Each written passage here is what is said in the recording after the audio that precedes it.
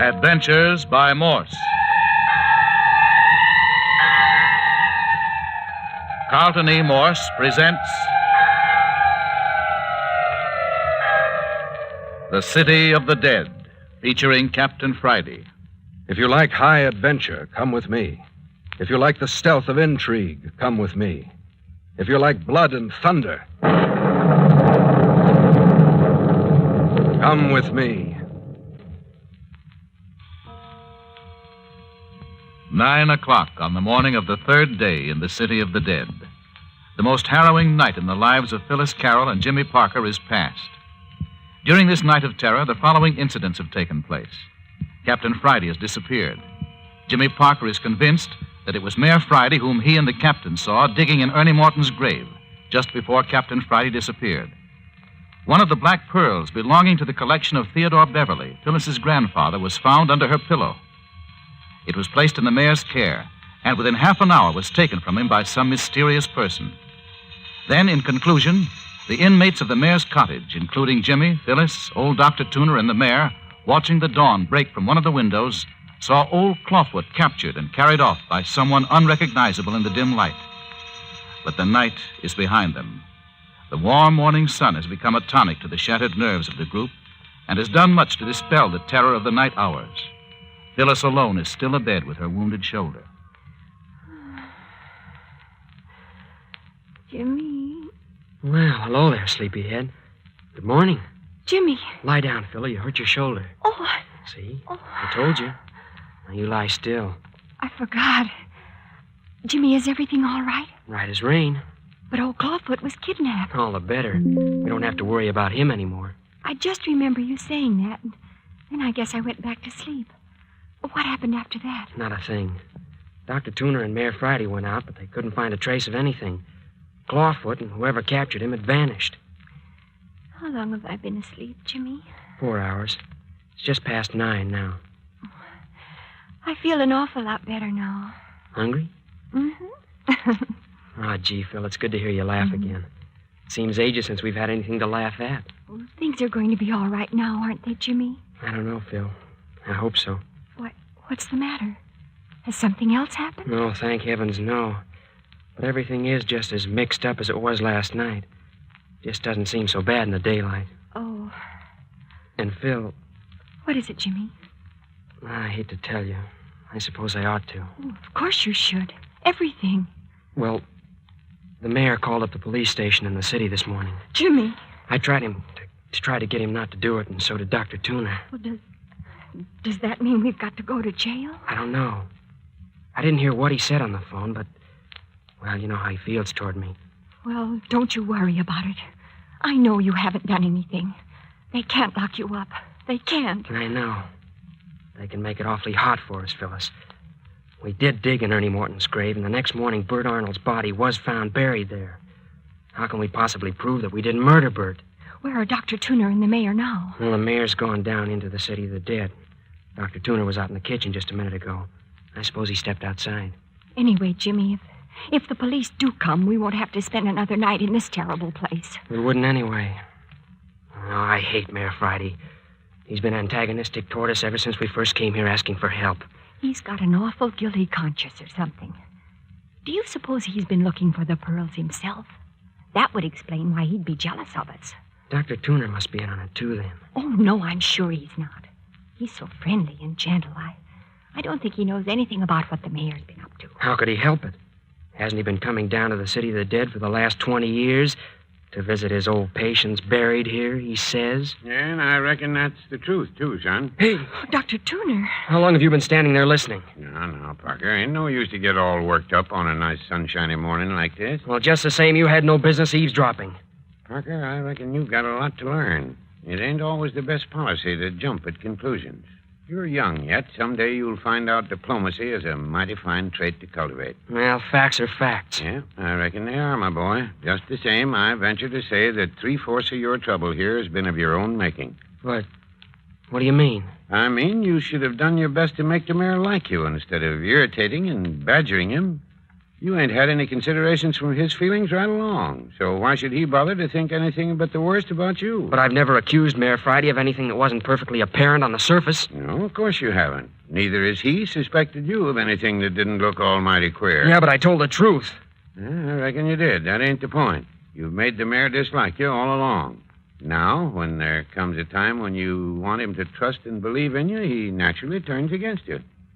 What time will the police be here? Oh, I don't reckon there'll be anyone down before afternoon. Is he going to turn Phyllis and me over to him?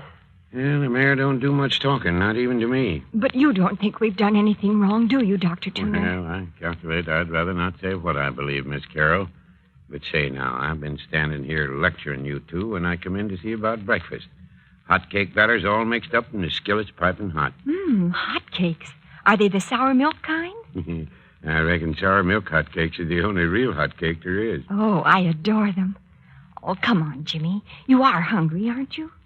No, I suppose so. Miss Carroll, you're lucky to have a young fellow like Jimmy Parker. He sat by your bed all the time you were asleep. He just wouldn't move from your side. Oh, Jimmy, you shouldn't have done that. Haven't you had any sleep all night? No, forget it, Phil. I feel fine. Yeah, I'll go out and put on a batch of hot cakes. Oh, by the way, Miss Carroll, do you like your eggs straight up or over easy? Over easy. Oh, isn't he a dear? Mine straight up, Doctor. One straight up, one over easy. I got some mighty fine home-cured bacon for you, too. Jimmy, it was awfully nice of you to sit beside me while I slept. I think that was why my dreams were so sweet. Oh, Phil, dear, you were so lovely sleeping. All the time I sat here beside you, you were smiling in your sleep. I wondered what you were dreaming about. Don't you wish you knew? Phil, dear, was it... Listen, Jimmy Parker, you go get me a pan of warm water and a comb and a mirror. You're a fine nurse. I'll bet you'd have let me eat breakfast without even powdering my nose. Yeah, I guess I would. But, Phil... Hurry, Jimmy, or Dr. Tuner will be in here with the hotcakes before I'm ready. They're browning nicely. I got a good dew on them this morning. Oh, here comes the mayor, Dr. Tuner. I caught a glimpse of him through the window. Well, I'll put a couple of more eggs in the pan then. Good morning, Mayor Friday. Yeah. Good morning, Miss Carroll. How do you feel? Oh, much better, thank you. Mayor Friday, are you going to turn Jimmy and me over to the police? Oh, now, Miss Carroll. But we only parked Jimmy's car near the City of the Dead. I think if you understood about us... Miss Carroll, I think you and I ought to have a good, long talk together. Why, what about? Shh. Here comes young Parker. We'll talk about it after breakfast, huh? Here you are, Phil. Oh, Mayor Friday. Yes, it's me. Here, Phil's a basin of water, soap, wash rag. Thank you, Jimmy. Now, if you'll get me a comb and a hand mirror... Sure thing. Comb and a mirror. All right. Here you are. Thanks. And now if you two men will go out in the kitchen with Dr. Tuner so a girl can have a little privacy... Sure, okay. Come on, Mayor Friday. We'll get together after breakfast, miss. Yeah, pretty good cook, if I do say so myself. Smells good.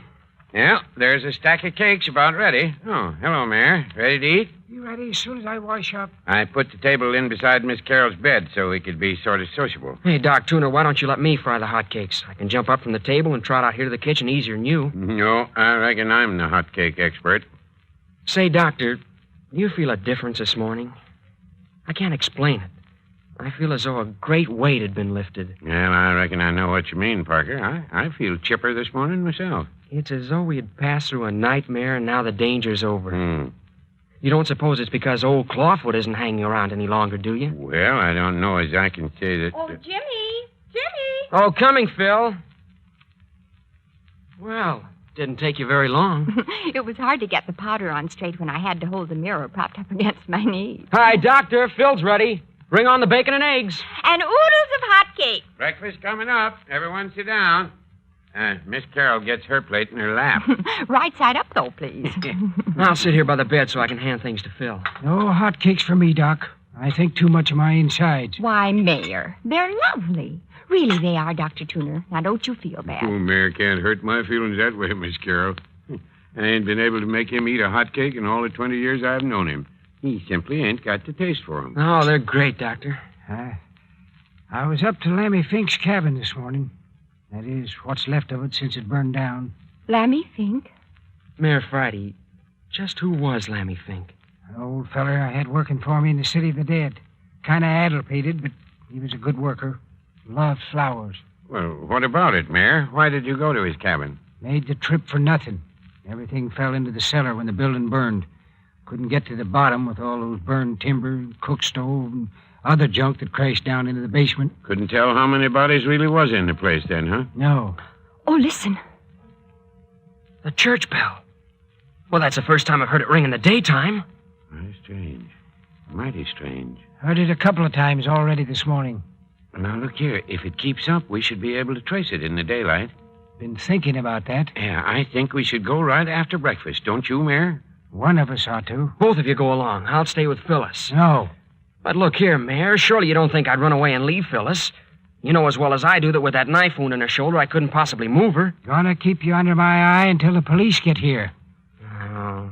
Well, then, suppose you take Parker with you, Mayor, and I'll stay with Miss Carroll. No. Well, Mayor, I'll go look for the bell alone if you say so, but I'll tell you flat, I ain't hankering for it even by daylight. You know how the fog comes up in the middle of the day. Might as well be night when that miserable stuff settles down in the city of the dead. I ain't asking you to go alone. You'll take Parker with you. But look here, Mayor. I promised Phyllis I wouldn't leave her again, and I'm not going to. Jimmy, maybe you'd better do what the mayor says. You want me to go and leave you here with this... with Mayor Friday? Oh, no. Well, that is... Oh, please, Mayor Friday. Does Jimmy have to go? Yes. Well, I won't. Now, Parker, what was I telling you this morning?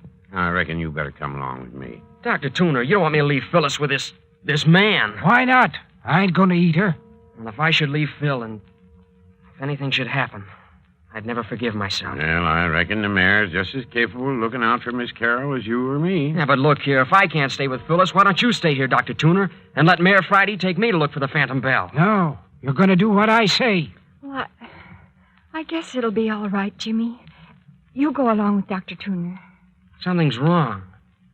Why do you want to separate Phyllis and me? Oh, now, Parker, nothing's wrong. Look here, young fella. I'm gonna tell you something for your own good. The quicker you learn not to suspect the people around you, the better you'll get on in this world. You're keeping something from us. No matter what you think, Parker, you're going out with Doc Tuner, and that's final. Supposing I refuse to go. You haven't got a chance of refusing. You're going with Doc Tuner even if he has to walk behind you with a gun. Oh, please, Jimmy. I'll be all right. Honest, I will. I don't like it. Well, I reckon you're Hello, what in Tunket made that shadow? Where's the sun? Gone behind a cloud, I suppose. No, it ain't. It's a fog coming in. What, already? Saw it coming from way off when I was up at Lammy Fink's cabin. Yeah, looks as though we're going to hunt that church bell in the fog. Shouldn't have no trouble if it keeps a ringing the way it has been. Oh, dear. And I was feeling so much better. More hotcakes, Parker? No more. What about you, Phil? No, thank you. Mighty skinny appetites. Well, if everybody's finished, let's just carry the table back into the kitchen. Grab a hold there, Mayor. Yeah. As soon as we get the dishes stacked, Parker and I'll go on down to the old church. Look here, Phyllis. If you're afraid to stay here alone with Mayor Friday, you just say the word and I won't go. That gun business is all hooey. Dr. Tuner wouldn't shoot anybody. No, Jimmy. You go ahead. It'll be all right. Really, it will. Only, well, I wish this fog wasn't settling down on us again. It makes me cold inside just to think of it. Listen, Phil. I found this knife out in the kitchen. Jimmy! It's the one you were stabbed with. Oh, take it away. No, Phil. Take it under the cover with you. Oh, no. I don't want it. Don't let Doc or the mayor hear. Please take it. Hide it under the covers. I'll feel a lot better if I know you've got something to protect yourself with. I hate the sight of it. It's a terrible weapon. You'd be glad enough to have it if you were fighting for your life. What do you mean? Oh, nothing. Nothing really, Phil. Only, well, here, take it. All right, but... Why, what an ugly handle. Quick, put it under the covers and don't tell anyone. Oh, I hate it. There. Now, if anyone gets funny, you can carve your initials on him.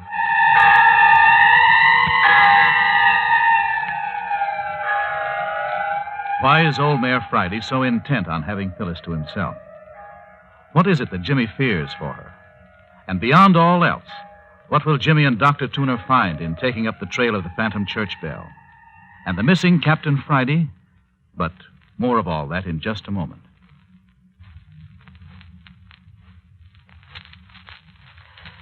That ugly knife gives me the shivers. I won't rest a bit while it's under the covers with me. Use it if it's necessary. Here's something else. What is it? A whistle.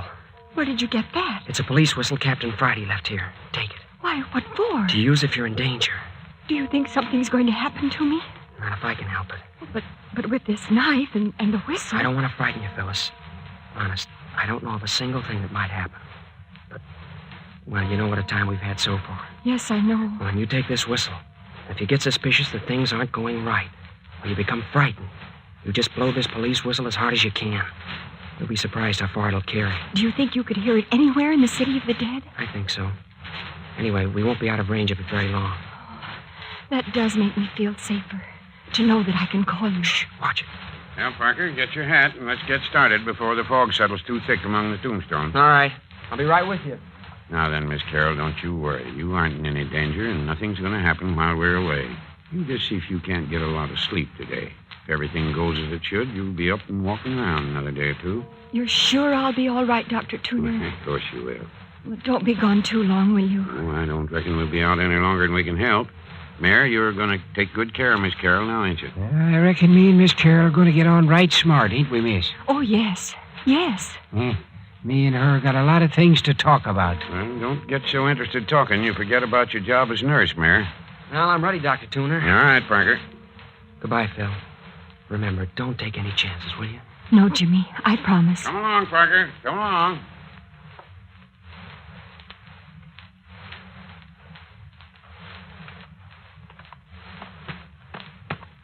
Look there, Dr. Tuner. There's Ernie Morton's grave just ahead. Let's look at it a minute. It's getting pretty foggy, Parker. We ought to keep moving. It won't take but a minute. Look here, Doctor. See, this is where Captain Friday and I were lying just before he sneaked over to the grave. You can still see the impression of my body in the grass. Looks so, all right, son. Of course it's so. If that bell keeps ringing like this, we shouldn't have any trouble following it. Look here at the grave, Doc. Oh, come along, boy. Come along. But I want to prove to you that the grave was opened last night. Yeah, how'll you do that, Parker? Here. Look at this piece of sod turned upside down. Yeah, what's that prove? Look. The grass is still fresh and green when I turn it over. If that sod had been lying bottom side up since Captain Friday opened the grave 3 nights ago, the grass would have wilted, wouldn't it? I reckon you're right, son. Of course the grave was opened last night. You know what I think? Well, come along. You can talk as we're moving along. I think that it was Mayor Friday himself digging in that grave. Well, that ain't nothing new. You've been intimating that that's what you thought right along. Well, I never came right out and said it before. Yeah, there's the old church looming up down there through the fog. We must be getting near the bell. Doesn't sound much closer, though. What sort of woods are those behind the church? Oh, hardwood, mostly. Oak and beech, I reckon. Shall we go on down to the church and make that our starting point? All right, Hey, what do you keep cocking your ears back toward the house for, Parker? You can't hear anything down here. Don't know. Thought I might. That's a queer thing to say. What do you expect to hear this far off? Oh, never mind. Well, where are we going to look for this bell? Well, I reckon the best thing we can do is sneak down there alongside of the church and just sit and wait till we hear it. That'll give us a clue to work from. Yeah, but we might sit all day. Hey, there you are now. Listen. Gosh, can't tell anything about it, can you? Don't seem to come from any direction at all. That's a fact. Listen. Seems to be coming from the church, don't you think? Well, it ain't possible. The mayor and I gave the place a good going over, and so did Captain Friday. And the bell ain't in the ruins. Listen. Stopped again. Look, Parker, I've sort of had an idea that bell might be out there in the woods in back of the church. What do you think? Well, maybe. Sounded in the church to me. Well, now, just supposing it was hanging out on a limb of a tree in the woods and was swinging free. The wind could blow it or rock the tree, and it'd ring soft-like off and on, just like it has been. But what would a bell be doing up in a tree? Ain't any explaining a good many things down here in the city of the dead these days. Why these long waits between the ringing? Sometimes it's been hours. Well, perhaps there hasn't been enough wind to ring it. Well, there's as much breeze now as there was a moment ago when the bell was ringing, and that isn't any. Well, there she goes again. Now, listen careful and try to place the direction the sound's coming from. Just the same as before. I'd say the church. Does sound so. But it can't be, I tell you. Still, if it was out in the open, we ought to be able to walk right straight toward where it's ringing. Well, are we going to stand here all day, or are we going to scout around and see what we can find? Yeah, this damn burn fog would have to come down just now. Danged if I know which way to turn. Look here, Dr. Tuner. Let's go inside the church and listen. Maybe we'll get some clues that way. Might as well, I guess. Ain't no good standing around out here getting fog in your ears and throat and down your neck. The pesky stuff. Up in San Francisco, I rather like the fog. This is miserable stuff down here, all right. I've hated it ever since I can remember. Decayed atmosphere, that's what fog is to me. A nice day that's begun to rot. That's a pleasant thought. Can't help it. I always get the grumps and the creeps and the sniffles in the fog. Worst nightmare I ever had was about fog. Well, here we are. We might as well go in.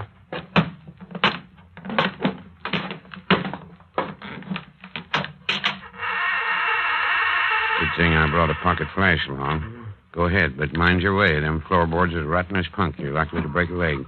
You want to lead? No, you go on ahead. This here's your idea. Here, you can have the flashlight. Well, okay. This is a miserable hole, isn't it?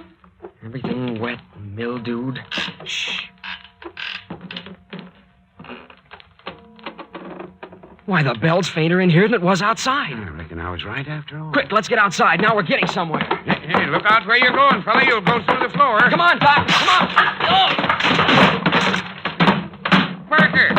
Parker, are you hurt? Parker, are you hurt? Answer me. Parker, you got the flashlight. Turn it on. Parker, answer me. Answer me. Doctor! Dr. Tuner, don't carry on so. I'm all right. All right. Well, then why in Tunket was you making them ghastly groans? That wasn't me, Doc. Wasn't you? No, there's someone else down here. I'm looking for my flash. I dropped it when I went through the floor. You say there's somebody else down there? Hey, Doc, stop asking questions and come and help me. I'm down in the basement. There must be a door to the outside someplace. Basement? By George, that's right. This place has got a basement. Well, go outside and see if you can find a door to it. It's blacker than pitch down here, and something's down here with me. The door to the basement's right outside. I'll be right with you. Oh, what a noise. Oh, blame it all. Where'd I drop that light? Doc ever gets that door. Hi there, Parker. Can you hear me? Yes. What's the matter? Is the door locked? Well, the hinges rusted so bad I'll have to break the door down. Are you still all right? Yes. Hurry and break it in. I can't find my flashlight. Oh, this groaning is getting on my goat. Well, hang on. I got a piece of timber for a battering ram. Well, go to it, Doc. Oh, this is great. The bell! Hey, Doc, the bell! Hurry, Doctor, I've discovered something. Dr. Tuner, I found the bell. The phantom church bell's here in the basement. Parker, are you crazy? No, I'm not. Here's my flashlight. There. There's your church bell. Look there in the corner. Yeah, a man bound and gagged. Come on, Doc. Oh, so that's where them groans come from. You know him? No. Never saw him before in my life. Here, help me untie him. Hey, look here. He ain't only bound and gagged, he's roped to this 2x4 in the wall. They weren't taking any chance on his getting away. Poor chap. Mighty near dead. He's unconscious, isn't he? What's the matter with him? Well, looks mostly like starvation, but there's a bad lump here on his head. We'll have to carry him up to the house. Yeah, and mighty quick, too. He'll die on our hands. His heart ain't showing much signs. Stand aside, Parker. Look here at this old bell, Doctor. Standing here on its rack. Just swings clear of the floor. I can't figure out what made it ring, Parker. I've got it. This man was ringing it. It was the only way he could call for help. Look here, Doctor. See, he was tied to this 2x4. When he stretched out his bound feet just as far as he could reach, the tip of his toe would just touch the rim of the bell. He'd give it a shove, and the bell would ring a few strokes. Why, criminy, Parker. And then he'd probably have long spells of unconsciousness on account of this crack on the head. That'd account for the spells of silence. Now then, you ready? There, you take his shoulders and I'll take his knees here. All right. Let's go. Careful. Bump his head on the door, Jan. Yeah, all clear. What'll we do? Leave the bell as it is? Sure, Parker.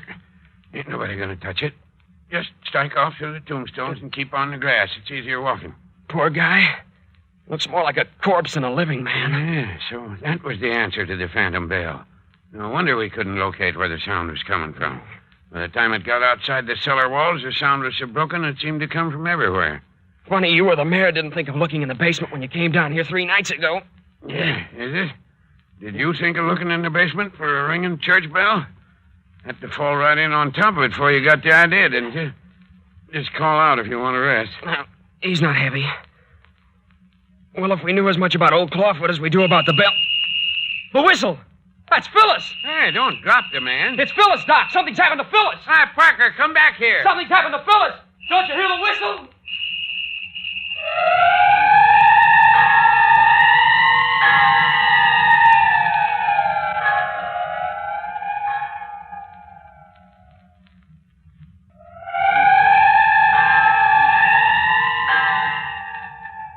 You have just heard the 9th episode of The City of the Dead, written for radio by Carlton E. Morse. Next week brings you Where the Pearls Were Hidden, the 10th and final episode of this adventure thriller. Next week, you will know the identity of old Clawfoot, the name of the man who rang the bell, what really became of Grandfather Theodore Beverly, who the murderers were, who the grave looters were, and what became of the famous collection of black pearls.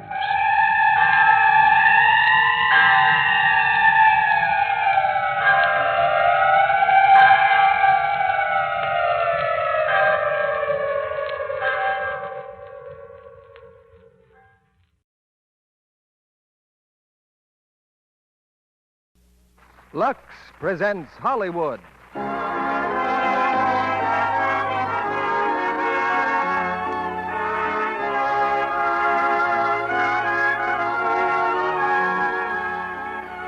The Lux Radio Theater brings you Margaret O'Brien, Charles Lawton, and Tom Drake in The Canterville Ghost.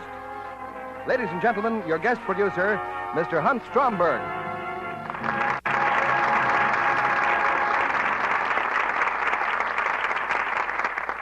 Greetings from Hollywood, ladies and gentlemen. Maybe you've heard that story of two ghosts indulging in a bit of phantom conversation.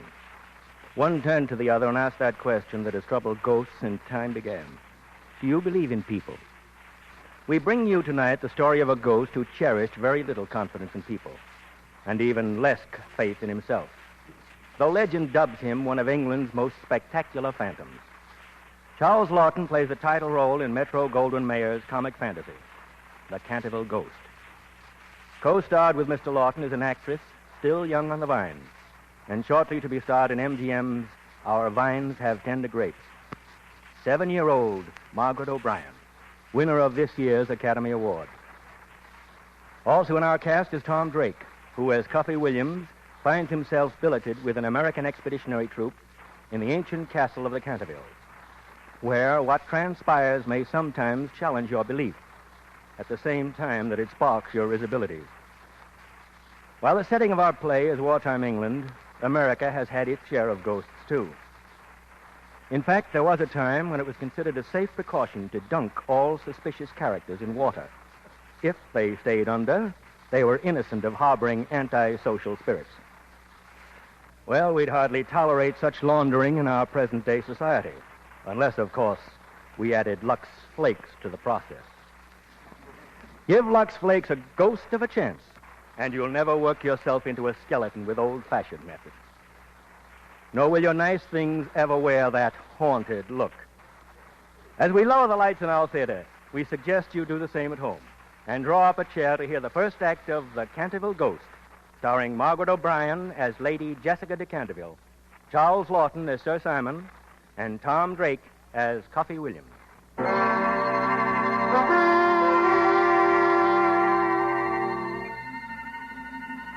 Authorities on the subject of phantoms declare that the most fearsome ghost in all the British Isles is that of a somewhat overweight nobleman named Sir Simon de Canterville. Haunting Canterville Castle for 300 years, this portly apparition has been unique for its shrewd sense of showmanship and its spectacular variety of stunts, shapes, and sound effects.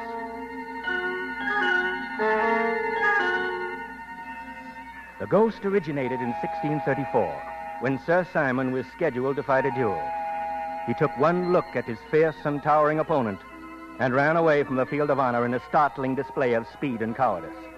He was chased to his father's castle by his frustrated opponent, Sir Valentine. Where is he? Where Where's the cowardly poltroon? Sir, what means this violation of my hall? Lord Canterville? Aye? I am Sir Valentine of Bolton Manor. Your son, Sir Simon, having accepted my challenge, fled before my sword. Fled? You lie, Sir Valentine. My honor has been twice offended.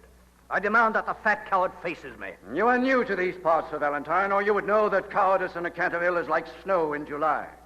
Every Canterville bears on his neck the Canterville birthmark. It is the badge of valor. The Cantervilles are the bravest men in England. So call off your hounds and leave these halls. Fine words, my lord, but it seems the hounds have found their quarry. That room there. Why is the door closed, and why do my hounds leap upon it? No son of mine cowers behind the door. No? Then my lord can have no objection to sealing up the door with stone and mortar? I certainly can. I have too great a regard for my house. For your house, my lord, or for your son? Giles, Thomas, fetch the stonemasons. Tell them to bring their brick and mortar. One more stone, Sir Valentine, and the room is sealed. Are you satisfied? Aye. And you still think my son is in that room? If he's a coward, why is he not called? He is a coward. Father! Ah, he finds his tongue at last. Masons, stop. I heard nothing. Continue, Masons. Seal up the wall. Father! It is Simon, my son. My lord. There's no one in that room. Put in the last stone, I say. Put it in. Father! It is I. But, my lord, 'twas only meant in jest. Leave my house. Aye, but 'tis thy son thou hast entombed there. And you, Masons, get you hence. I mean, Lord,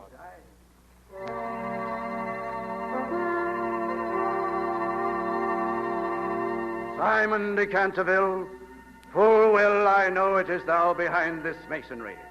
But because thou hast dishonored thy proud blood, that room shall be thy tomb. When thou art dead, may thy craven spirit walk the halls of Canterville Castle, until a kinsman shall wear thy signet ring, and perform for thee the brave deed thou didst fail to do.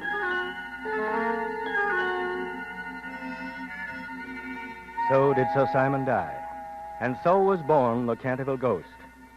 Now it's 1942. Canterville Castle stands silent and deserted, inhabited only by a slightly tired but still fearsome phantom. The only remaining Canterville is Lady Jessica. She and her aunt find living less disturbing in a modest cottage on the castle grounds. Lady Jessica is 7 years old. Auntie, I just saw him. I just saw the ghost. The ghost, dear? Where? On the roof of the castle. Oh, that was the tinsmith, darling. He's mending the water spouts. We're turning the castle over to some American soldiers. American soldiers? Rangers, I believe they're called. Like commandos. But good gracious, Auntie, can they live in the castle when it is haunted? Your family did, darling, until 20 years ago. Excuse me, men. Oh, yes, Potter. Everything's ready at the castle. We were wondering about tea, ma'am. Oh, of course. I'll be there shortly. Yes, ma'am. You're going, Auntie? Certainly, dear. They'll be our guests. Noblesse oblige. But, Auntie, you're not well. Remember what the doctor said? Well, perhaps I shouldn't. Auntie, what does it mean? Noblesse oblige? Oh, it's just an expression, darling. But what does it mean? Well, noblesse oblige is French. Those of us who are nobly born must prove ourselves worthy by being kind and thoughtful of others. So, when guests arrive, we must see that they enjoy their stay. Auntie, those Americans, will there be cowboys and Indians? Some of them, I dare say.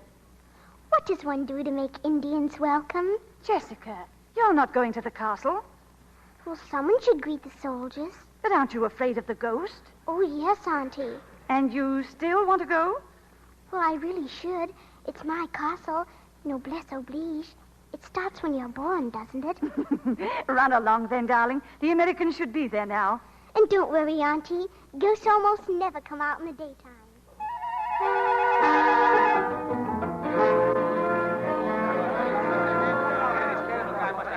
Attention!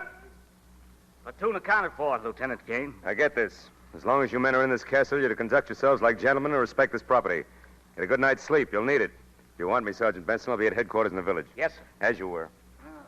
Hey, now, that's my chair, Coffee. Sorry, Jordan, I'm consolidating this position. Well, not bad. Pup tents are okay for the hoi polloi. Me, Cuffy Williams, I prefer the comforts of the castle. An easy chair, a cozy fire. Take your big feet off that table, Williams. Where do you think you're at? Canterville Castle, one of England's most impressive I beg estates. pardon. Shall I serve tea now, gentlemen? Tea?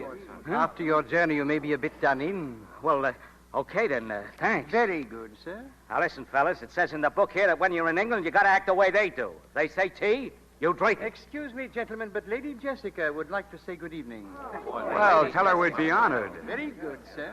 Lady, What do you say to a dame that's a lady? Do you have to kiss her hand? Now, watch it. Lady Jessica de Canterville. Good evening, gentlemen. Holy smoke. It's a midget. No, it's a half pint. How do you do? I want you to all know I'm glad you're here. And I do so hope you'll enjoy your stay in my castle. Well, My lady, may I say on behalf of my compatriots that we're very grateful for your hospitality. Yeah, likewise. Thank you, gentlemen. You'll excuse the fellas, I hope. We thought Lady Jessica was a... I thought a girl had to be married before she was a lady. Oh, dear, no. A lady is a lady when she behaves like one. My auntie says. Which one of you are Indians? Huh? Oh, that tall fellow, Trigger. He's an Indian. Oh, to which tribe do you belong? He's a Hoboken Indian. I don't believe I've ever read about that tribe. Tea is served, gentlemen. Oh, of course. Will you pour, my lady? Thank you, Mr. Williams, Private Cuffy Williams. I shall be happy to, Private Williams. This way, gents.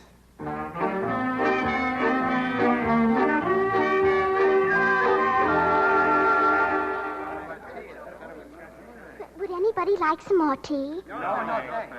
Who did that? Come on now. Who did it? Who did what, Sergeant? Who made that spot on the rug? Who spilled the tea? Speak up.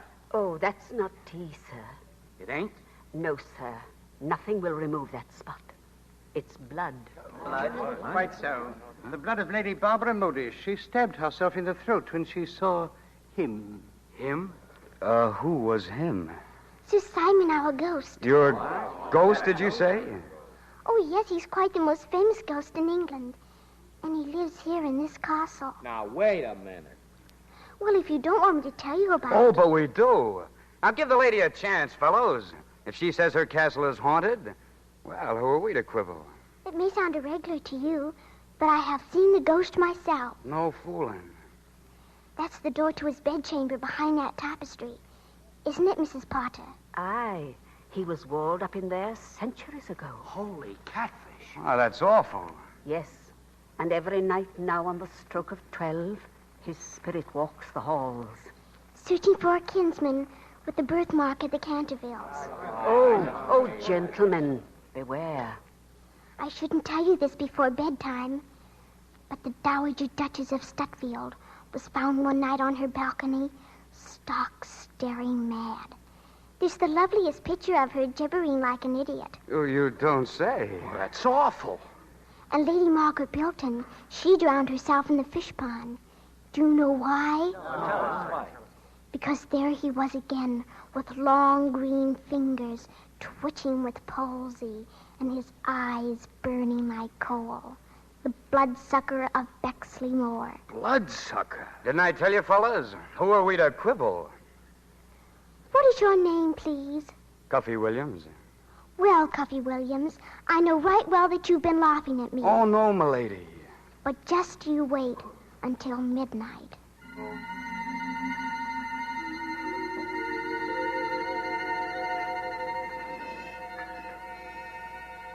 Nine, 10, 11, 12. Hey, Cuffy, it's 12 o'clock. Oh, so what? Oh, nothing. Boy, this bunk's hot. I can't get to sleep. Well, fill out a complaint and mail it to the colonel. Hey, Cuffy, do you think there's anything in this ghost business? Oh, for crying out loud. Pipe down, you guys. I said pipe down. That ain't us, Sarge. Sounds like somebody dragging ash cans around. No, it's James. Hey, look. There's a light on the stairs. Hey, look, fellas, it's taking shape. It's the ghost. Holy smoke. It's him. It's Sir Simon.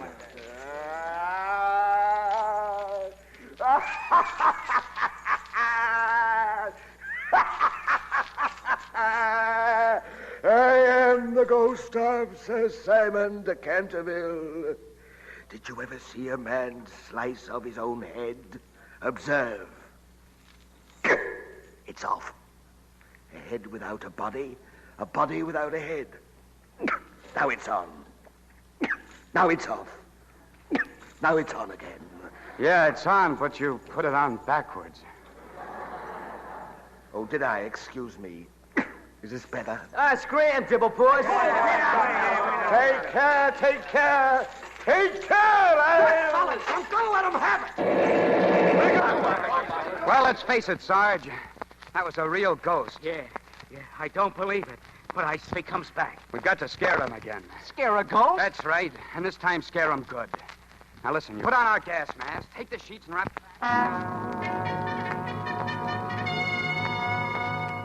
Company, attention. Morning, men. Morning, sir. Well, from now on, we're officially attached to British Commandos. We're going to celebrate with a 10-hour endurance hike. Forced marching rate 8 hours, double time the last 2. What's the matter with the men, Sergeant? Sir, I'm afraid they didn't sleep so good last night. Oh, why not? Well, maybe it was, well, you know how it is, a strange place. Yeah. Jordan, is that what kept you up, a strange place? Oh, no, sir. What kept me up was seeing the ghost. Wasn't it, Eddie? Yes, sir, that's right. You saw a ghost? Oh, you should have seen him, sir. He cut off his own head. We shot at him, then we put on sheets and gas mask and scared him away for good. I hope. All right, Sergeant. What really kept him up last night? Well? It was the ghost, sir. Ghost, huh? Form the platoon. I guarantee the men will sleep tonight. Yes, sir. All in. Williams, where'd you get that limp? Oh, it's nothing, sir. I was just running up the stairs. Chased by the ghost? Oh, no, sir. I was chasing him. Well, you can chase yourself right back into that castle and spend the next 10 hours sweeping the floors. Yes, sir.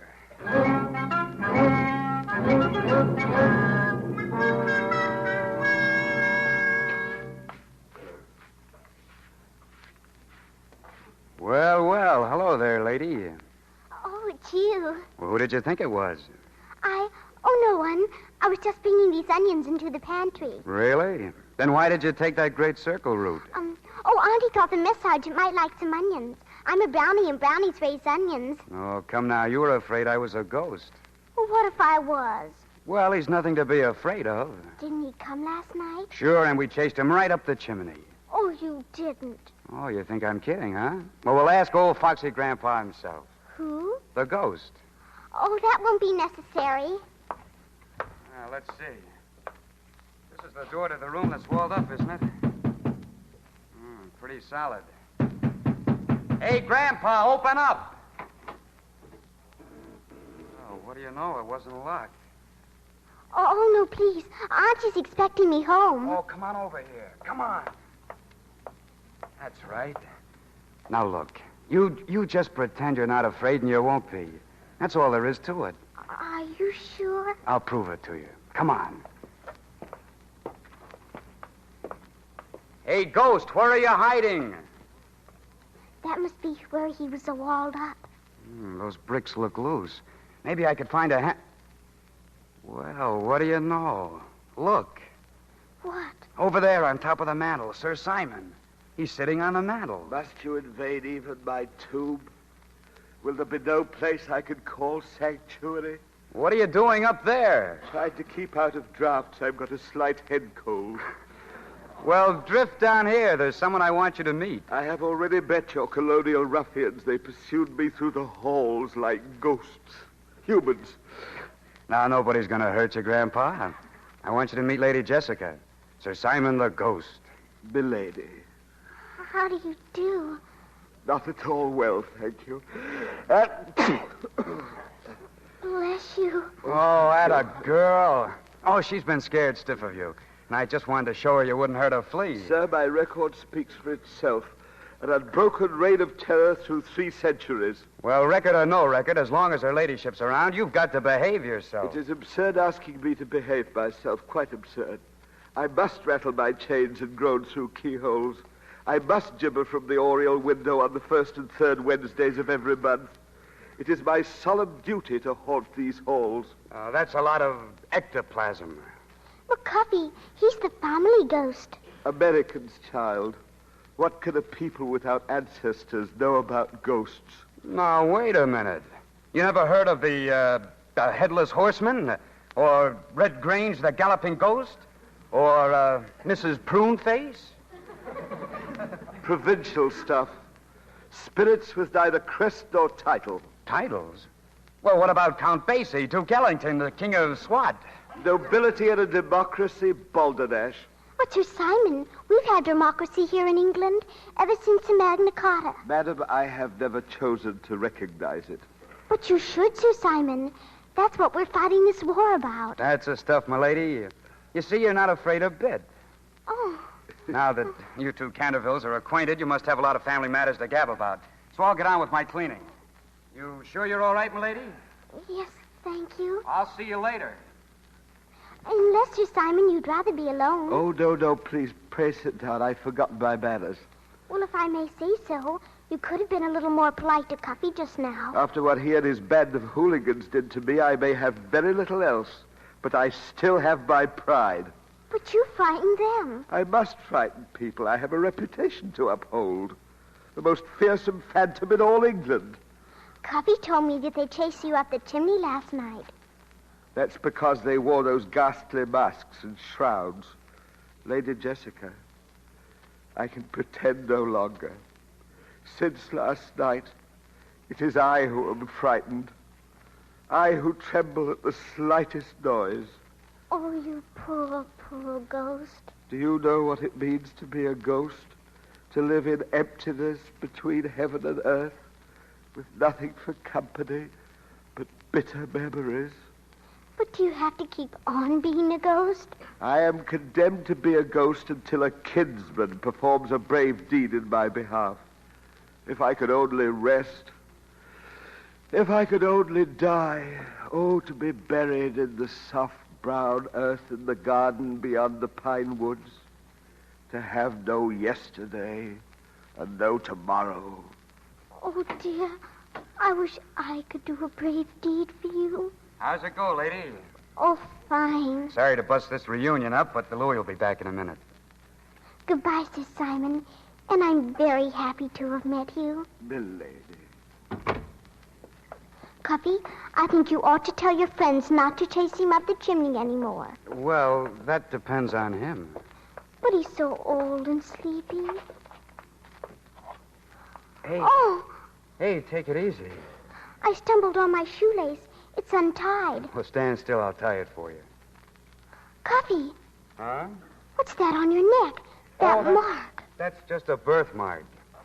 Hey, where are you going? There's something I've got to tell Sir Simon. It's very important. I've got to tell him. Sir Simon. Sir Simon. Are you back so soon, milady? Cuffy has a Canterville birthmark on his neck. What, that American ruffian? He must be a Canterville. Isn't that wonderful? Well, gad, if he be a Canterville, shall I prance around joyously like a saucy antelope? But if Cuffy is a Canterville, and if he does a brave deed for you, he can save you, can't he? Can it be that they have concealed from thee why I am still here? Dost fancy it is merely because I cannot find the kinsman? Well, I've overheard Mr. Potter say that all the Cantervilles always turn out to be cowards. But that isn't true, is it? Cowards? Gross flattery. Had they twice the courage, 'twould only give them half the name. Sir Simon. Thy grandfather, would he mount a horse? Thy father, so fearful of water that he trembled in his bath. Or thyself, swooning at the mere sight of my shadow. Really now, it's your family too, Sir Simon. Only too well do I know it. But Cuffy can save you. I know it. It isn't true that all Cantervilles have to turn out to be cowards. I was a coward, wasn't I? I was frightened to death of you. And now look at me. I'm not afraid of you in the least. Oh, don't you see, Sir Simon? Nay, it is in the Canterville blood and bones. It isn't in my blood and bones, and it isn't in Cuffy's. Oh, I'll arrange for you to meet him again. Tonight, in the garden beyond the pine woods. And if it turns out that he is a Canterville, my goodness, maybe you'll be able to go to sleep. Very well, my child. At 7 I gibber in the portrait gallery, following which I practice horrible hallucinations. If these go well, I'll meet thee in the garden shortly before 8.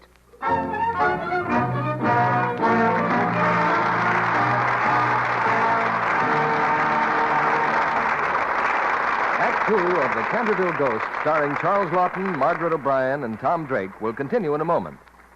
Now, let's listen in on a conversation in one of Hollywood's popular restaurants. Oh, no dessert for me, just coffee. Oh, dear, this new diet. Why, Betty, what are you staring at? That girl at the table in the corner. She has on a rayon print dress just like yours. Where?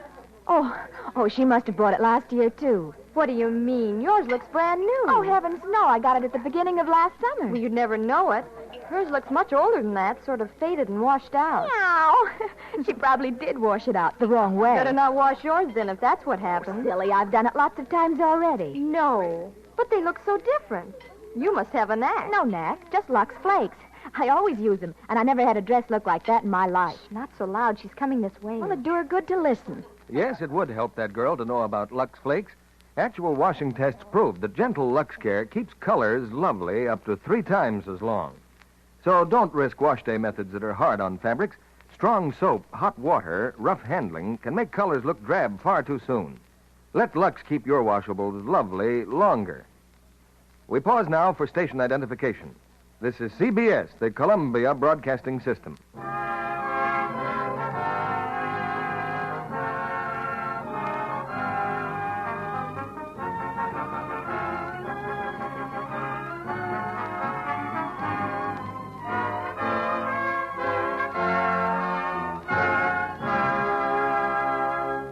Act 2 of The Canterville Ghost, starring Charles Lawton as Sir Simon, Margaret O'Brien as Lady Jessica, and Tom Drake as Coffee Williams.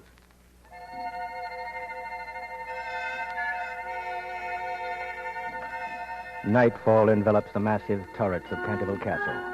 In a garden beyond the pine woods, Lady Jessica and Coffee Williams patiently await the ghost of Sir Simon. Suddenly, Jessica sees a faint phosphorescent glow. Her face brightens in response. Here we are, Sir Simon. Here we are. See, I brought him. Hiya, Sir Simon. What's cooking? Cooking? Yeah, I mean, what's all the mystery? Go on, Sir Simon, asking. Tell me, prithee, dost thou by any miracle remember aught of thine ancestors? Ancestors? Well, my old man would never look his up. Said he was afraid one might turn up that ended in the hot seat. Hot seat? Nowadays, England and America have everything in common, except, of course, the language. Think back, Coffee, and try to remember. Well, I had an Aunt Martha. She was a little wacky on the subject. Traced my mother's family tree back to some guy that landed in Massachusetts, way, way back.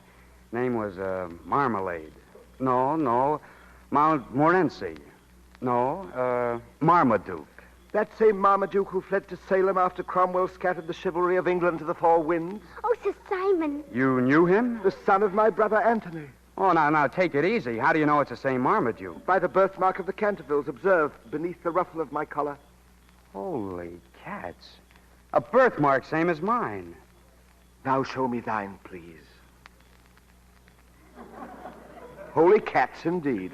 What did I tell you? Well, Well, that makes me your, Nephew. Great-great-great-nephew. Aye, thou art a kinsman who can free me from these earthly bonds. Huh? By performing a brave deed in his name. You mean that's all I have to do? Thou art a Canterville, the bluest blood in all broad England. Wilt wear my signet ring and carry it into battle in my behalf? You must save him, Cuffy. He's so old and tired. Okay, it's a deal. The first time they turn me loose on those Nazis. I shall be everlastingly grateful, nephew. I, too. Thumbs up, Uncle. It's in the bag. Good night, Sir Simon. Good night, and Godspeed. Oh, Father, grant that he be not like the others.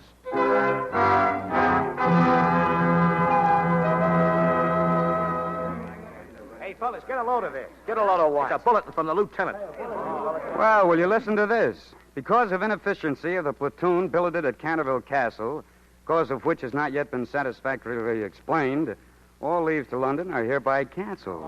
I could tell him the cause. Nobody around here can get any sleep. How can we sleep with a ghost in a joint? What gets me is the Louis still thinks we stayed up all night shooting crap. If he'd only seen the ghost. Hey, wait a minute. Perhaps we can take a picture of the ghost. Yeah, with a camera. Hey, listen, you guys. Why don't you lay off that poor old ghost? He's perfectly harmless. Harmless, huh? He just ruined our weekend. Well, he's just doing his job. A ghost has to groan through keyholes and rattle chains. Why the sudden sympathy? Well, I've got a sort of personal interest in him. Gentlemen, I have every reason to believe that I am the long-lost Duke of Canterville, the bluest blood in all England. Oh, the Duke of Canterville yet, eh? Seems to me I seen you in the induction center, buddy. If I were you, I'd be careful what I said and did, see? Like what? Well, like loafing on my lawn. So this is your private lawn, huh, Dookie? Yeah. Only you can lie on it? Yeah. Excuse me, Your Grace. Then lie! Hey! Sit on him, Eddie, and leave us remove his royal breeches. It's an old English custom. Sure. The pants in the Duke. Hey, cut it off! I got him. Here's his pants. Okay, Dookie, now you can get up. Hey, fellas, look. Here comes a carriage. It's Lady Jessica and a dame. Give me my pants. Get behind us, Cuffy. Gather around him. Gents, his dame's coming. Yeah, cover him up. Good afternoon. This is my aunt, Mrs. Culverdine. How do you do? Cuffy, won't you come and meet my aunt? Well, if you don't mind, I'd better meet her from back here. How do you do? Why are you hiding behind the others? Oh, it's just sort of a military procedure, Lady Jessica. Cuffy, I mean all of you. Auntie said I might invite you to the party in the village this afternoon. Thank you very much. It's only a Saturday at-home dance, but there'll be refreshments. Dames, too? I mean, scoits? I mean, girls? Oh, yes. And you'll all come? 4 o'clock at the service center. Don't forget. Hey,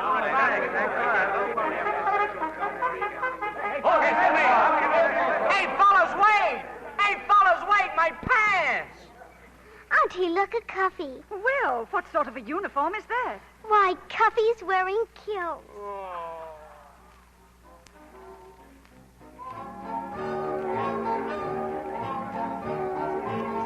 It's very nice of you to dance with me, Cuffy. Oh, not at all, my lady. But I'm afraid I'll never learn this kind of dancing. Why, you're cutting the rug to ribbons. Cutting the rug? Well, what I mean is you give with the jive.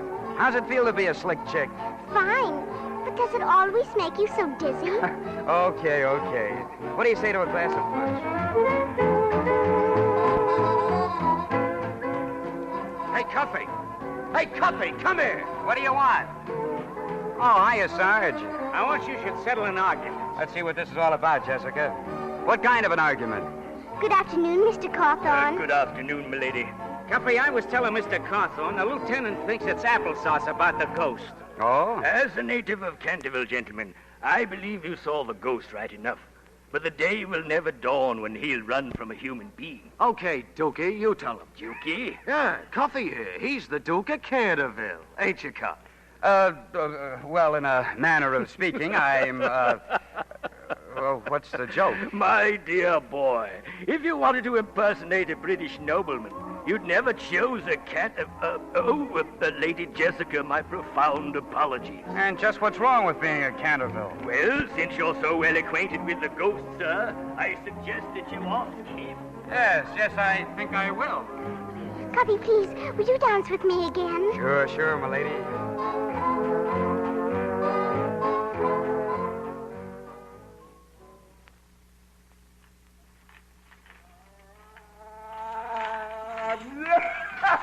Hey, Sir Simon, cut it out, will you? Cut it out. Who's that? It's me, Cuffy. I've been looking for you since midnight. Where have you been? In the north turret, gibbering. I'm sorry you overheard. I'm in poor voice tonight. Look, if you're supposed to hang around here until a Canterville does a brave deed for you, how come you're still here after 300 years? Oh, I've been waiting for you to ask that. And all that time, someone must have tried to help you. Excuse me, I really must get back to work. Now, wait a minute. Quit stalling. What's wrong with the Cantervilles? If you're trying to hold out on me, I'll... Nay, kinsman. I was merely trying to spare thee. Spare me what? Go on, spill it. Mayhap it is better if thine ancestors speak for themselves. Come with me into the portrait gallery. This is the portrait gallery, nephew. Hey, would you look at those pictures? Gaze upon them, our noble family. Sir Gerald de Canterville, proud skipper of the frigate Cranston. When she sank, he was the first to leave the ship. Sir Andrew de Canterville, he saw a grenadier lose a finger at Blenheim battle and swooned away. And the blessed twins, Lieutenant Paul rode the wrong way in the charge of the Light Brigade. Lieutenant Peter was 10 lengths ahead of him. You mean they were all cowards? All aye. Of all the heroic families that for centuries have brightened the glory of England, ours had to be a brood of lily-livered titmice. So that's why you held out.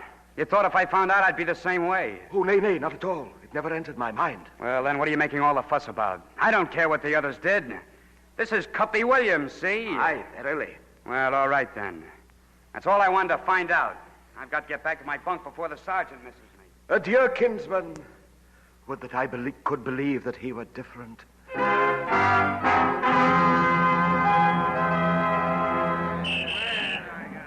right, men, this is it.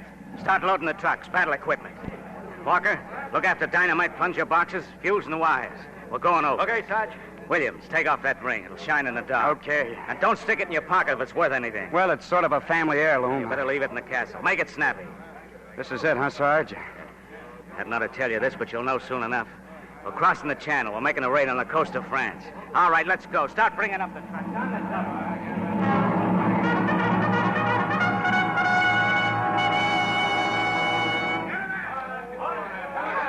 Cuffy, you're going away. Looks like it, Lady Jessica. And maybe you'll have a chance to do a brave deed. Maybe you'll save Sir Simon. Listen, lady, I know there's a yellow streak down the family back a mile wide. Sir Simon told me. But you're not going to let it worry you. Well, how do you think it makes me feel? Cuffy, you told me yourself you don't have to be afraid. Yeah, I know. Cuffy, I believe in you. And if you have any children of your own, I know they'll believe in you. Children? I haven't any children. I haven't even got a wife. Well, maybe you'll want to marry someday. Somebody. Well, that's the last thing on my mind. Now lay off. I gotta get going. Cuffy. Oh, Cuffy. Goodbye, Cuffy. After the wars, our kinsman hies himself to battle. Oh, Sir Simon. Oh, there. Now, milady. But I'm so worried about Cuffy. Tears never steeled a noble heart to valor. Upon the craven foe, our hero's furious might will... You're worried. How do you think I feel?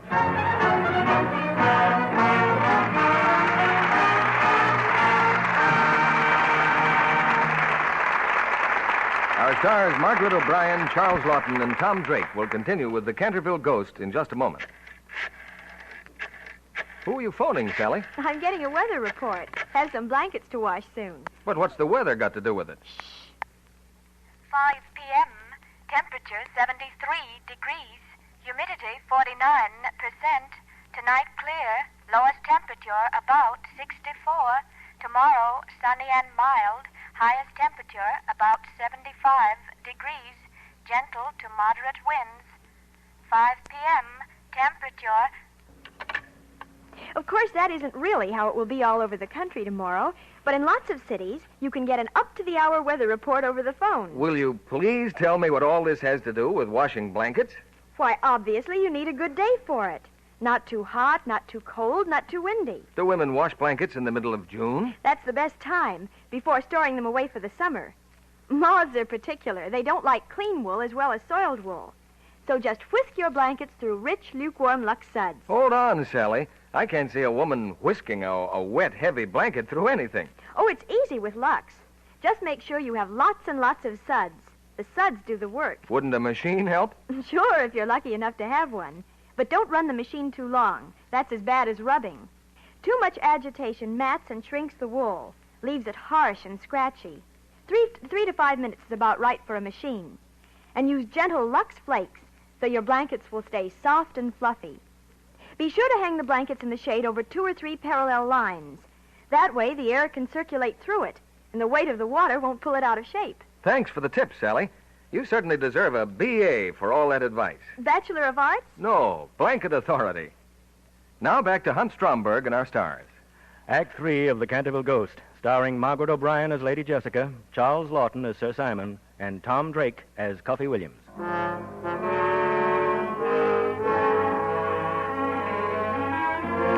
In the black of night, a handful of American Rangers have landed somewhere on the coast of France and are creeping stealthily inland.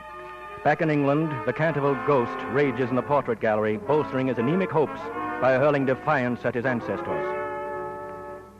Ye skulking, cringing, misbegotten peafowls, ye insults painted upon canvas, ye wretched poltroons, not for long now shall I have you leering at me with cynical mockery. Not for long, ye dribble pussies.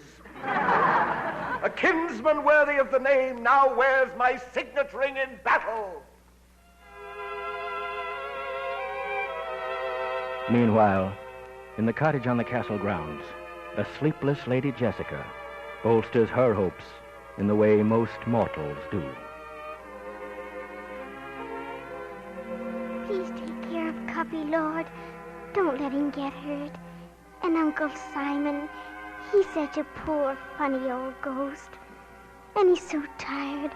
Please let Cuffy do a brave deed for him so he can go to sleep at last. And please let Cuffy come back. Ye gallery of lily-livered rabbits, ye shake-kneed milksops, well mayest thou cower in thy gilded frame, shamed by a colonial, by Cuffy Williams. As for thee, fat Algernon, who posed for 2 years as a dowager to escape fighting a duel, I spit in thine eye.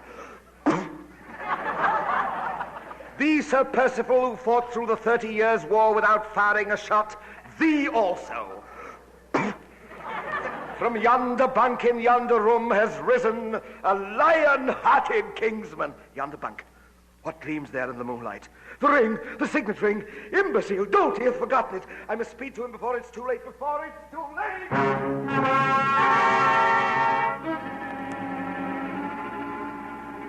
Okay, men. You're on enemy territory. Now, remember, we're here for one purpose only. Blow up the oil refinery. Right. Refinery's got to go at 2350. Now, check your watches. It's now 2307. Jordan, Baker, Williams. Yes, sir.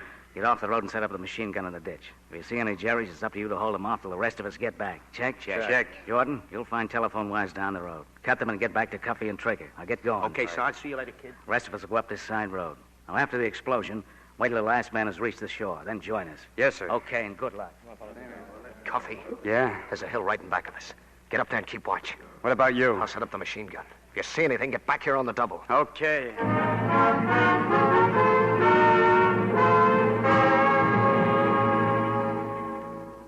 Who's that? Who's there? Hold or I'll fire. Spare your bullets, kinsman. 'Tis only I. Oh, what the devil are you doing You here? forgot the ring. You left it in the castle. Here, nephew. Get away from me. Put it in thy pocket. Only have it on thy person when the test comes. All right, give it here. Oh, thank you, nephew. Thinkest thou the enemy will come this way? That isn't what's worrying you. Oh, plague take it, man. With but half an eye, one can see that thou hast the courage of St. George. Horse feathers, get out of here, will you? I merely thought I could bolster you up in case you were a bit squeamish. I want to be squeamish. Hey, Cuffy. Yeah? You all right? Sure. What time is it? 2350. Who dost thou converse with? Look, Sir Simon, I thought I told you to scram. Sounds. What mighty blast is that?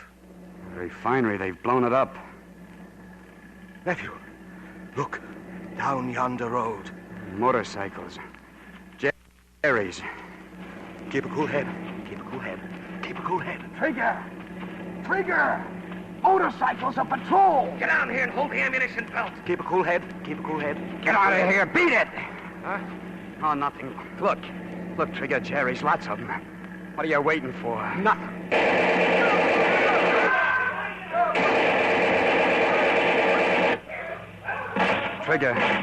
Trigger, what's the matter? Looks like you gotta take over, Cuffy. Trigger. Cuffy. Get him, Cuffy. Get him. The machine gun. Jordan be back soon. To hell.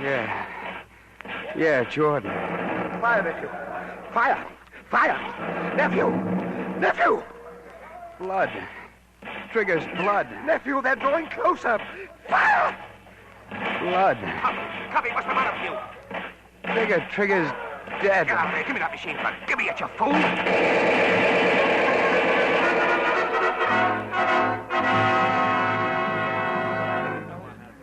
At ease, men. Well, men, the colonel's compliments, and after last night's raid, he wants me to tell you we're the best so-and-so platoon in the whole outfit. But I'm not satisfied. So we're going to take a little jaunt into these woods and iron out the mistakes we made right now. Williams. Yes, sir. Here a minute. Yes, sir. All right, Chris. Williams, I've discussed your case with the colonel. We both considered what happened last night, and he feels that we have no alternative but to transfer you back to your old outfit. Yes, sir. Line up there. Now, remember, Williams, there are many men who may be psychologically unfit for combat who can still perform useful roles in service. Now, pack up your things. I'll arrange for your transfer when we get back from maneuvers. All right. Thank you, sir. Good luck, Williams. So the platoon is formed. All right, Sergeant. Left. Face. Right shoulder. Turn. Forward. Turn. Cuffy, I've been expecting you all morning. What happened? Oh, you'd better run along home, lady. I've got to go in and pack. You're going away? Yeah. Oh, Cuffy. That's right. Look at me. I'm a Canterville, all right. Just as cowardly as the rest of them. Don't say that. You're not a coward. You're brave. I know it. I know it. All right, lady. Have it your own way. Cuffy. I'm sorry it turned out like this. Goodbye, lady. Oh, Cuffy.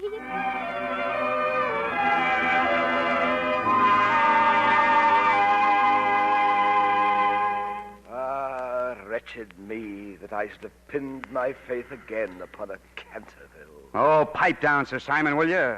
And get down off that chandelier. It makes me nervous. Nervous, aye, that I well believe. Oh, shut up. Get on. I've got to pack. Pack, then, and leave me to my fate. Thou who hast raised my hopes only to dash them like a robin on a rock of granite. Cuffy. Oh, milady, you can't come in here. I know it's your castle, but... well, this is barracks. Cuffy, there's a parachute. I saw it coming down. Parachute? Maybe a Nazi came down in it. Oh, Cuffy, what'll we do? Where did you see it? On this side of the stone bridge. Where is the stone bridge? Do you know the old side road? No. Then I'll take you there. I know a shortcut. All right, come on. No, wait. Where's my rifle? All right, come on. We'll grab a seat. Hurry.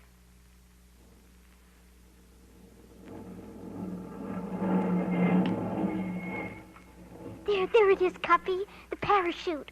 Yeah, caught in a tree. I don't see anybody, but you'd better stay here. I'm going to look around. Duck down in the Jeep. Keep down now. Cuffy, look over there. Huh? All through our woods. Those men. Who are they? Oh, don't worry about them. They're rangers. Maneuvers. Yeah, that's where I'd be if I hadn't... Cuffy, what is it? In the bushes. A parachute mine, a bomb, a blockbuster. Oh, let's get out of here, lady. That thing goes off, it'll kill every living thing within a half a mile. We gotta get... Oh, the rangers. They're scattered all through the woods. They'll be killed. Get back to the castle. Quick, run. Aren't you coming? No, I've got to drag it away with the Jeep. Dump it over the cliff. Get going. Run now. Run. Hide in the cellar. Run! Lady Jessica? Oh, Uncle Simon. Where's Cuffy? Has he encountered the enemy? Oh, no. Cuffy's moving the blockbuster. He's doing the bravest deed there ever was. Egad, darest I believe again? Where? This way. Down through here. There.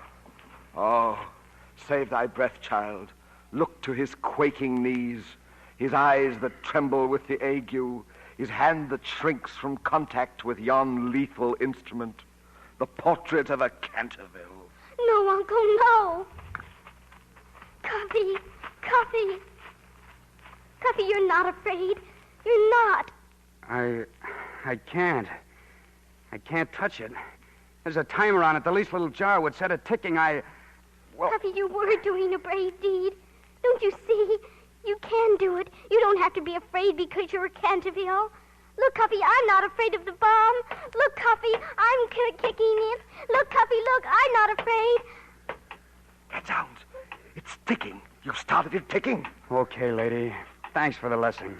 I'm all right now. You run for it. Go on, get out of here. This thing goes off in 60 seconds. Oh, Cuffy. Hurry, I'm dragging this thing out of here. Go on, get out of my way, m'lady. Run for it. Careful, nephew, careful. Hop in, Uncle. Keep your eye on the tow chain. Let me know if it slips.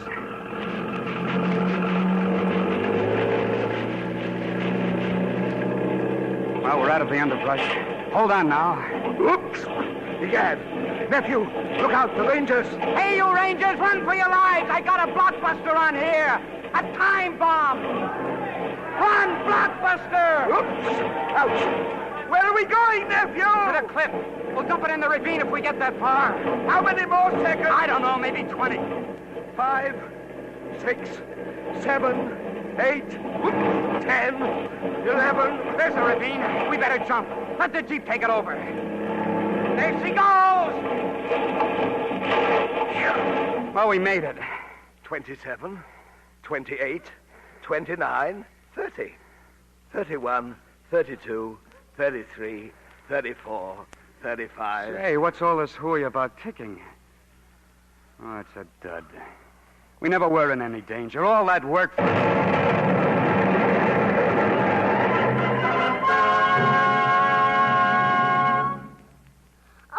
Auntie. Oh, Jessica, dear, thank goodness you're all right. It must have been an air raid. No, it was Cuffy. Cuffy? Near the stone bridge. A bomb from a parachute.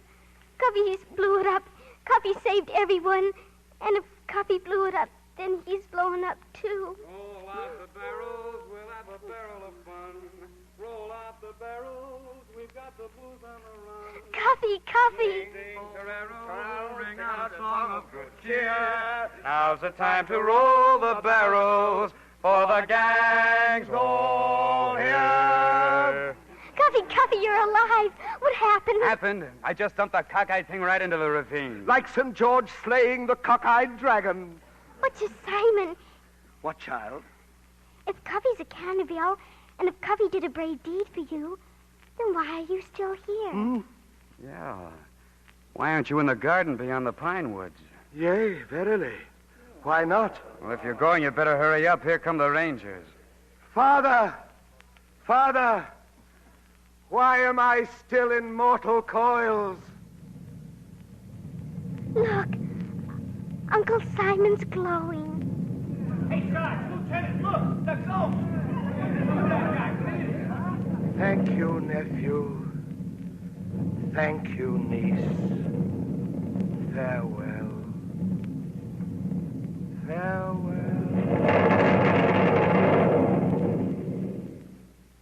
He's gone. Did you see that, Lieutenant? Yeah, that's what we've been trying to... Hey, Lieutenant. Hey, guys, the Louis has fainted.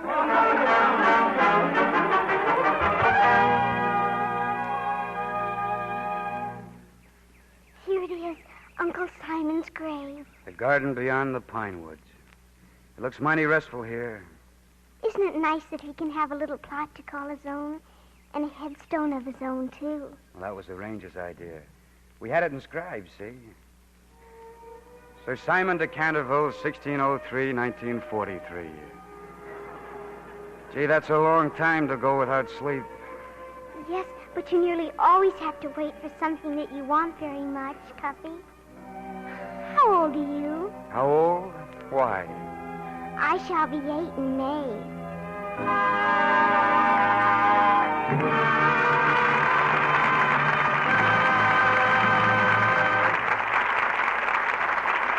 Our stars, Charles Lawton, Margaret O'Brien, and Tom Drake, return for their curtain calls in just a moment.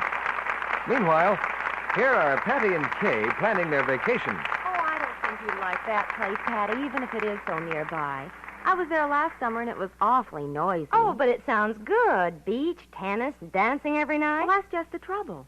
It's right near a Coast Guard station, and the boys come over to the dances. And sometimes everybody ends up singing. It's impossible to get any sleep. Why, Kay, you sound like an old fuss budget. I thought you liked dancing. Well, Well, there were more girls than fellows, and... Well, a little thing like that shouldn't stop a cute gal like you, unless... What? Oh, skip it. I forgot what I was going to say. Patty, Have you seen the new movie at Proctor's? Patty didn't forget what she had in mind, but how could she tell Kay what she was really thinking? Kay's cute enough to get any man she wants. If only she were as sweet and fresh as she looks. But you just can't tell even your best friend that she's careless about daintiness. If I could only give her a hint about luxing underthings after every wearing, luxing her dresses and blouses often.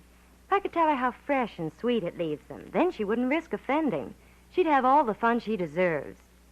Gentle Lux Care does protect daintiness, and it's kind to fabrics, too. Keeps lovely underthings new-looking 3 times as long. Don't use hot water, strong soap, or handle nice things roughly. That kind of treatment makes them look faded and drab far too soon. Lux is thrifty care. Here's Hunt Stromberg and our stars. Back to our footlights come Margaret O'Brien and Tom Drake, along with the ex-phantom of our cast, Charles Lawton, now very much in the flesh. Must you put it quite that way, very much in the flesh? I think. Well, actually, Charles, you look as if you'd lost a little weight. Lost a little weight? No, it's around here somewhere. Well, Mr. Lawton, you carried plenty of weight as a ghost, didn't he, Margaret? Mr. Lawton's my favorite ghost. Have you ever met a real ghost, Margaret? No, but I'd like to. I think you would, Margaret. There's no reasons why ghosts shouldn't be highly useful citizens. But rather expendable in wartime, wouldn't you say, Mr. Lawton? No, there might be lots of useful things a ghost could do in wartime. Frighten the enemy. Give a pint of blood to the Red Cross? Well, I'm not so sure of that. Ghosts haven't much to spare. Well, they could give their clanking chains and creaking armor to the scrap drive. Maybe they could sell war bonds. Right, Margaret. They could promote the sale of war bonds over a ghost-to-ghost network. Wouch. Or indirectly by haunting the conscience of individuals so chicken-hearted as to not to buy their fullest share. Do you buy war bonds, Margaret? That's how I spend all my money. Well, you couldn't find a better way to spend it. And if you go to see Tom Drake in Metro-Goldwyn-Mayer's This Man's Navy, you'll get an idea of where your money's going in building the greatest navy in the world, about to meet its greatest test in history. Well, I don't think any of us need too much persuading to buy war bonds, Mr. Stromberg. Tell us, what are you going to have in this theater next week? Next Monday night, we bring you one of the most talked-of dramas of the year, The Woman in the Window, starring Edward G. Robinson, Joan Bennett, and Dan Duryea. If you ever felt sympathy for a murderer, you will in this gripping story of a man who is trapped to kill in self-defense and teams with a woman to conceal their crime from the police. Well, for sheer suspense, I don't think I know any more exciting play than The Woman in the Window. We'll be listening, Mr. Stromberg. Good night. Good night. Good night, Margaret. All our thanks.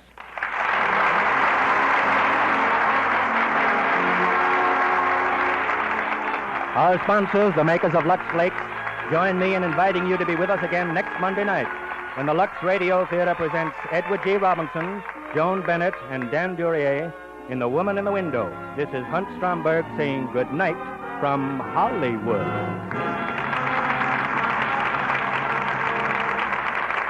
The Canterville Ghost was presented through the courtesy of Metro-Goldwyn-Mayer, producers of the Technicolor musical Anchors Aweigh.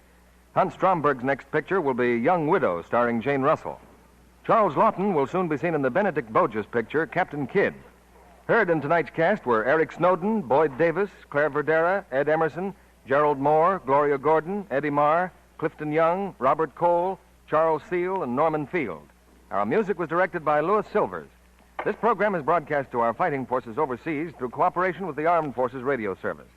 And this is your announcer, John M. Kennedy, reminding you to tune in again next Monday night to hear The Woman in the Window with Edward G. Robinson, Joan Bennett, and Dan Duryea.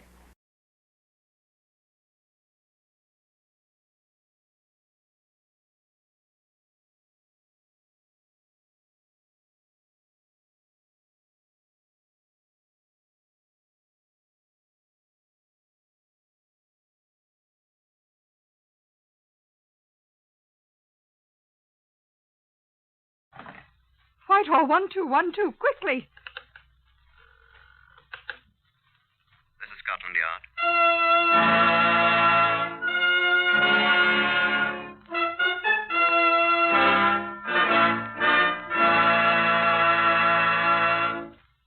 For the first time in history, Scotland Yard opens its secret files to bring you the authentic, true stories of some of its most baffling cases.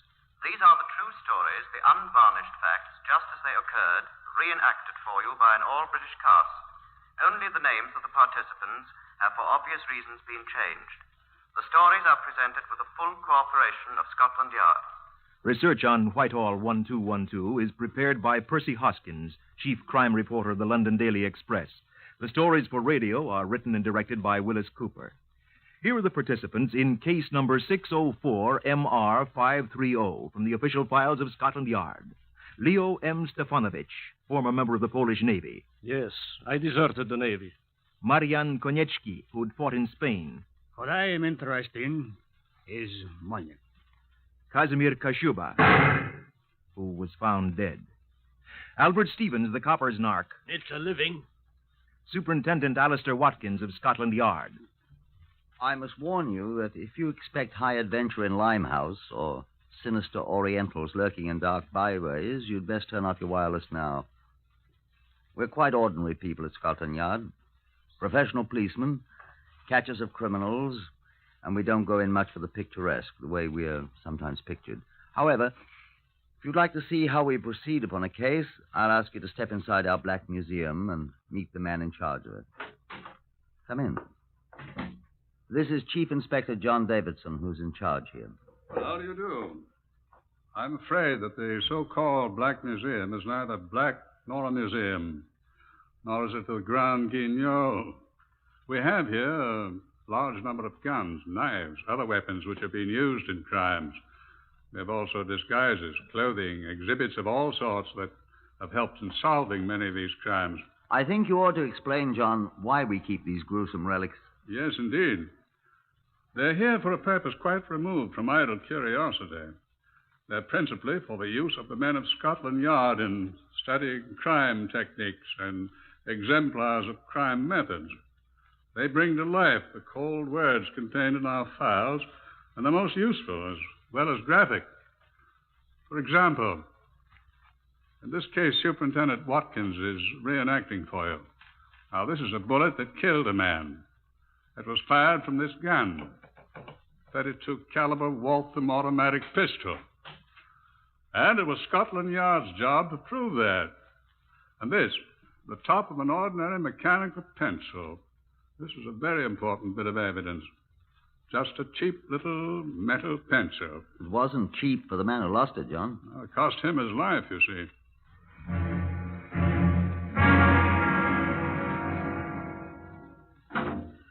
We were standing in the corner of a saloon bar in Whitechapel talking. Albert Stevens, the copper's narc, and me. I expect you don't know what a narc is. N-A-R-K. In America, I think you call him a stool pigeon. Every detective in the world has his pet narc, and Albert Stevens was mine. It was an insignificant place we were in, and Albert Stevens' 2 mild and bitters had set him talking 16 to the dozen. I don't suppose you'd know him by sight, sir, but I could tell you how to find him. That is, I've seen him about here and there.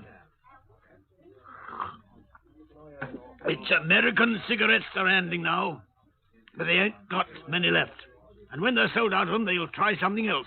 Have you got any ideas, Albert? No, sir, not yet. But it'll be something big, I'm sure of that. Do they know you, do you suppose? Nobody notices a taxi driver, sir. They've rode in my cab twice now, and they've never even looked at my face. But I've looked at them. Will you have another mild and bitter, Albert? Well, I wouldn't say no, sir. Here, miss. Fill this up here, will you, again? Will you? Thank you. They're some kind of foreigners, sir, they are. Thank you, miss. This I know. They're in the black market up to here. You said that. What kind of foreigners? I can't understand them much, except when they talk about, well, what they think is English. Greeks or Spaniards or Russians, I think. All 3 of them. Oh, they tip quite nice, too. But you're sure they're in the black market? No doubt about it, sir. I hear enough about it. Don't know their names? Well, one is called Marion. Marion? And the other's name is Kashmir. Kashmir. Maybe he's an Hindu. And the other is a gentleman in some kind of navy, sir. Not ours. Some foreign navy. He wears a uniform. Who seems to be the boss? Well, I'd say this here Cashmere is, sir. Cool. He's a hard man, he is, sir. Is that all you know about them, then? That's all I know right now, sir. Well, ain't that worth 3 pints of mild and bitter, sir? Yeah, just about, Albert. Well, I was sort of hoping you'd have a spare 10-shilling note on you, sir. I have, Albert, but not for you, my lad. When you've something better than a comic trio of foreigners who gibber about American cigarettes, maybe, but not till then. Would you like to buy a magnificent new solid gold mechanical pencil, sir? Here. A sacrifice for 10 shillings. Where'd you get it? A lady gave it to me, sir. Now, what say 7 and 6 to you, sir? Come now, Albert. You know that's worth all of 9 pence. 9 pence, then, sir? I need the money. Come off it, Albert. Well, then, sir, What did you say if I told you these foreign blokes is murderers? Shouldn't believe a word of it. Oh, they might be, sir. Well, when you can prove it, come round and see me, Albert. Well, don't I get another pint, sir? Here, miss. Another of the same for my friend here. Night, Albert.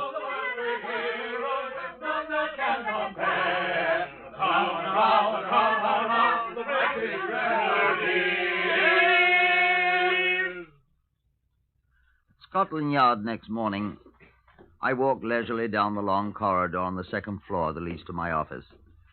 A voice hailed me as I opened the door to my office, and I looked back. It was Detective Sergeant Llewellyn, a Welshman who had been a constable at the Water Street police station when I was a sergeant. Here was a welcome face. David, I said, I've not seen you in 6 months. Longer than that, indeed, Superintendent. It's 10 months, and I'm very glad to be seeing you. Where have you been? To the Army all this time, sir. I was seconded to MI5. Yes, I heard that. It was tiresome work, but now I'm back, thanks indeed to the Lord. Taking a well-earned rest, I expect. Oh, indeed, to goodness, no. There's no rest for the wicked. I'm on a case already. Can we have dinner this evening, then? I'm not so sure, sir. What have they given you? Oh, a murder. Good bloody one? I've just seen the man. He's bloody enough, indeed. They found him shot to death in his car early this morning. Where? Chepstow Place, Notting Hill. The constable who found him in his car parked beside the curb thought he was taken with drink and sound asleep. But it was a .32 caliber bullet in the back of his neck and out the front of his head. Very gory. Know who he was? A foreigner, it seems, with the name of Kashmir Kasuba. Oh. Whatever's the matter, then? Do you know him? Come on in my room here. I don't know the chap, but I have an idea I know someone who does. Well, indeed, to goodness. Come on in while I telephone. I've got his number in my book here. At least a number where I can reach him. Ah, here it is.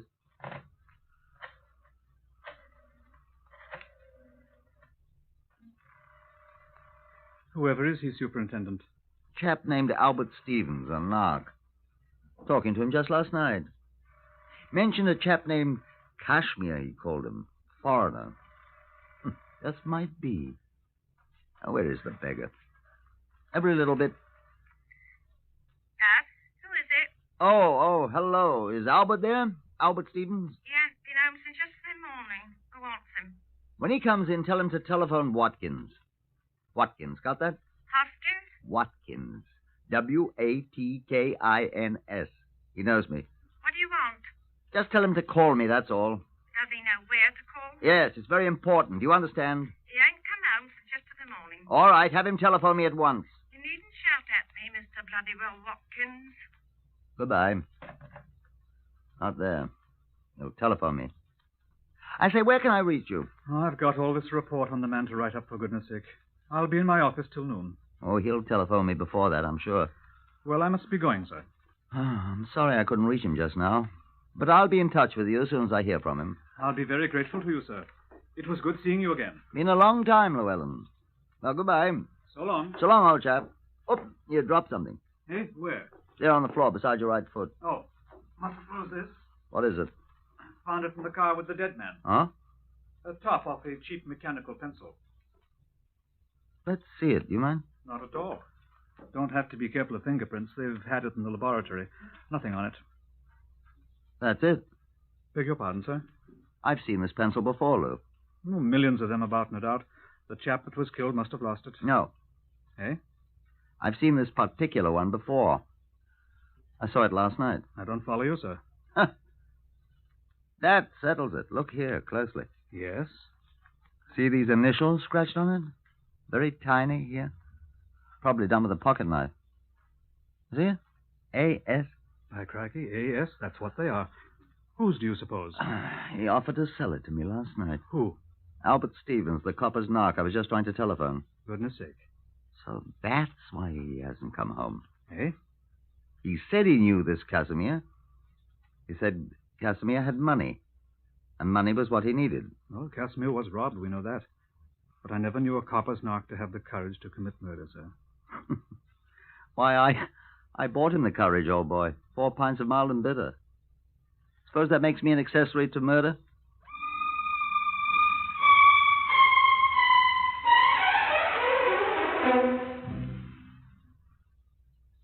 The constables who were dispatched to the home of Albert Stevens reported that he was still absent. At 11 the next morning, he had not yet come home. His wife knew nothing of his whereabouts, nor did the garage people where he usually kept his cab.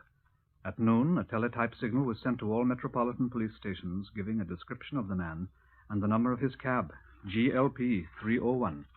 The same information was published next day in Metropolitan Informations, which goes to all police officers.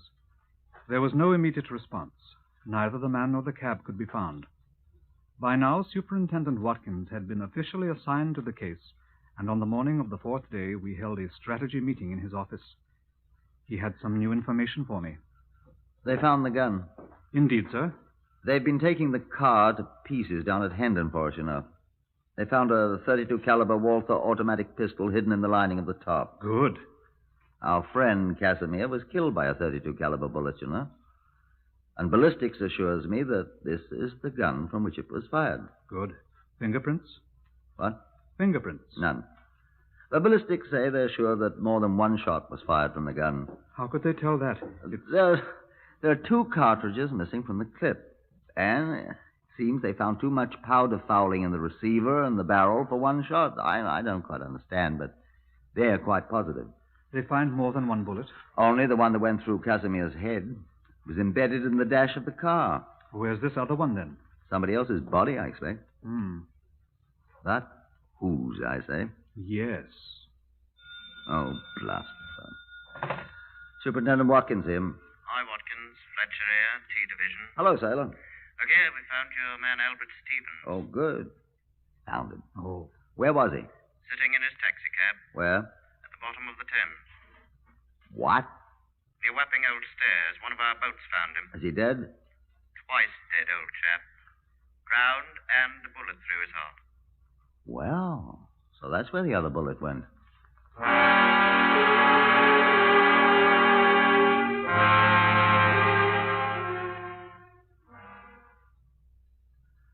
I admit I'd more or less dropped a brick in pinning all my hopes of a quick solution of the case on Albert Stevens. Llewellyn and I moved at once to realign our strategy. This was our estimate of the situation. It is possible that Stevens did murder Casimir, of course. Possible, but not probable. The forensic laboratory people, the ballistics people, say that the bullet they found in Stevens' body was fired from the same gun that killed Casimir. The .32 Walther automatic they found in the car. But then, who killed who? I suspect that since the gun was found in the car with Casimir, he was the last one shot, wouldn't you? Well, then, of course, Stevens couldn't have killed him. Right. Stevens must have been dead and at the bottom of the Thames when Casimir was shot. Then who killed Casimir? Obviously not Stevens.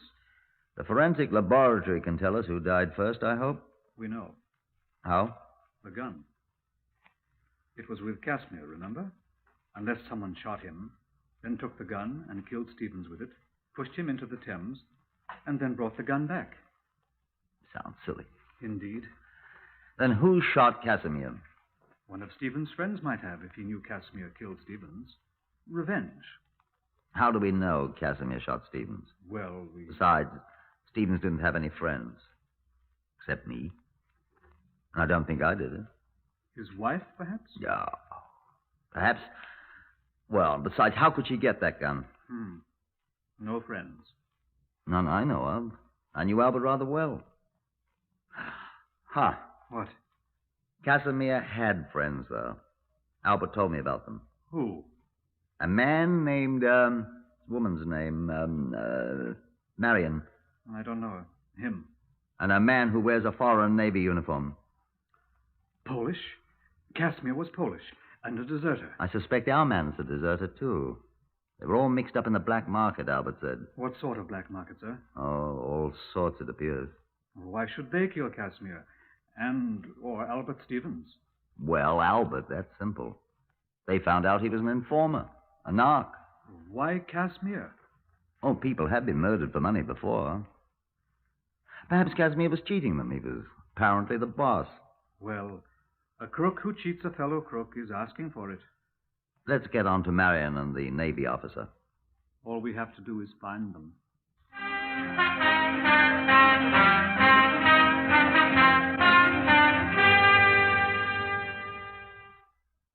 Now, allow me to digress for a moment. There was, of course, no record anywhere of Casimir's former address. We put people on that at once, suspecting that Marion and the Navy officer might live close to Casimir's home. But another day dragged by without tangible result. I was sitting gloomily in my office, trying to think of a more tenable theory than the one we had tentatively adopted. Oh, blast the phone. Yes, Watkins here. Glad to see you, sir. Inspector. What's her name? Name, please. Miss Dottie Telfer. Spell it, please. Taliaferro. You've heard of me. I'm the actress. Miss Dottie Telfer, sir. And... Actress. You know me. Actress, sir. What's she want? She said it's in connection with Casimir... What was the name, miss? Kashuba, I said. I heard her. Yes, sir. Send her in. Yes, sir. And ask Sergeant Llewellyn if you'll just step in here. Yes, sir.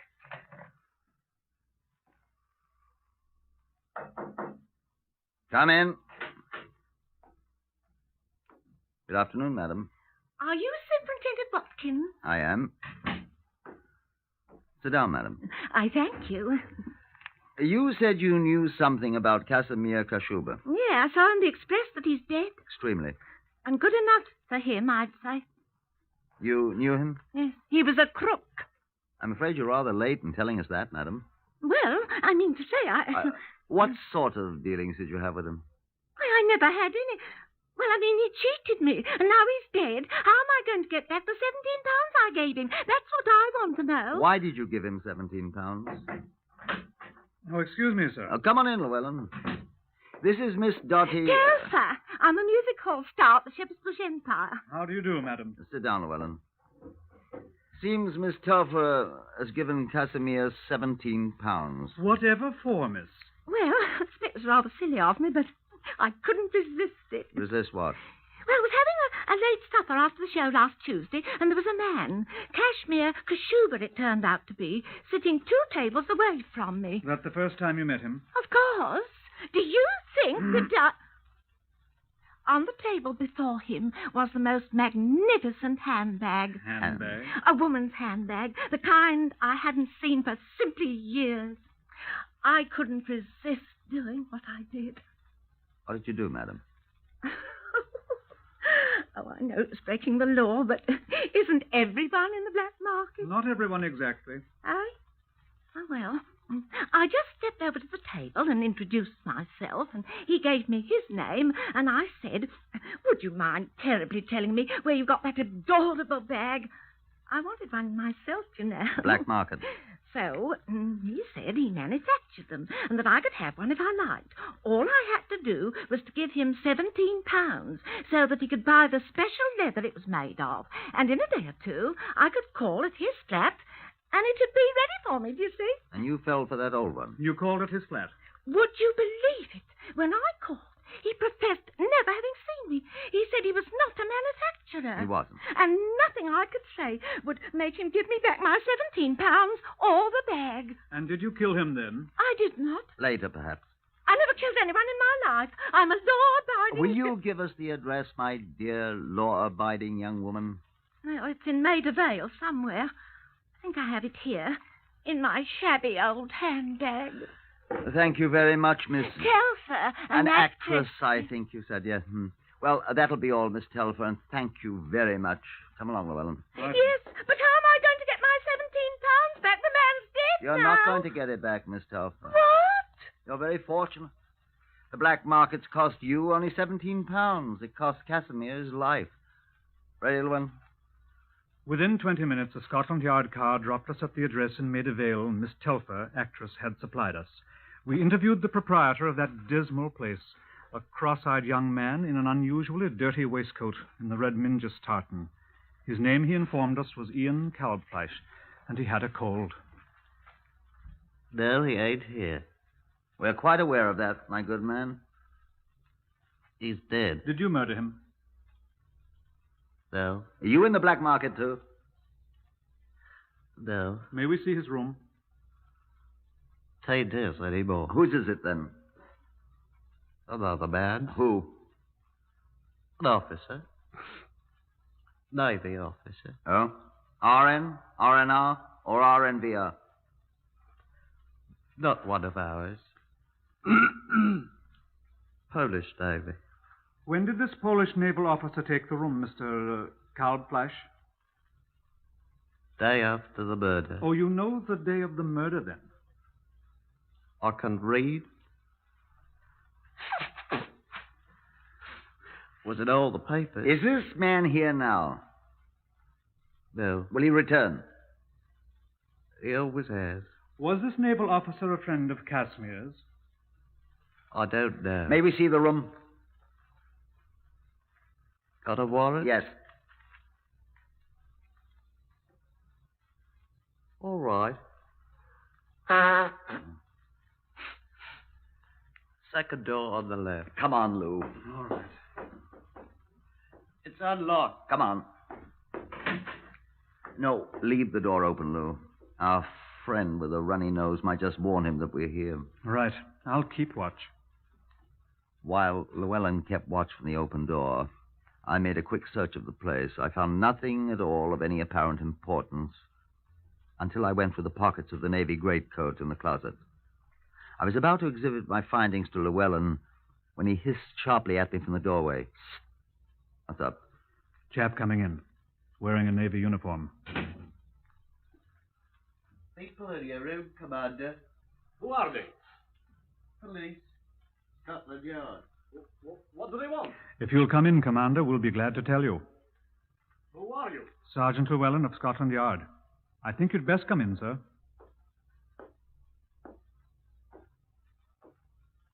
Come in, sir. What is the meaning of this, may I ask? What is your name, please? Leo M. Stefanowitz, Commander, Polish Navy. What do you want? I should like to ask you a question. Well? May I ask you where you got this mechanical pencil, sir? I will tell you. I got it, Well, where did you get it? I didn't kill him. Kill whom, Commander? Why, Casimir Kashuba. This was Albert Stevens' pencil, Commander. I didn't kill Albert. The top of this pencil was found in the car with Casimir Kashuba's body, Commander.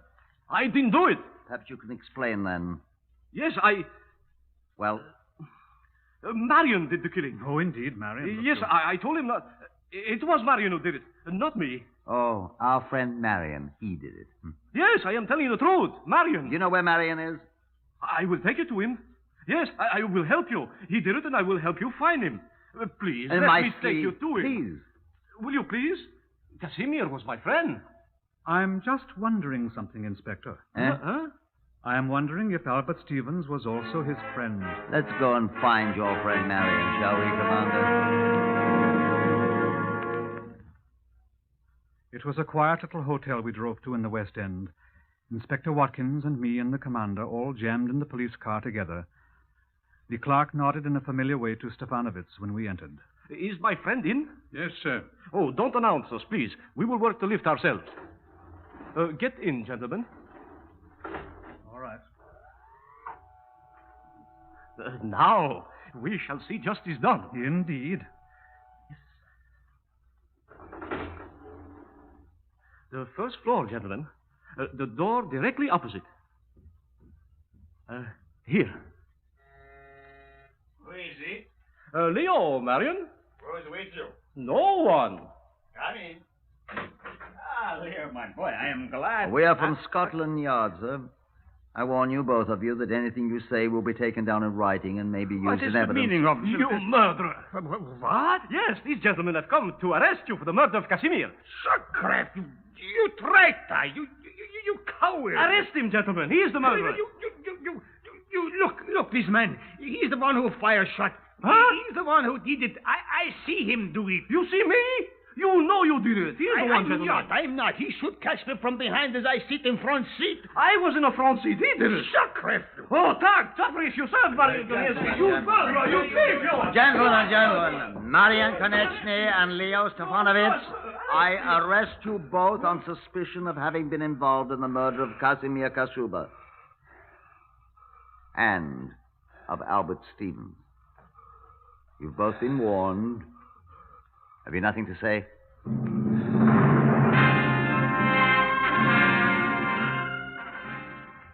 At the trial, the two men admitted all the details of the two murders.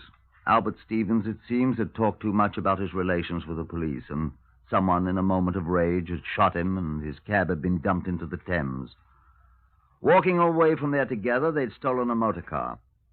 Casimir Kashuba, who had been drinking heavily, twitted his companions about the new hold he had on them as murderers. He boasted that he'd had no part in the crime, and one of the two men had shot him in the back of the neck with a Walther automatic pistol. Each man blamed the other.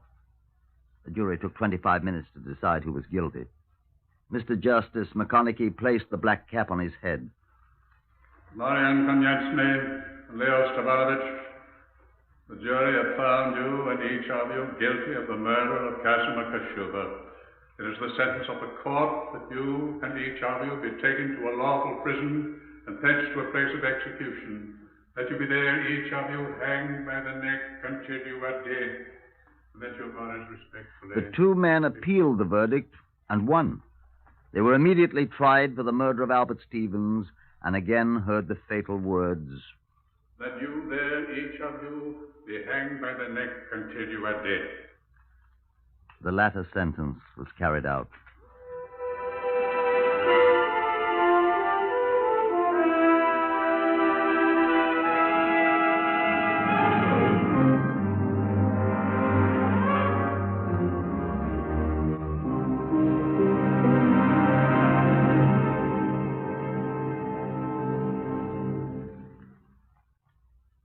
You have heard the eighth in the series Whitehall 1212, compiled by special permission from the official files of Scotland Yard. Only the names have been changed. Otherwise, the story is true. Research for Whitehall 1212 is prepared by Percy Hoskins of the London Daily Express, and the stories for radio are written and directed by Willis Cooper and produced by Jack Goldstein and Collie Small.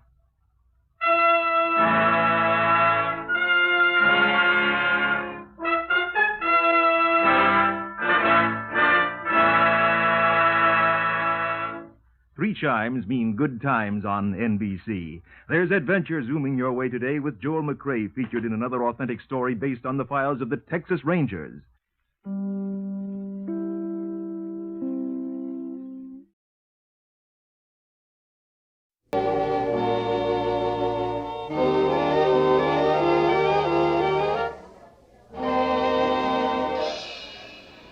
To open our program, the Italian novelty song, followed by one that's quite a few years old. Gail Reese and the gang with Oh Mama, followed by Marie.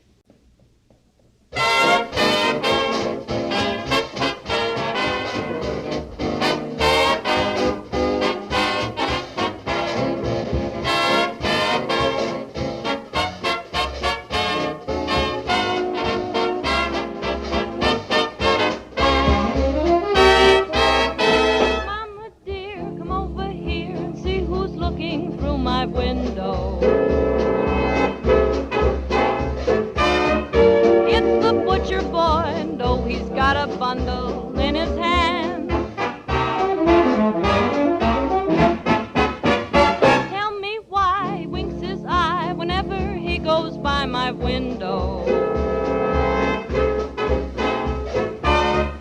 Mama, mama, I'm in love, and he's in love, and love is grand.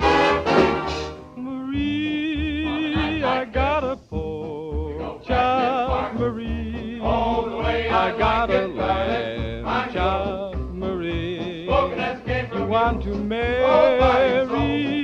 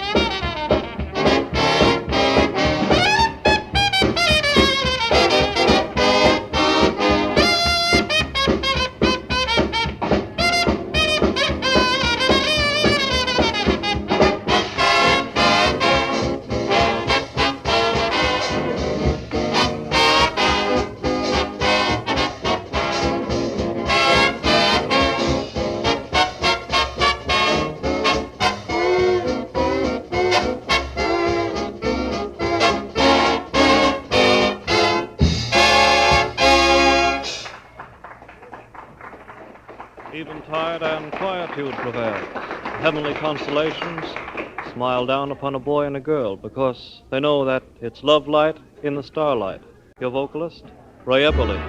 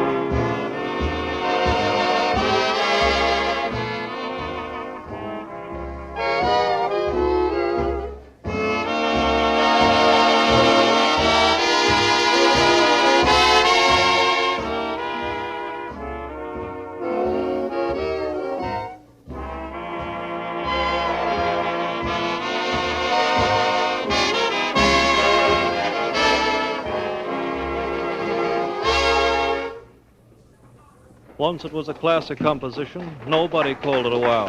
Glenn Miller stepped up the tempo and listen to old Humoresque now.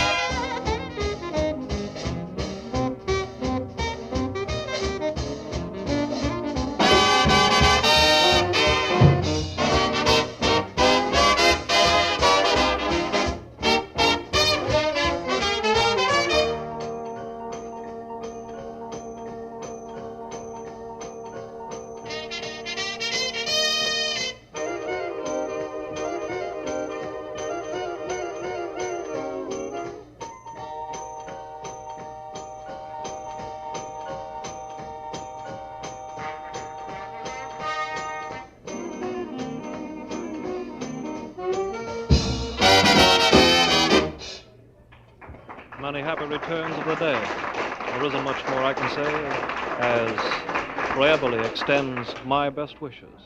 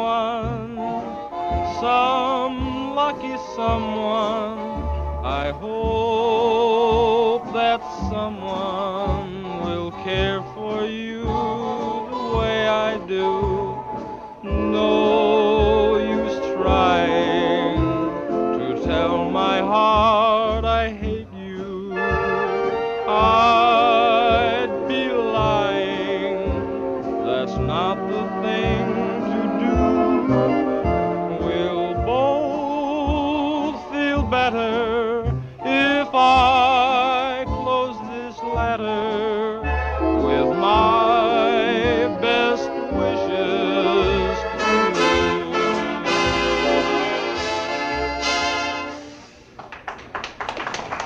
For your dancing pleasure, the National Broadcasting Company is presenting the music of Glenn Miller and his orchestra, coming to you from the Paradise Restaurant in the heart of New York's Great White Way. On with the dance in the first person. I know that you know.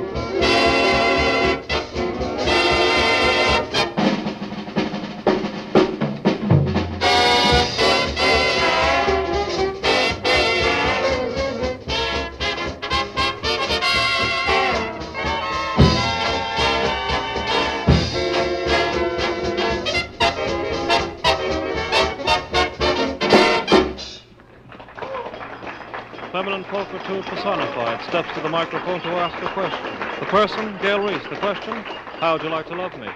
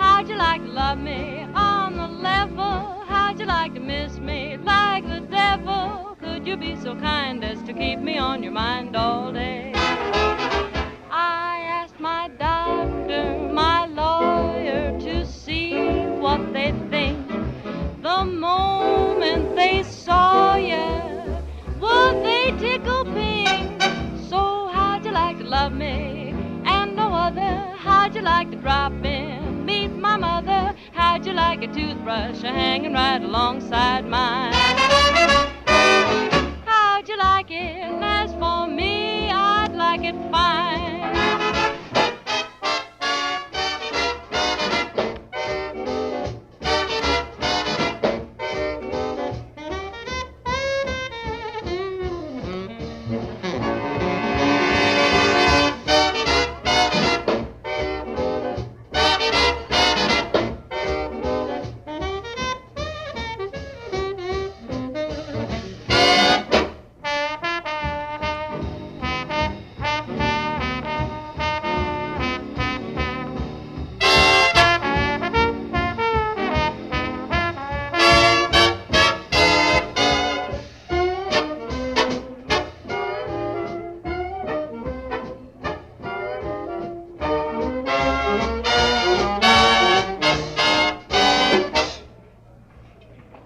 Plaintive plea emanating from the lips of Roy Ebel. The plea, Don't Wake Up My Heart.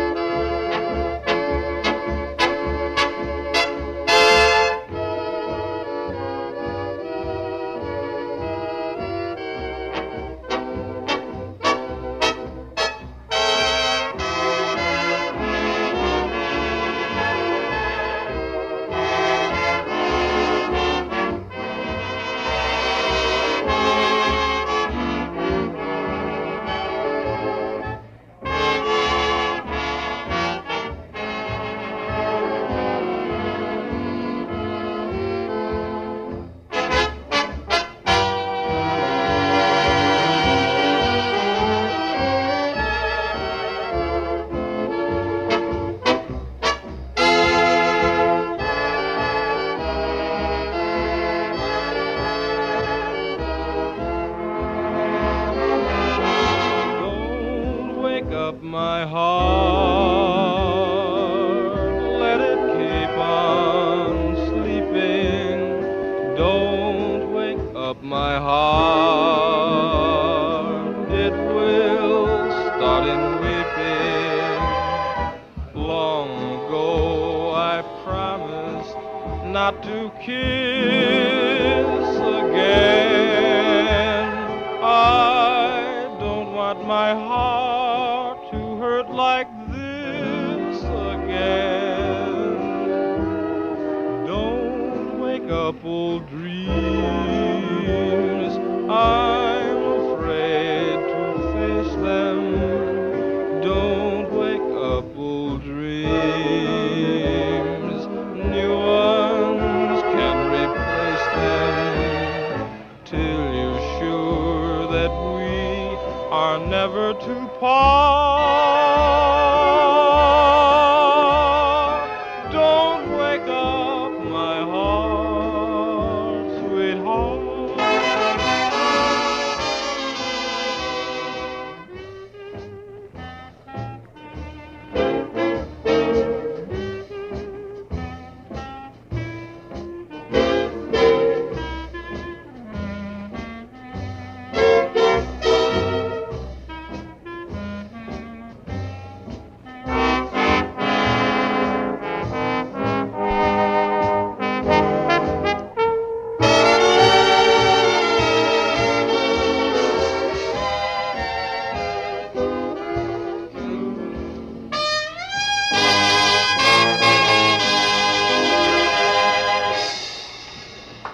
If you have shag in your system and you want to get it out, here's the time.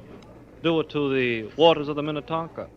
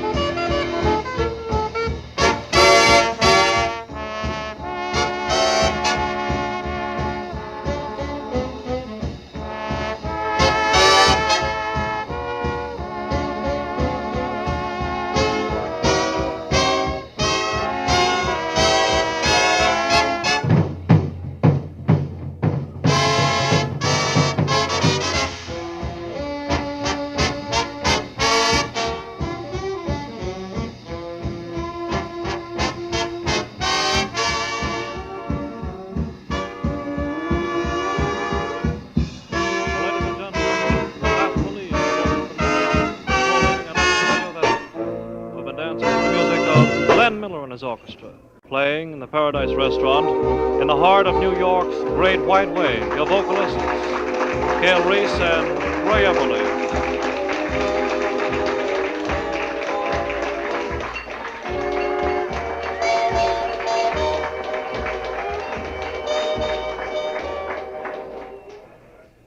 This is the National Broadcasting Company.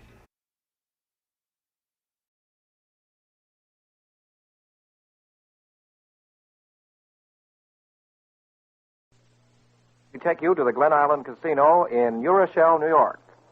NBC invites you to listen to Glenn Miller's music.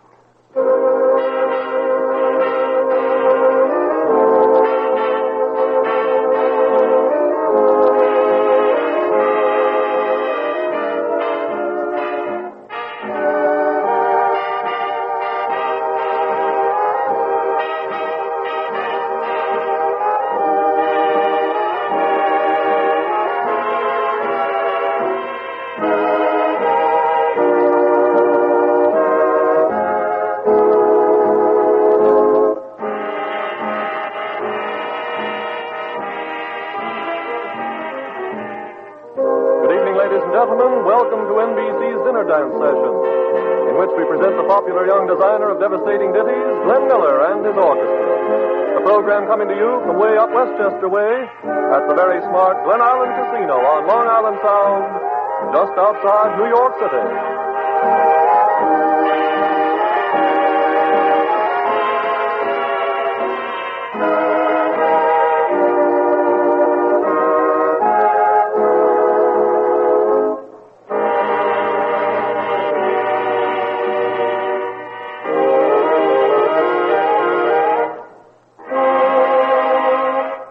The preliminaries administered, Glenn Miller sets the pace for dining and dancing at sundown.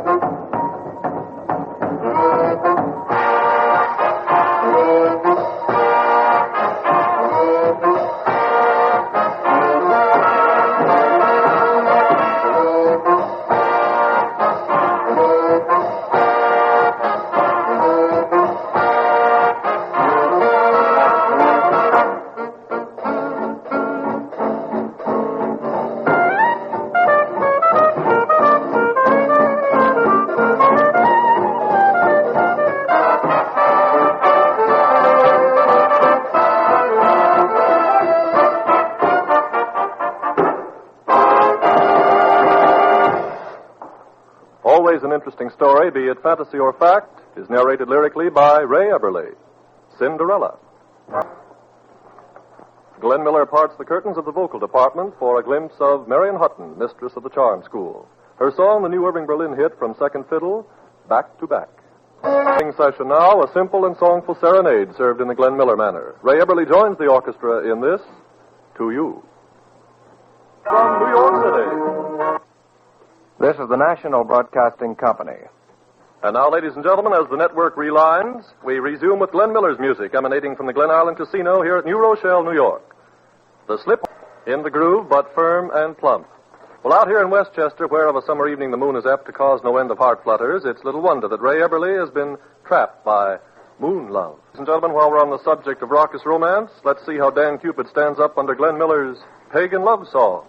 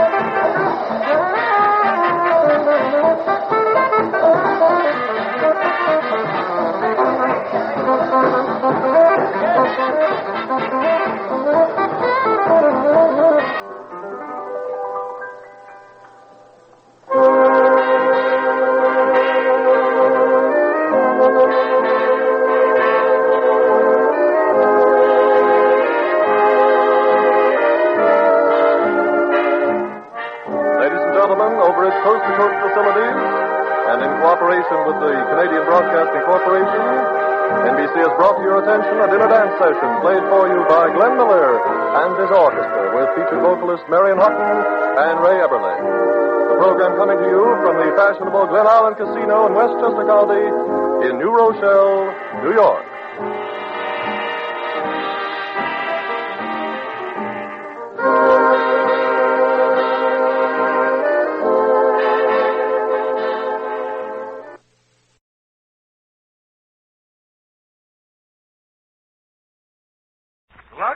Presents Hollywood.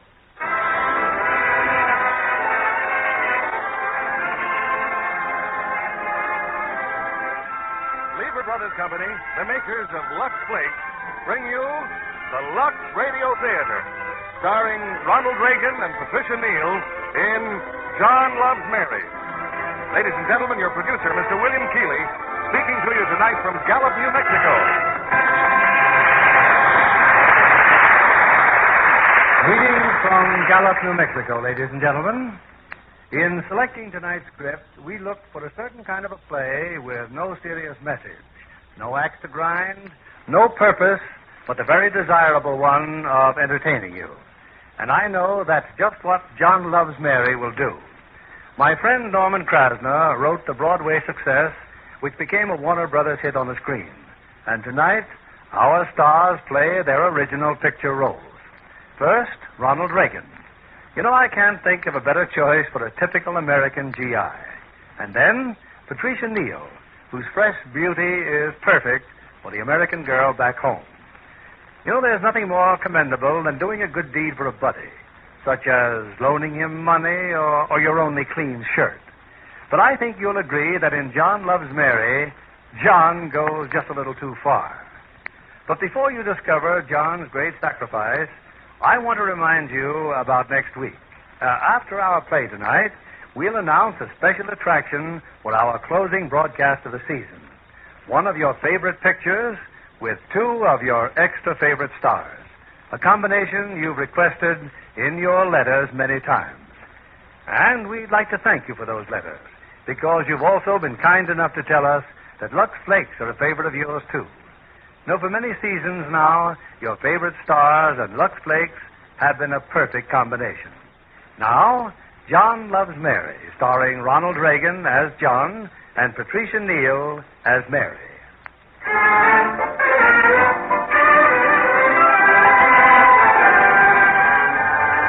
Back in 1943, a young man named John Lawrence left his sweetheart Mary and went off to war. 4 terrible years of waiting have gone by. But today, John is coming back. This morning, he landed in Norfolk. 20 minutes ago, he was due in New York. And right now, the door buzzer should be ringing. He's back. He's home. Oh, darling. Darling. Darling. I left the door open, darling. Shall I open my eyes? Okay. Oh. But who are you? Well, I was asked to come here. Who asked you? John Lawrence. John? When did you see John? Not today. Oh, no, I haven't seen him in 2 years. He phoned me from Norfolk. Oh. Well, my name's Mary McKinley. How do you do? Oh, I know your name. He mentioned it often enough. I'm Fred Taylor. Fred Taylor? You're Fred Taylor? Uh-huh. Would you mind if I kissed you? Huh? Oh, thank you, Fred. Thank you for John. Thank you. Oh, but... You say you saved his life. Oh, he would have done the same for me. But you carried him in your arms like a baby for 200 yards, with shells flying all around. Oh, it was mostly just .38 caliber stuff, that's all. I'm forever obligated to you. Oh, well... Fred, how did John sound to you on the telephone? I mean his voice. It seemed deeper to me than when he left. Could be. He was a sergeant, you know. This package, it's for John. Oh? It's his suit. He sure seemed in a hurry to get out of uniform. Weren't you? I changed into my civvies in the men's room at the Washington station. Mary! Oh, no. You get out. You turn right around and leave. Mary! You heard me. I planned for 4 years how you were going to see me. And I wasn't going to be standing here. I was going to be standing there, and our song on the phonograph and everything. And, oh, what's the use? Oh, John. Oh, darling. Mary. You old son of a gun, you look great. Fred, look at him, Mary. You know, I've never seen you in civilian clothes before. Well, there's yours on the chair there. I picked out a gray suit. Oh, swell. I wouldn't be here, Mary, if it weren't for him. Oh, sure you would. Saved my life, that's all. Sit down, Fred, sit down. And you, young lady, you come and sit down here. A little bit closer. There, that's better. Now, what are you doing, Fred?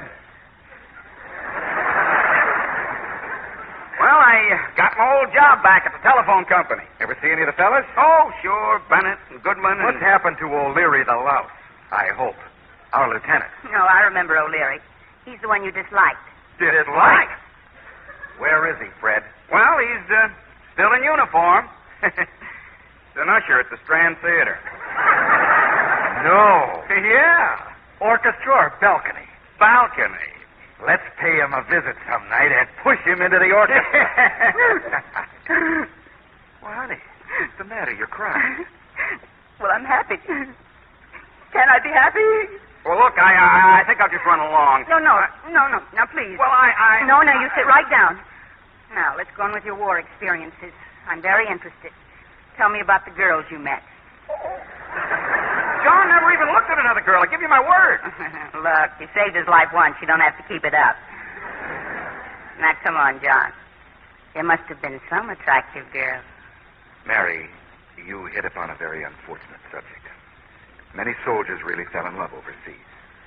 Very often, there were unhappy endings. You? Oh, no, not me. Fred. Fred. Oh, I'm so terribly sorry. Please forgive me. Oh, it's all right. I fell in love with an English girl. We got separated, and I never could find her again. Oh, how dreadful. Yeah, she was an acrobatic dancer. She used to walk on her hands and do a little dance, kind of, and sing a song all at the same time. I was there, Mary, when Fred asked her to marry him. Yes, only very next day was D-Day. We went to France. And you couldn't find her again? No.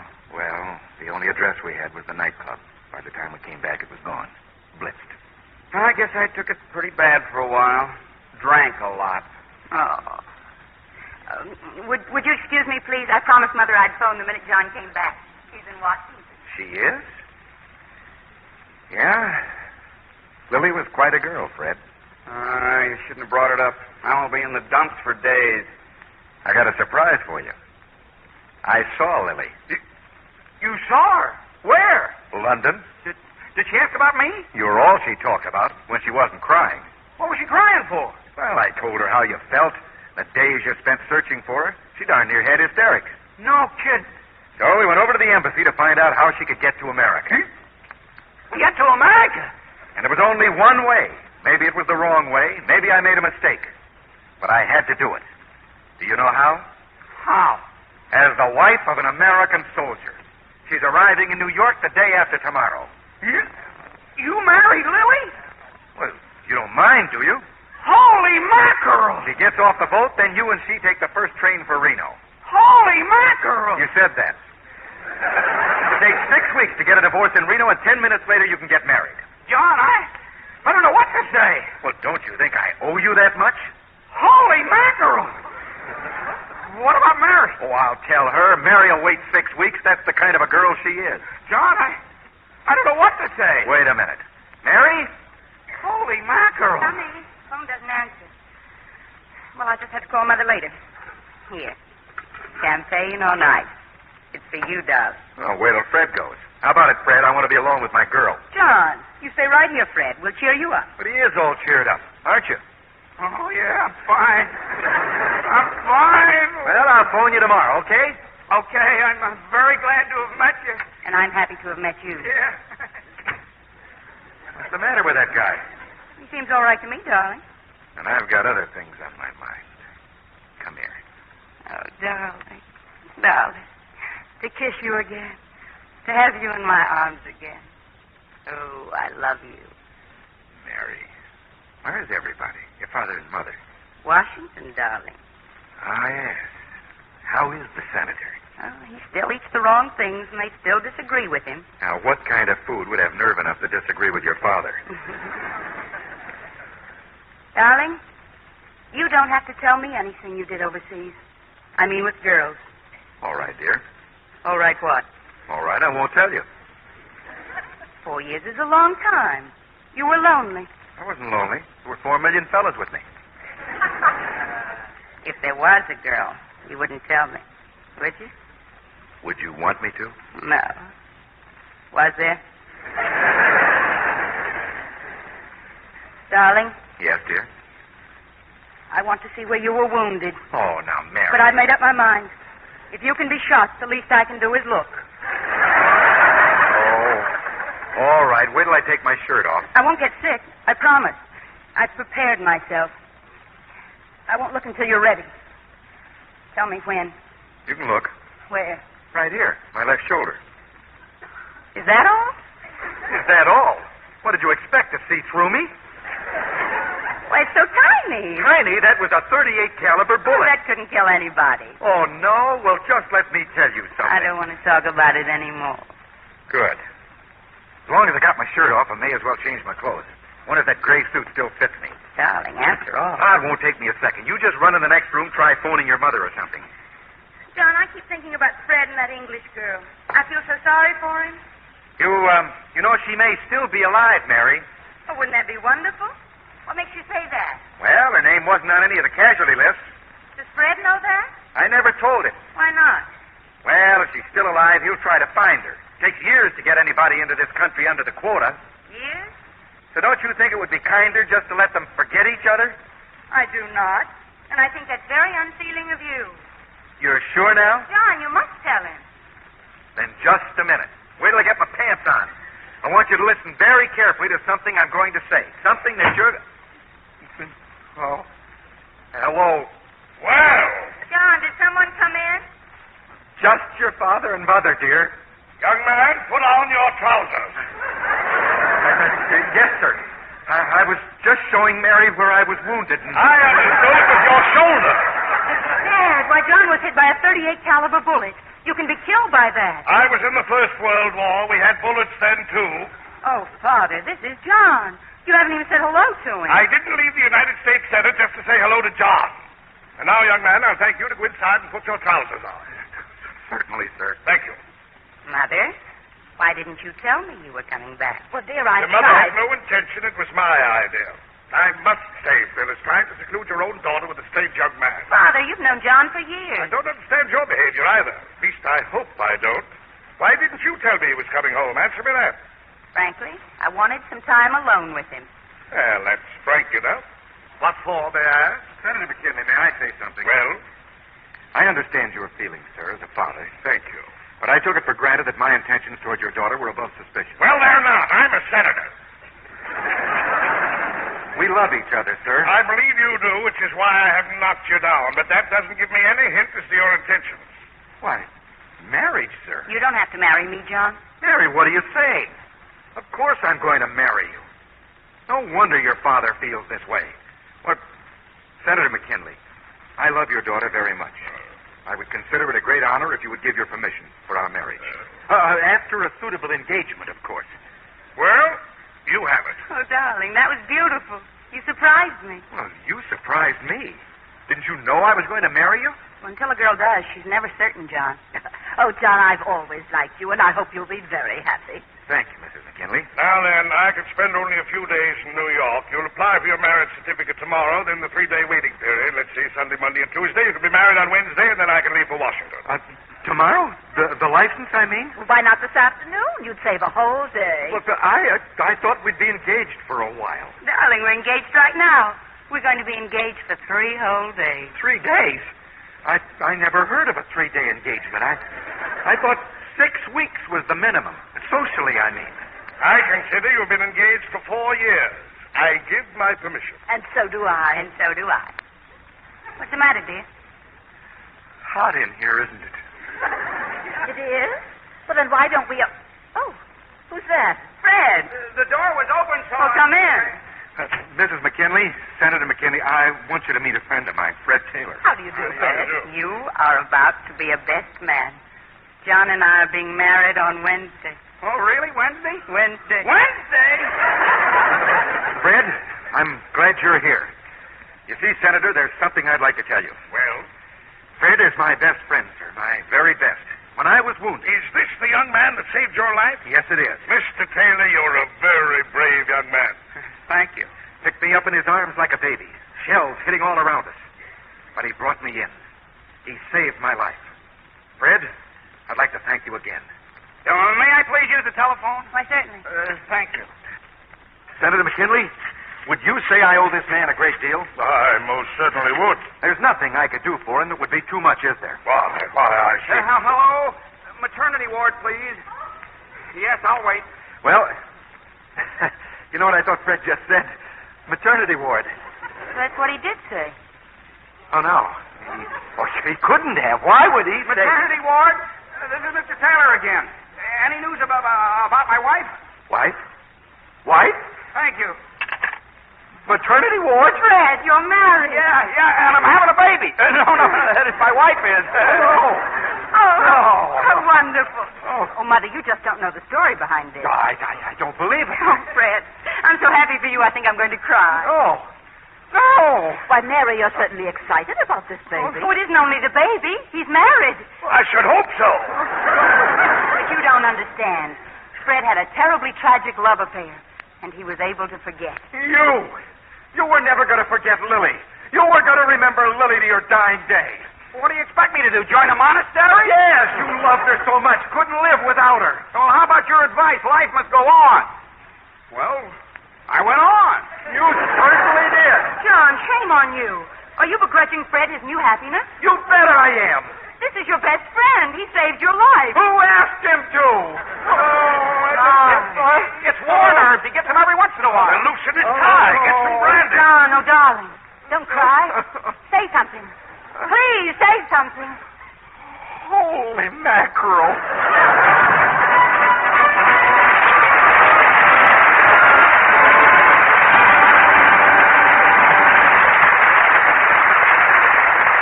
Before our stars return in Act Two of John Loves Mary. Here's Libby Collins, our Hollywood reporter. I predict, John, a rise in home acrobatics when Warner Brothers' new picture, The Flame and the Arrow, is released. Oh, how come? Boys copying Burt Lancaster. He does some of the most difficult and dangerous stunts I've seen in years. And such charm. Boy friends will have to become acrobats and expert archers if they want to race. The girls may object to being chained, as Virginia Mayo is, so she can't escape. Isn't she lovely in those medieval costumes? Virginia's always lovely. Even in the cut-off trousers she wears in one scene. I think the studio purposely put that scene in The Flame and the Arrow to show off her beautiful legs. You know, Virginia got her chance in pictures because of her perfect legs. They look extra stunning in nylons. Well, nylons make even lovely legs look lovelier. Of course, they must fit beautifully and never, never have a run. Now you're describing stockings that are washed every night with Lux Flakes. Even before the first wearing. That helps new nylons fit even better. And, of course, colors stay truer when they get gentle Lux care. But the big thing is the added wear you get with Lux Flakes. No other soap, no other washing product can make nylons last longer. Runs come faster when you rub stockings with cake soap or use a strong soap. Strain tests on identical stockings prove that Lux Flakes make stockings last not just longer, but twice as long. Virginia Mayo wears the surest nylon she can buy. But she gets simply wonderful wear because she always insists on Lux Flakes. And that's true of ever so many Hollywood stars. Lux is wonderful care for everything washable. Gives all your nice things that lovely Lux look. Act Two of John Loves Mary, starring Ronald Reagan as John and Patricia Neal as Mary.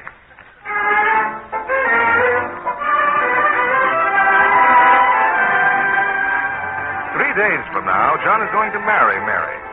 But he can't marry Mary because he already has a wife. In desperation, John and Fred have hit upon an idea. It's evening now, and Senator McKinley has taken his family and prospective son-in-law to a nightclub. Hello, everybody. Glad you could join us, Mr. Taylor. Well, boy or girl? Not yet. Doctor says it might be tomorrow, but he won't guarantee anything. Did you get your marriage license yet? Yep. And you took your blood test? Yep. Well, then I guess you'll get married on Wednesday. Yep. Oh, excuse me, Senator. There's a call for you from Washington. Yep. Oh, thank you. Now, James, no matter what they say, you're going to stay here for the wedding. Don't worry, John. I won't let you down. Thank you. I appreciate that, sir. My nose is awfully shiny. Like me to come and powder it for you? Yes, dear. We'll just be a moment. John. Huh? Dwell not on saying goodbye. It does not prolong the being together. Only the parting. Goodbye, dear heart. So long. So long. Isn't he wonderful, Mother? How does he think of those things? Well, did you get somebody? Yeah, I think everything's going to be all right. I never should have done it. Done what? Marry Lily just to get her into the United States. She'll be here Tuesday. All right, don't get hysterical. You did it for me. Anyway, the important thing now is for you to get out of town. I just hope Lieutenant Harris can do it. I always liked that guy. But getting somebody to impersonate an Army officer. They can court-martial you for that. John, I didn't get Lieutenant Harris. But I thought... Well, he said he couldn't take a chance. You see, he's got a wife and 2 kids. So you got Bennett. I'm nervous about Bennett. Well... If I'd known it was going to be Bennett, I'd never have agreed to it. Well, you don't have to worry about Bennett because I didn't get him either. Well, who did you get? Well, no. Don't get panicky. Fred. Who did you get? Well, we need somebody who can lie, right? Well, who's a born liar who's had plenty of practice besides? Out with it. Who is it? Who is who? Who? Oh, if you don't mind, Senator, I'd like to suggest a toast to John. Of course. May the only uniform he sees from now on be the uniform of a Strand Theater usher. That's a Strand Theater? Oh, no. There he goes again. What's the matter with him? Just like I said. John.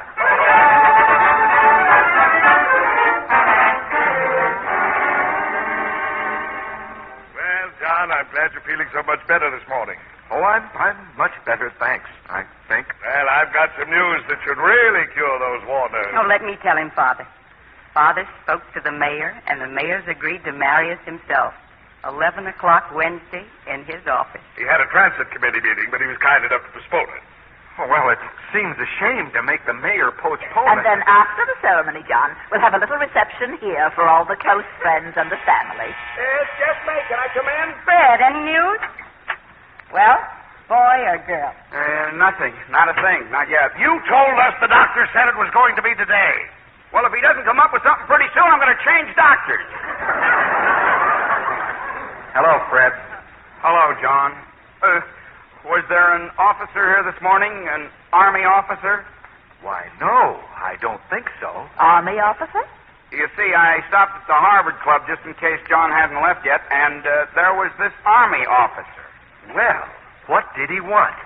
He just asked for you, and I gave him this address. Who could he be, John? Oh, just probably one of our old officers wondering how I'm getting along. Yeah, wondering if he could help you out, lend you some money or something. Yeah. Yeah. I'll get it, Mother. Oh, I'm almost there now. It's all right. I'll see who it is. It's old Larry. You think he can do it? I rehearsed him 10 times. Well, come in, Lieutenant. Oh, thank you, sir. I was told I could find Sergeant Lawrence here, sir. And you found him. Oh, how do you do? How do you do, sir? Is something wrong with our sergeant? You're not missing a tank or anything? Oh, nothing like that, sir, but I have some rather unpleasant news. You have? Terribly sorry, but there's a job the Army needs you for. I'm afraid you're in for another 60 days. No. No, that's not fair. No, it isn't, Lieutenant. 60 days? Well, that's too bad. Why do you need him, sir? Oh, we have a tremendous property disposal job to do. Captured enemy equipment. Short of trained men, and, well, somebody's got to do it, you know. But he's been overseas 4 years. He just came back. Oh, it's kind of a rough deal, miss, but ours not to wonder why. Ours but to do and die. Where did he have to die? I mean, go. There's a storage depot out in Nevada. Nevada? Oh, that's too bad, John. Yeah, but I guess there's no use crying over it. I'm going too. If John's going, I'm going. But there are no quarters for ladies, just barracks. Well, I'll live in the nearest town then. There must be a town somewhere. Oh, it's quite a ways out. I don't care. I'm going. I don't think you should, honey. John. But I'd be so unhappy thinking about you in a hotel room. Anyway, the sergeant's got to leave tonight. Tonight? Well, he's not going. Mary. I don't care. It's just too much. He's not going. You go back and tell them he absolutely refused to consider it. And if they're sensible, they'll get somebody else. But it doesn't work that way, ma'am. Yeah, I told my draft board to get somebody else. It just doesn't work, Mary. I apologize for my daughter, Lieutenant.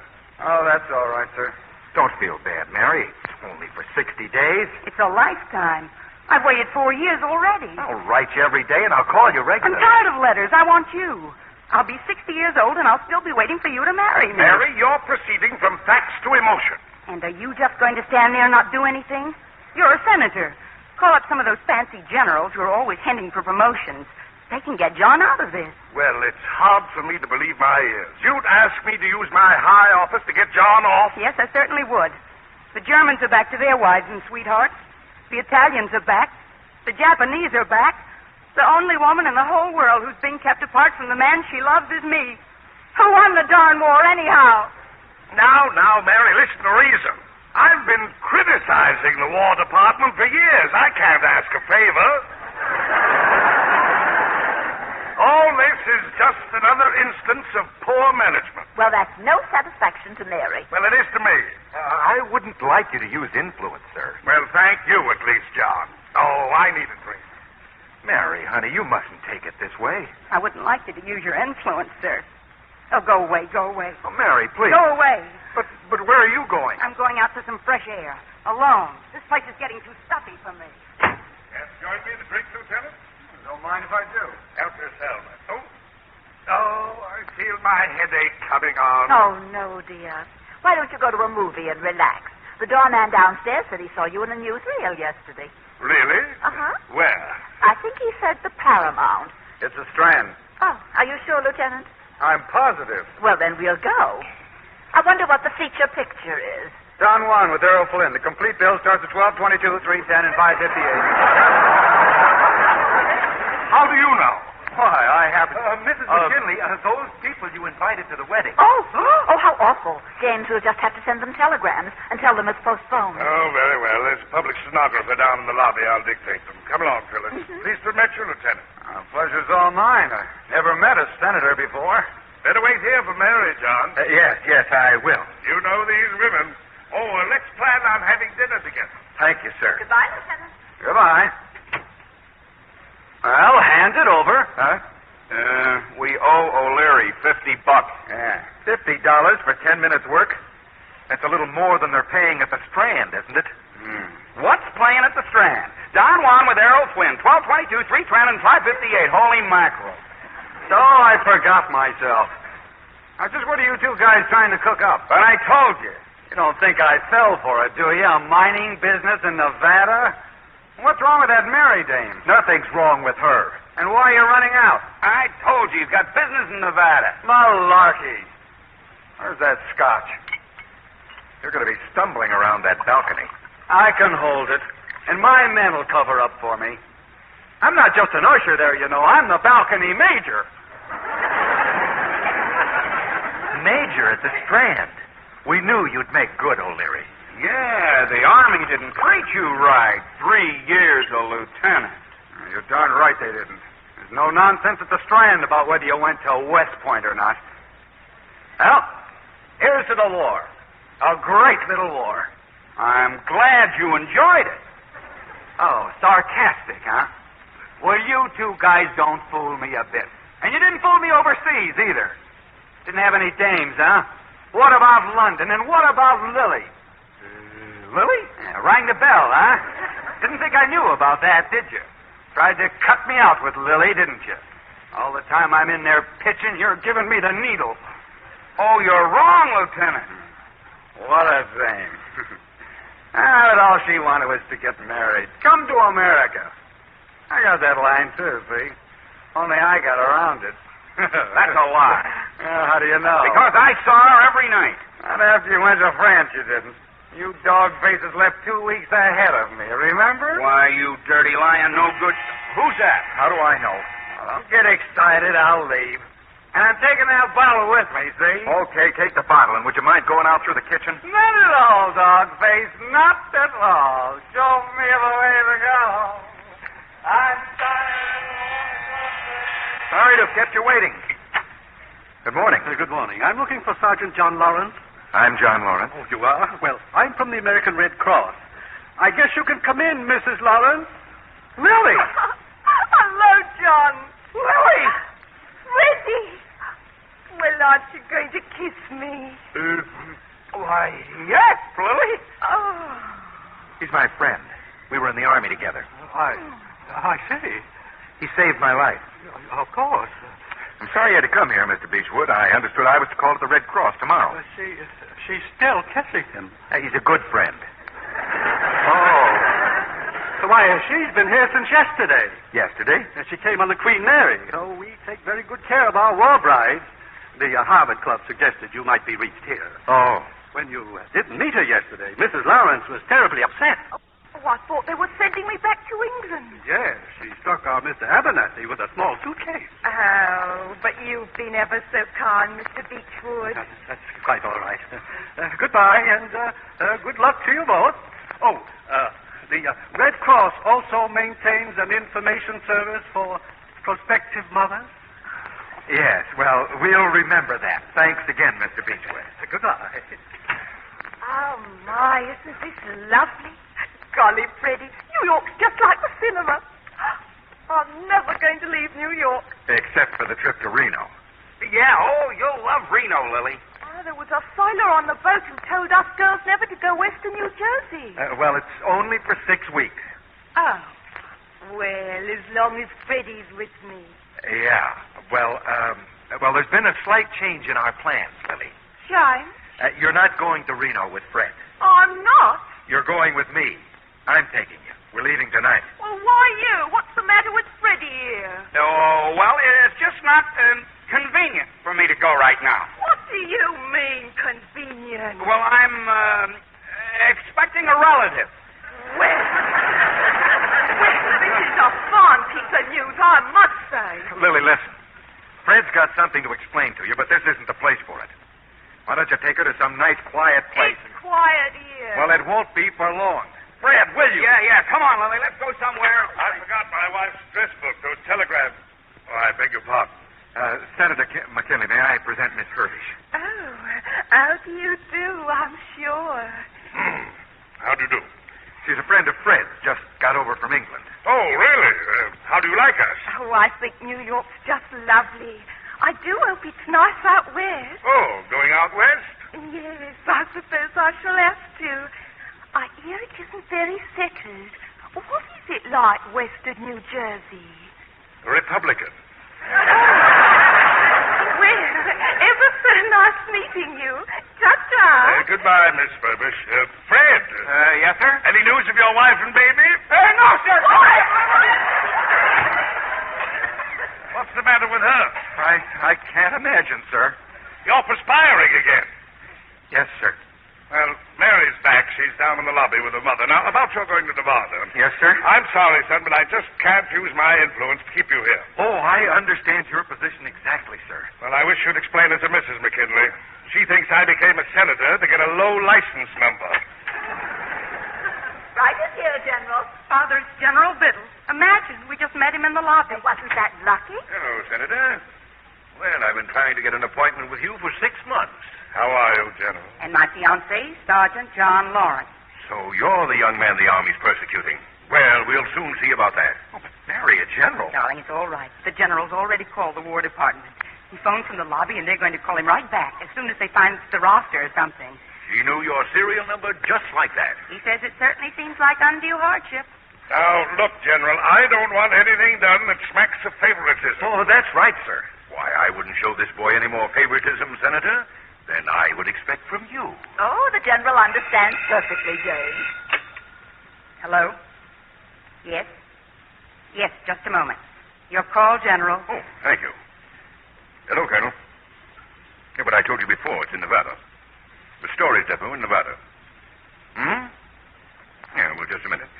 You're sure it wasn't something that just sounded like Nevada? The lieutenant said Nevada. Nevada, Colonel. Well, the devil, there's no storage depot in Nevada. Look in Ryan's desk. It's locked. Where's Ryan? His day of exercise? Cancel all exercises on the 4th floor. There'll be a staff meeting in my office 9 o'clock Monday morning. What is it? Is something wrong, General? We're reorganizing the department, Senator. Just a little temporary confusion. But you can't locate the storage depot. You mean to say that John still has to go because they can't find a tiny piece of paper in Washington? A tiny piece of paper? They can't find a whole depot. We'll find it, Senator. We'll find it. But when? John's leaving tonight. John, when you get to the depot, you send the War Department a telegram. Tell them you found it. We know where it is, Senator. It's just a clerical error, that's all. General Biddle, that's not going to stand in the way of John's getting excused. Mary. She's right, son. I am taking it upon myself to remove you from that roster here and now. Oh, but General, sir. Oh, thank you. Thank you. But what about the travel roster? Well, I guess a general can still do something. No, I'm sorry. I'm sorry, but I cannot accept favoritism. I'm going to Nevada. I owe it to my buddies. John. I didn't enlist for 1 year or 5 years. I enlisted for as long as my country needs me. And they need me in Nevada. Mary, you don't know what this means to me. Don't you want to get married? Doesn't that mean anything to you? It's my duty. Your duty? Who do you think you are, Nathan Hale? Well, I have to live with myself. Well, live with yourself. You're not going to live with me. I couldn't marry anybody so noble and patriotic. I'd be too impressed. Mary, darling, please. No use, John. You just don't want to marry me. I've known since the first 10 minutes you were home. You've been distracted and just plain bored. Well, I've had a lot on my mind. Didn't we agree to get married? You were trapped into it, and now you don't know how to get out. Mary, that's not true. You're afraid of my father. Why should anyone be afraid of me? I'm not afraid of your father. Oh. And you're embarrassed for me. Well, you needn't. I'm not. I tell you, I'm not embarrassed. So, as far as I'm concerned, you can go to Nevada. Go on. Go! Mary!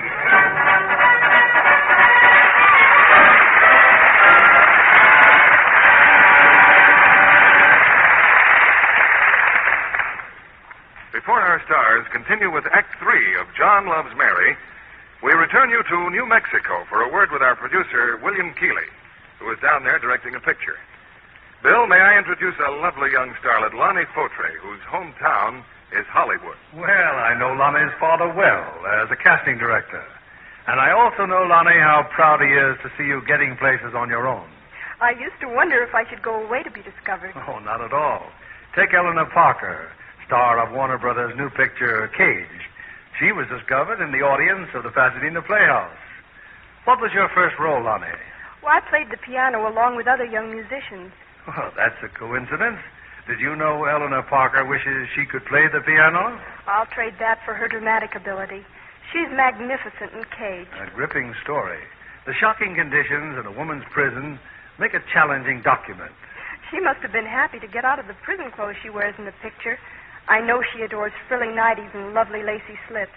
And knows how to keep them lovely. Like so many Hollywood stars, Eleanor Parker insists on gentle Lux Flakes care for lingerie and for all her nice things. And so do I, Mr. Kennedy. Colors look wonderful. You couldn't give pretty underthings better or safer care. Lux Flakes are so amazingly gentle, they actually keep colors lovely 3 times as long. Slips and nighties so new-looking, you can hardly believe they've been washed at all. I never think it pays to take chances with anything else. Smart girls agree with you. And actual washing tests back you up. Wrong washing methods soon fade soft colors, weaken delicate fabrics. That's why so many Hollywood stars insist on Lux Flakes. They know their nice things are safe with Lux Care. No other soap, no other washing product is kinder to colors. Anything safe in water is safe in Lux Flakes. Lux Care gives all nice things that lovely Lux look. Thank you for coming tonight, Lonnie Fautre. We pause now for station identification. This is CBS, the Columbia Broadcasting System.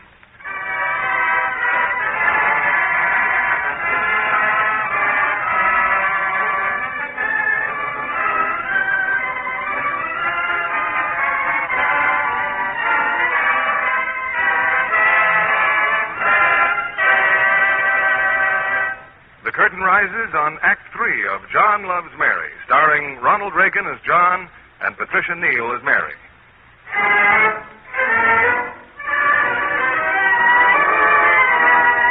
It's just a moment later, and Mary, in a fresh flood of tears, has rushed into her bedroom and locked the door. Mary, I'm your mother, and you know I'm on your side, but you've got no right to act this way. No, you haven't, Mary. And I say it, and you know what I think of it. Thank you, sir. That's all right. I'm sorry you have to be subjected to all this, General. Oh, say, I married all 3 daughters. This is nothing. Well, I'm going to find a place to sit down, but not here. Would you like to see a movie? No, fine, Senator. We'll go to the Strand. The Strand? Yes, the senator wants to see himself in the newsreel. But when you go to the movies, where do you sit? Upstairs or down? We sit in the balcony. I like to smoke. Why? Oh, nothing. I just think it's interesting where different people like to sit. Well, I better pick up my railroad ticket and get back into uniform. Goodbye, General Biddle. Good luck, boy. Miss McKinley, Senator. But, John, aren't you even going to... Oh. He's certainly in a big hurry to get to Nevada. Come on, Phyllis, get ready.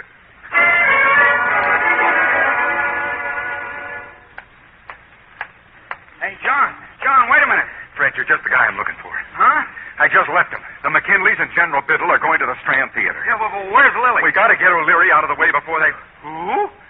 Where's who? Lily, isn't she with you? She's with you. No, she isn't. Well, what did you do with her? Well, I was driving her around in a taxi cab, showing her the city. Did you explain about your wife and the baby? Yeah, I did. What'd she say? Plenty. But I calmed her down. Then what happened? Well, she suggested we drive to the hospital so I could see my poor wife. Well? I got a baby boy, John. 7 pounds, 8 ounces. Lily. What about Lily? Well, I left her in the cab, see? I told her to wait. But she didn't wait. Is that what you're saying? She's disappeared. She's hiding someplace. Hiding? Oh, what'll I do now about the divorce? You can't find your wife. You have to wait 7 years. Oh, well, we'll find her sometime before that. You saved my life. Now you've ruined it. We're even. Oh, don't say that, John. No, I'm even naming the baby after you. John Harold Taylor. He hasn't got a chance. Well, that's a fine thing to say. You're just excited, that's all.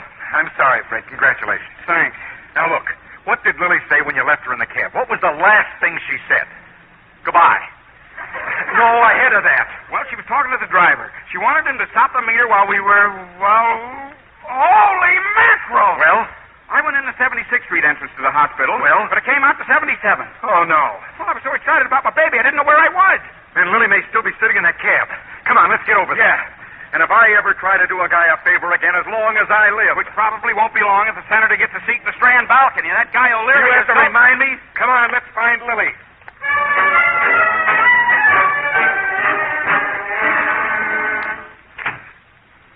Oh, it's you, Mother. How was the movie? Oh, just fine, dear. Feeling better.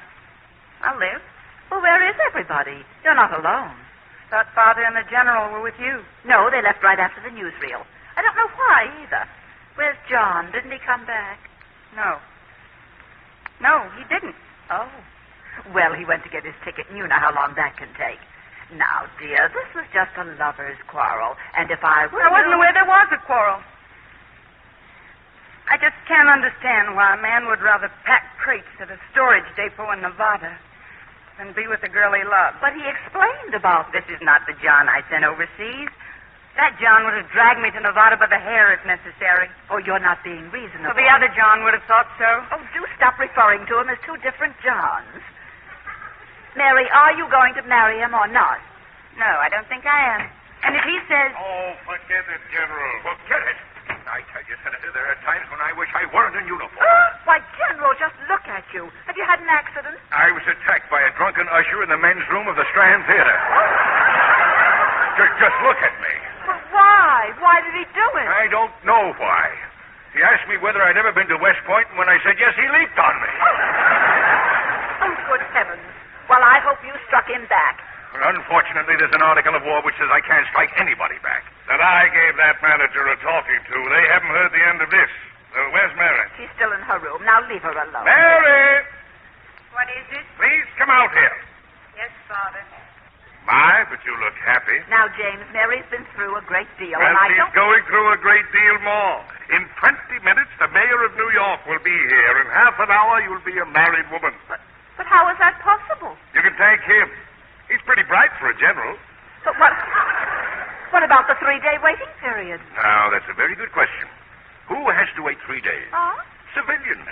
A soldier can get married in 1 day. Yes, he thought of it during the movie. Well, Mary, you might thank the gentleman. Thank you. You don't sound very enthusiastic. Oh, I do appreciate what you've done, General Biddle. But marrying and separating immediately isn't exactly love's young dream. Well, who says you're going to be separated? You and John can take the car. Have your honeymoon on your way to Nevada. You see, your young man's entitled to 5 days' travel time. So what do you think of your old father now, eh? Dad, I don't care to get married today. You don't care? What do you think you're doing? Buying a hat? She doesn't care to, James, that's all. That couldn't be all. She's been crying into her pillow for 4 years. I'm sorry, Father, but this is something you just wouldn't understand. You're darn right about that. General, we should have stayed at the Strand and seen that picture. If you'll excuse me, I think I'll just run along. Oh, sit still. You married off 3 daughters. What's this? It's hard to say. These things get pretty complicated. Now, Mary, you just tell Dad what's the matter. John doesn't love me. Did he tell you that? He didn't have to. Then how do you know? I know. I think Mary feels that John should have insisted that she go to Nevada. But how could he? They weren't married. Well, I could have married him there.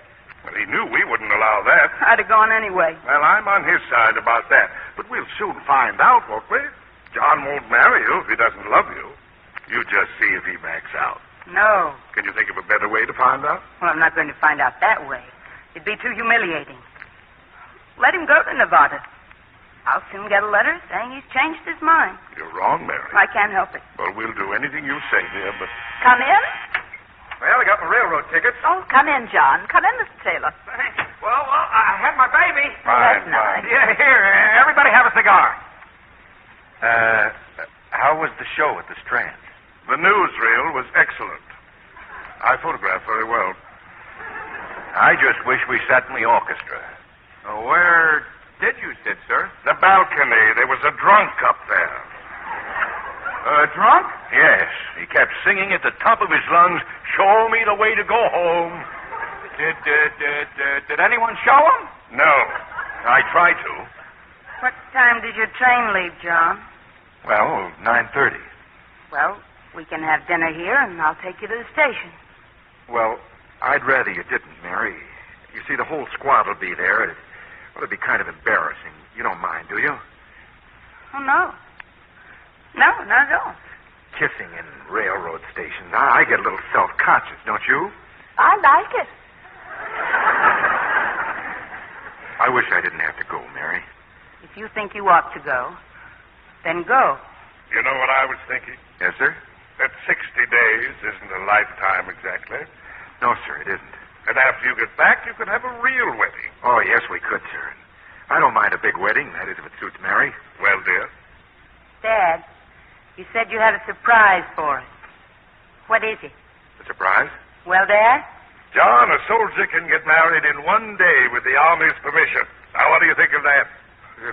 Really? So you and Mary can get married, jump in my car, and off to Nevada on your honeymoon. You're allowed 5 days travel time. We even figured out the hotels you can stop at on the way. Yes, you can thank General Biddle for everything. Thank you, sir. Well, you'd better start packing, Mary. Oh, that won't take me long. What's everybody looking at me for? Well, if there's something about the arrangements that doesn't suit you. Well, I was only thinking of it from Mary's angle, living out there in some room, and my coming in only once a week. Mary doesn't seem to be objecting. Oh, I'd love you to do it, Mary, but if you want a big wedding, and I know your mother does, well, then maybe the best thing would be just to wait till I come back. Well, that's his answer. Sorry, Mary, I was mistaken. Guess I was mistaken, too. Well, John, I guess the quicker the goodbyes, the less embarrassment. It was nice knowing you, I think. It was nice knowing you, too, Fred. Thank you. Mary, I'm not going out of here. I'll thank you to leave, young man. No matter how this looks, you'll have to take my word for it. I do love you. Would you do me this one last courtesy? Please leave. If you don't go immediately, I'll... Freddie, wherever did you get off to? Lily! I've been riding around in a taxi for hours. The cabbie wants $14 for the fare and $8 for his own meter. His meter? Yes, it wouldn't stop. Oh, it was that nerve-wracking. Tick-a-tick, tick-a-tick, tick. But I stopped it. He's out in the hall waiting. Yeah, well, we better go. Oh, hello, Senator. How do you do? This is a friend of mine from Europe, Miss Lily Herbish. No, she is. John, she's not a friend of his, and she's not Miss Herbish. I'll tell you who she is. She's my wife, that's who she is. Your wife? Yes, my wife. I married her for Fred, to get her to America. He saved my life. I wanted to do him a favor. Could I help it if he had a baby? I couldn't help it either. Surely that isn't all you have to say. No. I started off with just one little lie, but with your help, Senator, this darn thing has grown and grown with generals and war departments until I don't know where it's going to stop. It's gotten so Mary doesn't believe I love her. I do love you, Mary. I've never stopped loving you for one single minute. I know this is asking a great deal, but will you stand by until I straighten things out? Then we'll get married. Would you please, Mary? I don't know. Marriage seems to be a simple convenience to you. To me, it's something sacred. Oh, it is to me, too. If I'd only had time to think things out more clearly, all this never would have happened. Oh, I do hope you believe he's telling the truth. He only married me to bring me out to Freddie. I believe you. If there's been anything wrong between your John and me, may I drop dead on this very spot. What do you say, Mary? I'll go with you, John. Mary. I'd go any place with you. To the end of the world. Then, for heaven's sake, why didn't you explain all this to me the day before yesterday when I came back from Washington? I couldn't. He didn't have his clothes on, Father. Oh, no, Lily, don't cry. I'm not crying because I'm unhappy. I like to see people in love. Maybe it's because I haven't had much luck in love myself. Here's you, and then it was my first husband. He died. He was an American, too. were married before. Why, you even knew him, Freddie. Lieutenant Victor O'Leary. O'Leary? No! As soon as he got a job, Victor was going to send for me. And then I got a lovely letter from his mum telling me how Victor passed away. Double pneumonia. And his dying words were, send my love to Lily and tell her I'll see her up there. Yeah. In the balcony.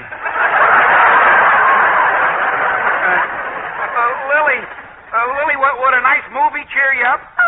Something like Don Juan with Errol Flynn? Oh, he's one of my favorites. Well, then what are we waiting for? Oh, I'll get it. Oh, it's probably the cabbie. Tie him up, will you, Freddie? Hello, Dogface. Well. The smiling lieutenant. Come right in, Lieutenant. You're darn tootin' I will. I've been figuring things out, see, and there's something funny going on around here. I don't know exactly what it is, but I know this job I did for you guys is worth more than $50. Oh, sure. Come on in, Lieutenant. There's some people I want you to meet. I could blow this whole thing wide open. You know that, don't you? Lily. Well, Lily. I thought you were dead. Why, I wish I was. Oh. Before I Lily. get through with you, No, maybe you'll Lily. get your wish, Mr. Lily, you don't understand. You're getting this whole thing all mixed up. Lily, Lily, I'm going to... Say, why, that looked like... Wasn't it? Yeah. Articles of war or no articles of war, if I weren't in uniform... Well, I'm not in uniform, General, so let's go. I'll be at the Parkview Hospital, John. So will O'Leary. John, this is just some more of your shenanigans. It was you who brought that flunky in here impersonating an army officer. I ought to have you both court-martialed. I ought to... Oh, there it is again, my headache. Oh, what a day. Never mind, dear. Now, come on. We'll go downstairs to the bar and get something to make you feel better. All right, but I'll be back. Yes, we'll be back after dinner.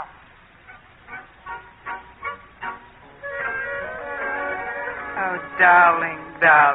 Mary. Oh, just a minute. Where are you going? Your gray suit's still in the closet. You're going to be a civilian. I won't feel safe as long as you're in that uniform. Now, here, put this on. I know, darling. Hurry. I'll be out of this uniform so fast that it'll... Excuse me, I forgot my... Holy mackerel!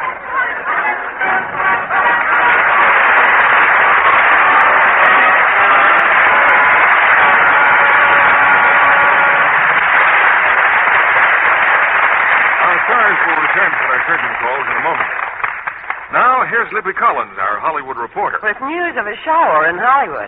We just say heavy dew here in California, Libby. Oh, I don't mean rain, John.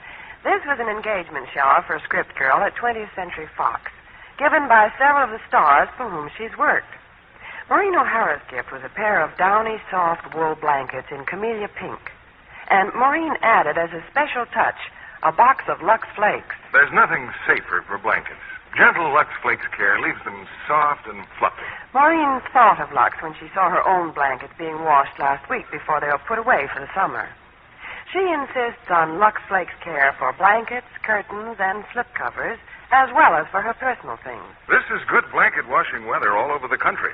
If blankets are put away fresh and clean, there's less danger from moths. Here's the way blankets are handled in Maureen O'Hara's home. They're washed quickly in extra-rich, lukewarm Lux suds, then rinsed 3 times in water the same temperature as the suds. Then they're hung in the shade over several parallel lines and shaken from time to time to fluff up the nap. No other soap, no other washing product is safer for washable woolens. Get a big box of Lux Flakes tomorrow. Give your blankets, all your nice washables, that lovely Lux look. Now, here's Mr. Keeley with our stars. If Ronald Reagan and Patricia Neal will step down stage to the footlights, I know the audience is waiting to demonstrate how much they love John Loves Mary. And in a few moments, we're going to have a real surprise for you. It has something to do with your closing show, doesn't it, Bill? Yes, we have a wonderful show next Monday to close a very happy and successful season. And I'm flying back to Hollywood myself for the occasion. The audience will miss the Lux Radio Theater even for 8 weeks, Bill. But I'm glad Patricia and I got back from the East in time to be in on part of this season. Was it a business or a pleasure trip to New York, Ronnie? Business for the Screen Actors Guild. Patricia, you were in North Carolina, weren't you? Yes, Ronnie. At the premiere of the new Warner Brothers picture, Bright Leaf. It's about the great tobacco families and their fortunes. So naturally, it was held in Raleigh, North Carolina. Everyone had a delightful time. I hope you always put in a box of Lux Flakes when you travel, Pat. I certainly do. Lux Flakes are a must when a girl travels, Bill. What's your new Warner Brothers picture about, Ronnie? Does the title Storm Warning refer to tropical hurricanes?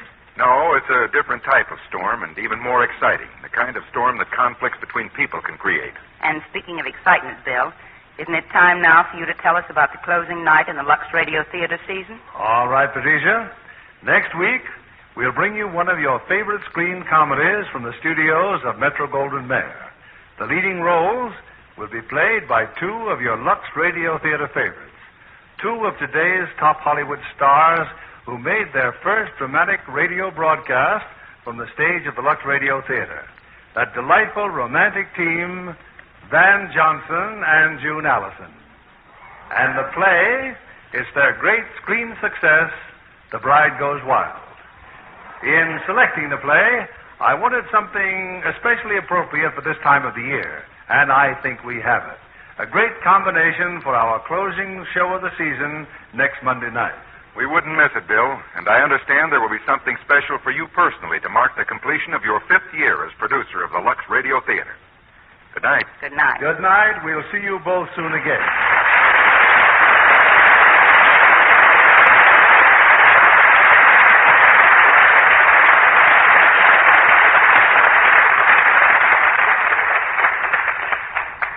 For a truly luxurious beauty bath, screen stars say there's nothing like Lux toilet soap in the big bath size. The charming young star Wanda Hendricks says, "This new bath cake makes my daily bath more luxurious than ever. The creamy, active lather leaves skin softer, smoother, gives me all over Lux loveliness. And the perfume is delightful, a flower-like fragrance that clings. You, too, will enjoy this satin-smooth bath cake Wanda Hendricks recommends. The lather's so rich and abundant, even in hardest water. See if you don't step from your Lux toilet soap beauty bath relaxed and refreshed, sure of charm. Next time you shop, be sure to get this new bath size. See for yourself why 9 out of 10 screen stars use Lux toilet soap."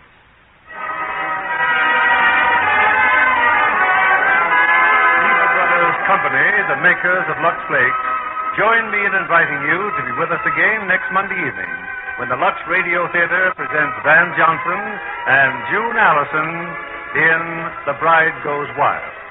This is William Keeley bidding you good night.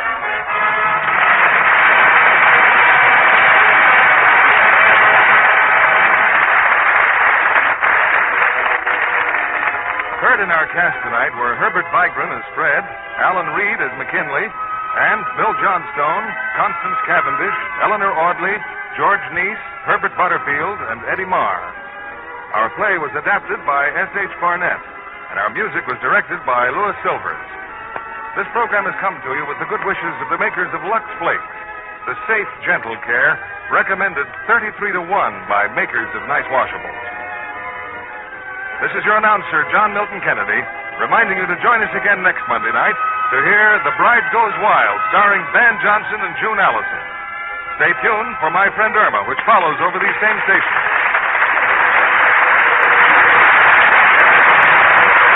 This is CBS, the Columbia Broadcasting System.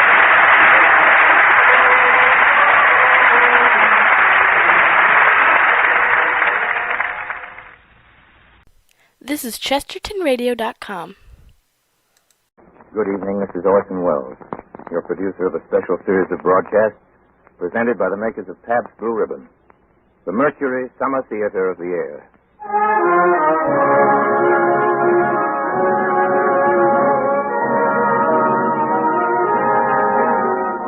Tonight and every Friday night, Pabst Blue Ribbon presents you with a front row seat in America's favorite summer theater. And now, here is America's most famous producer, writer, director, Orson Welles. You might say that the following half hour and shivers, arranged for your delectation by Mr. Norman Corwin, is a radio documentary. Here is an authentic word-for-word confession of a murder committed by a middle-aged Englishman named Dougal some 41 years ago. Except for occasional dialogue indicated in the confession itself, we're bringing you over these microphones exactly what the killer told the British police, exactly as it came out of his own tortured mind and in his very own words. So that this special broadcast may move without interruption, our sponsors have kindly omitted their commercial message at the time, which usually comes in the middle break. So right now, before we get started, let's pause for a few seconds to do homage to a very patient and long-suffering gentleman, your dealer of blended, splendid... Yes, your Pabst Blue Ribbon dealer deserves sympathy these days of the beer shortage. For after all, it's not much fun for him to have to tell you thirsty folks that he can't let you have all the Pabst Blue Ribbon you'd like. So please remember two things. First, remember he's doing his very best, as are we, to get you your share of Pabst Blue Ribbon. And second, remember that every single bottle you do get will be, as always, the happy blending of never less than 33 fine brews. Yes, as always, every taste is just the way you want it. Not too heavy, not too light, with that real beer flavor coming through. As always, it's blended splendid, Pabst Blue Ribbon. And now, the Mercury brings you Orson Welles in his own production of Norman Corwin's The Moat Farm Murder.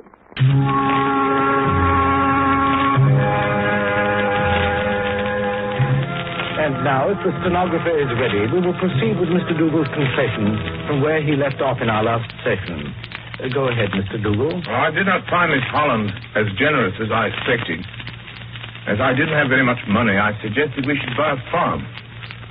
I think we looked at about a dozen farms altogether, but none of them suited me. So I came across the Moat House farm.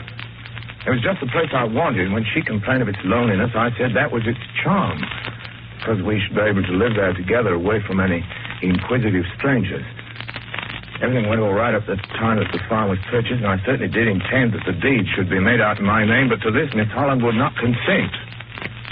Nor would she pay the deposit in my name, and therefore all the visions I'd had of getting hold of the farm, turning her out, and selling it, melted away. Finding she was so tight-fisted, I began to think of various schemes to put her out of the way. But I thought I'd wait a little bit to see if she altered.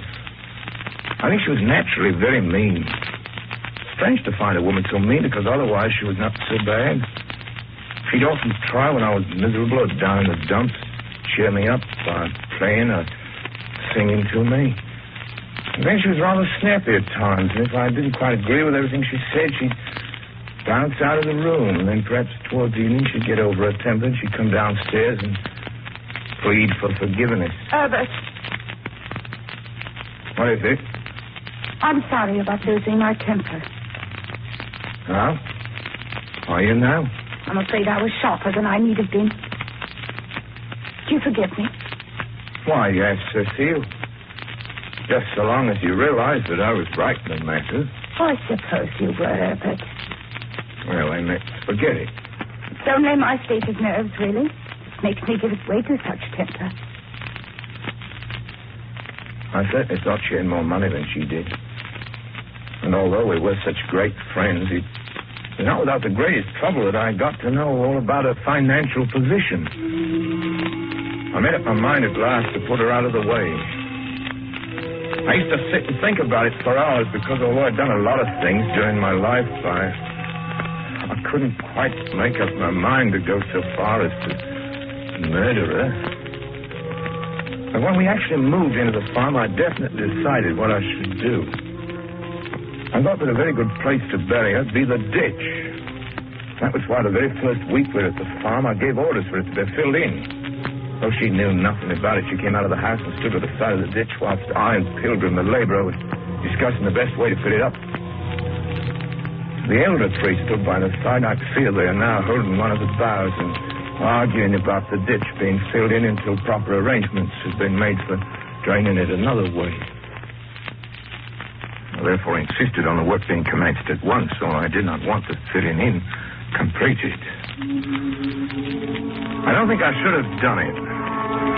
Had I not wanted money very badly. I made one final appeal to Miss Holland to let me have some money, but she refused. She was so mean that she would not trust me with even the wages to pay the farmhands. And at last I was so pushed in a corner that I determined to finish the matter that week. Of course, I know all about firearms. When the wind was in a certain direction, I fired the revolver off several times in the coach house in order to see if one could hear it while they were in the back of the house. I was very glad to find that nobody heard any report. I placed the revolver fully loaded and some cartridges on a shelf in the coach house, ready for me when I wanted it. It was there 7 or 8 days until I finally used it. Just a moment, Mr. Dougal. What about the testimony of the servant girl Blackwell that you made advances to her late one night? You know, what that servant girl says about me going to a door is about right. Although I think she exaggerates a little. Well, Miss Holland and I had quite a row about it. She accused me of a lot of things. Of course, I declared that the servant's story was a lie from top to bottom, but she stuck up for the girl. She made herself so ill that she cried very nearly the whole of one day. On Friday morning, we made it up. We had breakfast together on Friday morning. I got around her by lunchtime.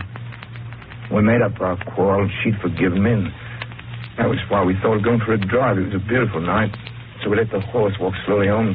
I think it was about 8:15 when we got back to the farm. When I'd taken the horse out, I thought she'd go in the house, but instead of that, she made some remark about it being a beautiful moonlight night. I pushed the trap into the coach house by this time, so I stepped up to the side of the trap, reached down the revolver, and as Miss Holland stood just near the door, looking at the moon, I shot her. She dropped just like a log. Then I pulled her into the coach house. If I live to be 1,000 years old, I shall never forget the feeling as I caught hold of both her hands and drew her along until I got her into the coach house. All kinds of things came into my mind, and my heart seemed almost to stand still as I put my hand inside her dress to feel if her heart was beating. Of course, I knew that she was dead. Yet I don't know what made me do it, but I knelt down on one knee and pulled her head and asked her to speak if she could. Cecile! Cecile! Speak to me, Cecily. Do you see me? Cecily!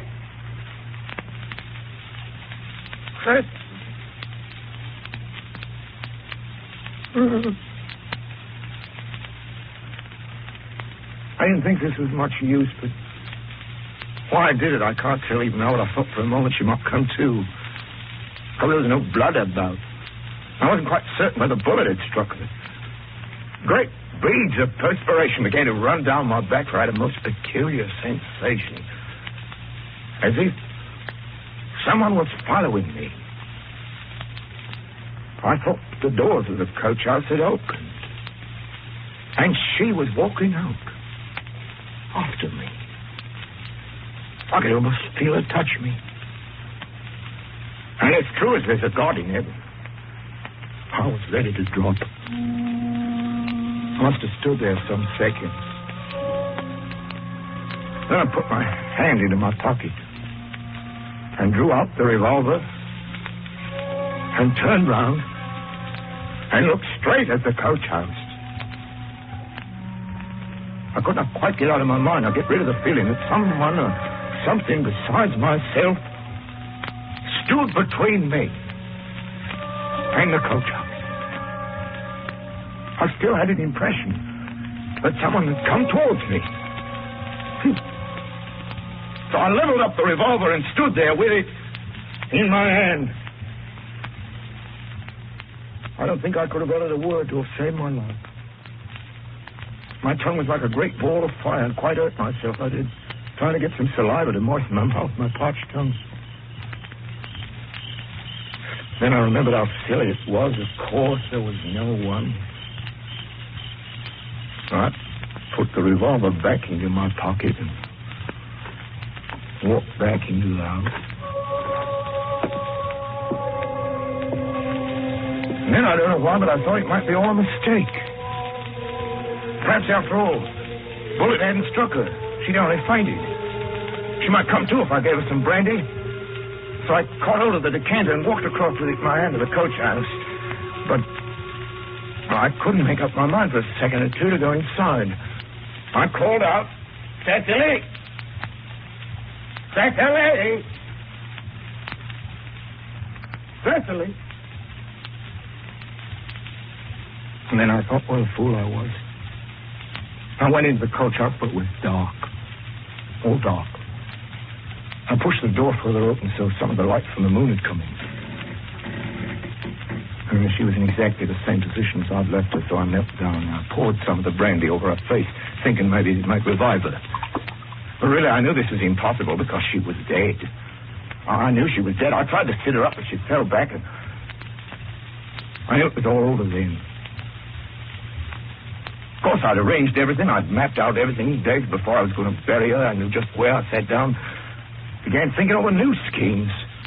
Every few minutes, I kept touching her and feeling her pulse and speaking to her. And then I made up my mind that it'd be best not to put her in the ditch, but to take her away and bury her somewhere else. So I took off her hat and her veil and her jacket she was wearing. I picked her up in my arms and walked down by the side of the little moat. Her head was leaning over my shoulder. As I carried her along, I wished there was a great big furnace there that I could put her in and watch her burn. I thought of cutting her up into pieces and putting her into the moat. Then I thought of the time it'd take me. I was afraid of being interrupted. Somehow I wanted to bury her out of sight, and yet I wanted to keep her by the side of me. So I went back to the field, and I picked her up again and carried her over to one of the haystacks. I found then that she was getting all cold and stiff, for there was a strong breeze blowing. It was rather a cold night. It was horrible to see her lying on the ground. Before I picked her up the last time, I wished she was alive again, because... Well, then I thought, after all, she hadn't done me any harm. So I knelt down, and you wouldn't believe this. I kissed her once or twice.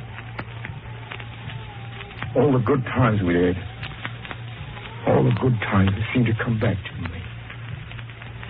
And I remembered once or twice when I'd been sick, and she'd nursed me and tried to get me well. And I thought, after all, what a bit hard to do her in. Then I began to think what had happened to me if she was found. I thought I'd hide her in the haystack for a few days, but finally I made up my mind that I'd get rid of her once and for all. I went to get the fork and carried some straw and laid it down at the bottom of the ditch. And I began to think of the way she'd nagged me and the difficulty I'd had getting money from her. So I caught hold of her hand and pulled the ring off her finger. She was very fond of this ring. It had been given to her by, well, I guess the only man she ever really loved. I asked her to tell me the story one day. She did. She said that while her aunt kept a ladies' school at Liverpool, she used to help her in the management. While doing so, I grew very fond of a brother of one of the pupils, a midshipman who had returned home from a voyage. He had some relatives in the West Indies. He went out there shortly afterwards and took some kind of post. He used to write me letters, and just when everything looked bright, he was drowned through the upsetting of a yacht, and his body was not recovered for some days. When it was found, the ring that he wore on his finger was taken off, sent home to his parents, who gave it to me. Well, I took that ring off her finger. And just as I did so, a stray moonbeam came through one of the cracks of the door and played all about her face. It made me quite shudder. Once I put my hand down and caught hold of the gold cross that was round her neck and wrenched it off, snapping the chain on which it used to hang round her neck. I turned her over, put my hand in her pocket, and took out her purse. I don't think I knew what I was doing then. I picked her up in my arms, and just as you'd carry a baby, I carried her out of the coach house and laid her on the straw. 1 minute I wanted to kiss her, and the next minute I wanted to pitch a lot of mold over her. But at last I made up my mind that I'd bury her. Bury her and get her out of sight. I thought perhaps unless I covered her over the fowls, it'd scratch away the straw, so I got me some brambles and twigs and traces that wouldn't stretch them over the body. I picked up the fork and put a thin layer of earth over the top of the brambles and straw, and then I went back into the house. Went to bed. I couldn't sleep. I got up and walked round the farm and down to the road, back again. I couldn't keep my eyes off the ditch. I'm sure I aged that night 20 years. I never closed my eyes the whole night long, and I could not keep still or rest for even a quarter of an hour. I tried to read. I tried to write. I tried to sleep. It was all in vain. Not one single moment's peace did I have, and I'm sure that if I went once to that ditch, I went plenty times. First thing I did when I got to the house was to open Miss Holland's desk and go through a lot of her papers in order to find out, if possible, how much money she had. She kept her accounts very neatly, but I was very disappointed when I found out she was not worth more than £6,000 or £7,000. I thought perhaps Miss Holland had some more cash concealed about the place somewhere, so I turned over her trunks and I turned over her boxes. But I could not find any cash. And I certainly did feel somewhat disappointed. I come out to a terrible part of my life because however clever one may be, however well one's plans have been carried out, there's always a suspicion lurking at the back of your head that you may have made one little blunder which will lead to the truth coming out. As sure as I'm alive on this earth, no one tried harder than I did to banish entirely from my mind all recollections of that terrible night. But I found it was physically impossible.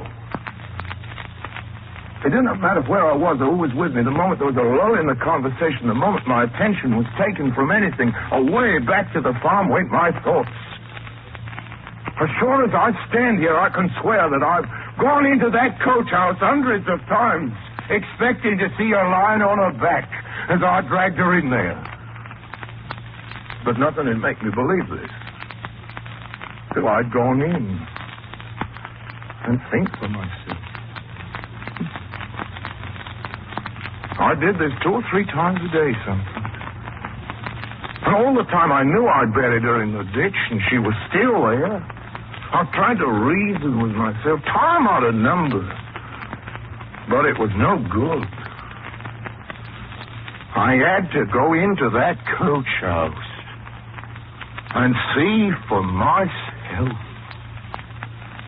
that she was not there.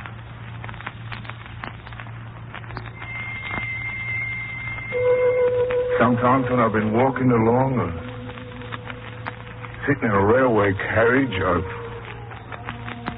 closed my eyes and tried to make myself believe that it was all a dream. That Miss Holland wasn't dead. And it was some foolish thought that I got into my mind.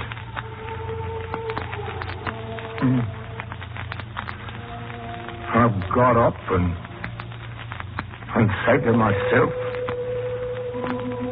"You're not a murderer, old man, whatever else you may be."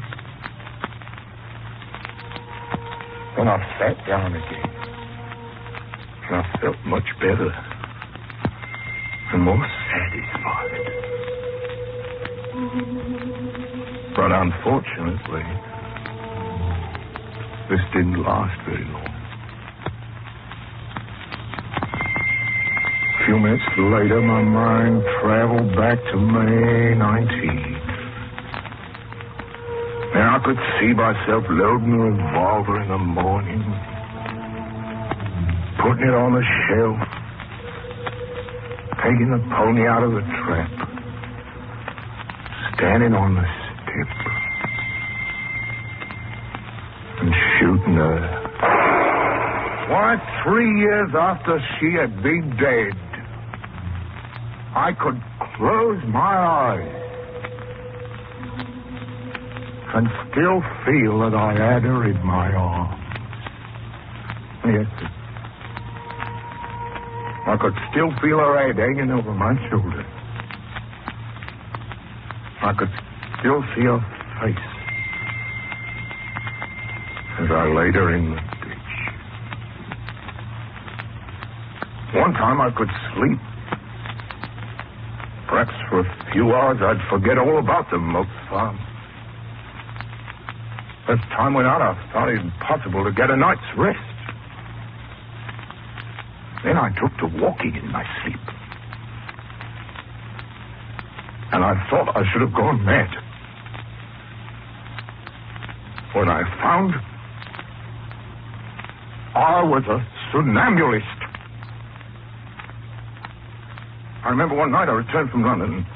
After having a good look around, I went to bed. I think about 11 o'clock. I remember quite well taking off my clothes, getting into bed. Just before daybreak, I suddenly came to myself. And I found I was standing by the side of the ditch. And that a spade was in my hand. I was in my nightshirt. I got out of the bedroom, walked down the stairs, opened the door, crossed over the moat bridge, gone into the coach house, and then gone to the grave with a spade in my hand. I think I must have been standing there a long time because it was very cold. My nightshirt was wet with dew. I shook from head to foot. My teeth chattered. I was aching in every limb when I woke up. So I pitched the spade back into the coach house. I went back to bed. There I lay awake, counting hours. I was really afraid of myself. I thought that one of these mornings the laborers had come in and find me standing there. I thought of all kinds of methods to prevent myself from being found there. The only way that I could prevent myself walking out to the ditch in my sleep was locking the gate at the entrance of the moat bridge. I put a bit of chain around it. Before I went to bed, I used to see to it that it was padlocked. All this did not prevent my walking in my sleep, but it stopped me going out to the ditch. Because I used to go right up to the gate. As it was locked, I feel certain I used to turn round and go back to bed. I know I did this because one day the gate was painted white. And when I woke up in the morning, I found my hands covered in white paint, which showed that I'd gone down to the gate and tried to open it. I got very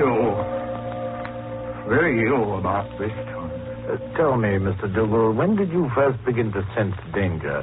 Before or after the investigation was started? When the superintendent called at the farm, I think that's when I began to see danger. I thought it best to leave the farm. Leave it once and forever. Well, I didn't know where I was going when I left it. Sometimes I didn't seem to care whether they found me or whether they didn't find me. I was so tired of it all. And yet the moment I thought of a hand being placed on my shoulder, I conjectured up all kinds of pictures. I've seen myself tried. I've heard myself sentenced. And I've felt myself standing on the scaffold with a rope round my neck.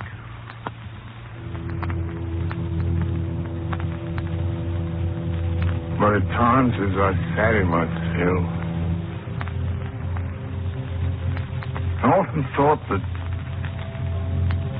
after all, I was only living a life of misery. And it'd be better to end it.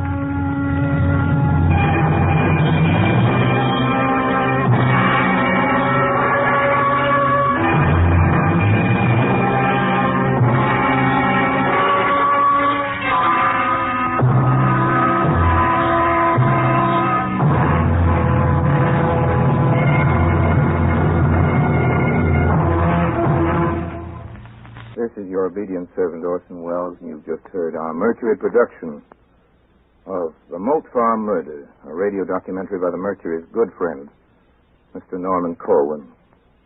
I was Dougal the killer, and Mercedes McCambridge was heard as Miss Holland, his hapless victim.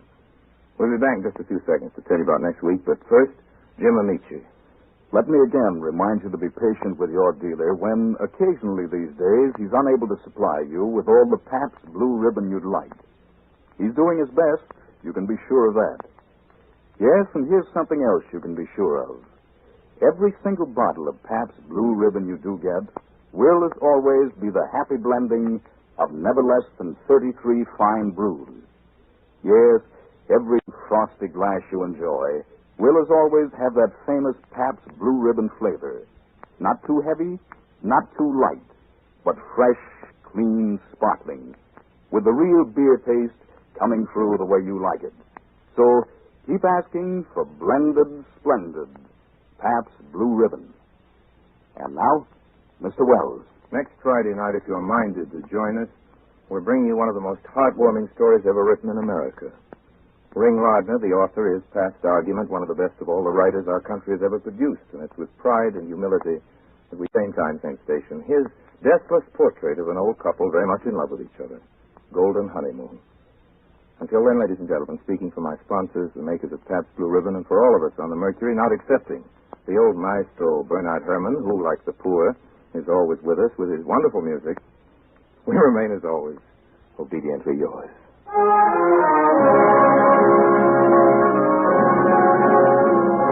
This program came to you through the courtesy of the Pabst Brewing Company of Milwaukee, Wisconsin, makers of splendid Pabst Blue Ribbon. This year, when food shortages threaten starvation to millions, our farmers need all the help they can get to bring in the crop. So, all of you who can work for the remainder of the season should get in touch with your agent or local farm employment office immediately. This is CBS, the Columbia Broadcasting System.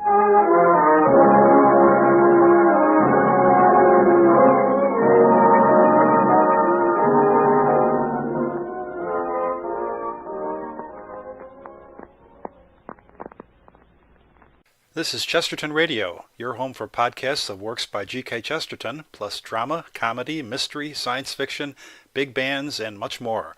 The soundtrack to your Chesterton day at chestertonradio.com. This is the BBC Home Service and British Forces Broadcasting Service. Saturday Night Theatre. We present Hubert Gregg, Nicolette Bernard, and Rafe Truman in Escapade by Roger MacDougall. Adapted for broadcasting by Cynthia Pugh. Escapade.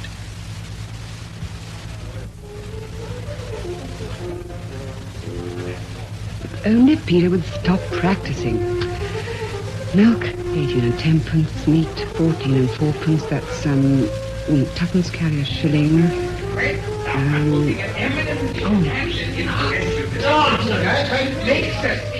Carry 1.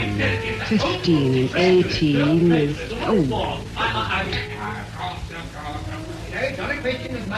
Oh dear. Hello, Mother. When do they want tea, Stella? Oh, not till they're finished.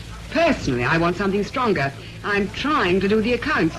What with John's meeting and Cousin Peter practicing, I've added up the same column 7 times and never got the same result twice. We can't have spent more than £20 on groceries, can we? Well, don't forget the boys were home. Here is Peter. Hello. What are you looking for? I want to shove on Siegfried's Journey to the Rhine. You've got it, haven't you? I've also got a splitting headache. Is that a gentle hint that I should stop playing? Perhaps you should. 17 and 5 and 6 and 4 pence. No sacrifice is too great. You'll be here for tea, too? I suppose so. That makes 24. What's the meeting about? Peace. Should have guessed it, shouldn't I? Nervous, I suppose. Me? Well, the headache. What are you getting at? Ever since you've come back, you kept hinting all isn't well with me and John. Well, is it? Oh, why shouldn't it be? The fact that John is my cousin doesn't prevent me from saying that you married a self-centered, egotistical maniac. All right, he's selfish, but he's not completely selfish. Oh, Stella. Oh, he is with me and with everyone else, I suppose. He's very selfish with other individuals, but with people in the mass, he's unusually altruistic. Well, I mean, look at his books. Oh, yes, they tell you how you ought to behave, how you ought to think, even. I'm surprised they don't tell you how you ought to breathe. He gives a lot of time, more than he can afford, really, to worthy causes. This author's peace manifesto, for instance. Well, you can't call that selfish. Can't I? When did he take you out, Glass? Well, he's been busy. He hasn't really had a minute. Why this sudden concern about me, anyway? Gratitude. But for you, I might be a careworn father instead of a carefree bachelor. You know, 18 years ago, when you got engaged to John, I was in love with you. Yes, I know. Have a drink. You know? Yes. I think it was John who told me. John? I never told John. When was this? When he was proposing. He said I ought to marry you, but if I was fool enough to marry him, he'd have me. But why, in heaven's name, if you can't reconsider a simple matter of phrasing... Complete waste of time, I tell you, Hamden. You'll never get anyone to sign it. No one with any sense of responsibility. You won't get me anyway. I'm sorry you feel like this, Sir Harold. We need names, you know. Distinguished names like yours. But we can't keep on compromising. Surely you see that. If we do, we'll just produce another pious, meandering, well-meaning document with no effective guts in it. Good idea. Sir Harold Cookham. Do you mind seeing yourself out? Do forgive me, everyone. I must go back to the meeting. See what I mean, Peter? Peace manifesto, I think you said. I thought that old boy looked exceedingly warlike. Who's that unpleasant-looking man who passed me in the hall? Sir Harold Cookham, Commander of the Order of the British Empire, President of the League of Authors, Nobel Prize winner, Doctor of Literature, Cambridge, practically God. I didn't like him. Neither did John. Oh, perhaps I was wrong. He seemed pompous. He was ruffled. Was he? Poor man. One should never jump to conclusions, Peter, especially not when John is in the house. He has a genius for proving that you're being unpleasant when you're merely disagreeing with him. What did they fight about? Peace. Oh, I wish John would start writing again. He was bad enough before, but since he's adopted pacifism, he's been more bellicose than ever. I must have come to something, mustn't I? But that unpleasant man put it right out of my head. Now, what was it? A telephone call? That was it. You are clever. Who telephoned? You know, I disapprove of the telephone, Peter. Oh, do you? Usually, I refuse to speak to it. It's a most unsatisfactory instrument. One always thinks of what one should have said about 5 minutes later. At least I do. Who telephoned, Mother? Well, someone quite unexpected. Oh, I know, the boy's headmaster. Dr. Skillingworth? Either he's in town and he's coming over, or he's not in town and he wants John to go and see him, one or the other. But which? Does it matter? Well, of course it matters. Either John has to go and see him or he hasn't. You see, Peter, it only leads to confusion. Well, it wouldn't if you'd only listened properly. When did he telephone? Oh, sometime today, I think. Well, it must have been today, otherwise I'd have told you yesterday, wouldn't I? John will be annoyed. Never again will I touch the instrument, not for anyone. Not at you, Mother, at Skillingworth. Suppose I'd better tell him. He hates being interrupted and he can't bear the sight of Skillingworth. I'm sorry I have to leave so early. I think there's appointment, you know. Oh, your coat, Mr. Walters. Oh, thank you, Mrs. Hampton. You'll come to our next meeting, won't you? I'm afraid I've something on that night, John. We haven't fixed the night. Afraid I'll be very busy every night next week. It may be the week after. Pretty busy that week, too. In other words, my good Stephen, you won't come.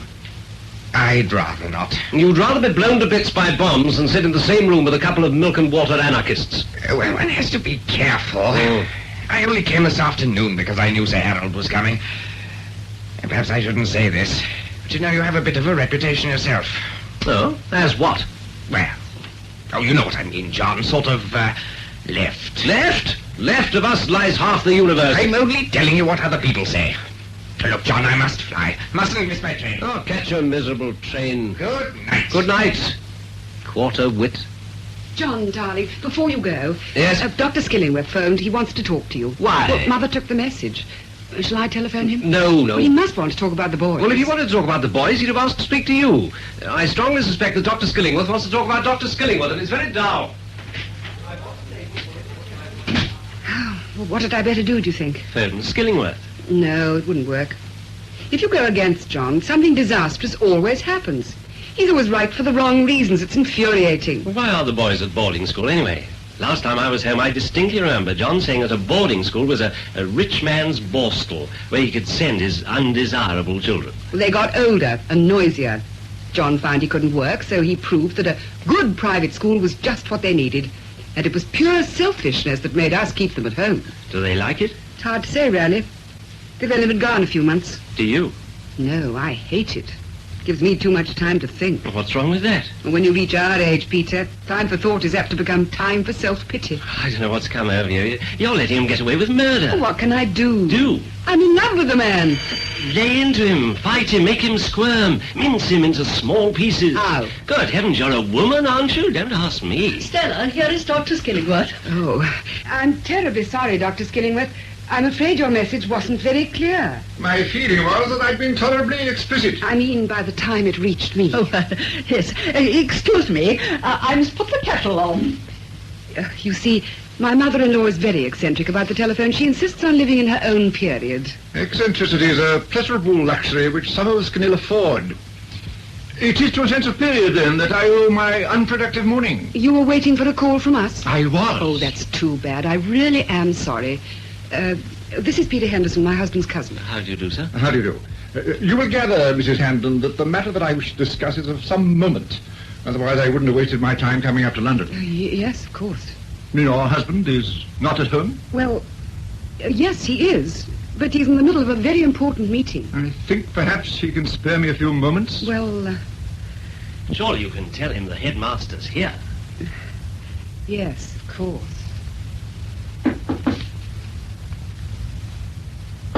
Go away! You see, Dr. Skillingworth. Already, this is too much. Did you do that? I did, sir. Don't they teach you manners at your school?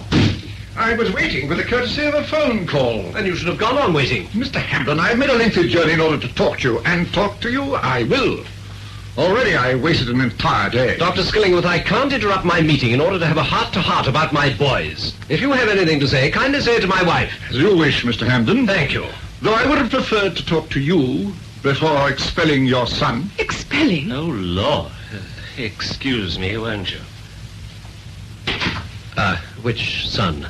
Icarus, Max, or Johnny? Maximilian. Max? Max, or as he is known throughout the school, Battling Maxie. Battling Maxie? What's happened to him? Well, he's in the best of health. I'm more concerned with what's happened to the other boys. What have you done to him? For the moment, I've locked him in the boiler room. No, don't be evasive, Skillingworth. There must be some reason for this. What has he done? He has subjected the entire school to a reign of terror. This morning, one of the boys was knocked unconscious with a broken nose. Awful. Well, it could have been an accident. Your son was overheard by two members of the staff saying, I quote, "I'll get that bastard if it's the last thing I do." Max? I don't understand. He's only 12. Was it a little boy? The latest victim was a boy of 15. Oh, and the parents, do they know? The parent in this latest case happens to be myself. Oh, good Lord. It was my son Richard who was attacked. Your son, aged 15, was attacked by my son, aged 12, so you've come all the way here breathing vengeance and threatening expulsion? Oh, really, Skillingworth, I'll knock your block off. John. That'll teach you something about my brand of pacifism. Mr. Hamlin, there's no point in bandying words. I felt it my duty to speak to you personally. Obviously, I made an error of judgment. Oh, no, you don't. You don't wriggle out of your responsibilities as easily as that. I sent you a docile little boy of some 12 years with, if I remember correctly, a rather sweet disposition. Within a few months, you have turned him, if you were to be believed, into some kind of an unholy cross between Cassius Clay and Dracula. I do not hold myself responsible for the entire behavior of all my pupils. No? That's not what you told us when you were soliciting the enrollment of my boys. I guarantee a moral background at Ferndale. That your son has had. What kind of a background he had before he came to us, I shudder to think. Dr. Skillingworth. A pacifist who threatens to knock people's blocks off. Dr. Skillingworth, I will not allow you. There, God. Good day, sir. Let me see you out. Pompous ass. Oh, hello, Peter. Headmaster gone. Yes, he's like all the rest of them. Whenever a real problem presents itself, he tries to sidestep it instead of welcoming the chance to grapple with it as any good teacher would. I pity the poor kids who have him as their mentor. Your own, for example? Yes, we'll have to think about that. There are so many pitfalls for the young and so few good teachers. He's got about as much sensitivity as a steamroller. Who has? Your husband has about as much consideration for anyone he comes up against. And what's that you've got? Letter from the criminal himself, written before the crime. School stinks. Food stinks. Old Skillingworth stinks. His son is a fifth columnist, always carrying tales. Evidence of premeditation. Don't want to go to university. University stinks. Oh, Lord, this'll please John. What? He wants to go to Sandhurst. Who wants to go to Sandhurst? Max. Well, write and tell him, A, that half murdering his fellow pupils is no part of the entrance examination, and B, that he isn't going anywhere. Have you seen volume 15 of the encyclopedia? Oh, it should be in the study. I know it should be in the study, but it hasn't been in the study since the boys were home for Christmas. Oh, well, it must be in the glory hole. I'm sorry. I'll try and find it for you. I suppose, Peter, being ex-Indian Army, you would approve of Sandhurst. Turn him into an officer and a gentleman. I wasn't a gentleman. I was a bandmaster. I see the hand of Cousin Peter in all this.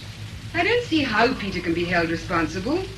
He hasn't even seen Max since Christmas. That's when he gave them that damn punch ball. We ought to get rid of him. In fact, their whole shrine of physical fitness should be dismantled. I don't see why we should discourage the boy's interest in physical fitness. I think Dr. Skillingworth does. Anyway, I think you ought to dismantle it while they're away. Oh, it makes everything so final. The house is empty enough as it is. Here's the encyclopedia. Thank you. There's something I want to look up. I'm worried, John. This is volume 15. What? Something must have happened to Max. Nothing's happened to Max. Max is a perfectly normal little boy. And normal little boys love to pummel the living daylights out of other normal little boys. That's why perfectly normal little boys have to be educated. Skillingworth's obviously fallen down in his job. Anyway, he's exaggerating, battling Maxie. He probably aimed a swipe at young Skillingworth and he hadn't the brains to get out of the way. Ah, here we are. Answer it, will you, Stella? Yes. Hello? No, I'm afraid Dr. Skillingworth has just left. You sound rather agitated. Nothing wrong, I hope. One of the teachers has been what? Shot? Well, he's not... Oh, I see. And do you know who... One of your boys... Oh. What on earth? They'd rung off. Here, give it to me. I'll call them. What's the number? Webster, 2246. Webster... Operator, this is Hampstead 6001. I want... What is it? Webster 2246.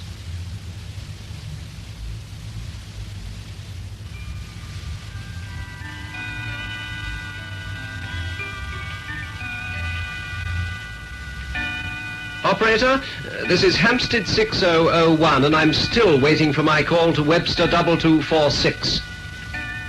Well, keep on trying, will you? It's very important. How can a number possibly be engaged for 4 hours? I suppose the school's in a bit of a flap. If they hadn't rung off, we might know something. Well, we know the teacher was shot in the leg. It might have been worse. Well, if it had been Max, surely they would have told you. Well, they probably didn't know who I was.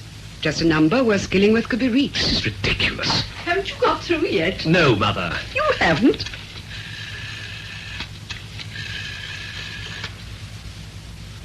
Operator, this is Hampstead 6001. I want Webster 2246. I know you've been trying. I want you to try a little harder. It would be quicker to go there. You're not surprised. You take a boy out of a good home and put him in a place where he's more or less free to do as he likes. What do you expect? No, you don't expect him to shoot his teachers. Don't you? When I was a girl, I nearly always wanted to shoot my teachers. And I never had a gun. Well, school children don't usually go around armed. That's another thing we want to find out about Stella. Progress, I suppose. Why don't you get the car out and run down? Mother, will you please leave me to handle this in my own way? Well, isn't that what you're doing? I was only trying to help. Well, don't. Why does everybody nowadays suffer from ingrown megalomania? I should have thought you might know the answer to that. You put a simple issue before my meeting, and they turn it into a tortuous problem of self-examination. And I can see them all 20 of them in their separate homes, enumerating their conscientious doubts. Doubt is something you don't know about, John. It can be a very real and very terrifying thing. Oh, why entertain it? Kick it out. Well, how could you take action against something that compels you to inaction? You've become very metaphysical all of a sudden. What's come over you? Doubt. What about, darling? Us. Us? Do you mean because of the boys, because of what's happened? No, this has nothing to do with the boys. Well, at least I don't think so. Maybe it has. I don't know. Look, I don't know what you're talking about. Are you all right? No. I've got migraine, gastritis, and all 5 endocrine deficiencies. It can all be explained away physically. I'm sorry I mentioned it. Well, there's no need to be sarcastic. Remember, I don't know what you're talking about yet. Don't let that stop you. It doesn't usually. Are you just trying to be bitchy? Seems like it. Well, you're succeeding. Peter asked me to go to the prom with him tonight. I wish I'd gone. Is this relevant, or are you just changing the subject? Both. It's the last night tonight. I think this is the first season we've missed completely. Oh, I've been busy. This ruddy peace manifesto. You wouldn't want to go to the last night anyway. See songs and rule Britannia. That's not the point. You might have noticed we hadn't been this year. I suppose so. I'm sorry. You should have gone with Peter. He obviously wanted to hold your hand and sing Land of Hope and Glory at the top of his voice. He's probably played it often enough in some far-flung outpost of empire with nostalgic tears dripping down onto his euphonium. Peter is a very sensitive person. No, I didn't say he wasn't. One can be sensitive and still enjoy Land of Hope and Glory, I suppose. Nothing I say seems to express what I mean. Well, I'm glad you've noticed it too. I feel alone, John. Since when? Well, I really don't know. Peter brought it home to me. He's in love with you still? Oh, don't be ridiculous. And you? I said I felt alone. I'm sorry. I've been neglectful, I suppose. I should have been more thoughtful, especially when your nerves are a bit frayed. My nerves are not frayed. Look, I'm not saying they shouldn't be. You've got every right to be jumpy. I am perfectly cool and calm. I know. You're controlling yourself. That's what causes the strain. I am not controlling myself. Fine. Let yourself go. Feel a great deal better. You are the most frustrated, pig-headed, insensitive hulk of complacent masculinity that any woman ever had to suffer. You're a jobber now. What's that? I don't know, but it describes you. Jobber now? Nice. I hate you. Fine. Now let's do a little tidying up after the storm. Well, if you think that the storm is over, you're very much mistaken. I meant every word I said, John. People always mean what they say. But the human mind being what it is, people don't say what they mean. Stella, I'm sorry if I've been more than usually perfunctory. Well, that's very handsome of you. You're always very good at noticing things when they're pointed out to you. But I do wish you'd be less cryptic. I think we've had it, John. Now, what do you mean we've had it? Oh, not very eloquently expressed.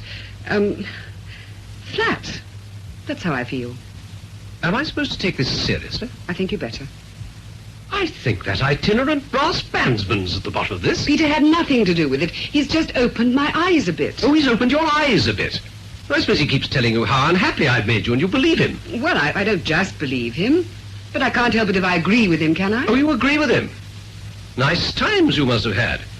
He's got a nerve, coming out of cold storage or wherever he's been with his puppy love fresh in his big brown eyes, and you fall for it? I do not fall for it. What do you think it'd have been like if he'd lived with you for the past 18 years? You'd have knocked the puppy fat off him, I can tell you. He wouldn't be prancing around with dew in his eyes and honey on his tongue. And if you think I'm going to take this retreat from reason seriously, you're very much mistaken. Scratch a man and you find a farmyard bull. You don't imagine I'm jealous? I don't have to imagine it. Of that peripatetic wind instrument? You're not only being mean and ridiculous, you're being irrelevant. Peter had nothing to do with this. That's not what you said a minute ago. I said he'd opened my eyes a bit. You have no guarantee I'd have stayed blind indefinitely. No, I haven't, have I? Stella, And don't lose your temper again, either. Your sense of humor when you're being heavily sarcastic is much cheaper than you can afford. Any news? Any news? What of? From school. Oh, Lord.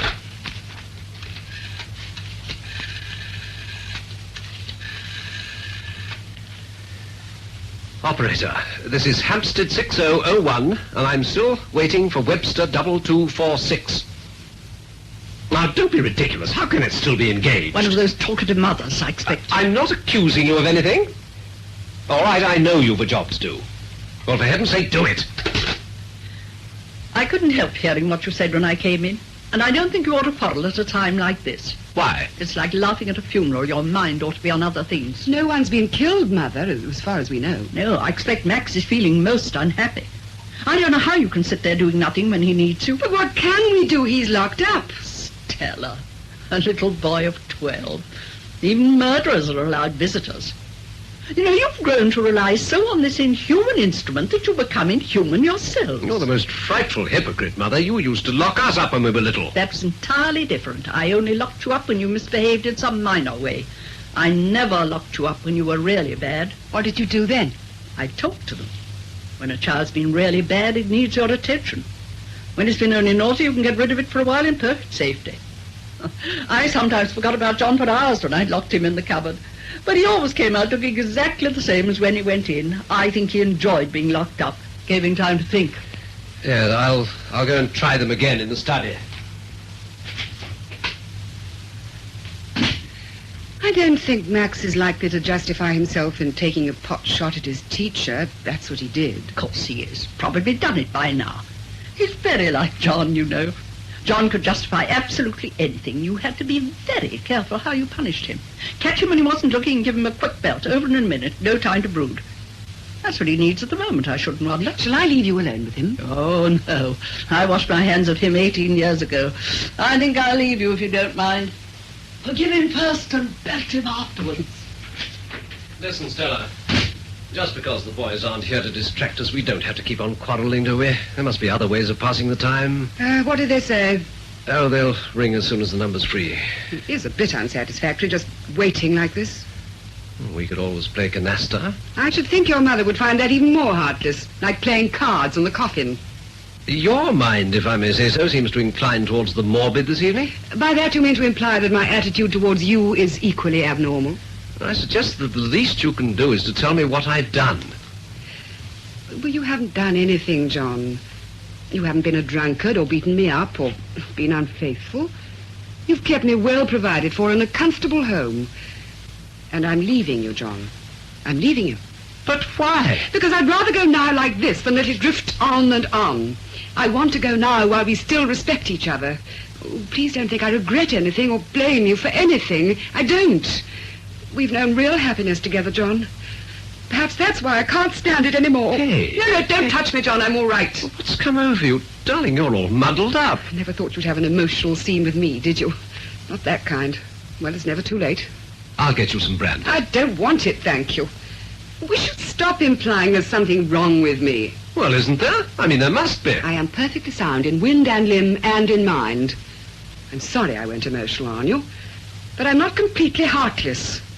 You heard Mother saying that Max needed you. He does, you know. Well, I'm not going to cut my throat or banish myself to Timbuktu. I'll be around somewhere. Anyway, I'm not going until we've heard about Max. Well, shall I renew your subscription to the library? Is that important? Oh, it's overdue. Remember when this photograph was taken? In Switzerland, the summer after Icarus was born. You haven't changed much. I have. 15 years. Remarkable, really. I didn't have crow's feet round my eyes. It was a good holiday. It was the worst holiday we ever had. Was it? It was the year you broke your leg. Stella, I wish I knew what the hell it's all about. Subtlety was never your strong point, was it? Oh, don't be ridiculous. I'm a writer. Oh, yes. I suppose if I worked up to a flaming row, called you everything under the sun, put on a wild fit of hysteria and ran sobbing out of your life forever, you dimly grasped that something wasn't quite right. Now, be reasonable, Stella. That's just what I am being. I'd like to do all those things, but I'm trying to be decently grown up, and it isn't easy. I'm sure it's very difficult. I only wish I knew what you were trying to be grown up about. About being a cipher. About being ignored. About having no apparent significance in life. I don't know what you want from a wife, but whatever it is, you don't need one. Good heavens, is that all it is? It doesn't seem much to you, does it? Well, it's a great deal to me. I'm not going to finish my life swept into a corner with the rest of your rubbish. Let's talk about this in a reasonable... Oh, talk. You don't talk about feelings. You feel about them, if you have any. Stella, I'm probably a completely inadequate human being. I'm sure any man is when confronted with the complexities of the female mind, but I'd like you to know that I don't know what the hell you're talking about. Fine. Good. At last. Hello? Skillingworth, yes? No. No, they're not here. Who's not here? What do you mean they're not at the school? The boys. You mean they've run away? Well, what time did you miss them?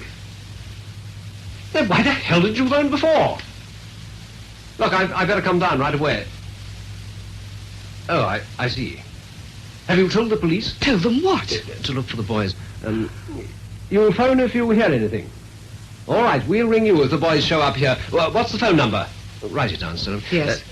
2238. Yes, Webster. Webster, 2238, right? Yep, we'll ring you if they turn up. Goodbye. School phone's out of order. Skillingworth's phoning from a call box. They've all run away. Johnny, too. Apparently, they went about 4. And the silly fools expected them to show up at bedtime. That's why they've only phoned now. Oh, shouldn't we go down? No, they think they're probably making for here. They'll show up. Whenever you're in trouble, you make for home. Hello? Hello, yes? It's a telegram, Stella. Write it down. Yes. Yes? Arrived fairly safely. Fairly safely? I see, yeah. Back soon. Icarus, Max, and Johnny. Thank you. Yes, please do. They're sending a copy round. Where was it handed in? Where was it handed in? In Luxembourg, thank you. Luxembourg? Luxembourg? That can't be right. Would you mind repeating that? I see. It was handed in at 8:30. In Luxembourg.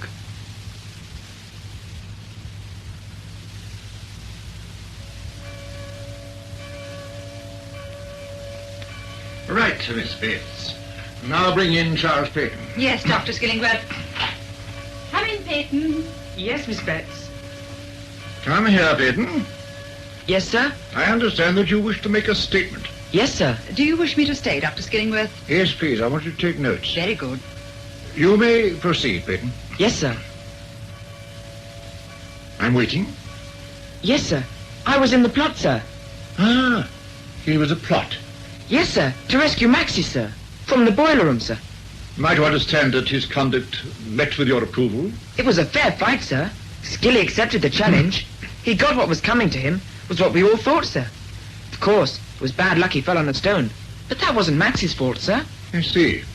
And what part did you play in the work of rescue? I created a diversion, sir. A diversion? At 15:29 hours. We set our watches in Latin prep. And who are we? Me and Johnny, sir. Johnny and I. No, sir. It was Johnny and me. I see. Am I to understand, then, that John Hampden was in the plot, too? Oh, yes, sir. It was his show. His show? His show, sir. His plan? Yes, sir. His plan. And what was your diversion, I think you called it? Well, sir, I fell down at the far end of the quad and wriggled about with horrible pains in my stomach. Imaginary pains? Yes, sir. To distract attention? To create a diversion, sir. Hey. And what happened then? At 15:30, the others broke the boiler house window. That's why I had to howl with pain. To drown the noise? Yes, sir. And did you? Oh, yes, sir. And who were the others? Johnny and Icarus, sir. Oh, it was a family affair. Apart from me and Daventry, sir. And did you see what happened next? Well, not exactly, sir. But I know the plot. Yes? Go on. Well, Icarus was to nip in the window, sir, and shin down the central heating pipes. They're never very hot, sir. Oh. Then he was to give Maxie a leg up, and they were to haul him up and make for the gate.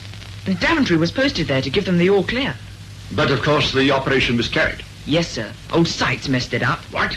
Well, I mean, sir, Mr. Sykes came along. Attracted, no doubt, by your howls of pain. Yes, sir. He must have seen them coming out of the window, sir. So then Max let him have it. Then they beat it. It was Max who had the gun. Yes, sir. And do you know how he acquired it? He got it from Icarus, sir. Oh. How did Icarus acquire it? He didn't acquire it. He made it. He made a gun? Yes, sir. He's very good with his hands. I find this rather difficult to believe, Peyton. You're quite sure he made it? Oh, yes, sir. Where? Here, sir. In Metal Workshop, sir. With Mr. Aintrey's knowledge? Well, sir, I think he made it during useful work, sir. When he should have been doing school repairs. Well, sir, metal things don't often get broken. That's why there's such a rush on Metal Shop for useful work. So that they can make guns? Well, sir, quite a few of them have tried it. But they try to make revolvers, and that's a bit difficult. Icarus had the idea of making a pocket blunderbuss. I see. It fires a 2-2 ball bearing, sir. So they discovered at the hospital last night. Mr. Sykes is all right, sir, I hope. As well as be expected, he's suffering from a flesh wound in the thigh and severe shock. Yes, sir. They shouldn't have given him alcohol, sir. Who shouldn't? The other masters. They gave him a swig of brandy.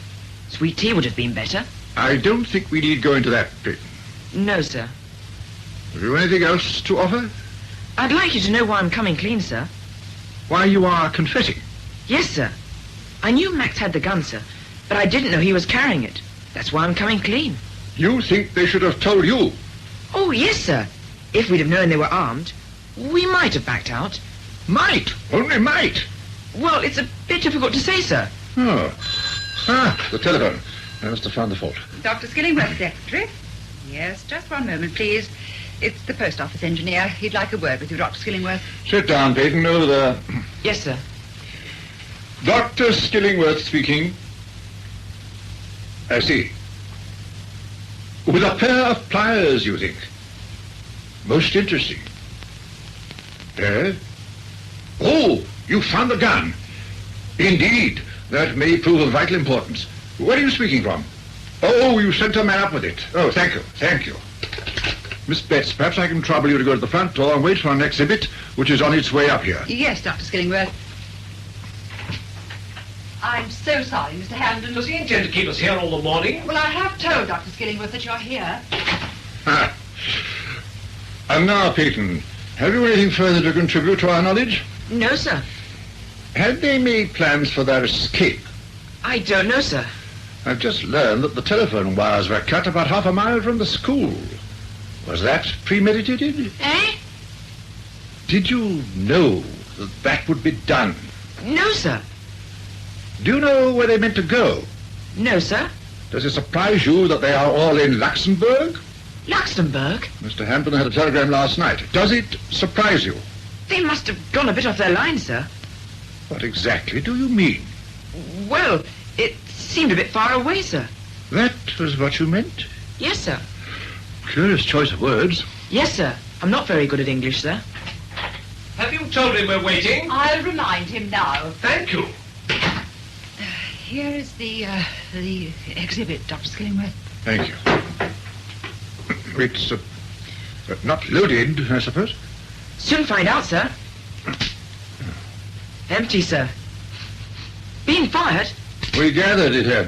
Mr. and Mrs. Hamden are still outside. Yes. You have nothing more use to tell me, Peyton? No, sir. You're quite sure honesty will be taken into account when I come to assess your punishment? Nothing more, sir. You may go. Thank you, sir.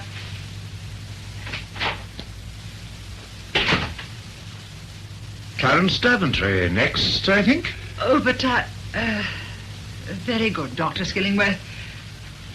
And high time, too. Will you kindly tell him I hadn't all day to waste? Yes, certainly. Daventry, will you come in, please? Can I help you, sir? Come on in, Stella. He's not getting away with this damn nonsense. Now, look here, Skillingworth. I do not intend to sit tapping my heels while you put the whole school through the 3rd degree.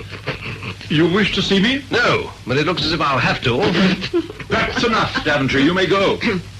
Yes, sir. Let me get you a chair, Mrs. Hampton. Oh, thank you. Before our interview, Mr. Hampton, I had hoped to be in full possession of the facts. I've not come down here for an interview, Dr. Skillingworth. I've come to make a number of complaints and to ask a number of questions. Now, first of all... John, Dr. Skillingworth, have you heard from Luxembourg? I'm afraid we've heard nothing yet. I have a number of questions to ask, and it strikes me that we might as well take them in their proper sequence. Now, in the first place, how does it happen that a boy entrusted to your care has access to a gun? Have you an armory at Ferndale? We have a metal workshop. Perhaps you'd care to see this. This is the gun? Made in the school. I am, as you know, a devotee of modern educational methods, but isn't this going a little too far? It was made outside the curriculum. A spare time job? In useful work. Oh, well named. By your son. By Max? No, by Icarus, who seemed to have given it to Max. I see. When I was a boy, and that isn't so long ago either, we made bows and arrows. Dr. Skillingworth, why have they run away? Well, quite clearly, there's something radically wrong with your methods. My methods have been successful with other boys. To me, the inference is quite clear. Well, there's something radically wrong with your family. That remark is not only contemptible, it's probably slanderous. Please, what's the point in trying to find out who's responsible until we know what they're responsible for? We know that the shot was fired by your son, Max, and we know that Mr. Sykes is lying in hospital with a bullet wound in his thigh. Mr. Sykes is lying in hospital with a bullet wound in his thigh because of a gun made here in your school under your very nose. Oh. Dr. Skillingworth's secretary? One moment, please. Dr. Erskine from the hospital. He'd like to speak to you. Oh, you'll excuse me, I hope. Dr. Skillingworth speaking. Good. I see. But why, Dr. Erskine? Of course you must fill in the certificate. But really your professional conscience must clearly be satisfied. But you understand, of course, that any publicity which may leak out will be most unwelcome. No one is asking you to falsify anything, Dr. Erskine, but I would not have thought it necessary to describe a ball bearing as a bullet. A ball bearing wound in the thigh of Mr. Sykes. Yes, I see your point. But must you be explicit? A foreign body lodged in thigh. Oh, yes, excellent. Accurate, but unrevealing. Thank you, Dr. Erskine. Goodbye. Now, Mr. Hamlin. My next question is already partly answered by your phone call. The missile, it appears, was nothing more deadly than a ball bearing. But that leaves unanswered the question of the explosive, presumably gunpowder. Have you anything to say about that? Gunpowder, you know, is a simple mixture of quite commonplace ingredients. Its manufacture presents no problems. It is taught here in the school? I should think it's part of any chemistry course. So my boys are taught to make gunpowder. Who teaches them? The science master. Who's that? Mr. Sykes. Mr. Sykes? Well, perhaps in future Mr. Sykes will think twice before he teaches boys to make gunpowder. I hardly think Mr. Sykes can be held responsible for the use made of the knowledge he imparts. Oh, that's more in your department. I'm coming to that. Anyway, Mr. Sykes has had a sharp lesson. I think it's time you had a sharp lesson, too. If you two intend to go on bickering like this, I shall leave. We must get a clear picture of what's happened. All I want is a clear picture of where the boys are, how they got there, and whether they're all right. I appreciate your anxiety, Mrs. Hampton, but so far we know nothing. We've telephoned the consulate. And the police? Well, I hardly think that... So you're afraid of publicity, too? There's no point in dragging in the police. Quite. I think you're contemptible. Both of you. Really? There are 3 boys, remember? They must have been driven beyond endurance to do a thing like this. And you can sit there and squabble about trivialities and refuse to do all that lies in your power to help them because you're afraid you might get your names in the papers and the people might laugh at you. Well, I'm laughing at you. And I don't see why other people shouldn't too. I'm going to do everything I can. I'm going to the police and I'm going to the press. I'm going now. Stella, Mrs. Hampton. And you're not going to stop me either. Do you realize that the school will be ruined? What do you think will happen to the peace manifesto if this story gets out? If neither of them can survive the exploits of Icarus, Max, and Johnny, then it's just as well they fizzle out. I don't think you realize what you're saying. Most certainly you don't. What are you worrying about anyway? Obviously the pupils will be withdrawn. I would have to close the school. Rubbish. I think half the boys in England would be clamouring to gain admittance. The school where you're actually taught to make guns and gunpowder, where you can actually shoot one of your persecutors who'll be made for life. But I'd be ruined. I can see the headlines now. Armed aggression in the academy. Pacifist's son, Pip's pedagogue. All the graft and grind I've put in to get authors to face their responsibilities would go for nothing. And all because of you, and what you've done to my children. I wished I hadn't they'd shot you instead of Sykes. One can see from whom they inherit the vicious streak in their natures. Now, listen. From their mother. He only talks, I act. And I'm going to act now. Will you get me the police, please, Miss Betts? I forbid it. Very well. I'll go to the nearest call box. Which is several miles away. Can I have the keys of the car? No. In that case, I'll walk. In which case, I will regretfully lock the door. May I have the key of my study? No. Oh.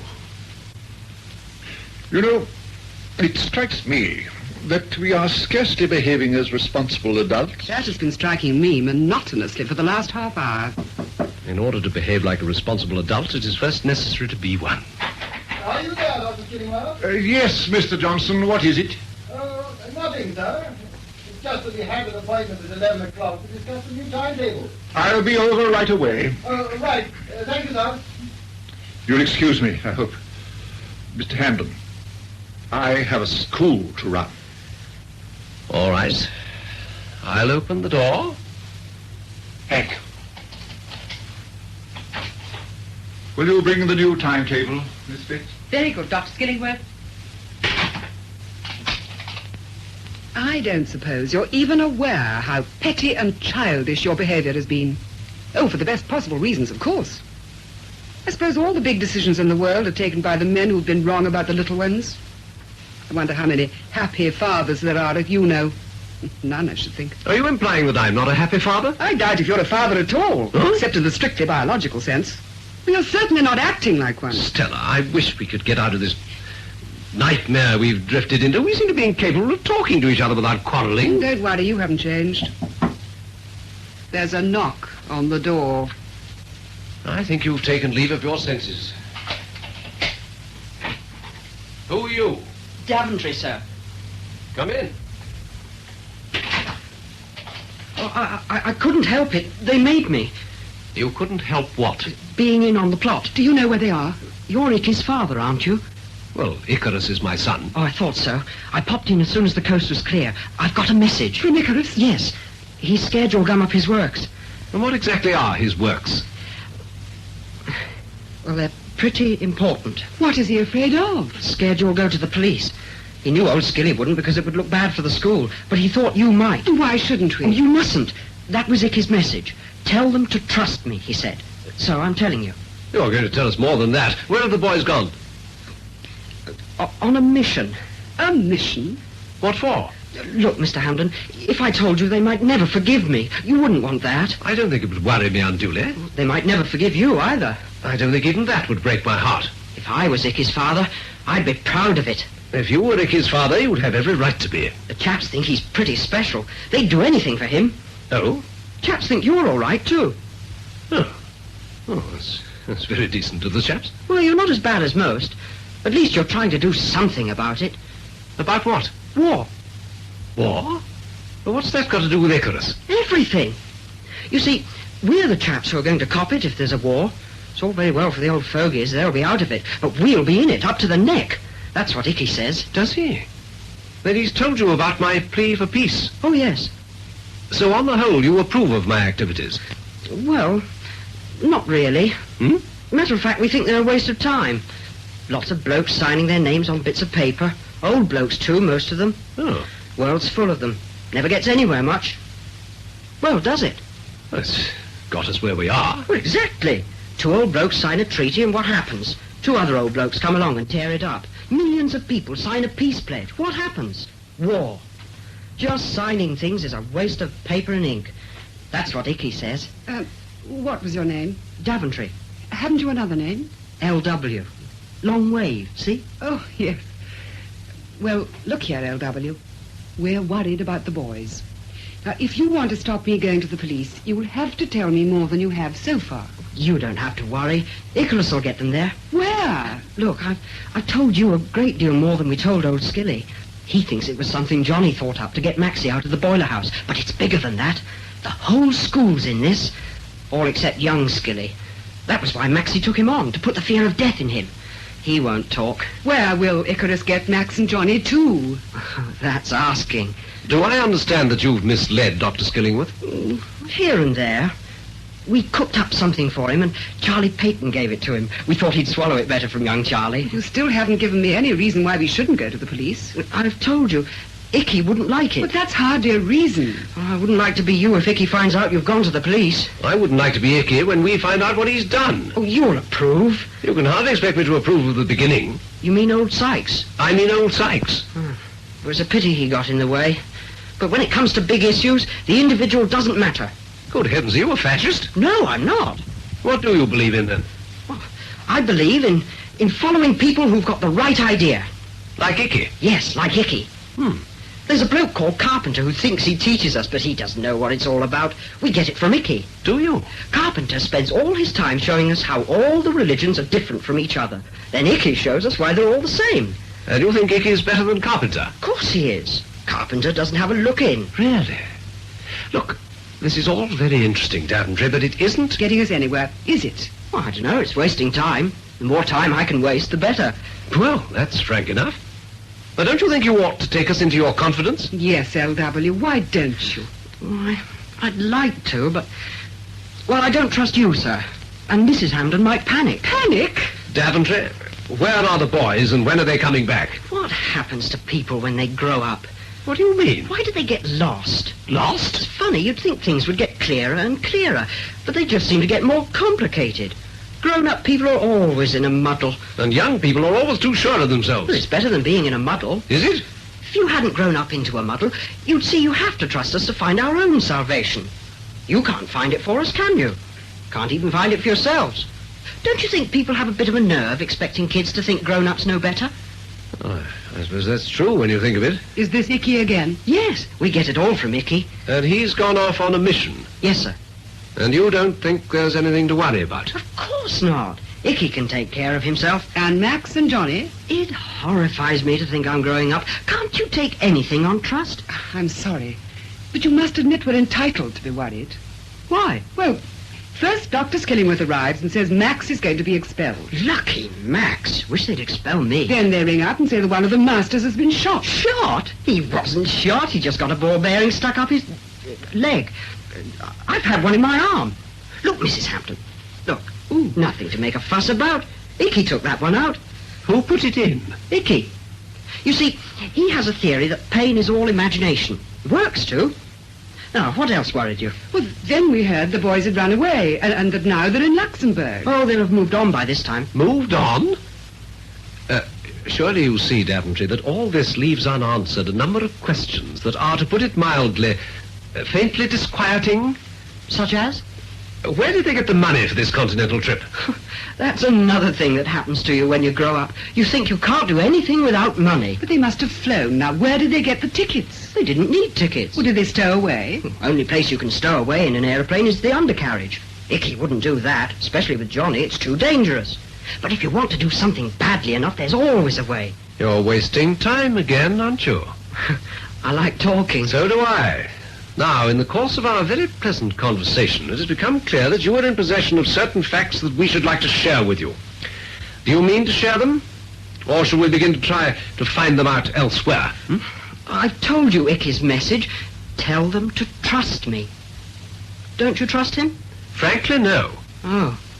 Well, if you don't trust him, why did you send him to a boarding school? I imagined he would be subject to proper care and supervision. You mean you trusted old Skilly? Yeah, I suppose so. You don't like boarding school? Oh, I don't mind it. But I can see that perhaps day school's best all round. How? Icky has a theory that boarding schools are all right for the kids, but they're not so good for the parents. What? You see, Icky's theory is that the family's a natural unit. Well, that's fairly obvious. But he thinks that if you upset the balance of it, it may go to pieces. If you send the kids away, the parents may separate. Mine did.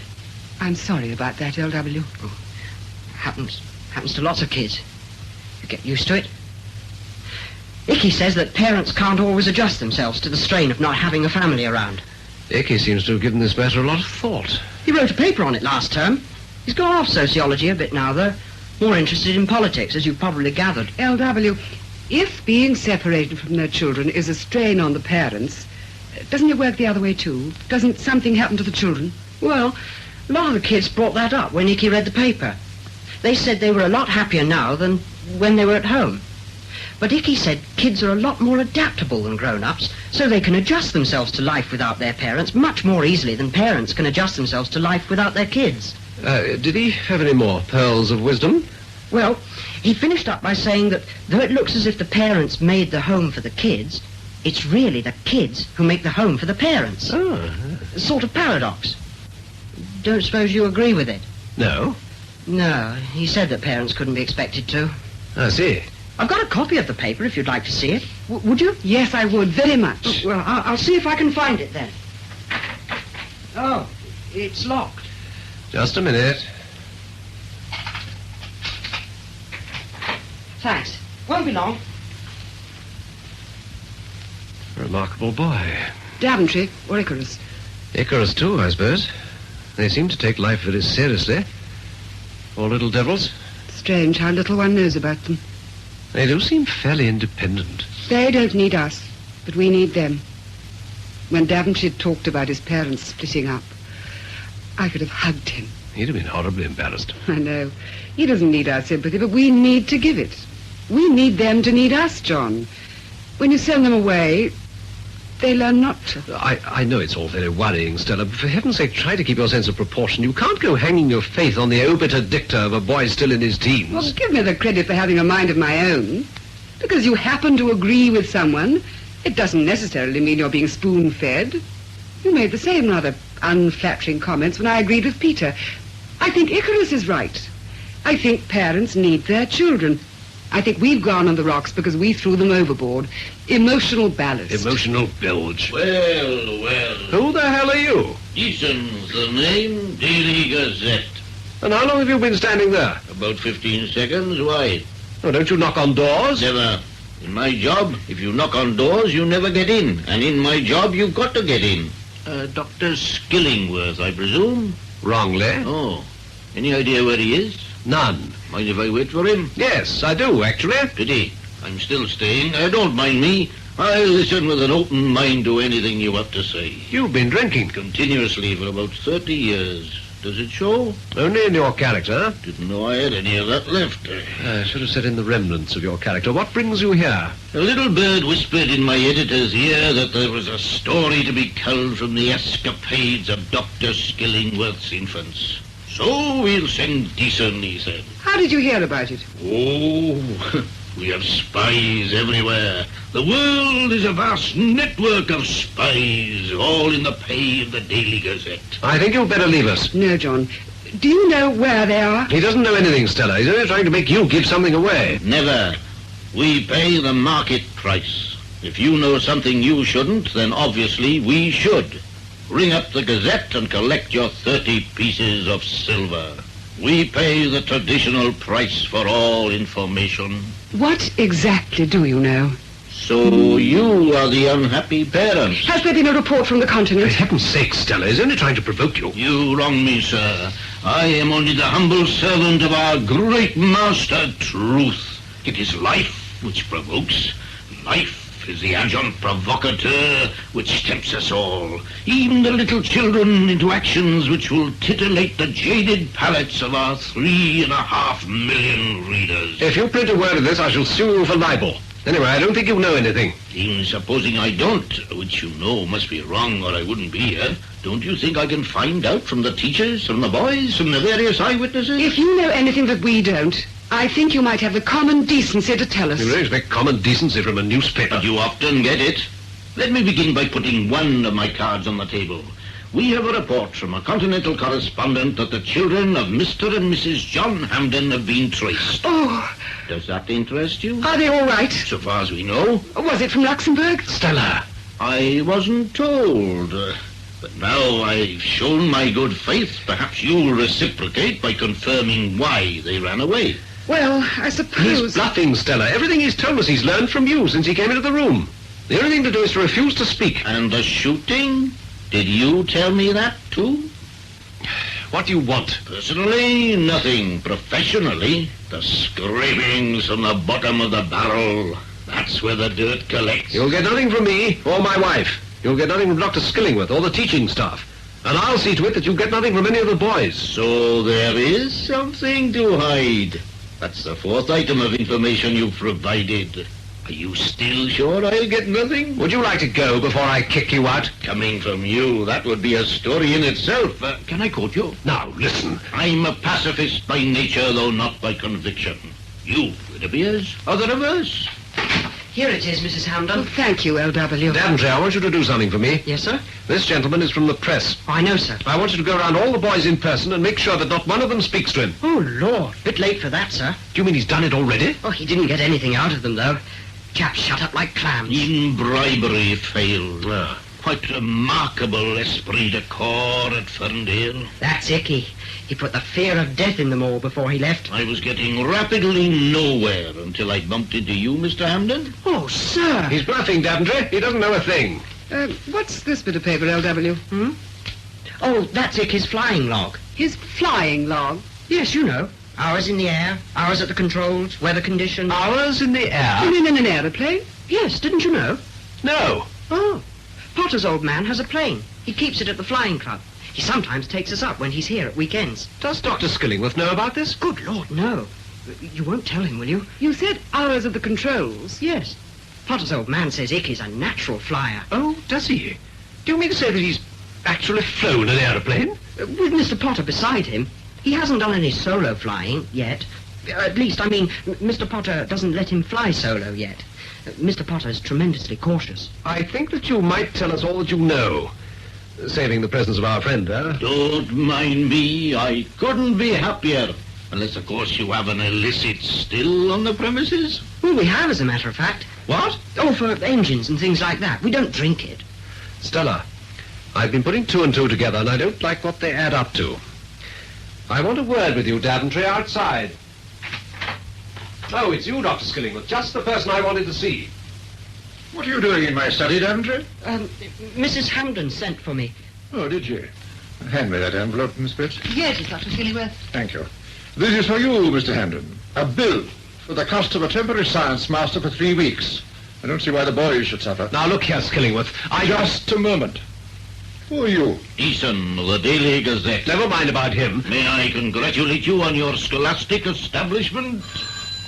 Never a dull moment. Dr. Skillingworth's secretary. Now, look here, Skillingworth. Who gave you permission to come here? God, who gave me legs to walk. Skillingworth, I've been finding out from Daventry here that certain things have been going on that you ought to know about. Oh, sir, you promised you wouldn't. This call, Doctor.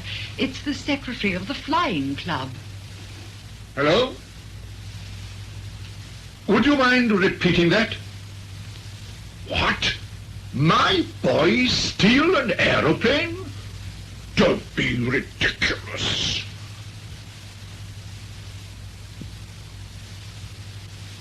Sitting beside the telephone all day won't help, Stella. You'll know soon enough what's happened. Yes, I know. But the police said they'd be certain to have some news before 6. They must be all right, or they couldn't have sent the telegram. Yes, that's true enough. I suppose I ought to behave like the conventional family friend and talk about something else to take your mind off it. You don't have to. I don't intend to. Well, I have to go away tomorrow, and, well, I can't go away without saying what I think about John. I suppose you think I ought to pack up and leave him. Well... You're wrong. You want to pretend you like being trampled on? No, I don't like it. But I have a strange feeling that it's almost irrelevant. Irrelevant?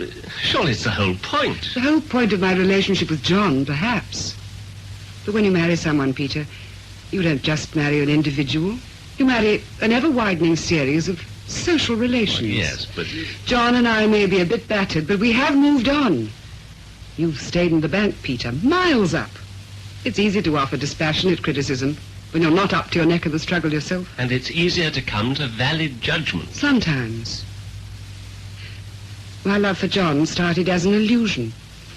The illusion that he was the most wonderful man I'd met and that I couldn't live without him.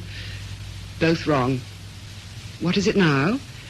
3 boys, a home, friends, and the knowledge that he's one of the most aggravating people alive. That's real love. So love only comes if one of the partners is excessively aggravating? Both the partners are always excessively aggravating. Love only comes when you survive the discovery. Oh, John, any news? A great deal of notoriety, but no news. Here are the papers. If I had the little devils here, I'd tan the hides off them. That's precisely what I've been advising Stella to do. To you. Well, would you like to try it? If I didn't actually know you, I wouldn't believe you could exist. Words are unequal to the task of describing you. One can only admit defeat and say you're impossible, like purple cow. Oh, don't aggravate him, Peter. It's well try to aggravate a rhinoceros with a pea-shooter. The only intelligent way to treat a rhinoceros is to leave it alone. Jobber now. You've been round to the Gazette office. Deason wasn't in. Perhaps it's just as well. I might have been tempted to throttle him. They haven't heard anything more? No. Oh, it's frustrating not being able to do anything, just sitting and waiting. When other people's children run away, they can go out and look for them. Ours have to steal an aeroplane. What could have impelled them to do it? They probably did it because the food was bad this term. When children really want to do something, they don't look for adequate reasons. They obviously wanted to steal an aeroplane. If you're perfectly happy, you can't just suddenly want to steal an aeroplane. Why not? Well, not if you're properly adjusted. No one is properly adjusted. Except perhaps an octogenarian millionaire. And even he wishes he was young again. Well, we'll see that they're properly adjusted this time. Adjusted to the idea that when you do something, you take the consequences. I don't know how you can talk like that, John. Something terrible may have happened to them. 3 English children can't possibly disappear in a country as small as Luxembourg. Apparently these children can do anything if they want to. They're probably hiding in a wood, living on nuts, waiting for Icky to give them permission to come out. I expect they're having a high old picnic. Oh, well, really? I'm just as worried as you are. But when I hear that the police forces of half Europe are hot on the trail, I tell myself it's illogical to worry about Icarus, Max, and Johnny. I'm worrying about myself. Well, I must say, you are the... Look, my photograph. As a distinguished author? No. As the organizer of the author's plea for peace? No. Father of Ferndale's flying family. Well, it does mention you're a pacifist. Oh, yeah. Mr. Hampden's pacifist principles are well known, but not apparently to his family. Here's another. Icarus flies again. So far, Mr. Hampden refuses to comment on the activities of his sons. Well, I'll comment soon enough if anyone cares to listen. I know it's unpleasant for you, John. Unpleasant? That's a masterpiece of understatement. But the boys weren't to know all this publicity would happen. No, I'll bet they're counting on it to further their mission. They want to see screaming headlines on the state of food in Britain's boarding schools. They'll probably say they had to fly to the continent to get a square meal. Icarus isn't a child, John. He's 16. He's growing up. Does that affect his appetite? He's a responsible person. Responsible? He makes guns, shoots teachers. That was Max. Oh, yes. Shooting teachers is kid stuff for Ricky. He has to pinch aeroplanes and go zooming off to the continent with 2 children on board. Responsible. Well, I only meant... And all my works for them, too. That's the irony of it. They'll suffer in the next war more than we will. They're too young to know about it, so you try to do something for them. Try to make life easier for them. Well, what do? Shoot their teachers like the little undisciplined savages they are. Go off for joyrides in stolen aeroplanes. Bring all your efforts clattering down on your head. I don't know. I'd better go and see who that is. If it's a newspaper, tell them I'm not interested unless they give me half a page and let me read the proofs. Author's plea for peace. Father of Ferndale's flying family. It's Dr. Skillingworth. Oh! I'm surprised you should venture in here, Dr. Skillingworth. Mrs. Hampden tells me you have no further news. No? I have. Yes? The company with which Mr. Potter's aeroplane is insured threatens to sue the school for the full value of the machine if it is not recovered. Some £2,000. Good. I've just left my solicitors, Mr. Hampden. They tell me without a shadow of doubt I am entitled to recover from you if the case goes against me. Has it occurred to you that I shall be suing you? For what, may I ask? Among other things, for deformation of character. Deformation of character? Yes. A much more serious offence than the commoner defamation of character. In that, the character, while defamed, remains unaltered. In deformation of character, however, the character itself is deformed and suffers permanent damage. You have inflicted permanent damage of this nature on my 3 children, Dr. Skillingworth. I mean to see that you pay for it handsomely. Under what law do you mean to proceed? A legal system which recognizes alienation of affection and enticement, procuration and bawdry is unlikely to ignore the crime that you are guilty of. As far as I can see, you have turned 3 reasonably serious-minded boys into a trio of aggressive, swaggering, insensitive nitwits. May I remind you of the laws of heredity against which all teachers fight a constant battle? Sometimes, I am sad to say, a losing battle. I could tell you where and why you go wrong, Dr. Skillingworth, but I have neither the time nor the inclination. You'll be hearing from my solicitors. Mr. Hampden, I greatly admire you as a writer. On the subject of modern literature, you are entitled to attention. Thank you. On the subject of pacifism, I would also listen to you with due respect. Thank you. On the subject of education, I believe I know rather more than you. No. It is, in my opinion, no part of a teacher's duty towards a child to encourage natural, uninhibited behavior. Equally, it is not the aim of an intelligent teacher to exert authority against which the child may only, and perhaps rightly, rebel. There is in the mind of an intelligent boy, Mr. Hampden, scant respect for the achievement of the present-day adult world. It is a teacher's duty to encourage this attitude and to foster in the minds of the rising generation the conviction that they can do a damn sight better, which I have no doubt they can. That's all very well. I would like to finish, if you will allow me, by admitting that I am aware of my own shortcomings, both as a parent and as a teacher. and by expressing my gratitude to the freshness and integrity of the boys with whom it has been my privilege to work. Good day, Mr. Hamden. You will be hearing from my solicitors. What are you smirking about, Stella? I was just thinking that another of your pet scapegoats had escaped. I don't think I know what you mean. Well, you must always have someone to blame for everything. When we quarrelled, it was Peter's fault. When the boys went over the edge, Skillingworth was the culprit. Unfortunately for you, I'm not in love with Peter, and Skillingworth seems to know his job. I have yet to be convinced of both. You're now blaming Icarus for the manifesto going sour on you. If that comes unstuck too, you'll be in a bad way. You talk as if that were no more than a possibility. If you want proof that Icarus has made a laughingstock of me and a fiasco of everything I've tried to do, spend 10 happy minutes glancing through the evening papers. Oh, I'm sorry, John. Strange how difficult it is to resist the temptation to kick someone when he's down, even someone you love. Stella, my dear, Blast. I wonder when, if ever, we shall have a life of our own again. I'll see who it is. Tell them to go to hell and stop ringing our bell. Yes? No. I don't care who told you. Mr. Deason is not here. It's Mr. Deason, John. They've been found in Luxembourg safe. Darling, what did I tell you? They're going to bring it any moment. Are you all right? Yes, I'm all right. Congratulations, Mr. Hamden. This is Molly, my secretary. Mr. and Mrs. Hamden. Oh, how do you do? Sit down, won't you? Thank you, Mrs. Hamden. Perhaps now we can have some privacy. The episode seems to be finished. You underestimate the staying power of the human interest story, Mr. Hamden. The world will be agog for another day, perhaps even 2. On Friday, you'll be as dead as mutton, but today and tomorrow you belong to humanity. I don't see that prevents me from kicking you out. There's a call coming through from Luxembourg. Don't you want to speak to your little runaways? I still don't see that your presence is necessary. We're paying for the call. We're also chartering a plane to bring them.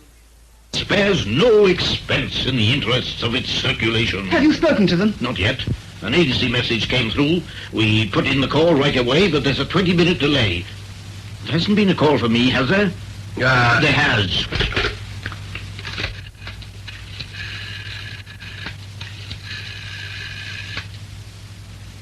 Andrew Deason here. Has my call from the continent come through yet? I'll hold on.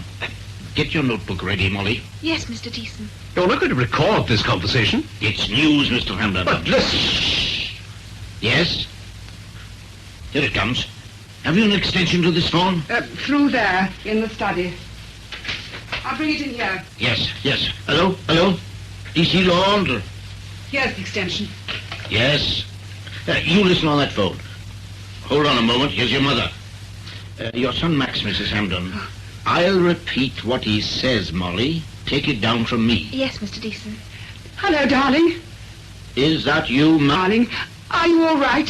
Smashing. And the others, they're all right too? We're all smashing. We've had a wonderful time. We've been terribly worried. Sorry about that, but we had to do it. We sent you a telegram as soon as we could. Well, that worried us too. What did arrived fairly safely mean? That was the plane. Icky bumped it getting down.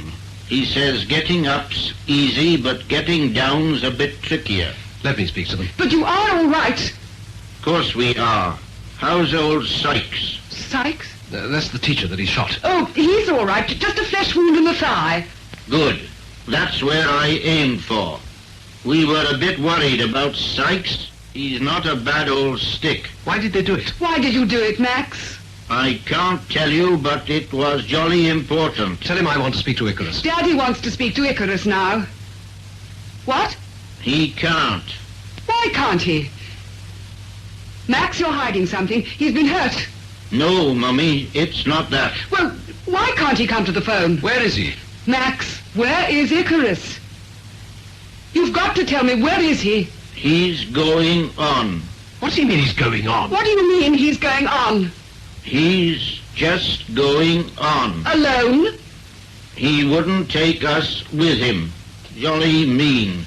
Said it might be tricky getting down again. You mean he's going on in the plane? Here, give me that phone. Max, it isn't true, is it? Yes, Daddy. Then why did he come down in Luxembourg? To check position. He didn't allow enough for drift. What's drift? Where's he going now? Venice. But that's madness. That means you'll have to cross the Alps. Max! Now, Max, you've got to stop him. Darling, make them stop him. All right, darling. Look, Max, you've got to stop him. He's already gone. Goodbye, Max.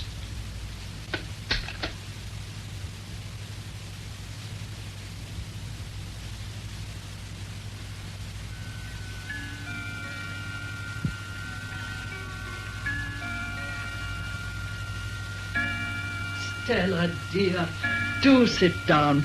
You do no good by working yourself up like this. But it's 15 hours, Mother.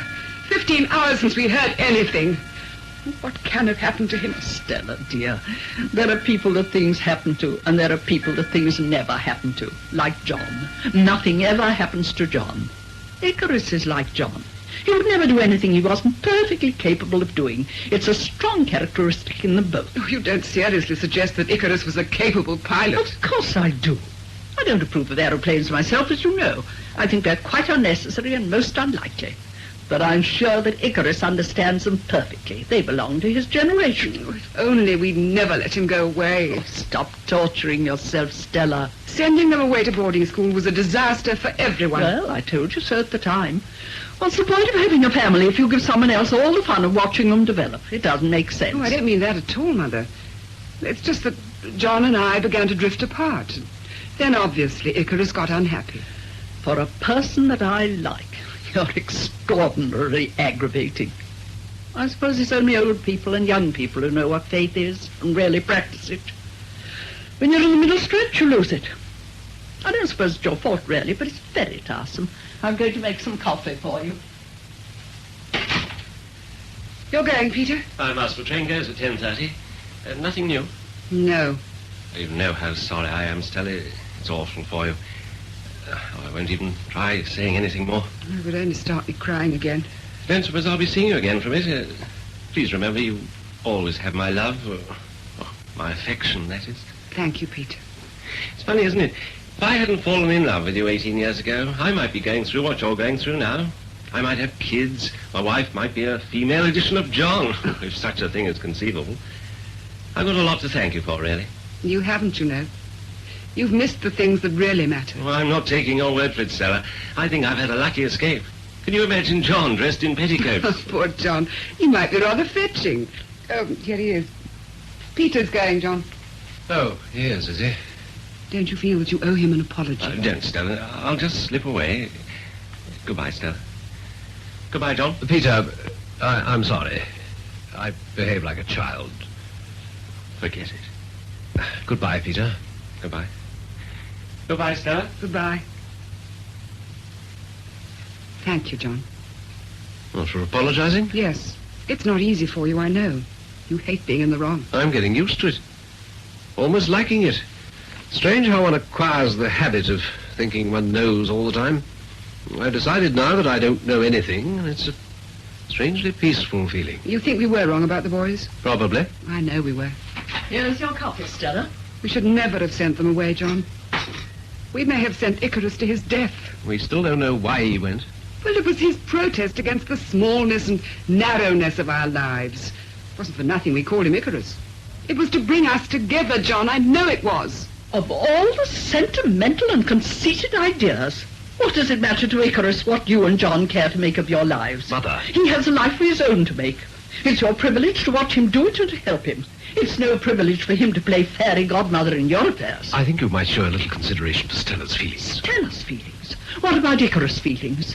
If I'd waited for you to take a responsible interest in my life, I'd have waited long enough, and quite right, too. You were busy with your own affairs, and I hope Icarus is. She thinks Icarus is still all right. Perhaps he's not. Perhaps he's died. All right, then he died in his own way, to fulfill his own purpose. I'll not have you say he died for anything so commonplace and disgusting as you're suggesting. More trouble, I'll answer it. You mustn't mind, Mother. She's getting excessively clear-sighted. Old people always think they know everything. You can't tell them a thing. They're just like adolescents. They have no contact with reality. Darling, don't. You mustn't let her upset you. It's not her. It's just... She doesn't think she's being cruel. You've got to make allowances. Oh, I'm sorry. It's all right, Mr. Deason. You can come in.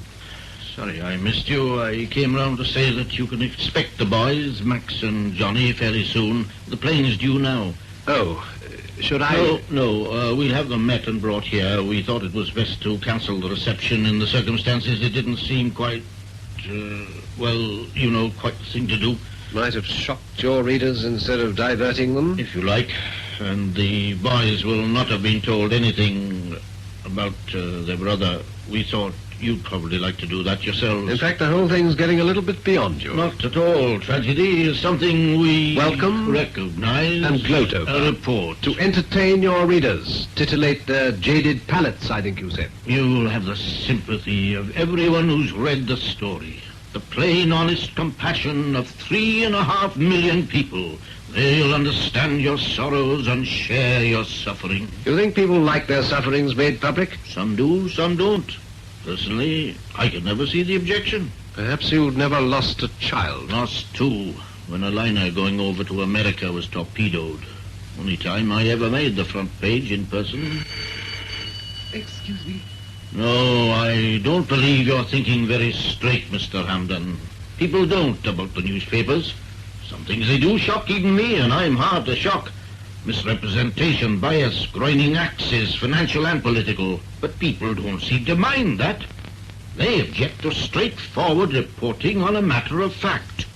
One of the few reasonably wholesome things the newspaper does. I don't find anything particularly wholesome in my experience. You were unlucky, Mr. Hamden. You happened to be holding forth on an unpopular subject at the time. Peace being the unpopular subject? For us, it's dynamite. You've got to watch how you handle it. So you take refuge in schoolboy humor? Yes. That's what rankles, isn't it? We've made fun of the great John Hamden. You've written in an ill-informed, irresponsible way about the only subject that really matters today in the whole world. Let me tell you something, Mr. Hamden. A newspaper man wants peace just like everyone else, except perhaps a few maniacs.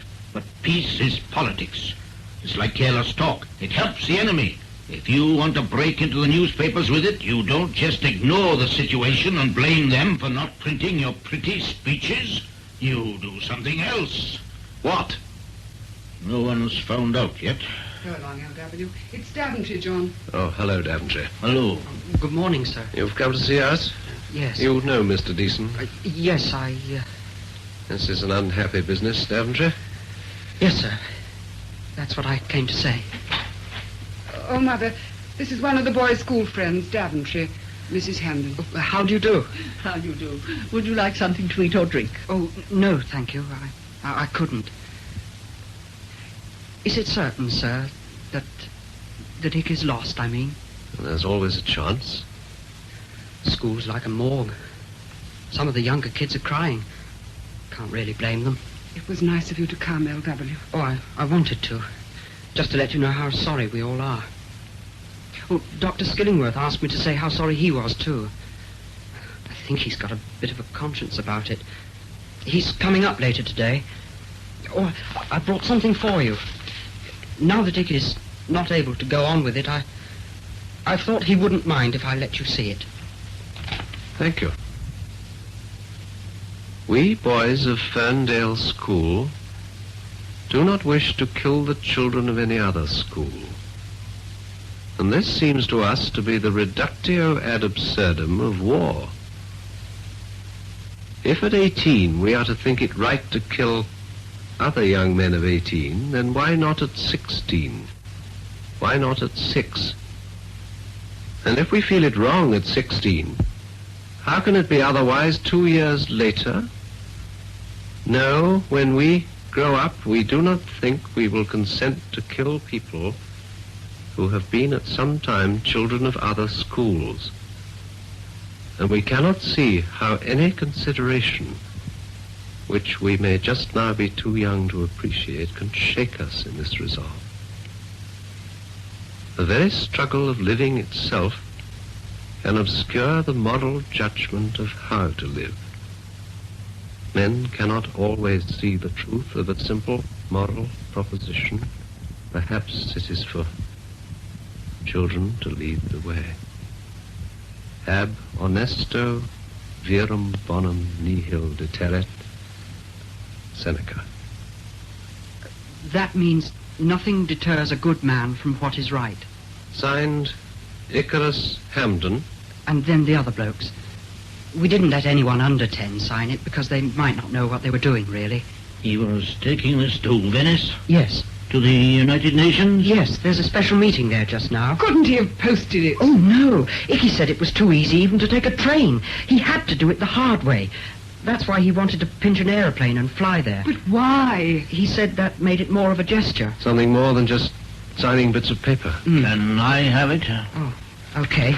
Here you are. I thought you couldn't print anything about peace. I said you had to do something about it. This does it. There's nothing I can do, or you can do, that'll stop this going into every news sheet in the world. You'll let me have it back? It's in Icky's handwriting. I'll give it you back, gold-mounted and framed. I'm glad it's going into the papers, aren't you, sir? Sort of epitaph. Icky would like that. That was the whole idea, really, to get it in the papers. That was why Icky thought it all out. He didn't do a bad job. You can be proud of him, Mrs. Hampden, and you, sir. I feel like a child who's been whipped more in sorrow than in anger. I'm sure any self-respecting child would rather be whipped in anger, wouldn't he, Daventry? Rather not be whipped at all, sir.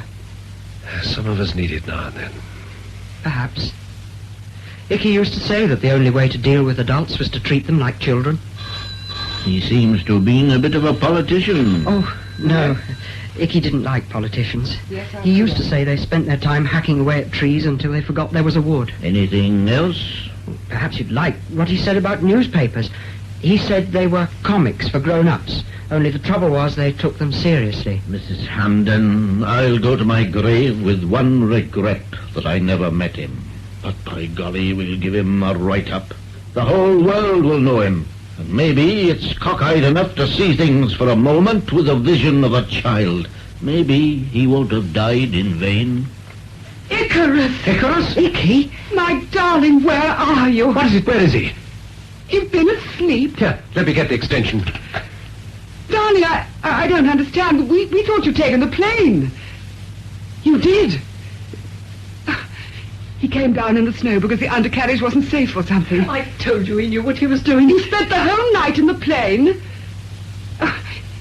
He only woke up about a couple of hours ago. Why not? He was probably tired. Why didn't you go to the aerodrome? He hadn't any papers, of course. He couldn't go to aerodromes. Naturally. Where's he phoning from? Why did you do it, Icarus? We've been terrified. Well, of course we've been terrified. We thought you crashed. Icarus, you could. Your father thinks so too. Of course we thought you crashed. Everybody did. I didn't. Icarus, don't argue. No, don't argue, Icarus.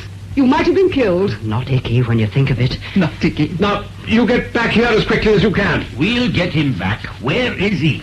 Where are you? Venice? Venice. He made it. You jumped a lorry from Bolzano? He made it. Now, Icarus, don't come back by yourself. No, don't come back by yourself. Don't worry, we'll get him. A promise? I'm not fussing, Icarus. Will you promise? Tell him to go to the Central Press Association. Icarus, go to the Central Press Association. And please look after yourself. He's got more than himself to look after, hasn't he, Daventry? Icky looks after everyone. Oh, all right. Goodbye, darling. Goodbye, Icarus. Yes. Yes. Goodbye, darling. Well, goodbye, everyone. I'm going to tell the chaps. And I'm going to tell the world.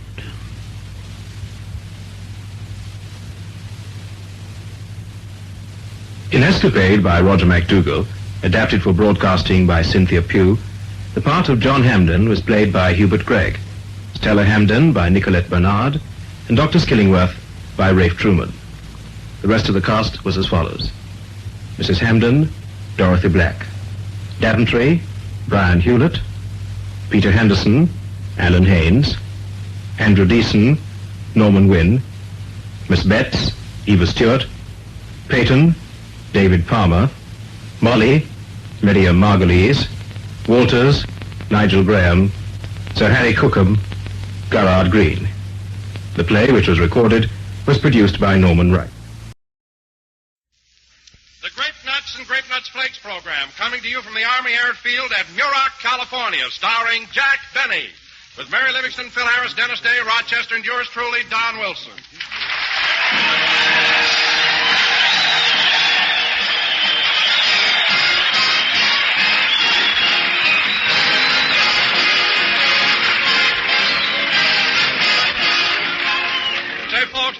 of the forgotten meal?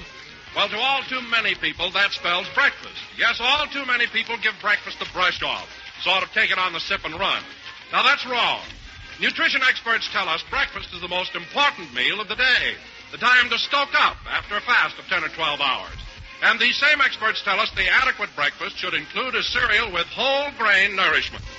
Well, both Grape Nuts and Grape Nuts Flakes are cram full of energy-giving, body-building, whole grain nourishment.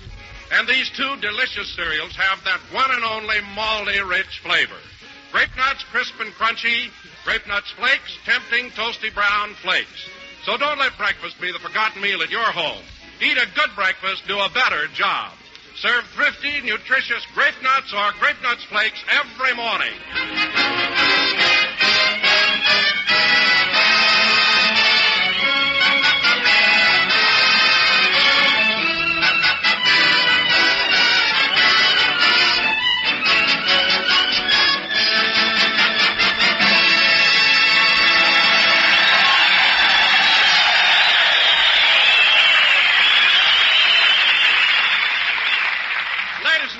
Tonight we're broadcasting from the Army Airfield located on the dry lake at Muroc, California.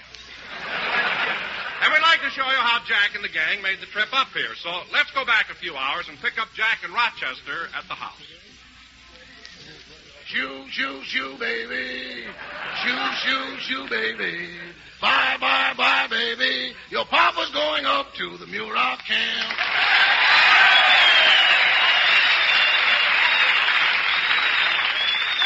Rochester. Don't cry, baby. Don't sigh, baby. Bye, bye, bye, baby. They got a lake up there, and it ain't even damp. Rochester. We like to travel and entertain the boys. If they don't like us, they stick out their tongues and make a certain noise. Rochester. Oh, shoo, shoo, shoo, birdie. Rochester. When I call you, answer me. Sorry, boss. I was just carried away by my soft, tender voice. Well, take off that bow tie. You're not making me swoon. Now, stop it. I don't say things like that when you play your violin. You don't have to. When I play my violin, I really put something in it. I don't know what you put in it, but what comes out is for it.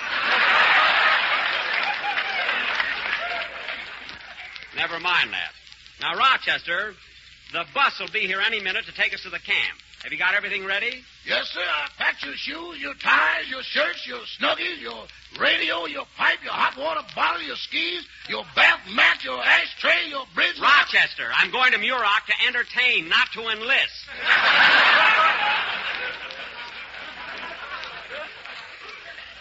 My goodness. Well, all I know is what happened to my cousin. What happened? He went to a camp to entertain. They gave him a gun and booked him into Guadalcanal. Your cousin? Yeah. Japan don't know it, but the rising sun's going to be hidden by a dark cloud.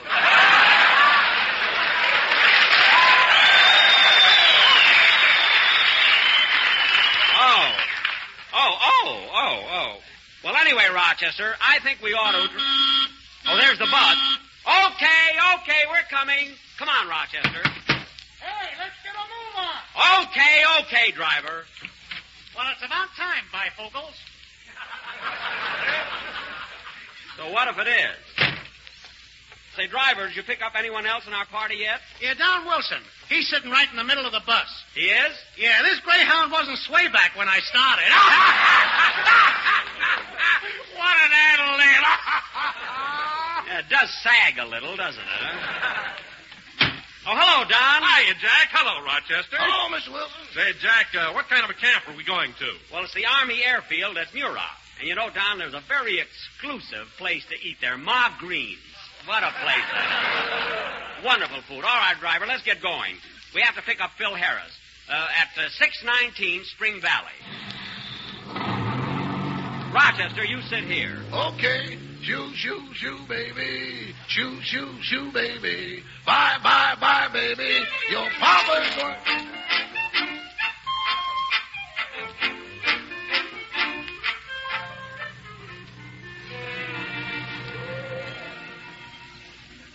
Here you are, Blue Eyes. 619 Spring Valley.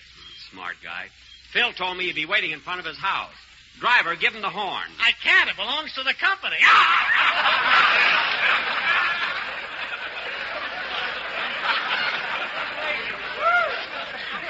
Now cut that out. Or go back to Allen. Now just blow the horn. Oh, Phil! Phil Harris! I guess he can't hear me. Rochester, you call. Okay. Call for Philip Harris!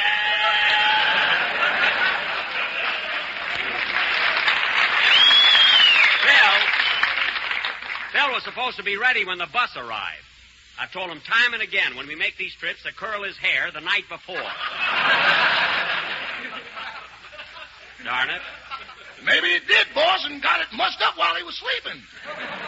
Well, maybe. You know, he can't take it off like you do.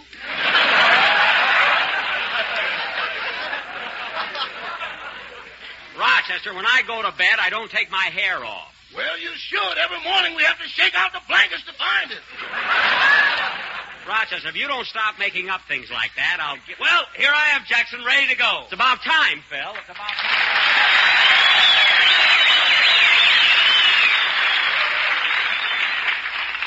Hey, Phil, what kept you so long? Well, gosh, Jackson, I had to say goodbye to Alice before I could leave the house. Hey, are you married to Alice Faye? Yeah. What do you want to leave the house for? Look, driver, stop being so comical. Just drive, will you? Okay. Our next stop is 360 North Camden Drive. We have to pick up Miss Livingston. Okay. Shoo, baby. Shoo, baby. Bye, baby. Gee, I hope that we don't get up a letter. Stop singing and get me to Miss Livingston's house.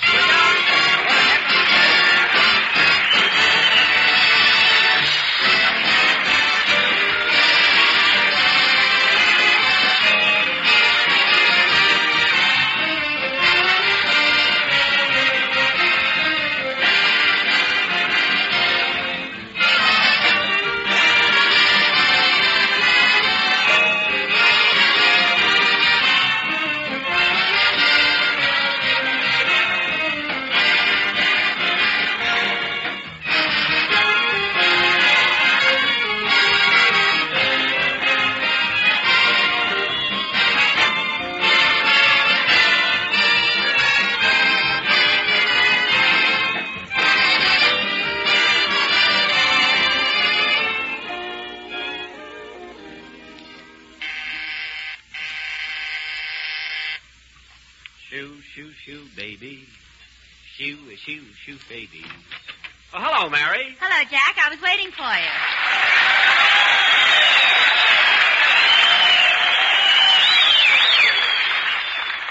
Well, are you all ready? Uh-huh. Say, Jack, do you notice anything? Oh, yeah. You're wearing a new dress. Boy, that sure is a glamorous outfit. Thanks. Do you think the soldiers will like it on me? Mary, they'd like that dress on a second lieutenant. Or Harold Irwin. Anybody. Now, come on, let's get going. Okay. Say, Jack, are we going up to Muroc to visit the soldiers? Yes, why? Well, there's a switch if I ever heard one. Mary, you always talk about going out with soldiers, and the minute one of them asks you for a date, you run home looking for your mother. Well, they always ask me to bring a friend. What are you talking about? The soldiers wouldn't go out with your mother. Go on, 2 weeks in Muroc, and they'd go out with you.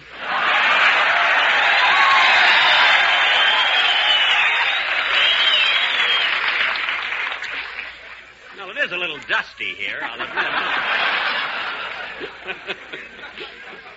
I'm not, though. Now, let's... Oh, brother. Now, let's go or we'll be late. Just a second, Jack. I want to go out in the kitchen and speak to Butterfly. She's taking the rest of the day off. Okay. Shoo, baby. Shoo, baby. Shoo, bye, baby. Your mama's going down to Central Avenue. Butterfly, what are you doing? I'm cleaning out the icebox. Oh, why didn't you do it last night? I wasn't hungry then. Make it snappy, will you, Mary? Oh, hello, Mr. Benny. Hello, Butterfly. Mr. Benny, I wanted to tell you that I certainly enjoyed your program last week. Oh, was that the first time you heard it? No, that was the first time I missed it.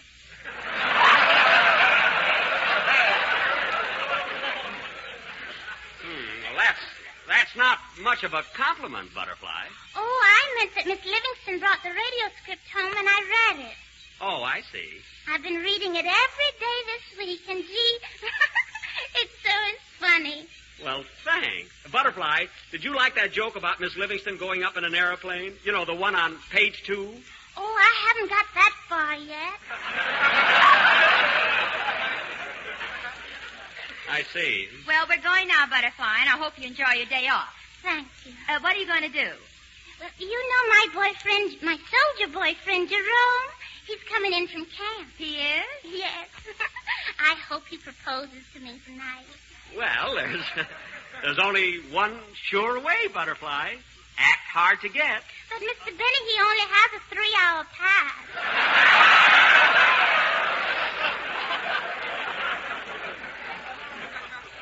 Oh, I see. Come on, Mary, they're waiting for us. Goodbye, Butterfly. Goodbye.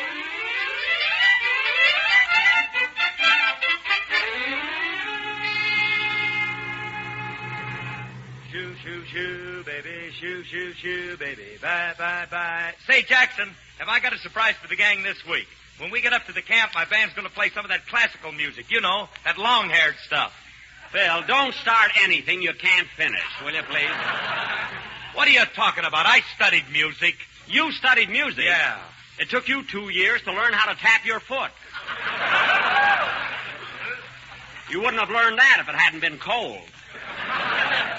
He knows the classics. Well, I do. Ask me a question. Go ahead, ask me. All right. Do you know anything about Beethoven's Fifth? Listen, Jackson, anything that comes in fifths or pints, I know about.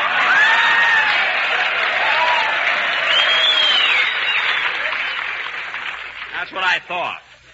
Phil, when we get to Muroc, just play the one number you know and keep your fingers crossed. What a guy. Shoo, shoo, shoo, baby. Shoo, shoo, shoo, baby. Bye, bye, bye, baby. Your papa's Mary, off. stop with that song, will you? I'm sick of it. Well, I'm sick of Love and Bloom, too. Every time we go to a camp, you play it on your violin. The boys send in requests. I know, but you play it anyway. I play it because... Hey, driver! Driver! Yeah, son. Pull up to the right. There's Dennis Day's house. Okay. You better double park the bus. There's no room there. Oh, I can get in between those two cars. I parked in a smaller space yesterday. Okay.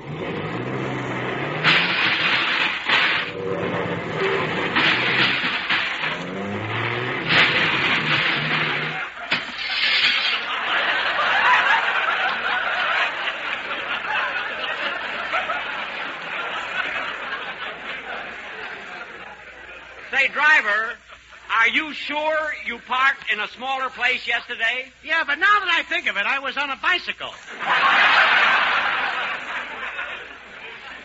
Well, that does make a difference. Now blow the horn, will you? Oh, Dennis! Coming, Mother! Not your mother, it's me!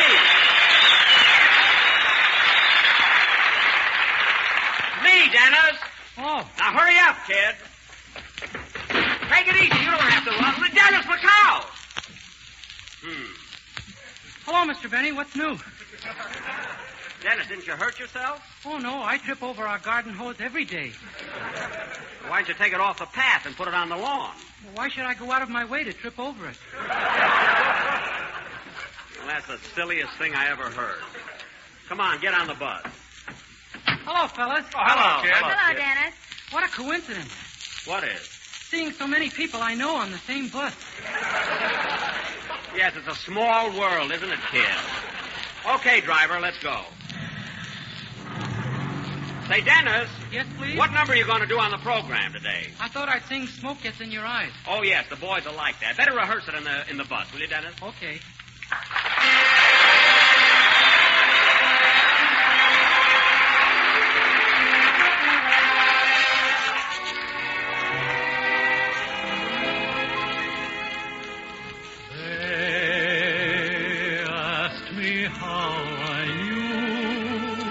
My true love was true.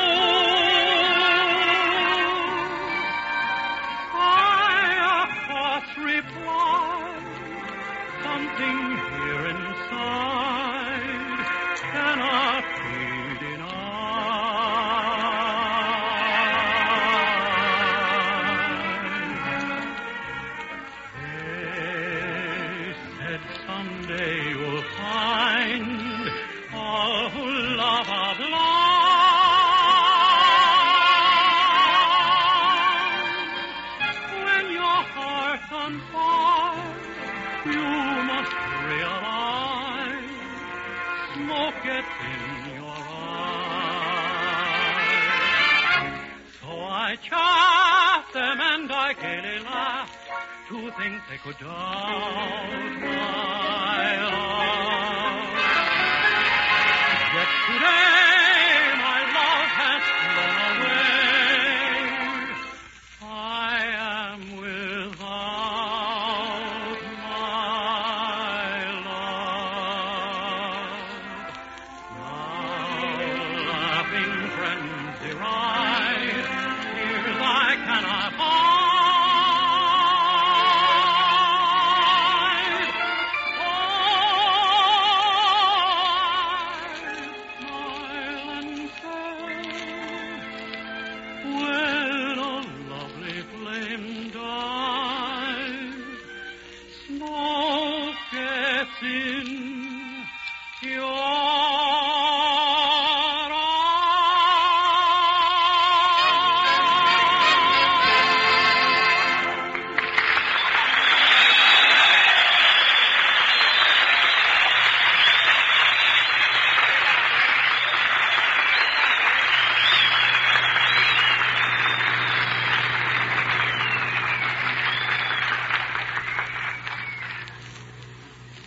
Dennis, that was swell, and the boys at Muroc will love that song. Your voice sounded like $1 million. That's what makes me mad. Why? You get it for practically nothing.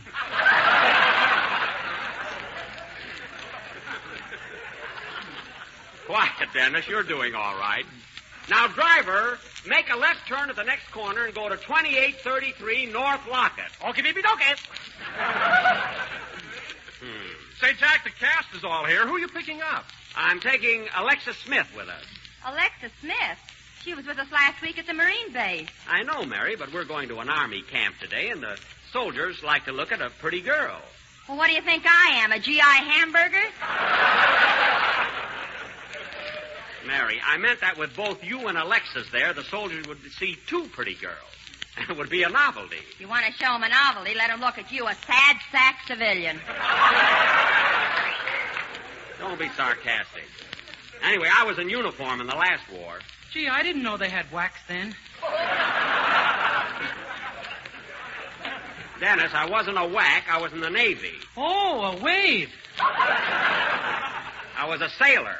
Now, let's forget it. That's what the Navy's trying to do. Oh, stop. And, Jack, you still haven't told us why you're taking Alexis Smith with us today. Because, Mary, she's the leading lady of the new picture I'm making at Warner Brothers. What's the name of it, Jackson? The Horn Blows at Midnight. The horn blows at midnight? Yes. A.M. or P.M.?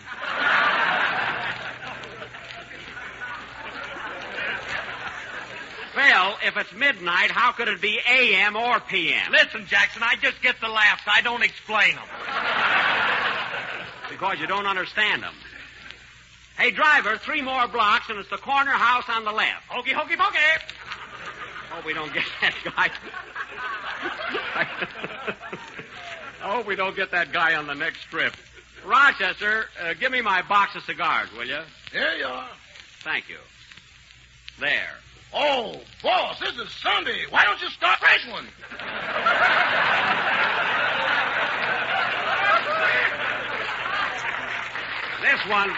This one's only half gone. Now, put the box away. Okay. Shoo, shoo, shoo, baby. Shoo, shoo, shoo, baby. Bye, bye, bye, baby. Rochester, will you please stop singing that song? It drives me nuts. Chew, chew, chew, grape nuts. Eat, eat, eat, grape nuts. Yum, yum, yum, grape nuts. Your papa's off to get the sugar and cream. Well, the words are different anyway. Now, Bob, look, they like grape nuts. Crunch, crunch, crunch, grape nuts. Oh, munch, brother. munch, munch, grape nuts. Ooh. Eat a bunch, grape nuts. There's a malty rich flavor in your grape nuts flakes. Pa! Very good, Don. Very, very good, Don. Oh, driver. Yes, yes, yes, Pappy. Yes, yes, yes, Pappy. Now cut that out.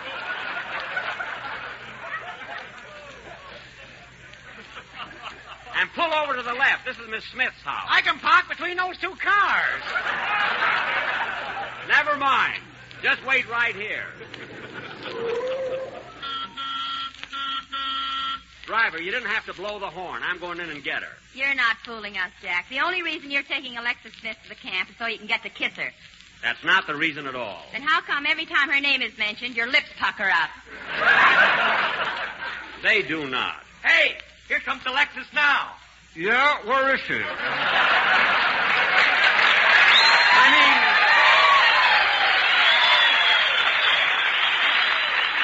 Where is she? Oh, hello, Alexis. Hello, Jack. Hop right in. Hello, Alexis. Hello, Let's see. Hello. Well, Alexis, we had a lot of fun at the last camp, but I'm sure glad you're coming up to Muroc with us. Oh, is that where we're going? Yeah, and believe me, the soldiers there will be glad to see you. Why? Why? Holy smoke, even I know the answer to that. Well, the kid's getting smart. Say, Alexis. They want her autograph. Quiet. Say, Alexis, besides doing our broadcast at the camp, we're going to do an extra show. And that's when you and I will do a love scene from our new picture. You know, where I kiss you. Now, wait a minute, Jack. Are you bringing me up there to entertain the soldiers or you? The soldiers, of course. Well, unpucker. We've still got 60 miles to go. I'm only rehearsing, kid. Anyway, Alexis, remember, we do our program first, then later on we'll do the love scene. You better do the love scene first. You're not getting any younger, you know. Mary, you keep out of it. After all, I've done love scenes with big stars before. You know, Alexis, I made a picture called George Washington Slept Here, and my leading lady was Anne Sheridan. I know, Jack. Annie told me all about you and your acting. Oh, really? What did she say? Well... Go ahead, tell me. I won't get conceited. I guarantee you won't. Now, Alexis, stop teasing. Tell me, what did Anne Sheridan say? Well, Annie said there was no question about your acting ability. Uh-huh. But if there was a question, she was too much of a lady to answer. I don't quite understand, Alexis. Well, look, Jack. I saw you in that picture, and all the time you were making love to Anne, you were looking right into the camera. I was? Yes. I had a feeling your option was hanging on the lens. Well, unfortunately, it was. Say, Alexis, let's rehearse the love scene we're going to do at the camp. You know, where I'm going away. Oh, yes. The one where you leave me and kiss me goodbye, isn't it? Yes. Then I discover I forgot my hat, so I come back to the house. Oh. I get my hat and I kiss you goodbye again. But, Jack, in that scene you're only supposed to kiss me goodbye once. Well, I rewrote it a little. Anyway, I get my hat, and this time when I kiss you, I completely lose my head. Then you won't need your hat. Mary, you see, Alexis, I've got the scene rewritten so it has a sustaining interest. When I go out, I kiss you goodbye. Then you go out and you kiss me goodbye. Then for a change of pace, we both go out and we kiss each other goodbye. But, Jack, instead of all this kissing, why don't we just stay in and play a game of gin rummy? Well, I want a little excitement. So do I. Well, thanks. Come on, Alexa, let's rehearse the scene. All right. Now, this is the way we'll do it at the camp. You remember the one? Oh, yes. Ah, my darling, I must leave you now. I'm going to Lancaster for a small coat.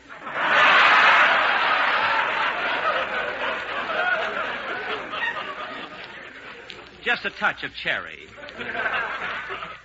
Don't leave me, Felix. Felix?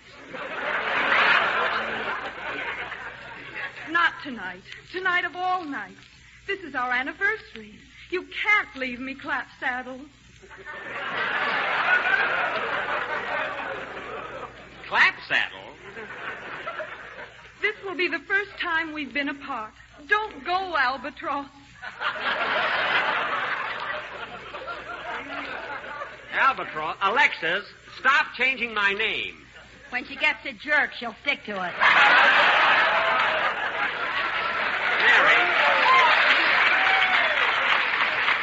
Mary, leave us alone. There's a magazine on that seat next to you. Pick it up and read it, will you? Where? Oh, Liberty. I haven't seen it this week. Good. Oh, my sweet. Yes, Clearwater. You know that I don't want to go. You're all that I live for. You're the guiding light in everything I do.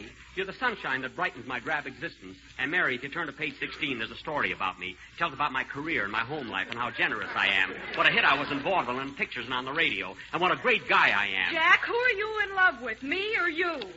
Oh, pardon me, Alexis. Where were we? We just passed my greens. I didn't mean that. You were just about to kiss her, dope. I was? Oh, yes, I remember. Let's go on, Alexis. I must go now. I must go now, darling. Kiss me.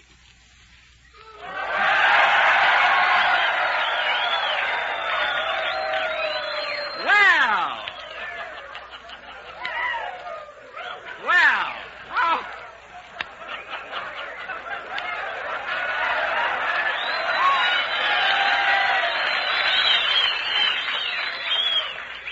Well, how was that? Pew, pew, pew, baby. Pew, pew, pew. Mary, I didn't ask. You always have some fun.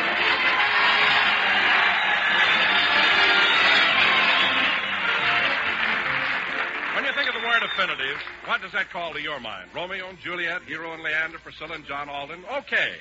But tonight I'm thinking of another kind of perfect mating when you meet up with at the breakfast table every morning. That's a whole grain cereal, such as malty-rich grape nuts flakes and milk. Boy, for swell taste, you simply can't beat a big bowl of crisp, toasty brown grape nuts flakes and milk. You bet not. And now dietitian experts explain why, nutritionally speaking, these two are made for each other, because each enhances the food value of the other. Grape nuts flakes are teeming with whole grain nourishment, including iron, niacin, and vitamin B1. Milk supplies more proteins. You don't want me anymore. Give me another chance. I'm begging you. Gee. Look at me, Louis. Don't tell me what's in your mind just now. I don't think I could stand it. Gosh. Louis, you're going away for a while. You might miss me. I'll wait for you. And that will give us a chance to know how much we mean to each other. She's wonderful. It is no use, Floyd. It can never be. I have thought it over. And all I can... Shut up!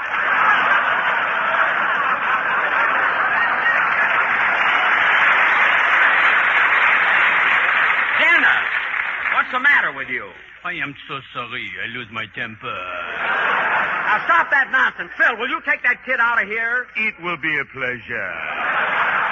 What's the matter with you guys? I don't care what you think of my acting. We're going to finish this scene. Come on, Alexis. All right. But, Jack, you only have 10 seconds left. I don't care. Come on, Alexis. Make it quick. Louis, I want to talk to you. I'm very sorry about the roses, Louis, but I thought you sent them. Floyd, I don't know what I mean. And you know how I feel now that you're going away. Louis, I'll go anywhere, be anything, do anything. Floyd, I can't let you say things like that. I mean it. I'm honest. I love you. The second Wait, I wait.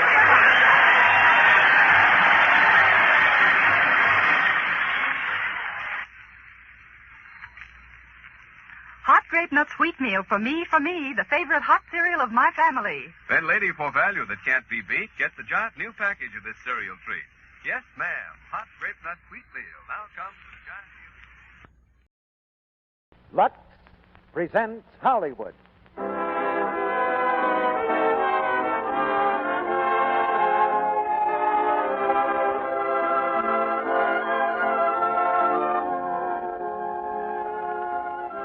The Lux Radio Theater brings you Pat O'Brien, Robert Preston, and Ralph Bellamy in The Fighting 69.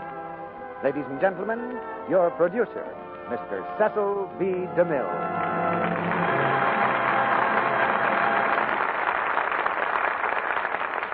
Greetings from Hollywood, ladies and gentlemen.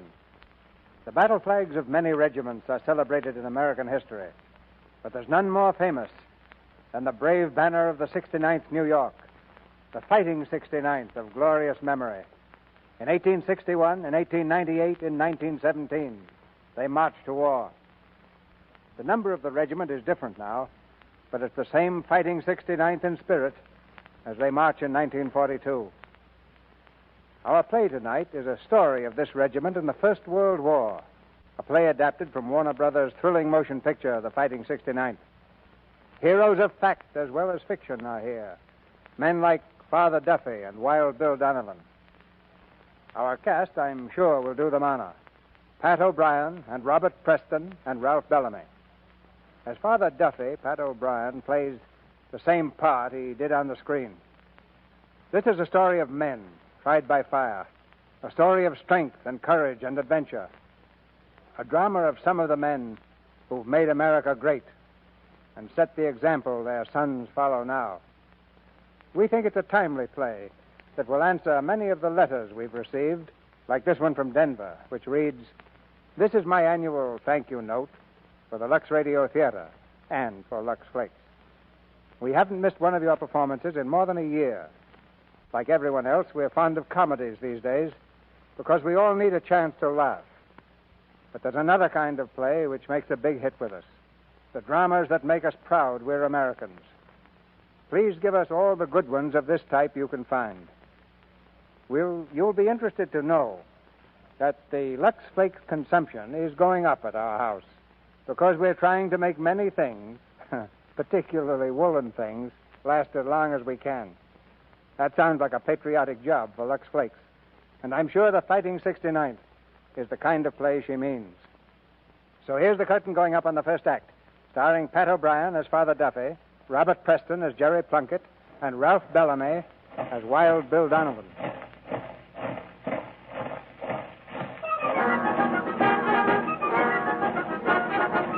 Back in April 1917, they said it would take a year for America to raise an army. Within 3 months, the first contingent of American troops reached the port of Saint Nazaire.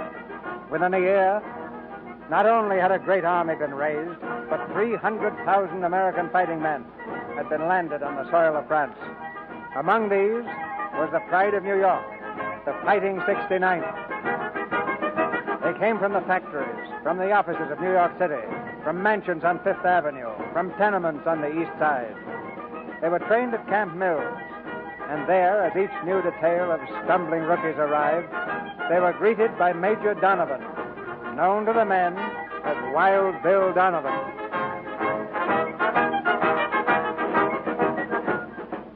You men are about to take the oath of allegiance to your country, to a regiment that in hard battle on many fields has earned the nickname the Fighting 69th. No man has ever let the regiment down, don't forget that. Now, repeat after me. I. Say your names. Do solemnly swear. That I will bear true faith and allegiance. To the United States. Of America. That I will serve them honestly and faithfully. Against all their enemies whomsoever. That I will obey the orders. Of the President of the United States. And of the officers appointed over me. According to the rules and articles of war. So help me God. Lieutenant? Major Donovan? Kindly inform the commanding officer my battalion is now up to strength. That's all. Yes, sir. Detail. Aye. Hey. Away. What? I, Jerry Plunkett, do solemnly swear I will bear faith and allegiance. Hey, what does that guy think we are, the Ladies' Aid Society? What's eating you, mister? I joined this outfit to get a crack at the Fritz. Not to stand around taking Boy Scout oaths. Oh! You there. Rookie. Step out. You talking to me? I ain't talking to myself. What's your name? Jerry Plunkett, what's yours? Quiet! Who told you you could talk? Nobody. I've been doing it since I was 2 years old. Shut up! You're a very funny man, Plunkett. Very funny. He certainly is. A scream. Quiet! What's your name? Sure, Sergeant. My name's Mike Murphy. Well, don't pass any remarks, see? Detail. Forward. What? Wait a minute! What did you say your name was? Mike Murphy, your worship. Murphy, huh? What were you born? I was born a boy. That's enough of that! Hey, Murphy, don't argue. Größer Schlemiel. Weißt von gar nicht. Was weißt du? Erst the Ballabos. Nicht für mein Geld. Quiet! Okay. What name were you born with? Me? Yeah, you. Murphy. Monsieur Moscovitz. Where'd you get the Murphy? I took it. You see, I wanted to go over with the Fighting 69. I see. Okay, Mike, you'll do. Thank you. But as for you, Plunkett, keep your face shut and your eyes front, or you'll be peeling potatoes for the rest of your stretch. Go on, you big ick me. What did you say? I said it was a nice day. Read the chart, soldier. My eyes are okay. Can you read the top line? Now, only the letters. I don't know what it means. Read it! Sure. B for Brooklyn, Y for Yonkers, Q for Queens, H for Harlem, and X marks the Bronx. Private Plunkett, 2 shirts, OD, size 17. I only wear a 15. They'll shrink. Breeches, OD, size 42. 42? What if fall down on me? That's your problem. Next.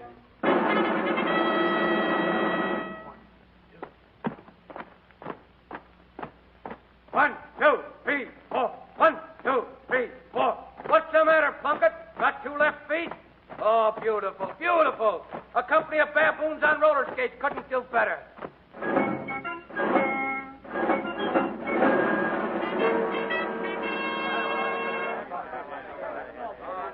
Hey, you guys, don't go wandering too far away after chow. Major Donovan's taking the battalion out on night tactics with full pack. What, again? That's the second time this week. Stop beeping. He's trying to make soldiers out of you. It's more than I can do. Night tactics in this weather. Boy, that fixes us. You got a cigarette, soldier? Look, don't you ever buy your own? What for? Yeah, thanks. Say, you fellas, do you know how many guys has died of exposure on night tactics in the last 10 years? You got a match? Sure, Sucky.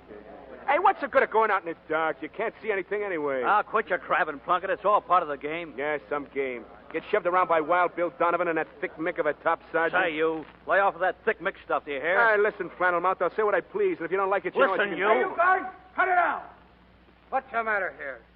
Nothing. Well, break it up. Go on, Plunkett, beat it. Yeah, sure. I see you around sometime, soldier. Listen, Frank, keep away from that loudmouth Plunkett. He's a wrong soldier, savvy? I can take care of him. Never mind that. Stay clear of him. Hey, here's Father Duffy. Oh, hello, Father. Evening, Father. Hello, boys. How are you? Hello, Tom. How's the missus? Expecting again, Father. I didn't ask her condition. I asked for her health. She's fine, Father. Evening, Father. Evening, Lieutenant. How's everything going? Our division's filling up, Father. 4th Alabamas came in today. Yes, I saw them. In another couple of months, you'll all be making history. Maybe quicker than you think. We'll need your prayers, Father. Now, when did an Irishman ever need prayers in a fight? What are you reading there, Lieutenant? The same book, Father. Poems of Joyce Kilmer. Oh, yes. By the way, did you ever get up the courage to talk to Kilmer? I've been intending to. Do you think he'd mind? Mind? Joyce. Yes, Father? Joyce, come here. Yes, Father? Corporal Kilmer, the lieutenant has a favor to ask of you. Yes, sir? Well, I wonder if you'd mind autographing this book for me. It's yours. I'd be very glad to, Lieutenant. Here's a pen, Joyce. Thank you, Father. Let me see, Joyce, what you've written there. Yours in a common cause. There you are, Lieutenant. Thank you. You're quite welcome. Well, good night. Night, Father Duffy. Good night, Father. Hey, buddy, you got a match? Match? Yes, I think so. Here. Hey, thanks, buddy. I don't think I've met you yet. No? I only been around here about 3 months. My name's Plunkett, Jerry Plunkett.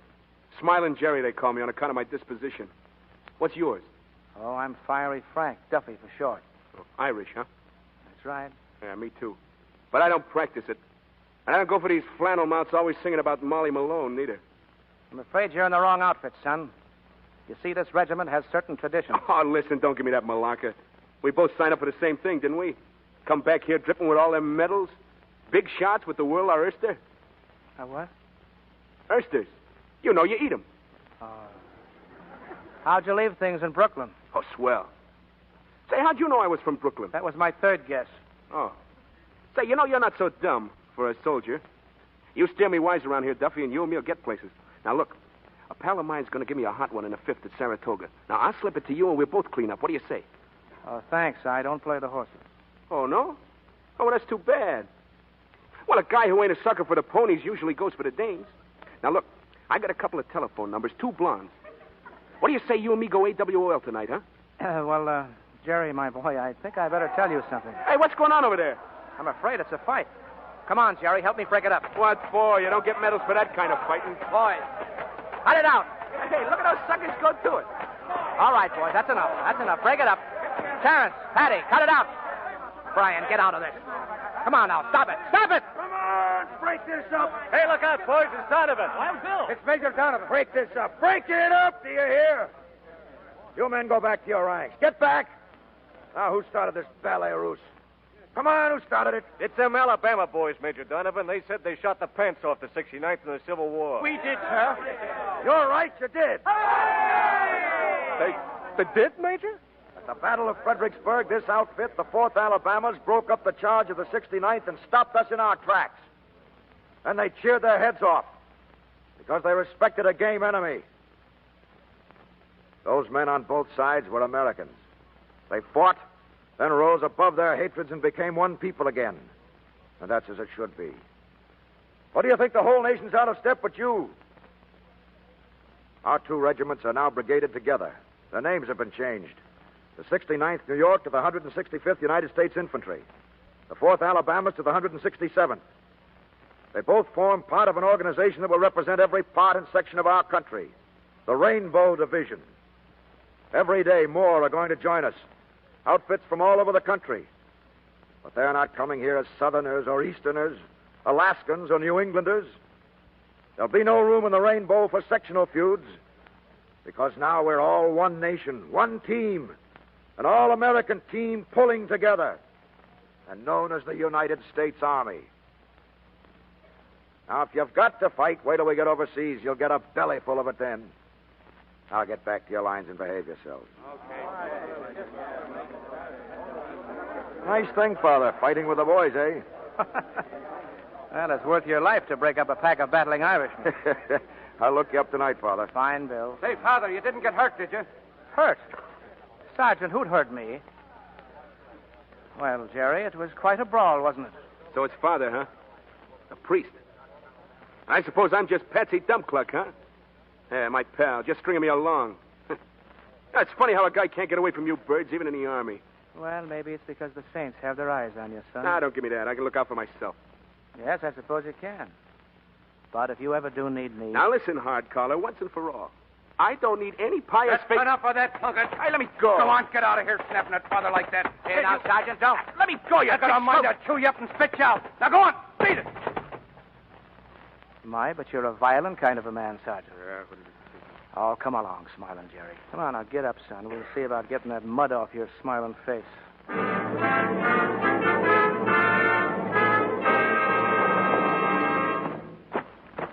Heads up. Come on, man, heads up. Put some swing into it. You're not dead yet. Heads up. Swing. No, we're not dead yet. We're just muscle-bound, flat-footed, and fed up. Outside of that, we're all right. And a lot that slave driver cares whether we are or not. Pipe down, Plunkett. Always crabbing. Cut it out. Listen, you're in the Army now. Yeah. In the Army now. You're not behind the plow. You'll never get rich. Close up there, you guys. Hey, you fellas, what are you training for, the Olympics? It's just Wild Bill Donovan's game gang. You'll never get rich.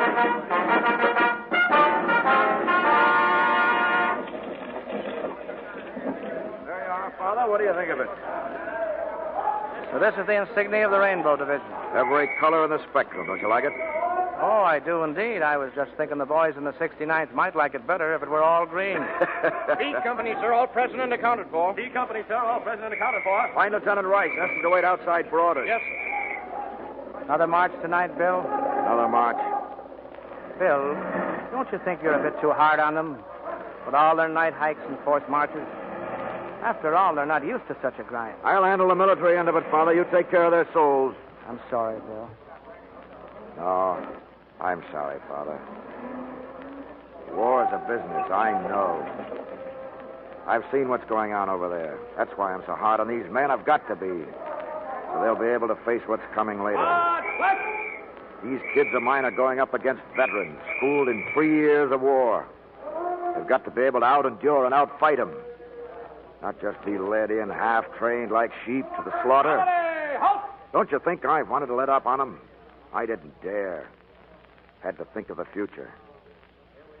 Well, now the future is here. I couldn't tell you this before.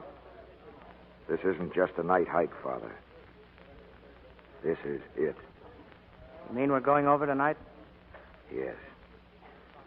Give me your blessing, Father. Benedictio Deo, omnipotentis pactus et filius spiritus sancti, Jean et super te et magnus semper. Thank you, Father. All present and accounted for, sir. Column squads! First company! Squad right! Squad right! Squad right! Hard!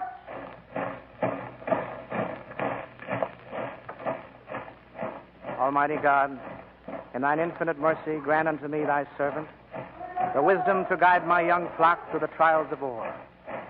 Oh, Father, they're so young.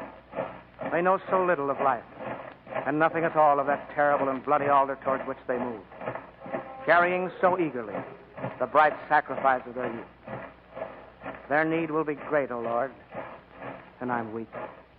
Therefore I beseech thee in the name of thy blessed Son, our Lord Jesus Christ, grant me strength to keep them strong and steadfast in the faith, in decency and courage, to the glory of God, their country, and their regiment, in the bad times to come. And if in battle you see fit to gather them to your own protecting arms, thy will be done. But let them die like men, valiant and unafraid.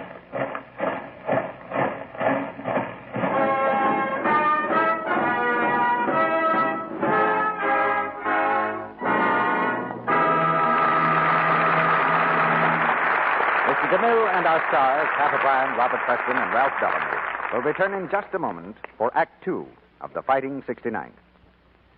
During our brief intermission, we want to tell you how you can have a lovelier garden this summer at a trifling cost. You see, out here in Hollywood, waiting for you at the Lux Garden Club, are 3 gorgeous early flowering chrysanthemum plants. Not just cuttings, but strong, well-rooted, field-grown plants. And they're yours for only 10 cents and the opening tab from a large box of Lux Flakes. Think of it. 3 first-quality chrysanthemum plants. They're worth $1. And our Lux Mum plants have had a special vitamin treatment. Yes. Every plant you get from the Lux Garden Club has been vitamin treated with transplantone for stronger roots and earlier flowering. In the early fall, just when other flowers are through blooming, you'll have a garden the neighbors will envy. Dozens and dozens of beautiful, long-lasting mums from each plant, up to 3 or 4 inches across. They're easy to grow, and they'll bloom year after year. 1 plant at each set blossoms in a stunning shell pink color, a favorite for flower arrangements. And if you haven't a garden, you can grow your mums in flower pots or window boxes in any sunny window. There's a leaflet of planting instructions enclosed with the mums. And another telling you how to get other flower bargains. Now, here's what you do to get your mum plants. Your dealer has handy order blanks for this wonderful flower offer right now. Send 10 cents in coin. No stamps, please.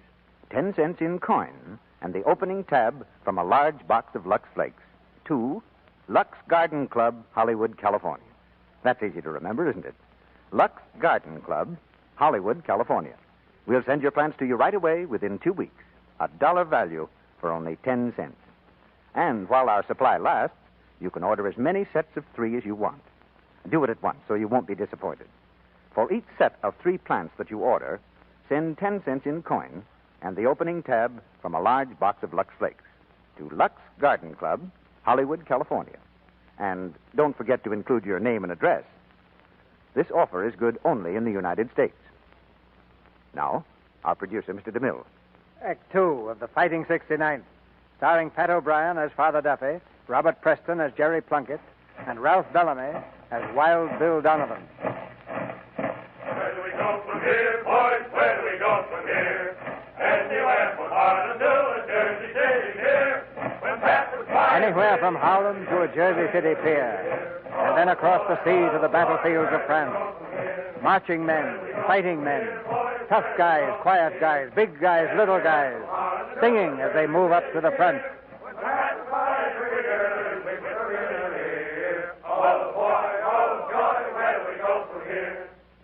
It's Christmas Eve.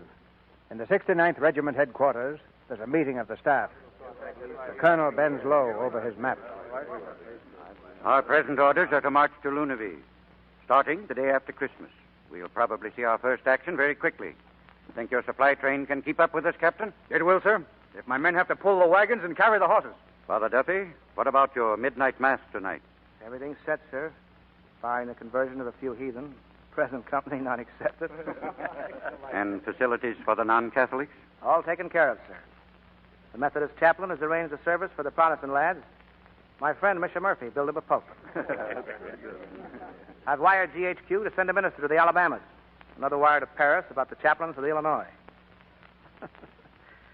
You know, if some of the folks back home knew how well all of the different faiths got along together here, which would cause a scandal to many a pious mind. Hey,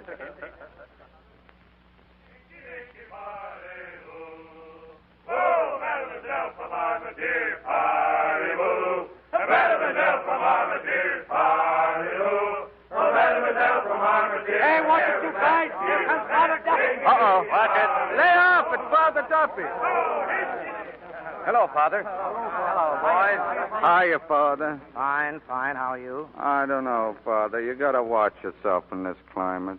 He's always got something wrong with him. Now, wait. Maybe he's sick. It's getting a lot of the boys. First, your arms go to sleep. Yeah, that's it. They're asleep right now. Then you hear a buzzing in your ears, huh? Yeah. Then the most fatal symptom, you get a light feeling in the head. Holy smoke, I got it. And that means you need exercise, and there's nothing in the world like pumping an organ at midnight mass. It'll make a new man of you. He's got to pump the organ. That's right, Mac, that's right. And you're going to sweep out the church. Oh.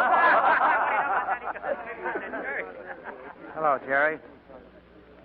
Jerry, I'm talking to you. What's the matter, Jerry? Don't you hear well? Yeah, I hear you. You got a match, St. Francis? Get on your feet when an officer comes in the room. On your feet, I said. Take that cigarette out of your mouth. Okay. That's better. All right, boys. See you later. Stay here, Jerry. Come on, then. Outside. We got plenty of things to do around this stuff. Around this camp. Outside. Don't forget midnight mass, boys. Confessions this afternoon. Well, Jerry. My boy, you know, you're getting yourself so well liked in this army, the men would rather machine gun you than they would the Germans. You're bad enough at Camp Mills, but here you're getting worse. Ah, well, that's one man's It's opinion. everyone's opinion. Calling you a misfit and a troublemaker. Oh, gee, that's tough, you know it. I'm going to bust right out crying. Sit down a minute. Now, to begin with, Jerry, I don't think you're such a tough guy as you'd like to think. You're only kidding yourself. You happen to be your own biggest sucker. Yeah? Oh, I've seen a lot of life. And men. You're just plain lonesome, Jerry. That's all that's the matter with you. Me? Lonesome? That's rich. Oh, sure, I know. Smart boys don't need anybody. Take care of themselves. But we've got some black days ahead of us, when a man will have the need of a friend he can depend on. Jerry, you've made no friends. None at all. And that's where I thought I might come in. We're going in the trenches right after Christmas. Yeah? You're not kidding me, are you? Well, say, that's great. Well, that's what we come over here for. And the sooner the better. Jerry, how long since you've been to confession? Oh. Yeah, I figured you'd worm around to that sooner or later. We're having midnight mass tonight. And Christmas isn't a bad time for any of us to sort of take stock and check up. Come on, what do you say? Why don't you join the boys tonight? Now, look, Chaplain. Get this once and for all. I'm here to soldier, not to pray. I don't go for that Holy Joe stuff. And there's no use trying to convert me. I'm not trying to convert you, Jerry. I'm only asking you to come back to your religion and recognize the fact of Almighty God. Well, all right. Merry Christmas.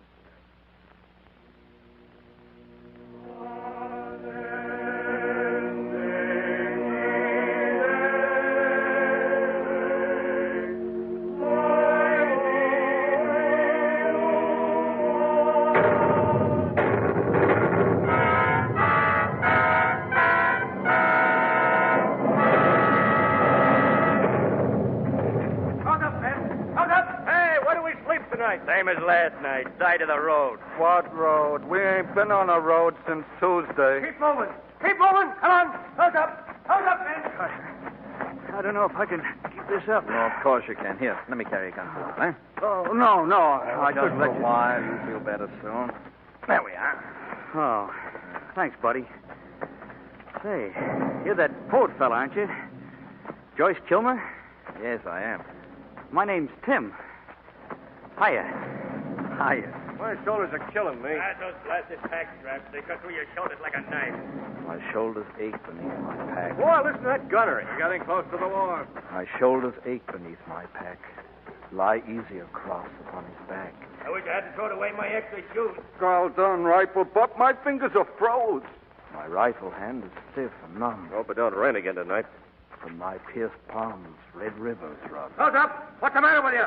Don't die on your feet. Come on. Close up. Men shout at me who may not speak. Keep going. This ain't no excursion. They scourged thy back and smote thy cheek. Say, soldier, what's that you're muttering? Huh? Oh, well, it may turn out to be a prayer. Maybe only a poem.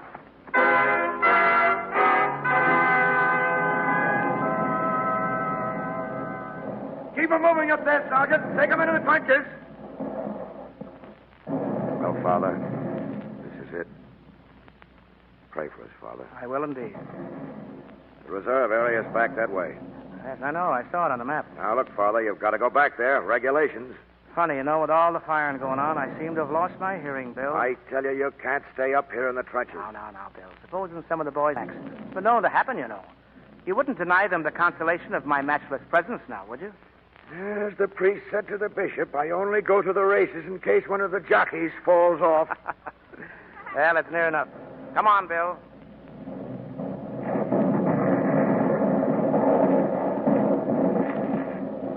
Now, look, you guys. This here thing's a trench, and we got a good reason for building them this way. Now, keep off the fire and step until you get orders. That probably won't be until morning. Okay. And one thing more. In that box over there, there's a lot of flares and a Very pistol. They're to be used only if we're attacked during the night.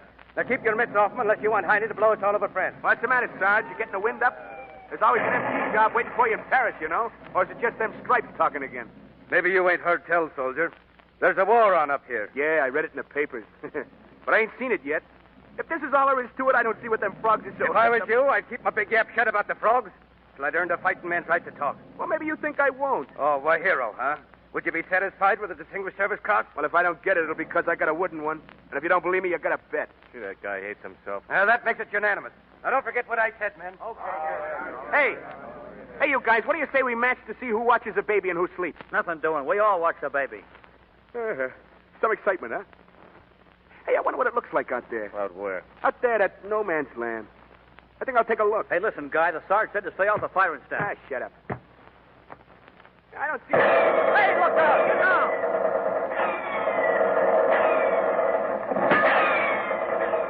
Holy smoke. You okay? Did you get hit, Plunkett? No, I don't think so.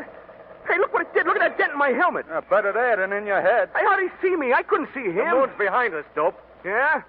Well, I'm going to see him. Give me one of them flares. Hey, lay off, Plunkett. Get out of my way. I'm going to pay that guy off. You'll light up the whole trench. Look out. Don't shoot that flare. Here goes. All the better to see you with, Heine. You crazy fool. Now I get him. Look at that. Look out. Stay down, men. They've spotted us. Hey, give me a hand grenade. I can see him. Get up. It's bright as daylight. They got the rays up. Stay down. Hey, fellas. I've been hit. I've been... Lay him down. Don't lift his head. Petrobus! Petrobus!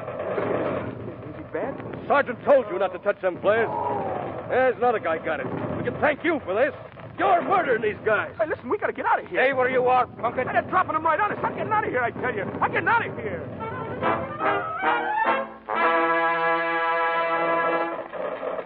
Father Duffy, we need you here. Coming. Father Duffy? Jerry, what's the matter? Are you wounded? No, listen, Father, over there in the dugout. What is it, Jerry? I just saw him. I was going in the dugout and a shell hit him. Gee, they're very alive in there. Jerry, what were you doing in a dugout? You were on duty in the front line in the trenches. Who sent you back here? Well, nobody, Father. I come back myself. You see, I had a... Yes, Jerry, I do see. Indeed, I do. There'll be a lot of boys who went up there with you, Jerry. He won't come back tomorrow. You'll be alive, but I wonder if he'll be glad.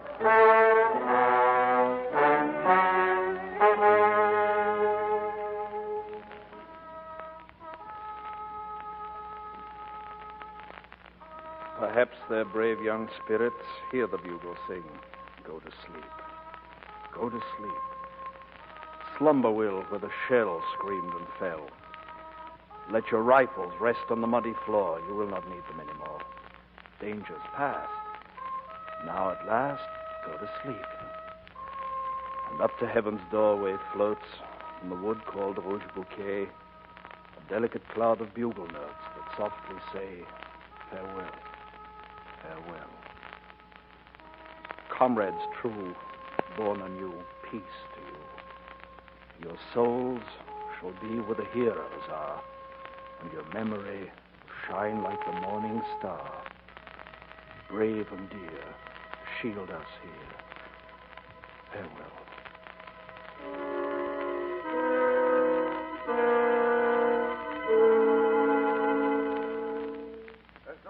talking, Father. I'm getting rid of Plunkett. I'm having him transferred to another regiment. Now, He's Bill. a bad egg, a troublemaker. Unreliable on the line. He's getting himself talked about in a way the 69th doesn't relish. Bill, give the lad another chance. I happen to know he had a pretty bad shock up there. Yes? Well, it's finished him as a soldier. I've had nothing but complaints from his company commander on down. Picking fights behind the lines and dodging patrols when he's up there. Reporting sick when he's detailed to wiring parties. One excuse after another whenever there's a man's job to do. I won't have a man like that in this outfit. Now, Bill, I don't want to interfere with discipline, but it's possible he has a good side, too. If he has, we'll let him develop it somewhere else. My mind's made up. Bill, you're not being fair about this.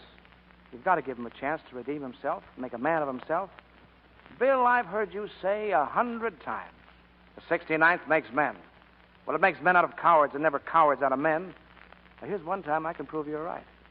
If you trust me and let him stay, I'll take full responsibility for him. That blarneying tongue of yours. Don't know why I didn't let him send you home to collect funds for the Knights of Columbus. Well, maybe he wanted to save me the trouble of swimming back. What do you say, Bill? Did Jerry Plunkett stay? All right. All right, but he's your guinea pig from now on. Okay, fine. Oh, one more thing, Bill. I wonder if you'd okay providing 2 buses to take the Jewish boys back to their services at East. I'll take care of it, Father. It's a good thing we've no Mohammedans in the division, or I'd have no time for the war. Oh, Father, the rest of the boys are on their way up to the lines at Oak River. I kept Plunkett here. You see that he gets up there? Oh, I will indeed. I'll be on my way myself tonight.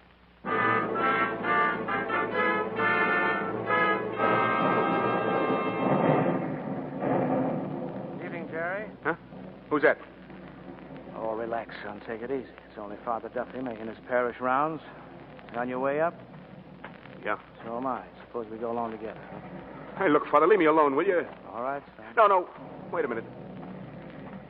I didn't mean that. You know, you're like the old Irishman who'd rather be quartered than lonesome. A little jumpy, are you? Well, we all are. The men, the officers, it's not easy for any of them. The officers? Brass hats? What they got to be jumpy about? Some general right now sitting in an office back there sticking pins in a map.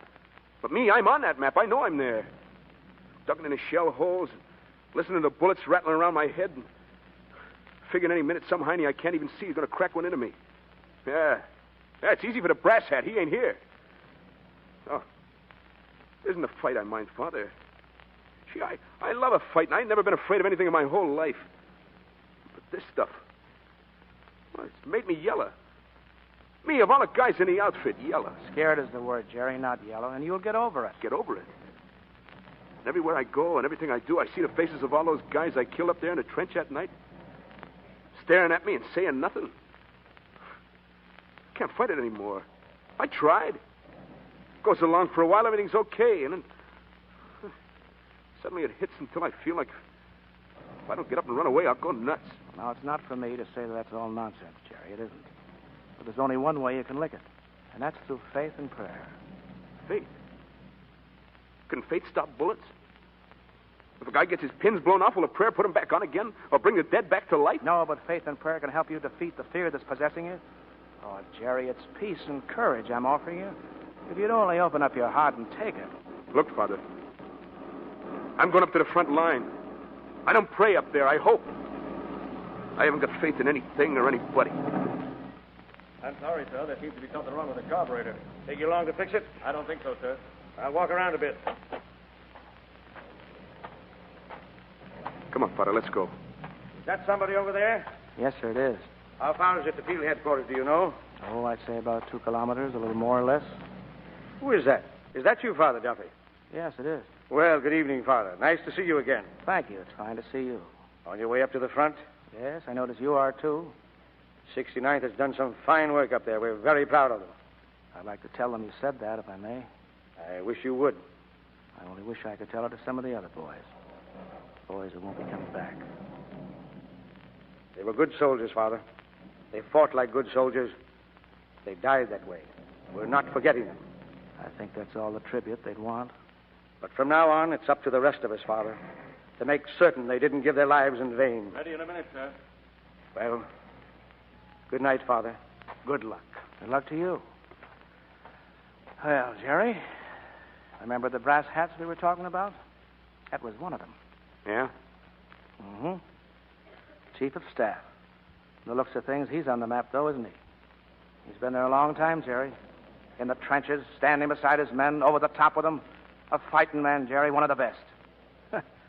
They say he can spit nickels and chase Germans as well as any doughboy in the whole Rainbow Division. Yeah. What's his name? Douglas MacArthur. We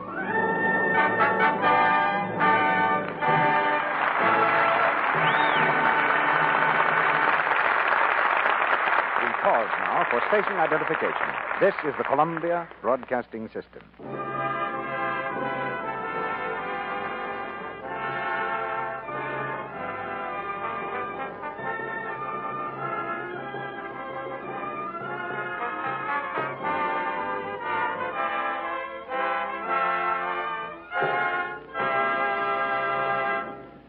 After a brief intermission, Mr. DeMille presents Pat O'Brien, Robert Preston, and Ralph Bellamy in Act 3 of The Fighting 69. But now, Sally says... It's easy as pie. Easy as rolling off a log. Easy as ABC. Easy as LUX to do that big job of spring house cleaning with Lux Flakes. You can freshen up the curtains, Wipe down the woodwork, wash out the slip covers, and have everything come out spick and span, fresh and unfaded. including yourself. If you stick to new Quick Lux for every soap and water job around the house. Seriously, though, spring cleaning this year is different. Our government has asked us to take care of the things we own, to make them last longer so we won't have to replace them quickly. It's a real duty now, as well as a matter of thrift, to take the gentlest kind of care of everything. Harsh soaps, cake soap rubbing, are hard on fabrics and colors, make them wear out before their time. But gentle, rich Lux suds get rid of dust and dirt quickly, thoroughly, safely. You don't have to tell us how Lux saves things, Mr. Ruick. We women have known that for a long time. We've proved it over and over again. That's why so many millions of us always use Lux for all our washable dresses and blouses, for underthings and stockings. There's nothing better than Lux Flakes for cutting down on stocking runs. Right, Sally. And you save the same way when you use Lux all around the house. Yes, to save your blankets, slip covers, curtains, bedspreads, to keep them fresh and new-looking and useful longer. And to save your hands. Stick to gentle new Quick Lux for every soap and water job you have to do. Anything safe in plain water is safe in Lux. Now, Mr. DeMille returns to the microphone. Act 3 of The Fighting 69th, starring Pat O'Brien, Robert Preston, and Ralph Bellamy. The infantry with the dirt behind their ears. The infantry that wants the volunteers. The Cavalry, artillery, and the bloomin' engineers. Oh, they couldn't lick the infantry in 100,000 years. They're on the march again, the Fighting 69th, moving up under fire to the front line trenches. Look at them, Father. There's nobody could lick them. They're moving into a tough spot now. The toughest we've been in yet. Bill, is it true you're going to attack when they are gone without artillery preparation? It is. I'm going to give Fritz a little surprise. Well, bye, Father. Bye, Bill. I'll be seeing you up there after you get underway. Oh, by the way, Bill, were you able to do anything for Jerry? No. Nothing. Not even if I could. Bill, are you sure you're being fair? Look, Father, I gave him his chance at Oak River. You know what he did? He admitted it in the court-martial. He ran away. He deserted. It wasn't the first time either. It's going to be the last. Yes, and if I hadn't asked you to transfer him, it might never have happened. It's my fault, Bill. I told the court-martial it was my fault. The boy shouldn't be executed for something he couldn't help. Father, let's not go into this again. Never in history has a 69th man disgraced his regiment the way he's done. He's been tried and sentenced. Tomorrow morning, he's got to take what's coming to him. May God have mercy on his soul.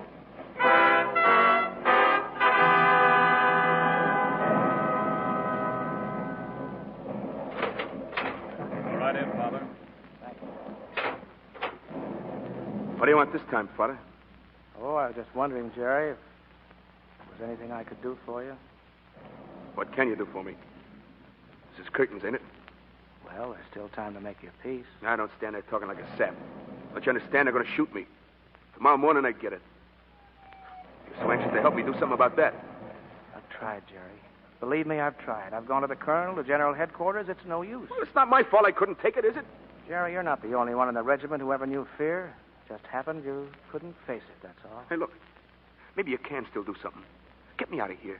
Help me to escape. I'll get home some way, and after the war, they'll forget all about me. No, Jerry. But why not? You're a priest. They can't do anything to you. You're forgetting I'm a soldier as well as a priest. Yeah. I see. Oh, Jerry, ask me anything else. I will. I'll ask you to beat it. You don't understand. Oh, let me alone. Go on. Get out.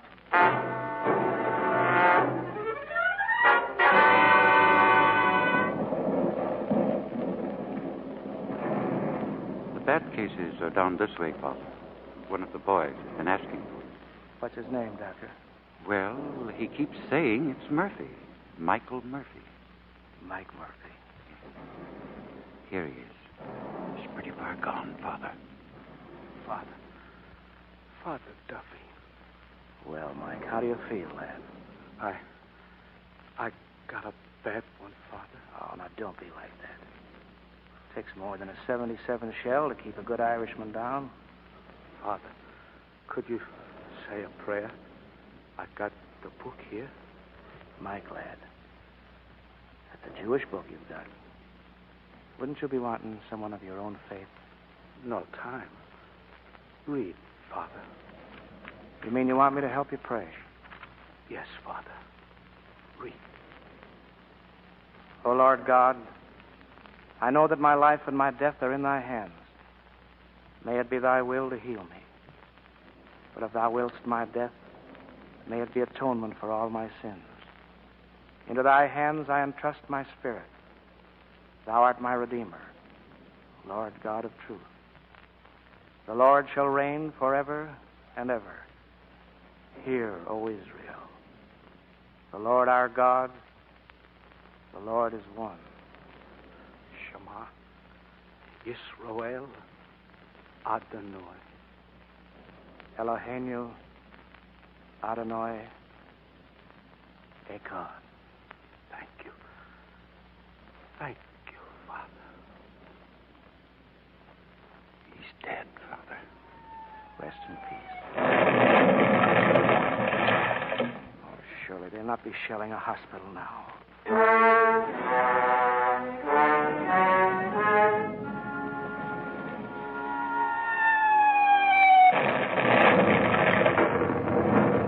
Let me out of here. Let me out of here. You can't let me die like this. Let me out. Let me out. Harry. Hey, Father, they went away. They left me here. The guard's been killed, Jerry. Come on, I'm taking you out. Where are we going? What are you going to do with me? Jerry, you've looked in the face of death these past few hours. Death by execution and death from shell fire. Now you're still alive. I can't let you stay here with this. You're free, Jerry. Free of everything but yourself. I can't tell you what to do. I can only point out two roads to you. One to safety for a while, perhaps to home. Do you hear that? It's fallen on your regiment, Jerry. They're in a trap. It's possible not one of them will come out alive. There are your two ways. Whichever you choose, you'll have to walk alone. What do you mean, whichever I choose? Think I'm crazy enough to try to go up to the front through that? Goodbye, Father.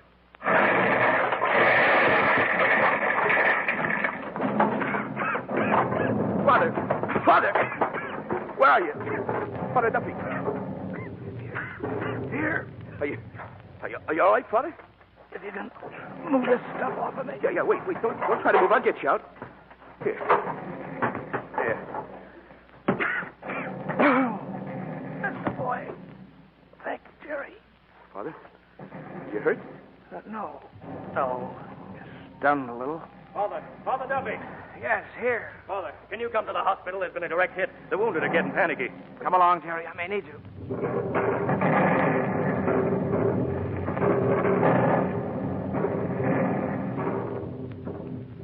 Father, you can't go in that place.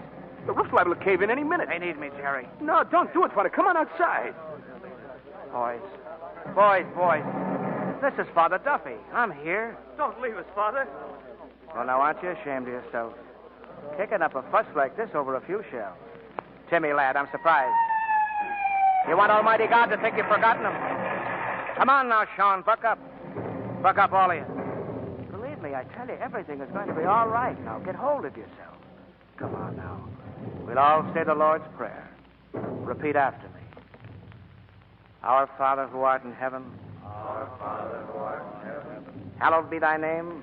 Hallowed be thy name. Thy kingdom come, thy will be done on earth as it is in heaven. Thy kingdom come, thy will be done on earth as it is in heaven. Give us this day our daily bread, Give us this day our daily bread, and forgive us our trespasses, and forgive us our trespasses, as we forgive those who trespass against us. As we forgive those who trespass against us. And lead us not into temptation, Lead us not into temptation, but deliver us from evil. deliver us from evil. Amen. There, boys. It's better now, isn't it? Jerry, my boy, did I really hear you praying? Yes, Father. I believe it now. Thank you, Father. And if it so be that he find it, amen, I say to you, he rejoiceth more for that than for the 99 which went not astray.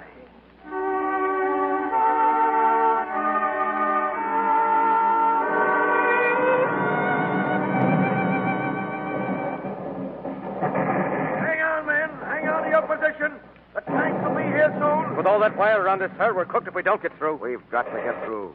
Once we get into their trenches, we can finish the thing off. Well, here's a scrap that should satisfy even the fighting Irish, Sergeant? It's a fine bit of a scrimmage, sir. We've got to knock out those machine guns somehow, cut a hole through that wire. Are all those Stokes motors out of commission? Yes, sir, and the crews are all killed. Maybe there's one we could fix up somehow. That'd do it. Well, there's a mortar outfit about 50 yards off the flank. Maybe I could have a look, sir. All right, go ahead, Sergeant. Take 5 men. I'll go myself, sir. It'll be quicker. Sergeant, take some men. I don't need them, sir.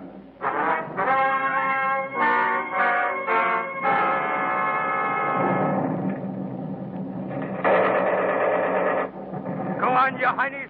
Blast away at me. Blast away. When I get this gun going, I'll blow the lot of you to kingdom come. Now I've got it. Now, Dirty! Sergeant, where are you? Who is it? It's me, Plunkett. Plunkett, what are you doing out here? Did you run the wrong way? I didn't come out here to look at your big, ugly puss. Now shut up and show me how to use this mortar. What for? So you can turn it on the 69th and kill off a few more good men? Now, listen, I know what you think of me, and I know what I think of you. Never mind our own private scrap. I'll give you a belly full of that later. Now shut your big Irish trap and show me how to use this mortar. If you don't, I'll shove this bayonet right through you. You show me how to use it so I can't miss. Well, there's nothing to it. Here, put your hand on the fuse. Pull the pin, drop it in. Yeah, I got it. Hey, these shells don't look like so much. No, there's enough TNT in them to blow a lane in that wire as wide as Central Park. Yeah, well, I'll tell you in a second. Here's a kiss for you, Heine. That's the boy, right on the nose. Now, show them krauts. Put a sausage skin on this one, Heine. Let him have it, Jerry. Hand me another shell. Look, they got the range. They'll be hammering us now. Come on, let them. Here's one for the 69. I hate to say it, Jerry, but you might have the makings of a soldier if you live long enough. Pipe down, slug. Come on and get it, Fritz. Come on up and take your licking. Here's one for Brooklyn and the Bronx.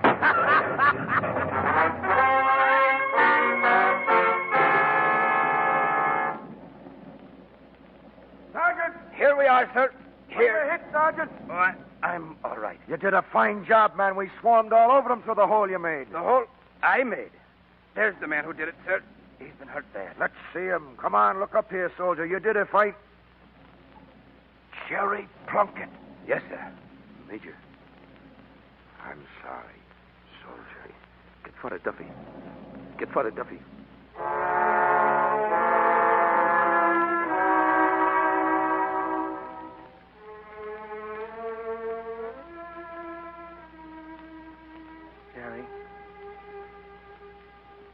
Jerry, it's Father Duffy. Hello, Father. Gee, I was hoping you'd get here in time. You're not afraid, are you, Jerry? No, Father. Not anymore. I've been an awful lot of trouble to you, haven't I, Father? Who's that with you? Major Donovan, Jerry. Oh. I just wanted to tell you, Jerry, the 69th is mighty proud of you. 69th. Thank you, sir. I'm ready now, Father. Puristum sanctum, onciolum, indulgiatur Dominus, quid requisti, amen. And I once thought this boy was a coward.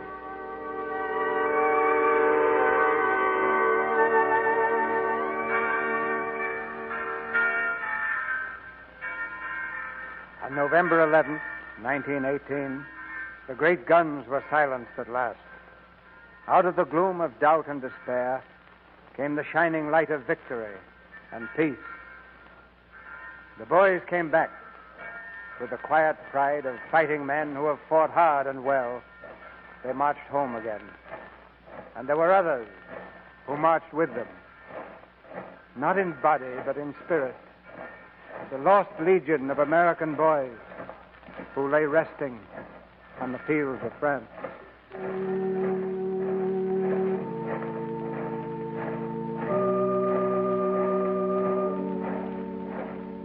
O Heavenly Father, hear I beseech you the prayer of this America's lost generation. They love life too, O Lord. It was as sweet to them as to the living of today. They accepted privation, wounds, and death, that an ideal might live. Don't let it be forgotten, Father.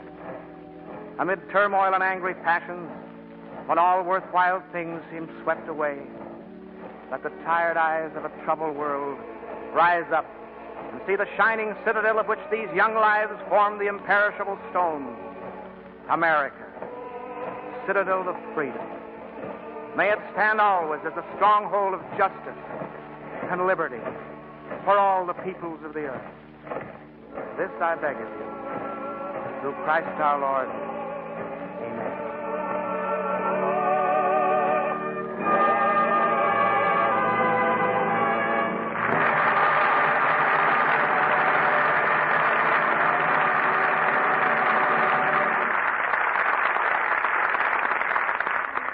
So the curtain falls on tonight's play. In just a moment, our stars will return to the microphone. This Lux Radio Theater performance of the Fighting 69th has come to you tonight with the good wishes of the makers of Lux Flakes. Now, here's Mr. DeMille with the stars of our play. The Fighting 69th will live forever in the hearts of the American people. And in this theater, we'll remember the way Pat O'Brien, Robert Preston, and Ralph Bellamy told us the story tonight.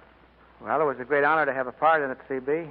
When I was in New York 10 days ago, Pat, I made a little pilgrimage to Times Square for a special purpose. That's a fine statue of Father Duffy there, C.B. He was an inspiring figure, Ralph. I'm sure he'd have liked the way Pat O'Brien played his part tonight. Thank you, C.B. 2 years ago, I had the privilege of placing a wreath at the foot of Father Duffy's statue. I think the audience would be interested in that telegram you received from another man who was concerned in tonight's play, C.B. I'll ask Ralph Bellamy to read it, Bob. He played the part of that man. It's addressed to Cecil B. DeMille, the Lux Radio Theater, Hollywood. It reads, as one who had the privilege of serving with the 69th Regiment, I'm looking forward to hearing the broadcast. I deeply regret I cannot be with you in person. Kindest regards. It's signed William J. Donovan. I had the pleasure of seeing Colonel Donovan at dinner less than 2 weeks ago. And since he's now handling a highly important assignment from the President of the United States, I think we understand why he can't be here. I've learned from Washington that tonight's play is being short-waved to American forces all over the world. So perhaps it's being heard by the Fighting 69th of 1942, wherever they are. And I know all of them join us tonight from wherever they are in a salute to the man who was their chief of staff and became their divisional commander in France. That's the Rainbow Division, Pat? Yes, Bob. And the general I'm talking about both named it and organized it. Right now, he's somewhere in Australia. General Douglas MacArthur.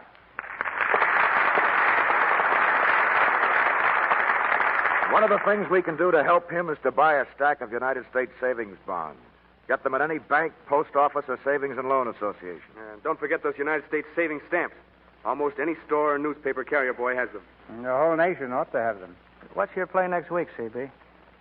It's a play that I worked, ate, and slept with for more than a year, Pat. Northwest Mounted Police. A story of some of the world's most heroic men. And heading our cast will be three of the same stars you saw in the picture. Gary Cooper, Paulette Goddard, and Preston Foster. Gary plays a Texas Ranger who's tracking down an outlaw in Canada. He arrives during one of the most thrilling episodes in Canadian history, the time when 50 men may have saved a nation. And we are saving a reserved seat for you next Monday night when Gary Cooper, Paulette Goddard, and Preston Foster star in Northwest Mounted Police. I'll say what CB did. It's a great picture. Good night. Night, CB. Good night. That applause is for the Fighting 69th somewhere in the world.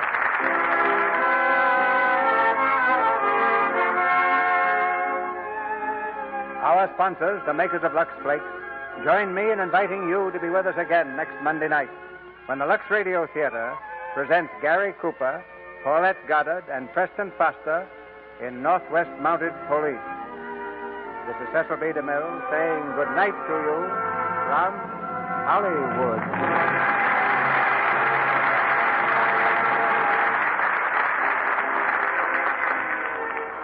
Pat O'Brien appeared tonight through the courtesy of Columbia Pictures and is starring currently in their production, Two Yanks in Trinidad. Robert Preston is now seen on the screen in Cecil B. DeMille's Paramount Technicolor production, Reap the Wild Wind. Ralph Bellamy is currently working in the picture Lady in a Jam at Universal. Heard in tonight's play were Jack Mather, Charles Seal, Hans Conried, Edward Marr, Tyler McVeigh, Arthur Gilmore, Leo Cleary, Edwin Max, Griff Barnett, Eric Rolfe, Stanley Farrar, and Warren Ash. Tune in next Monday night to hear Gary Cooper, Paulette Goddard, and Preston Foster in Northwest Mounted Police. Our music was directed by Louis Silvers, and your announcer has been Melville Ruick. This is the Columbia Broadcasting System.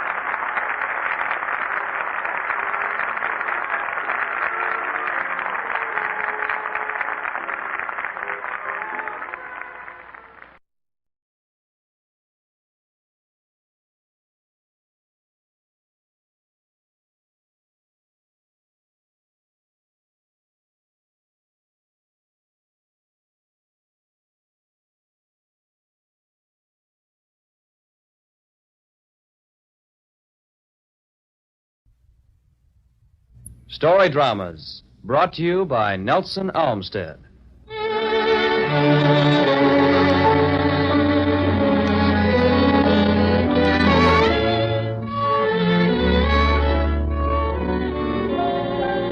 Welcome, ladies and gentlemen, to another story drama, presented by NBC's outstanding narrator, Nelson Olmsted. The narrative tonight is included in Nelson Olmsted's list of the 10 best short stories ever written, representing one of the finest tales of the supernatural ever to appear in the English language. Here is Charles Dickens' The Signal Man and Nelson Olmsted.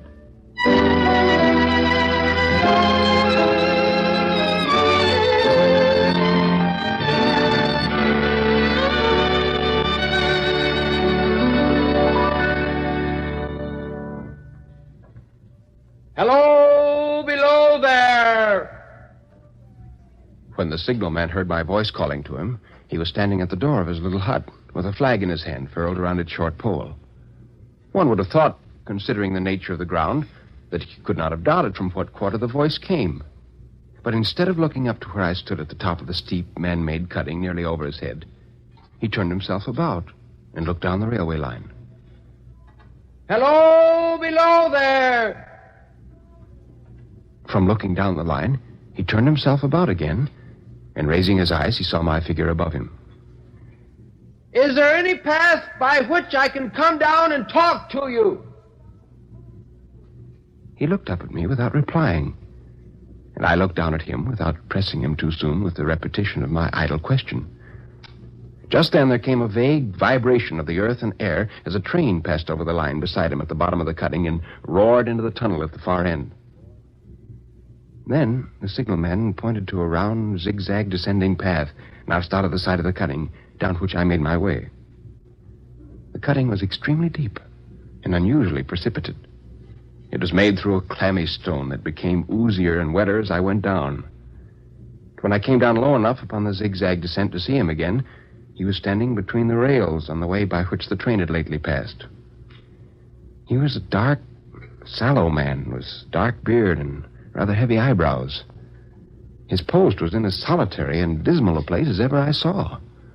On either side, a dripping wet wall of jagged stone, excluding all view but a strip of the sky, one end terminating in a gloomy red light, and the gloomier entrance of a black tunnel in whose massive architecture there was a barbarous, depressing, and forbidding air.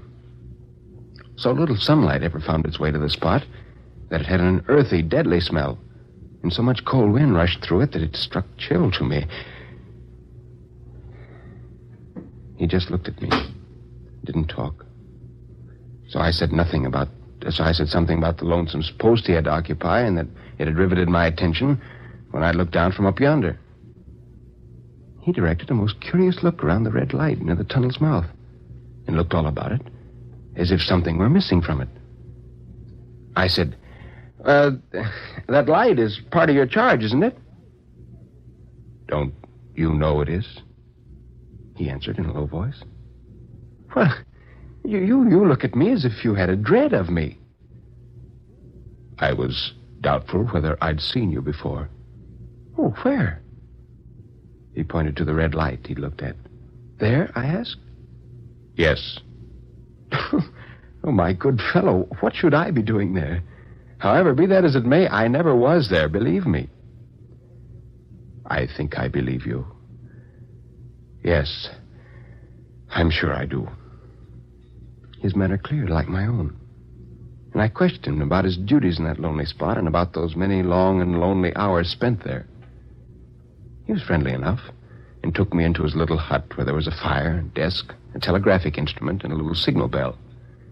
We talked easily, and from the conversation I found that he had once been in college but had run wild for a while, misused his opportunities, gone down, and had never risen again. He had no complaint to offer about that. He'd made his bed, and he lay upon it. Several times we were interrupted by the little bell, and he had to read off messages in the telegraph and send replies. In the discharge of his duties, I observed him to be remarkably exact and vigilant. As I rose to leave him, I said, "Well, you almost make me think that at last I met with a contented man." I believe I used to be so. But I'm troubled. I'm troubled. Oh, what do you mean? It's very difficult to tell, sir. It's very, very difficult to speak of. Let me ask you, what made you cry, "Hello, below there tonight"? Oh, heavens knows, I cried something to that effect. Not to that effect, sir. Those were the very words. I know them well. Well, if they were, I said them, no doubt, because I saw you below. For no other reason. What other reason could I possibly have? You had no feeling that they were conveyed to you in any supernatural way? No. Oh. I took you for someone else this evening. That troubles me. Oh. Who is this person? I don't know. Is he like me? I don't know. I never saw the face. The left arm is always across the face, and the right arm is waved, violently waved. This way. I followed his action with my eyes, and it was the motion of an arm gesticulating with the utmost vehemence. An action, if interpreted into words, would probably say, "For God's sakes, clear the way." One moonlit night, I was sitting here when I heard a voice cry, "Hello, below there." I jumped up and looked from the door and saw this someone else standing by a red light near the tunnel, waving as I just now showed you. The voice seemed hoarse with shouting, and it cried, "Look out! Look out!" And then again, "Hello, below there! Look out!" I caught up my lamp and turned it on red and ran toward the figure, calling, "What's wrong? What's happened? Where?" It stood just outside the blackness of the tunnel. I advanced so close upon it that I wondered at its keeping the sleeve across its eyes. I ran right up to it and held out my hand, stretched out to pull the sleeve away. When it was gone. What? Gone? Gone where? Into the tunnel? No. I ran on into the tunnel, 500 yards, but saw nothing. Then I ran back here. I telegraphed both ways. An alarm has been given. Is anything wrong? The answer came back both ways. All well. Within 6 hours after that appearance, the memorable accident on this line happened. And within 10 hours, the dead and wounded were brought along through the tunnel over the spot where the figure stood. A disagreeable shudder crept over me, but I did my best against it. It was not to be denied, I rejoined, that this was a remarkable coincidence, calculated deeply to impress his mind, but it was unquestionable that remarkable coincidences did continually occur everywhere. He interrupted to say that he wasn't yet finished. This was just a year ago. 6 or 7 months passed, and I'd recovered from the surprise and shock when one morning, as day was breaking, I, standing at the door, looked toward the red light and saw the specter again.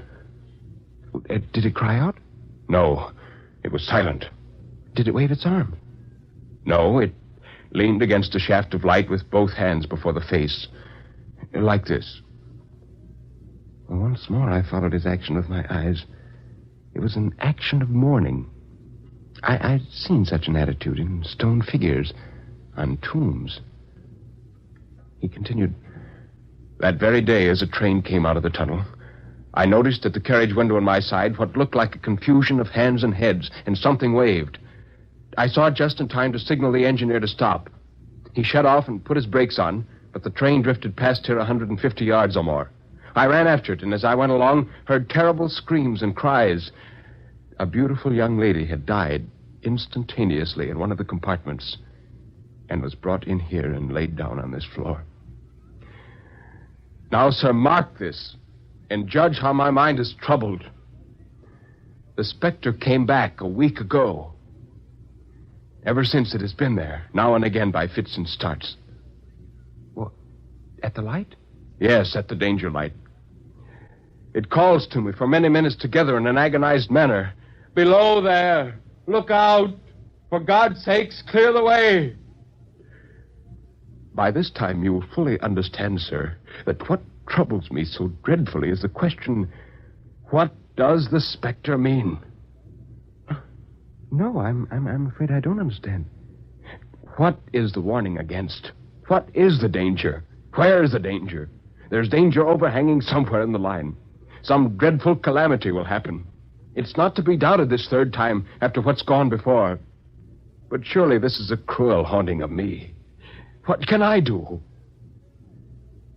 He pulled out his handkerchief and wiped the drops from his heated forehead. His pain of mind was most pitiable to see. It was the mental torture of a conscientious man oppressed beyond endurance by an unintelligible responsibility involving life. I offered to stay through the night with him, but he wouldn't hear of it. So I took leave of him while an uncomfortable cold finger seemed to make traces up and down my spine. Well, the next evening was lovely. I walked out early to enjoy it, heading for the deep cutting.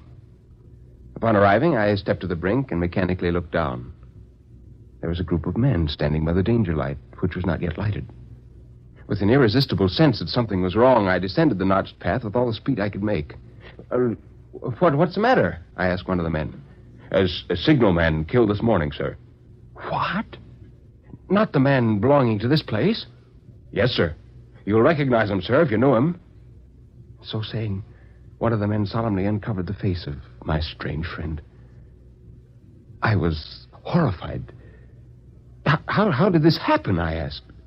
He was cut down by an engine, sir. No man in England knew his work better. But somehow he wasn't clear of the outer rail. It was just at broad day. He struck the light and had the lamp in his hand. And as the engine came out of the tunnel, his back was toward her, and she cut him down. That man drove her, and he was showing us how it happened. Show the gentleman, Tom. Tom, who wore a rough, dark suit, stepped to the mouth of the tunnel. Well, coming round the curve in the tunnel, sir, I saw him at the end. There was no time to check speed, and I knew him to be very careful. As he didn't seem to take heed of the whistle, I shut it off when we were running down upon him and called to him as loud as I could call. Oh, well, what did you say? I asked. I said, below there, look out! Look out! For God's sakes, clear the way!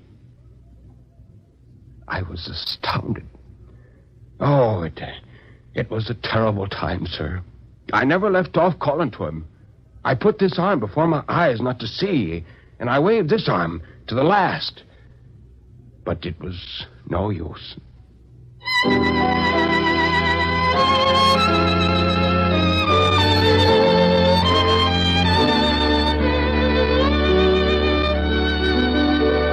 This has been another of the world's greatest stories presented by Nelson Olmsted, who now has some closing comments. Well, Charles Dickens, a 19th century English author, was an astounding man. With practically no formal education, he took his experiences in life and set them on paper with such spontaneous humor and abandon that he became in his day one of the most popular characters in England. He's best known for his Pickwick papers, David Copperfield and The Tale of Two Cities. He wrote quite a few short stories, and yet his Signalman, which we presented tonight, is probably one of his least known works. Why, I don't know. Because The Signalman, to me, represents one of the most polished examples of the perfectly formulated supernatural fiction. It's a story which builds its mood from the first line and carries a plot through to a breathtaking and imaginative climax. I only wish that Dickens had written more like it. Our next story, Wednesday night, is by the Russian Leonid Andreyev, entitled Silence. Until tomorrow night, then, good night and good reading.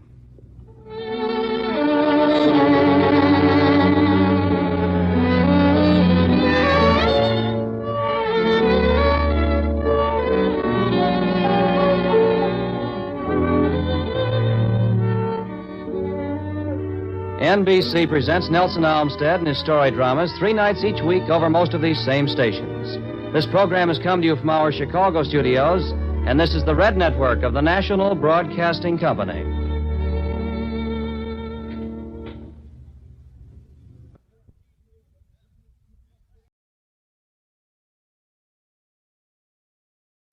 J-E-L-L-O. The Jell-O program, starring Jack Benny with Mary Livingston and Phil Harris and his orchestra. The orchestra opens the program with Oh Ah.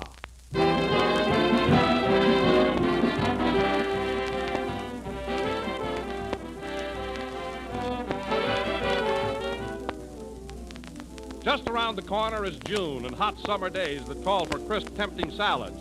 And the best salads I know of call for Jell-O. Try combining fresh vegetables or fruits with Jell-O for an appetizing luncheon or supper salad. If you've never used Jell-O in salads, you've missed a great bet. For shimmering Jell-O makes the most refreshing, zestful salad you ever served. And here's one suggestion. Mold shredded cabbage, diced cucumbers, and celery in lemon Jell-O. Serve on crisp lettuce with real mayonnaise. Or make a fresh fruit salad with orange Jell-O. Why, there are any number of interesting salad combinations you can work out for yourself using any one of Jell-O's 6 delicious flavors. And you'll enjoy them all, for Jell-O has that extra rich fruit flavor. Flavor that comes from the real ripe fruit itself. But whether you serve Jell-O as a salad or as a dessert, always be sure to get the real thing. Genuine Jell-O.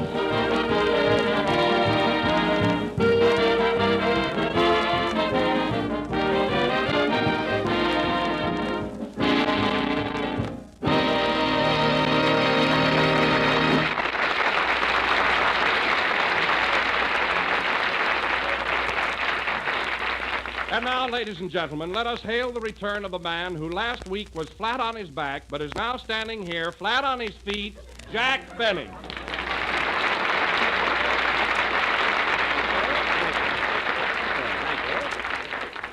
Hello again. This is Jack Benny, remember? The fellow who wasn't here last Sunday? And I want to tell you something, Don. It's a good thing I've got flat feet. Because I'm still pretty shaky, and I'd probably topple right over if they weren't. Oh, come on now, Jack. You weren't so terribly sick. I wasn't, eh? That's all you know about it. As it happens, I was critically ill. Well, I didn't see any headlines in the papers about it. Well, that's not my fault. I phoned them all. Next time, I'll take out an ad.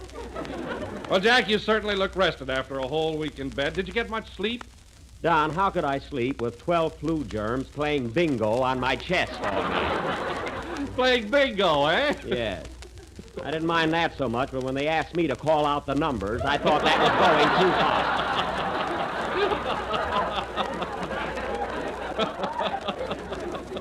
far. You know, I'm still pretty weak. Well, you certainly don't look it, Jack. You're the picture of health. Now, that's silly, Don. Take a look at my tongue. I don't see anything unusual. It's just a common, ordinary tongue. Oh, it is, eh? Well, then I'm glad I stuck it out at you. You're just jealous because I look like Dracula. All right. If it'll make you any happier, you look lousy. Now you're talking. I'm glad you woke up. Pardon me, Mr. Benny. It's time for your pill. Oh, yes. Thank you, Doctor. Thank you. Don, I want you to meet Dr. Baldy.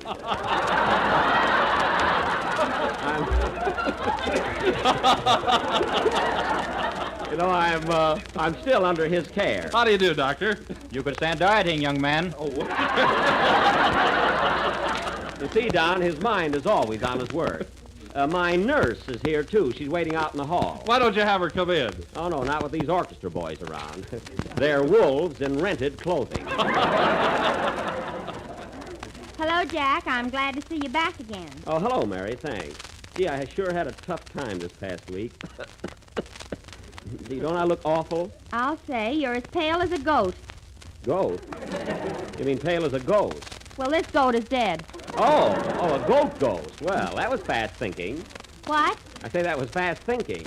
Oh, I thought you were talking about the goat. Well, I wasn't.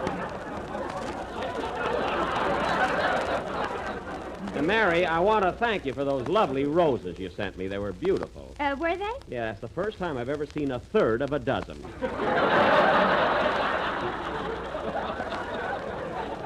But, Mary, I did notice that the roses were quite limp and droopy there. What happened? I knew you were sick, so I boiled them. Well, it's a good idea. You can't be too careful, you know. Oh, hello, Kenny. Hello, Jack. Gee, you look so laurel and hearty. That's hale and hearty, but let it go. Oh, that's all right. The next time I'm sick, don't wire congratulations. Well, it worked on Mother's Day. Well, let's not get involved in that, you know. Mr. Benny, it's time for your medicine again. Oh, yes, Doctor, yes. Now, first you take this red pill, and then you follow it with this white one. Two of them this time. I say, what's the white pill for? In case the red one is poison. Well, that's thoughtful. Isn't he an unusual doctor, Mary? Yeah, what do you take in case of him? I wish I knew. Say, Jack, is that girl out in the hall your nurse? Who do you mean? That pretty blonde with a white uniform and Phil Harris around her neck. Oh, where'd you see her? Oh, out in the hall around Phil Harris's neck. I thought you said Phil was around her neck. Oh, they're all mixed up. No, so that's why Phil sneaked out of here. I got a good mind to go out there and put him in his place. Oh, Jack, you're up on your feet now. Why don't you stay that way?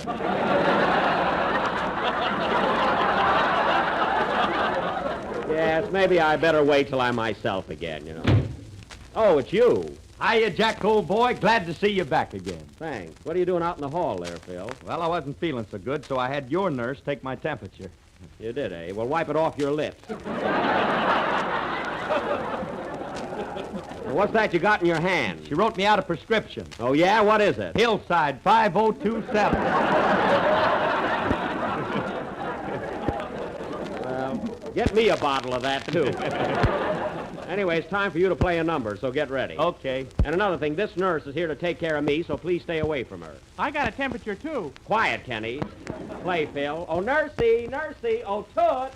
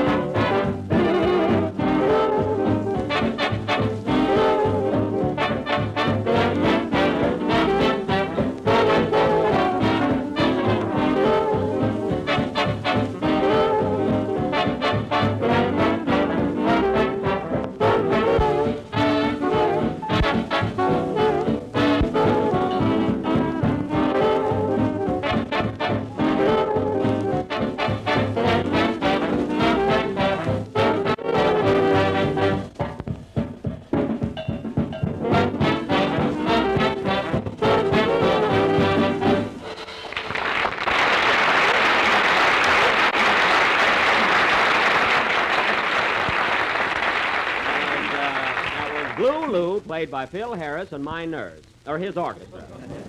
And incidentally, Phil, I listened to you last Sunday when I was home, and your specialty was very good. I didn't know it was in you. Thanks, my little buckaroo. Well. Did you hear me too, Jack? Of course I did, Kenny. I thought you did a swell job. Believe me, I was all in. I had to sing 3 songs. Oh, what a strain. 3 songs in 1 week. I don't see how you did it. I bet it'll tell on me when I get older. Oh, no doubt. Say, Mary, that reminds me. Why didn't you work last Sunday? Who, me? Yeah. Oh, I wasn't feeling so good. I had fever and chills and pains and a headache. Oh. So we all went to the Trocadero. It's been quite a party, huh? Yeah, with some stuff. Yeah. Say, Jack, tell us the truth. Did you get a kick sitting home listening to your own show? Yes, I did, Don, and I'm going to tell you something, but don't let it go to your head. When you read the commercial and told everybody how to make Jell-O, well, it just did something to me. I tell you, Don, I was electrified. Oh, you're kidding. No, I'm not. And Don, listen, Don, when you said, look for the big red letters on the box, as sick as I was, I jumped right out of bed and looked for them. You did? Yes, sir. Ah, Jack, didn't you love the way I said, there is only one Jell-O, and the trademark is your guarantee? Don, when I heard that, well, there was a lump on my throat. Don't you mean a lump in your throat? No, this was an ice bag. But, Don, the biggest thrill I got all evening was when you mentioned the different flavors. Really, Jack? Absolutely. Of course, when you started out with strawberry, raspberry, and cherry, that didn't affect me so much. But when you got to orange, I felt myself slipping. And by the time you reached lime... What happened? I was in another world.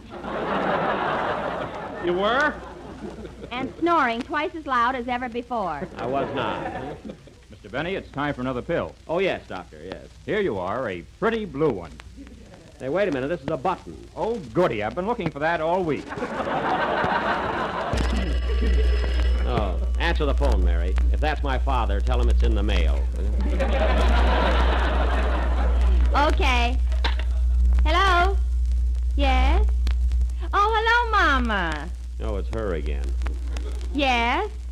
Yes, Mama, yours is in the mail, too. What? Oh, Jack is feeling much better. No, Mama, I won't get too close to him. You think I had measles or something? Yes, Mama, Jack's going to take a vacation in a few weeks. We all are. What? No. No. No, Mama, you can't. That's impossible. What does she want, Mary? Mama wants to take over the summer show.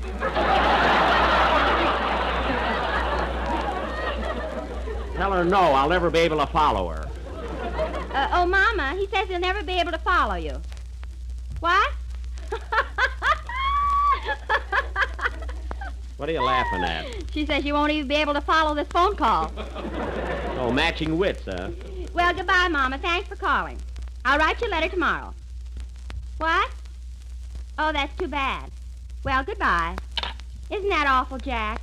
I won't be able to write letters home anymore. Why not? Papa's raising pigeons in the mailbox.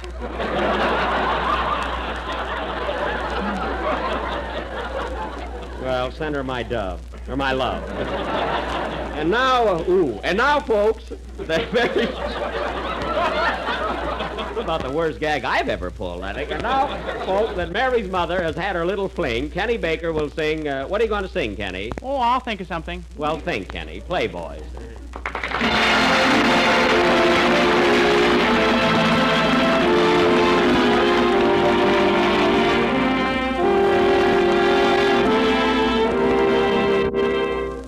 Whenever I hear thunder, it echoes in my heart, and so I keep on wondering how long we'll be apart.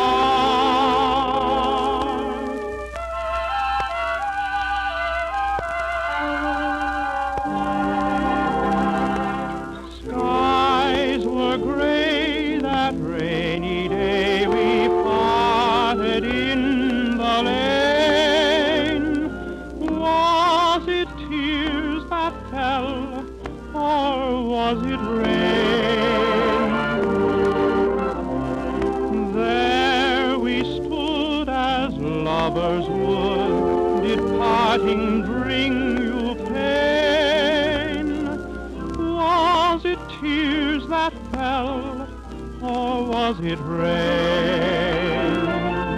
I couldn't tell if your eyes were misty, or if you felt regret. I noticed when you kissed me that both your cheeks were wet.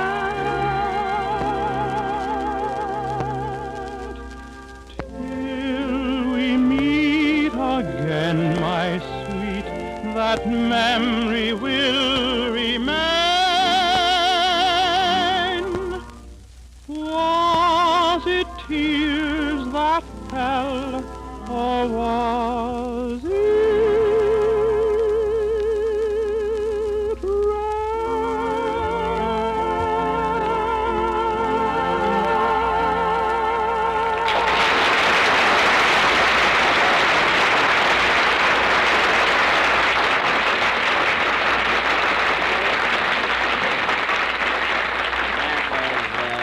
Kenny Baker singing Was It Rain from the hit Parade. And Kenny, I must tell you, last Sunday I heard you sing that number you wrote.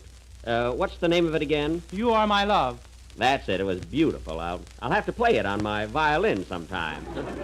Oh, Jack, it's my first song.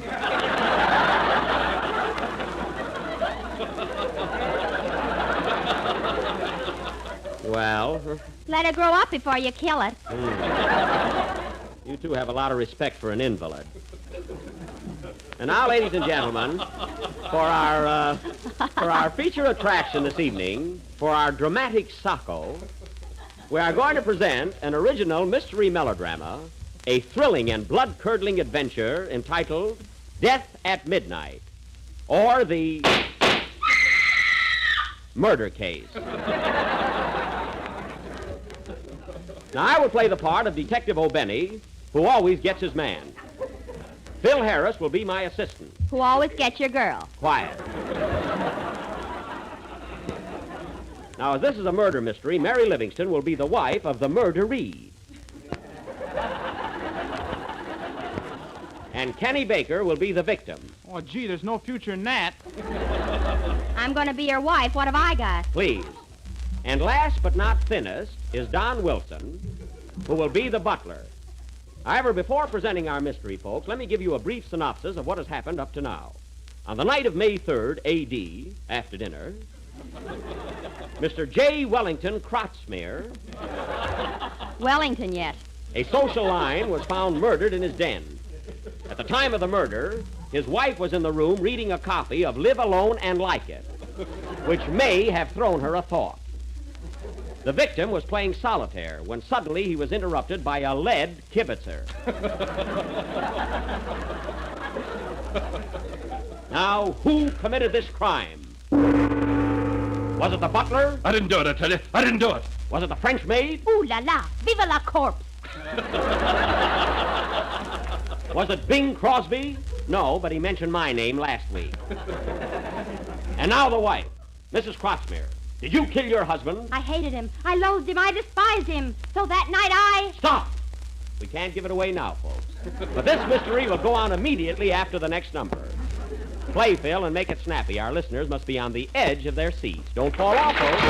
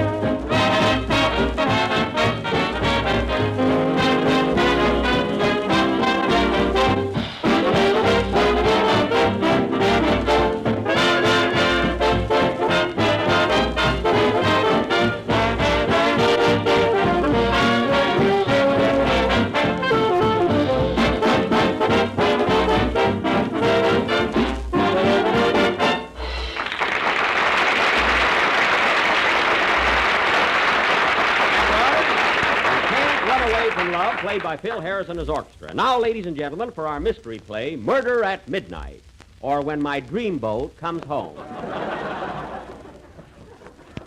The opening scene is the office of Detective O'Benny at police headquarters. Curtain. Phone call. I mean music.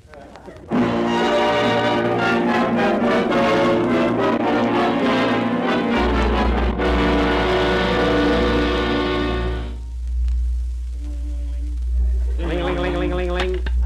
Hello? Police headquarters. Let me talk to Detective O'Benny. That's me. What is it? My name is J. Wellington Krutzmeer. Well, there's nothing I can do about that. What's on your mind? I got a hunch I'm going to be murdered. What makes you think so? My wife is always pointing a gun at me. When she pulls the trigger, let me know. All right. Goodbye. Goodbye. Anything wrong, Cap? Oh, some fella thinks he's going to be murdered. Is he? I hope not. The boys are delivering beer in the patrol wagon. Hello? Detective O'Benny speaking. This is Mrs. Crossmere. Were you just talking to my husband? Yes, nice chap. He sure was. Now, what do you mean? Come over at once. I think he's been shot. Your husband shot? What makes you think so? He's laying on the floor, and there's an extra buttonhole in his shirt. There is, eh? Well, I'll be right over. And don't make any more buttonholes till I get there. Okay, Cap, bring some White Rock. Right. Goodbye. What happened, Cap? Crotsmere was right. So was Barnum. Yes, and they're both dead. Well, we got to do something about that. You take Barnum, and I'll take Crotsmere. No, you take Barnum, and I'll take Crotsmere. Barnum, Crotsmere, Crotsmere, Barnum. Let's call the whole thing off. No, we can't do that. We got to get over there at once and investigate. Follow me, Harris. Righto, Cap. Take care of the office, Lieutenant. Okay. Come on, Sarge. Let's go. Better take your pill first, Mr. Benny. Oh, all right, Doc. Come on, Sarge, we're off. Cap O'Benny rides again.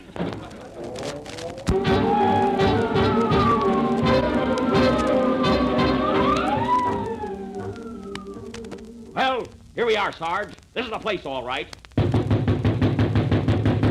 Open up in the name of the law. This is police headquarters. Doggone it, I forgot to release the brake.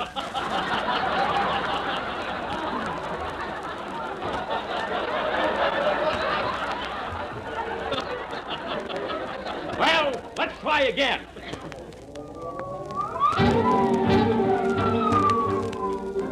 This must be the place, Sarge. It better be. We're out of gas. Open up. Come on, open the door. I'll break it down. Well, good evening, gentlemen.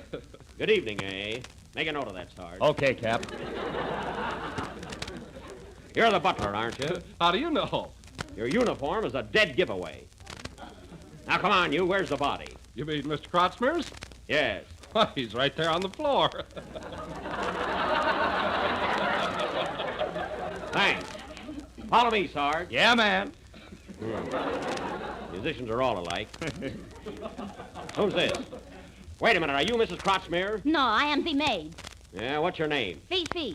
Your last name? Poo-poo. Pee-pee, poo-poo. Wee-wee.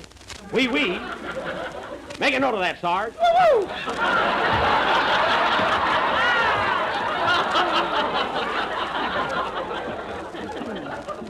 Sergeant.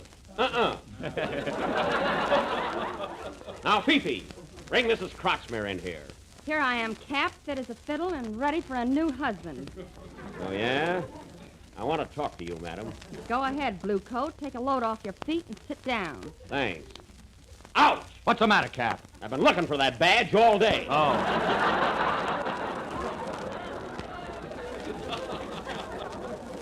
Now, Mrs. Crotsmere, where were you at the time of the murder? In back of the gun, minding my own business. So you did have a gun, eh? Yes. Where'd you buy the bullets? At Bullets, Wilshire. That's a local gag, folks, but it fits. Now, listen, Mrs. Crotsmere. I want the whole story from you right from the start, and I want the truth. Get at the truth. Okay, Bloodhound. My husband and I were sitting in the den. He was behind his desk cleaning his pipe. Yes, go on. When suddenly a shot rang out. I looked toward the window, and there I saw... Beg pardon, madam. Are we having Jell-O for dinner? Yes, Jenkins. Any particular flavor? A little of each, and be sure that it's genuine Jell-O with the big red letters on the box. Make a note of that, Sarge. Gotcha, pal. Now, go ahead, Mrs. Crutchmere. What did you see? Well, I looked out of the window, and there in the moonlight I saw shadows running across the lawn. Oh, moonlight and shadows, eh? Must have been making a dash for the hit parade. Make a note of that, Sarge. Ain't worth it. And then what happened, Mrs. Crutchmere? I screamed and fired 2 shots. 2 shots, eh? I thought you were lying. Now listen, gal, you're coming with me. And what's more, you're coming without a struggle. I never struggled yet, big boy.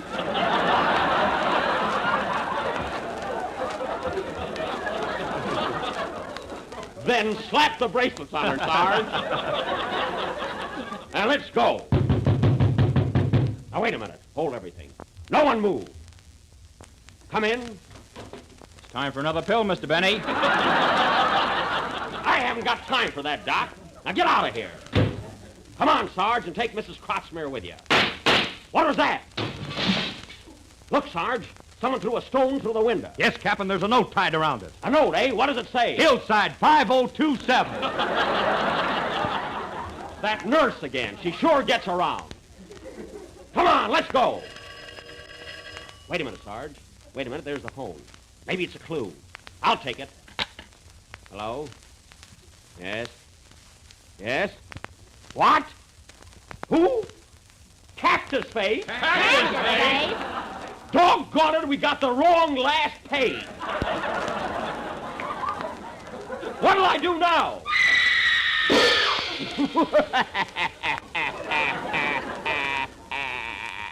This will be concluded next Sunday night. Will the murder be solved? Will they find the right page? Will Jack's doctor run out of pills? Listen in next Sunday night and find out. Play Pill.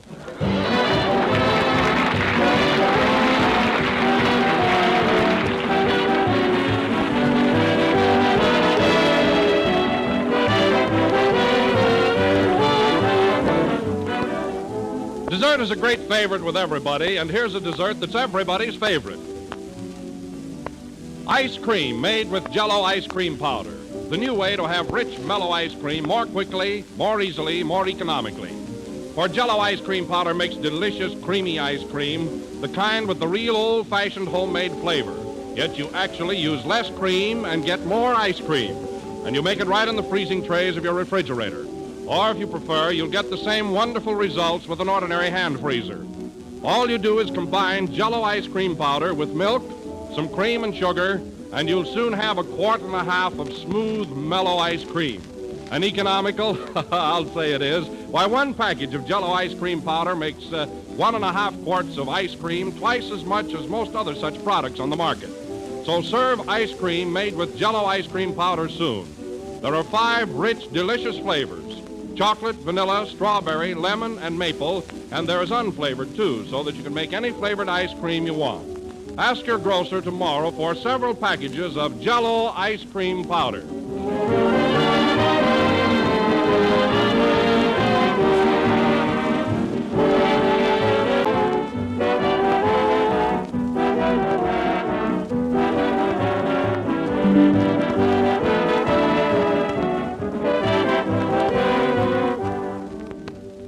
The last number of the 35th program in the new Jell-O series. We're with you again next Sunday night when we will finish our thrilling mystery. So be sure and listen in. Come on, Mary, you going home? Take my handcuffs off first. Oh, yes, that's right. Good night, folks.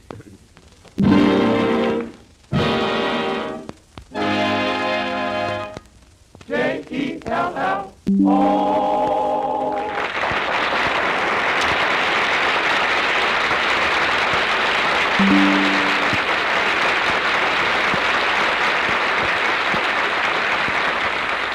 The tune you can't run away from love is from the Singing Marines. The Jell-O program comes to you from Hollywood over the Red Network of the National Broadcasting Company.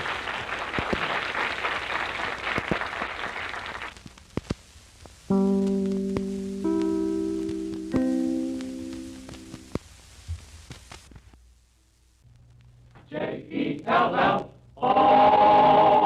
The Jell-O program starring Jack Benny with Mary Livingston and Phil Harris and his orchestra. The orchestra opens the program with When.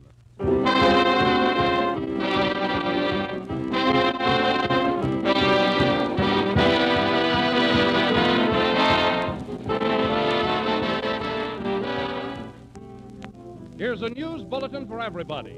A news bulletin about everybody's favorite dessert, Jell-O. Now, on every package of Jell-O, you will find one or more exciting new Jell-O recipes, printed clearly right on top. This is done to help you enjoy Jell-O in any number of new, different ways. For Jell-O's certainly a versatile dessert. Just listen to the names of some of the recipes on the Jell-O packages. Pineapple snow, date and celery salad, raspberry tarts, cinnamon crystal dessert. They're all made with Jell-O, and they're just a few of the many suggestions for varying your menus. So whenever you buy Jell-O, look for these recipes, and you'll be sure to find some delicious new suggestions for serving America's most popular dessert. And no matter how many ways you serve it, you'll always enjoy Jell-O's extra-rich fruit flavor that comes from real, ripe fruit. But always be sure you get the real thing. Look for the big red letters on the box. They spell Jell-O.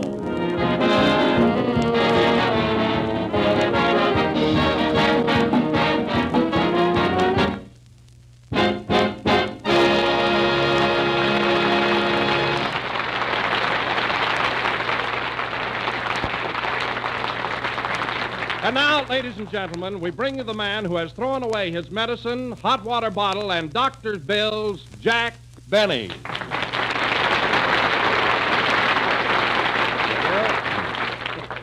Hello again. This is Jack Benny talking. And, Don, I want to tell you something. I may be okay physically, but mentally I'm a mess.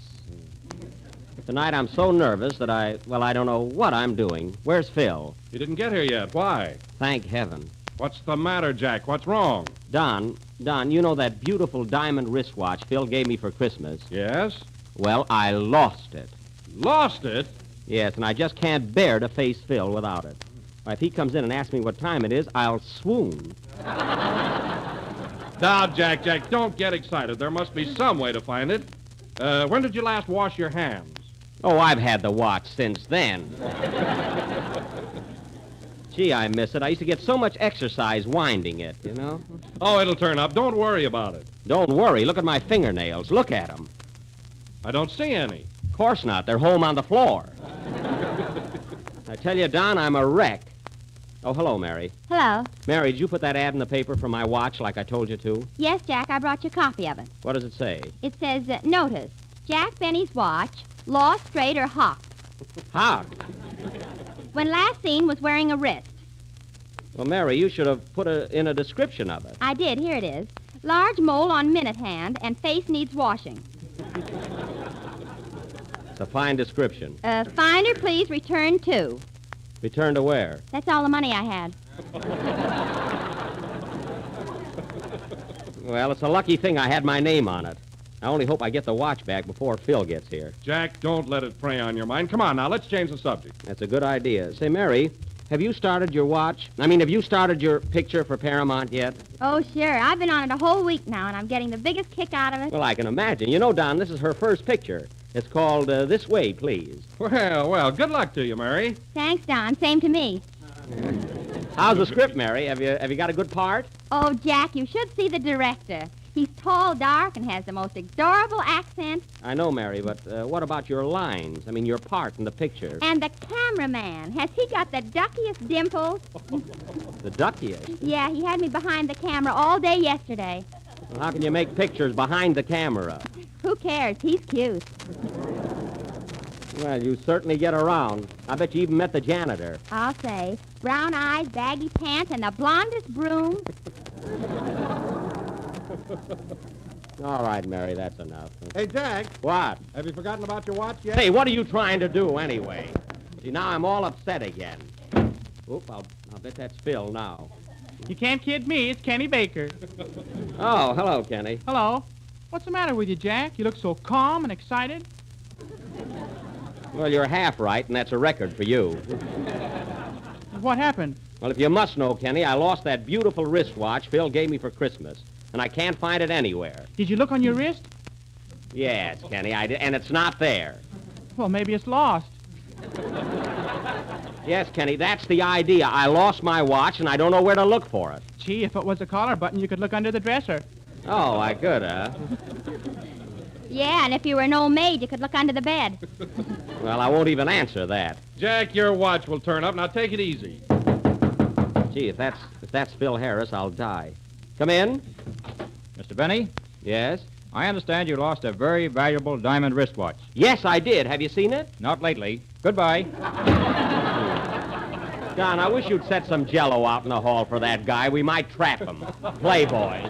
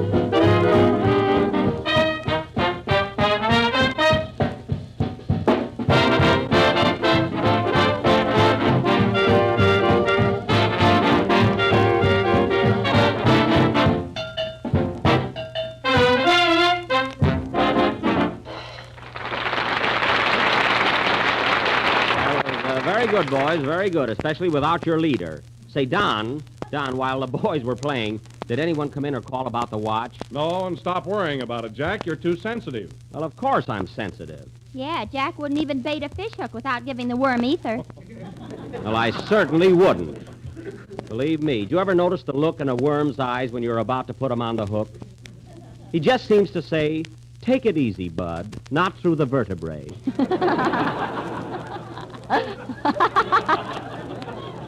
People don't realize it. You know, Jack, I had a pet worm once. Gee, I miss him. A pet worm? What happened to him? He ran away with an apple. Oh.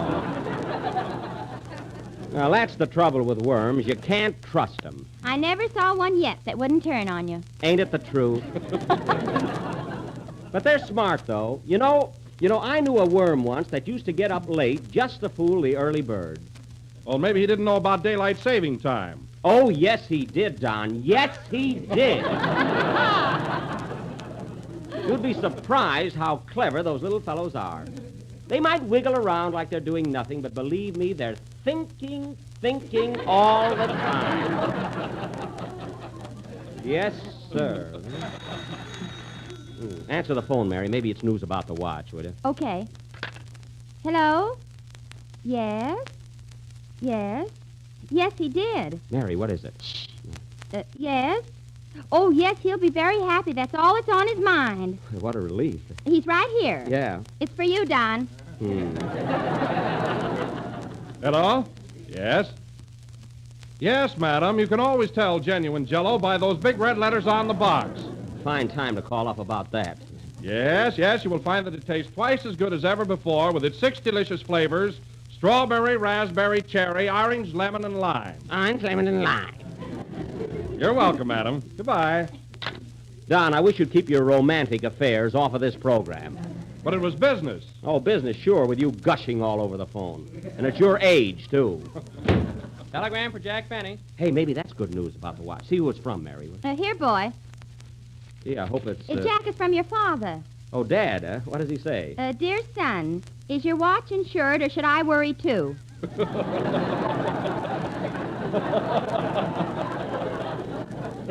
Good old Dad, always so practical. You know? Say, Jack, I just happened to think of something. Let me see. Were you in any restaurants yesterday where you might have left your watch? Huh? You're blushing, Don. That's the strawberry color. Oh, I Go see. ahead.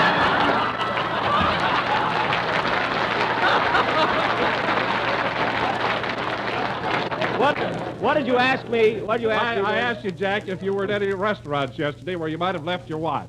Don, I always have enough money to pay my check. Well, I mean, where you could have mislaid it. Well, let's see. I had lunch at the Biltmore and dinner at the Ambassador. Come in. Pardon me, does Mr. Jack Benny broadcast from here? Yes, I'm Jack Benny. What is it? Did you possess something yesterday that you unpossesses today? Yes, my diamond wristwatch. What do you know about it? Nothing except I found it. You did? Oh, that's swell. Now, Jack, you can get the watch back. Well, hey, that's a load off of my mind. Give it to me. Now, wait a minute, son. Wait a minute. First, we's going to have a financial skirmish. Oh, naturally, a reward. A reward, yes. Now, what would you consider a fair amount? Well, you just shout out some figures and I'll hop on one.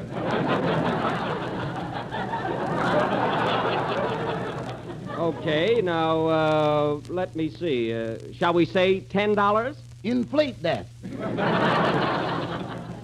Well, maybe I can do a little better. Suppose I make it 12 and a half. Whee! Listen to them fractions. Well, look, what do you say to $15? Is 15 okay? Confidentially, Now, hold on. You don't own the watch. You just found it. I got it, ain't I? Oh, Jack, you were so anxious to get the watch back. Why don't you give him what he wants? All right. How much do you want? Well, $50 would make tomorrow Christmas. All right. I'll give you $50. There goes my vacation, folks. I'll make you out a check right now. You ain't gonna give me no check. Well, let's not argue about it. I'll give you cash. Mm-hmm. Wait till I open my pocketbook.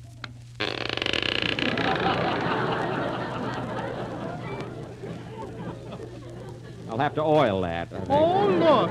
A butterfly flew out of Jack's pocketbook. That's a moth. All right, young man, here's your money. Thank you, sir. Here's your watch. Oh, boy. Oh, by the way, young fella, where did you find Mr. Benny's watch? In a restaurant. Oh, yes, the Ambassador. No, sir. This was the Acme hot dog parlor. That's right. I stopped there on my way to the Ambassador. I went in to get a cigar. You was eating when I seen you. I was not. Well, goodbye. Goodbye, young man, and thanks very much for finding my watch. You know, you must be pretty good at finding things. I don't know about that. I never did find Albuquerque. Oh, it's you!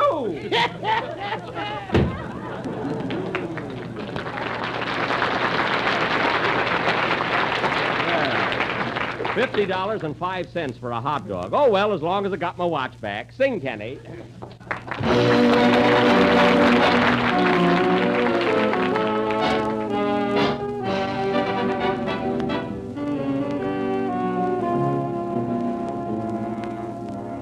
Here is my heart if you love me. Love me as I love you.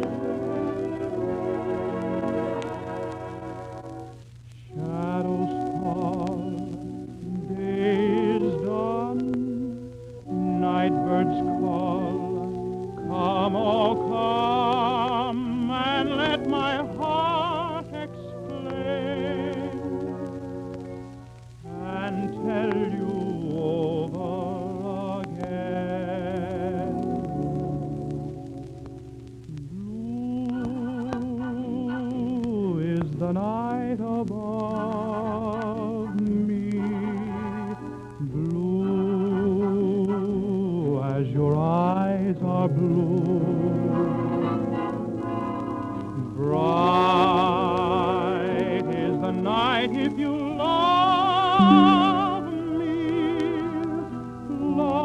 me as I love you.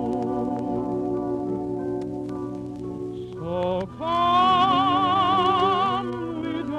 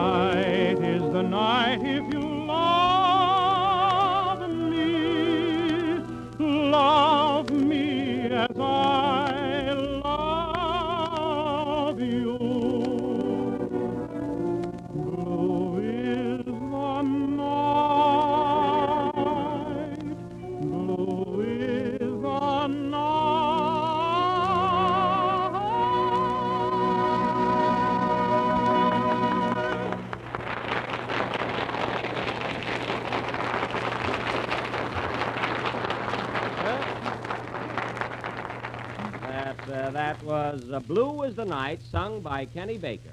And, Very good, Kenny. Well, it was. It was.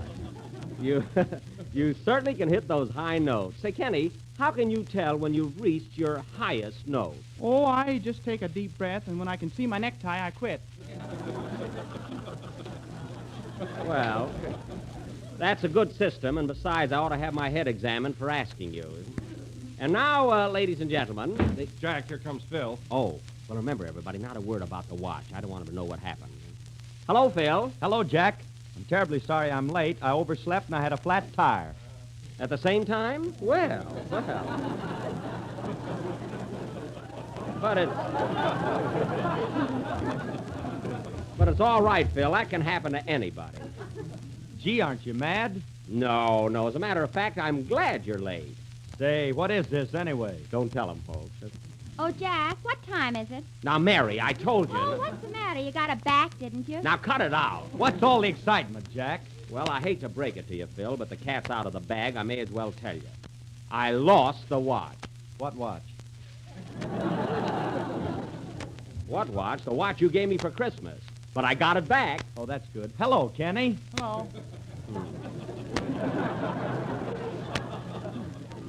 And after the way I worried. Oh, well, on with the show. And now, ladies and gentlemen, for our dramatic offering tonight, I mean our pièce de resisting, we will attempt to solve the baffling mystery which we began last week entitled Death at Midnight. Once again, I will be Captain O'Benny, as fearless a bloodhound as ever sniffed a clue. Phil Harris will be my assistant sniffer. And Mary Livingston will be Mrs. Crotsmere, who was suspected of murdering her husband, played by Kenny Baker. You bore me, Blue Coat. Watch out or I'll drill you. I'm practicing my part, folks. I see. Kenny, why are you laying down on the floor? I'm practicing my part, too. Well, don't get stepped on. I won't. I got a red lantern on my chest. Oh. Hello? Episode of Death at Midnight will go on immediately after the next number. Play, Phil, and if any of the boys make a false move, I'll shoot. I'm practicing, too, folks.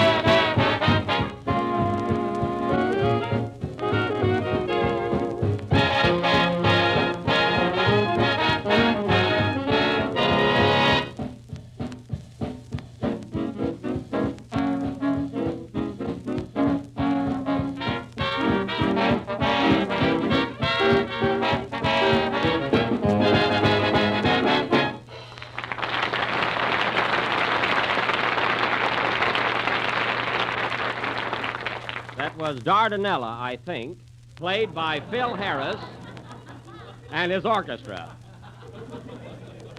And now for our play, Death at Midnight, or Can't You Hear Me Calling, Caroline. As you may remember, last week, Mr. J. Wellington Crotsmere was found murdered in his den. His wife was in the room at the time, but claimed she had nothing to do with it. Captain O'Benny was called in, but up to now he was unable to get anywhere with the crime or Mrs. Crotsmere. The latter causing him considerable annoyance. As the scene opens, we find Detective O'Benny and Sergeant Harris at police headquarters. Curtain. Music.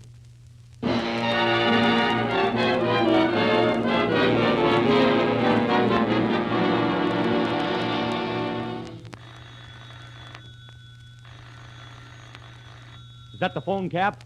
It ain't the good humor, man. I'll answer it. Hello? Police headquarters. Captain O'Benny speaking. Help! Help! Come over at once. I'm going to be murdered. Get away from that phone or I'll let you have it. All right, goodbye.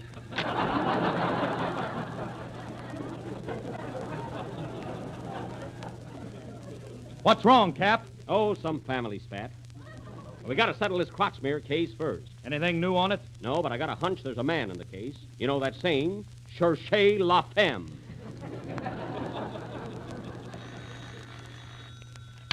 Hello, police headquarters. Hello, Cappy. This is Mrs. Crossmere. Yes? Why don't you come over and investigate my husband's murder? It's no use. I can't find any evidence. Well, drop in anyway. I'm lonesome. Okay. Do you like tea? Yes. Well, have a cup and come over. I'll be right there. Come on, Sarge. We got to get over to Mrs. Croxmere's right away. I think she's guilty and ready to crack. Where's my gun? In your coat. Where's my handcuffs? In your vest. Where am I? In your pants. Fine. And we're all set. Let's go.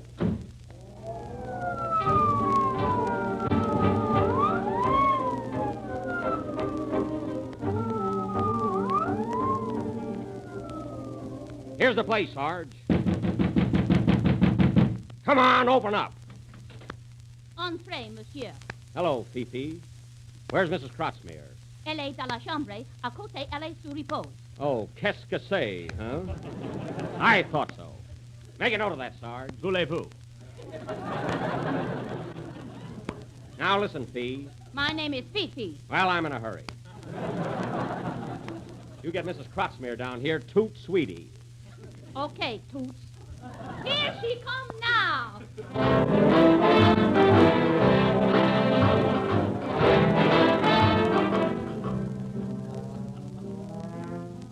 Good evening, gents. What's all the commotion? Oh, hello, Mrs. Croxmere. I'm here to find out who killed your husband. Oh, let's not talk shop, Skippy. Come over here on the sofa and sit down. None of that, Mrs. Croxmere. None of that. I represent the long arm of the law. Well, put it around me and relax. I haven't got time for that. I have. Woo-woo!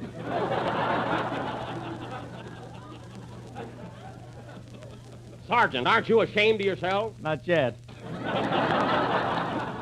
Oh. Now, listen, Mrs. Croxmere. Your husband was murdered, and as long as you won't talk, you were the only one at the room at the time. There's only one way to solve this. We'll reenact the crime. You mean I'll have to shoot him again?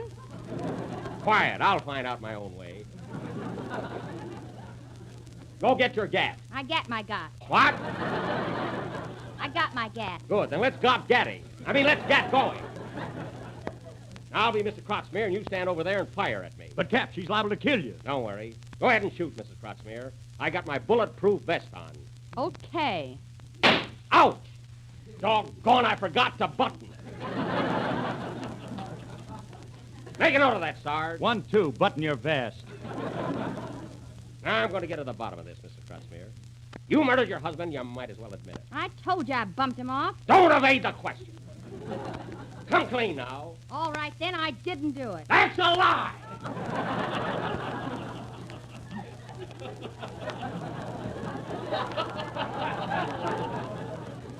Now, listen, you. Oh, nuts. I'm going home. Lay down, Kenny. Death takes a holiday.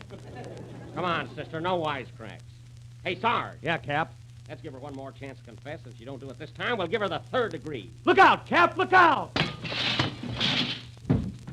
What was that? Someone threw the butler through the window. The butler? Yeah, and there's a note in his hand. A note?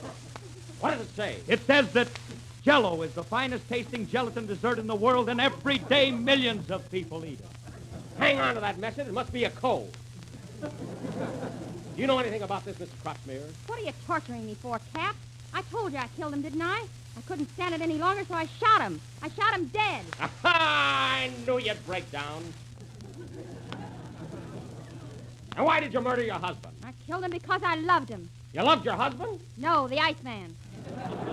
Oh, so that's it, eh? Why didn't you kill the Iceman? Wait till you look in the icebox. That's all I want to know. Slap the bracelets on her, Sarge, and let's go. Wait a minute. Hold everything. No one move. Come in. Pardon. not me, but I'm looking for a guy by the name of Jack Benny. I'm Jack Benny, but you'll have to wait. I'm right in the middle of a play. Well, I don't know anything about that. Have you got a diamond wristwatch with a platinum band?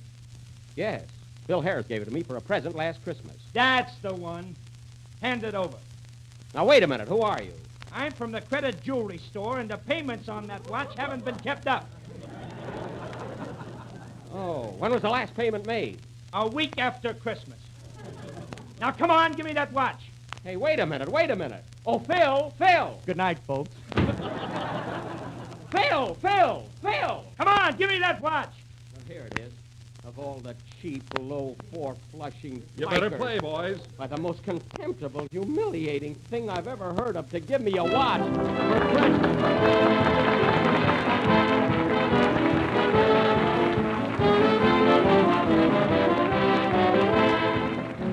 There's one dessert that always gets a grand reception. Just listen to this. It's ice cream, the creamy, luscious kind made with Jell-O ice cream powder. Ice cream made this modern way is rich and mellow, and you make it more quickly, more easily, and much more economically.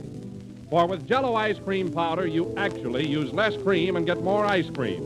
And you make it right in the freezing trays of your refrigerator. Or you can use an ordinary hand freezer and get the same marvelous results.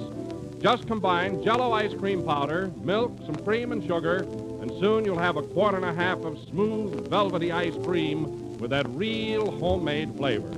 One package of Jell-O ice cream powder makes a quart and a half of ice cream, twice as much as most other such products you can buy. Jell-O ice cream powder comes in 5 flavors: rich chocolate, vanilla, strawberry, lemon, and maple. There is unflavored, too, so that you can make ice cream in any other flavor you want. Ask your grocer tomorrow for several packages of Jell-O ice cream powder.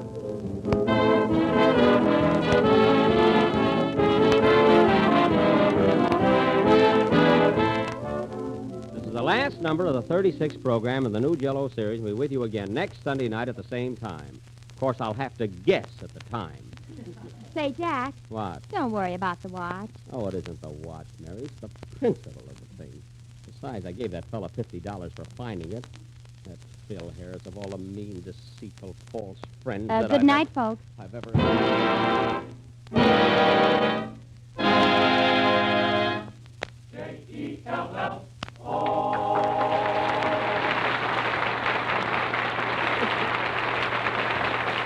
The Jell-O program comes to you from Hollywood over the Red Network of the National Broadcasting Company.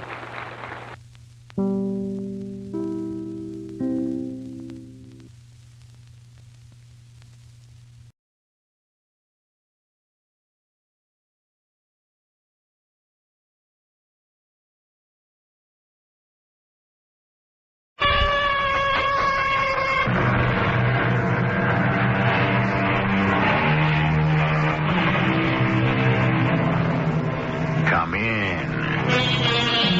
Welcome. I'm E.G. Marshall. For 25 years, we ate from the same dish, slept in the same bed, shared the same room. She never had a single thought that didn't echo in my own head. And then one morning, we awoke from a dreamless sleep and discovered that we were strangers. This from an English novel. It is called The Lover I Never Knew. How well do you know your lover? I'm sorry, Mrs. Granby. What are you telling me, Lieutenant? You have to face it. You're saying my husband robbed a bank? He is a member of a gang that robs banks regularly. I know that's a lie. How do you know? I've been married to that man almost 50 years. He can't keep a secret from me. I don't know, ma'am. Looks like you kept a pretty big one.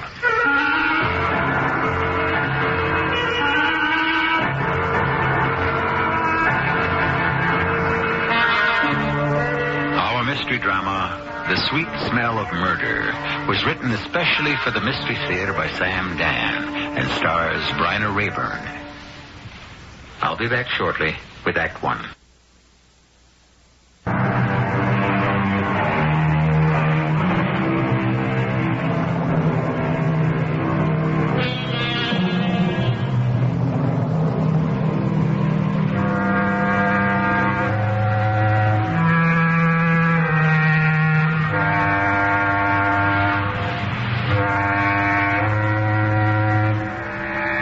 Ella Granby walks slowly along the dock.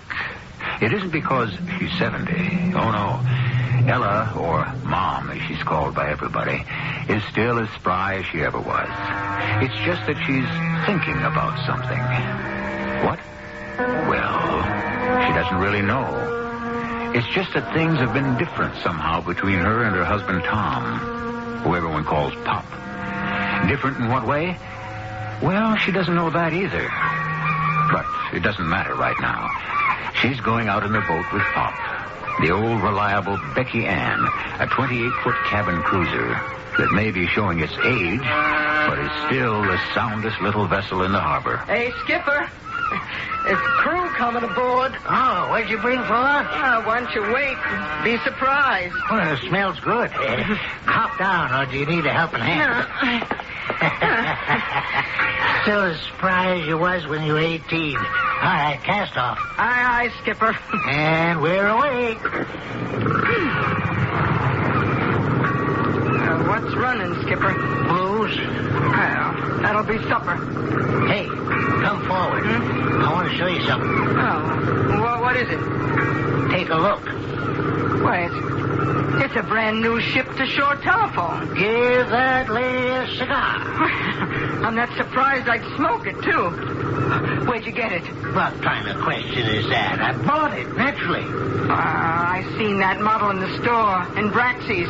It cost $2,400. Well, I done a little better than that. I hope you're feeling chilly. You know that cashmere coat you always wanted? Look at here. All right, Thomas Taylor Granby, all right.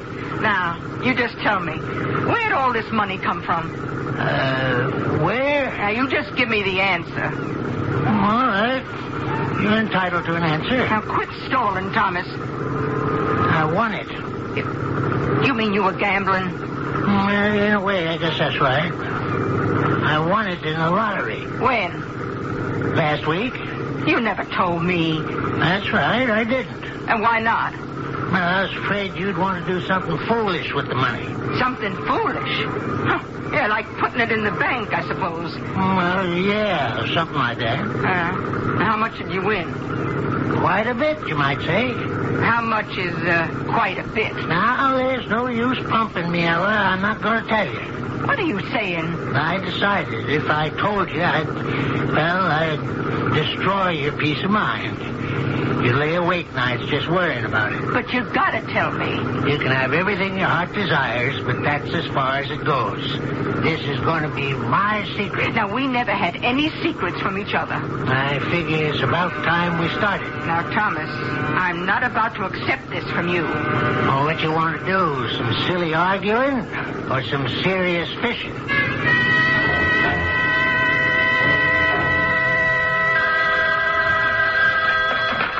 Hello? Mama? Well, finally. Why'd you let me ruin supper? You could have called sooner. Yes, but this is the first chance I got. Likely story, but we won't press it. Now, where you been? Oh, never mind. You won't tell the truth anyhow. When are you coming home? Or can't you tell me that neither? Matter of fact, I really can't tell you when I'm coming home. I don't know that myself. Thomas, have you been drinking? Oh, I'm stone cold sober. Well, where are you? I'm in jail, Mama. You're where? Oh, never mind. I heard you. I'll be right there.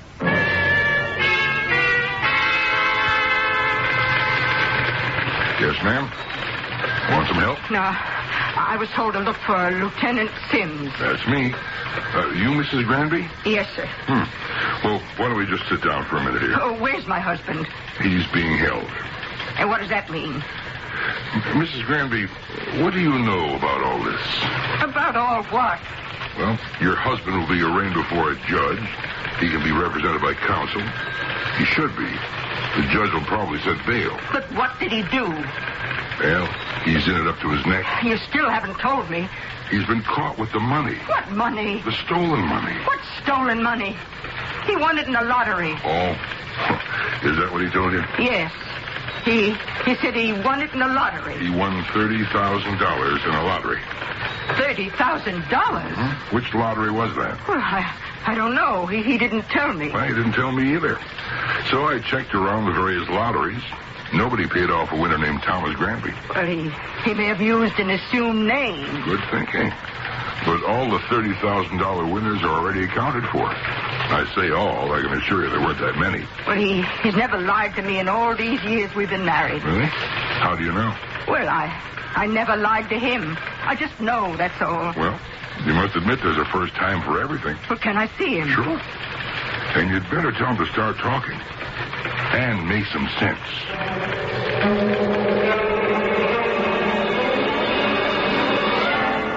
I know what you're going to say. But I don't know what you're going to say. I lied to you about the lottery. All right.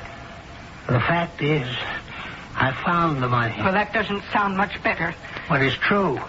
$30,000. Please, Mama, I'm telling you the truth. I found it. Yes? I found it in a bag. A bag? Yeah, one of those big shopping bags. You know the kind you get at Milsap's? Yeah, but where did you find it? I found it on the dock. All this money in this big paper bag on the dock? Yeah, I came across this bag, and I couldn't imagine what was in it. Maybe garbage. I looked inside, and it was just packed with these $10 bills. I didn't think there were so many $10 bills in the whole world. Well, didn't you bother to find out who the owner might be? Well, it was nighttime. There wasn't a soul on the dock. And besides, what was it doing there anyhow? And so? I figured it was stolen money. Oh, Thomas. Since they were tens, they probably wouldn't have been marked. They only do that with very big bills, you know. No, I don't know. Have you become an expert on crime? Please, Mama. It was wrong. All wrong. It's just that... I don't know. I worked hard. I thought we'd have enough to retire on comfortably. But things get tighter every year. That doesn't give us the right to steal other people's money. No, it doesn't give us the right. I know that. I don't know what got into me. I shouldn't have done it. But I did. Well, where's the rest of the money? I turned it all over to the police when they arrested me. I didn't try to hide anything. They didn't believe a word I'm saying. Well... Do you believe me? Sure. I mean it. I mean it, too. I have an idea they're going to set a very high bail. They want to hold me here. Well, we'll get a lawyer. That's going to cost money. Don't worry, Skipper. We may have to sell the boat. No, we'll do something. We'll think of something.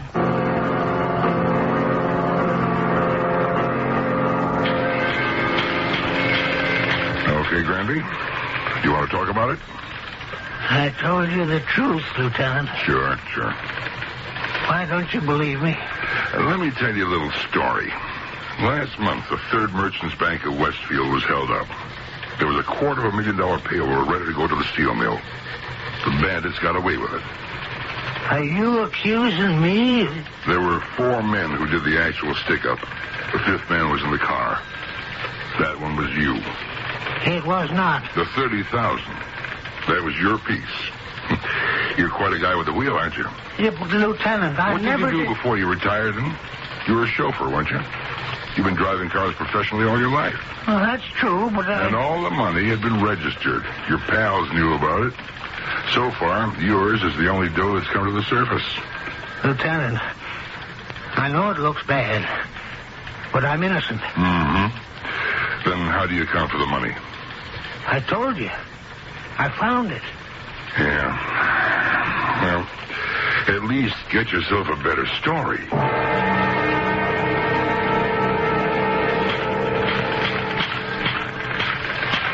Lieutenant Sims? Mm-hmm. Oh. You're what's-his-name's wife? Yeah. His name is Thomas Taylor Granby. Mm-hmm. So, what can I do for you? I owe you some money.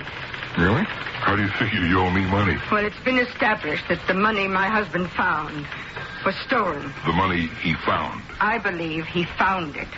But that doesn't change the basic character of the money itself.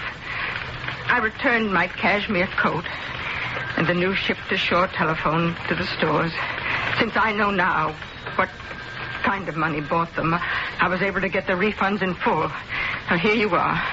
$2,840. Oh. Now take it. It's yours. Mrs. Granby, you're quite a lady. Now tell me, Lieutenant, the truth. Do you believe my husband is guilty? Mrs. Granby, I don't want to hurt your feelings, but the answer is yes. I see. Mrs. Granby?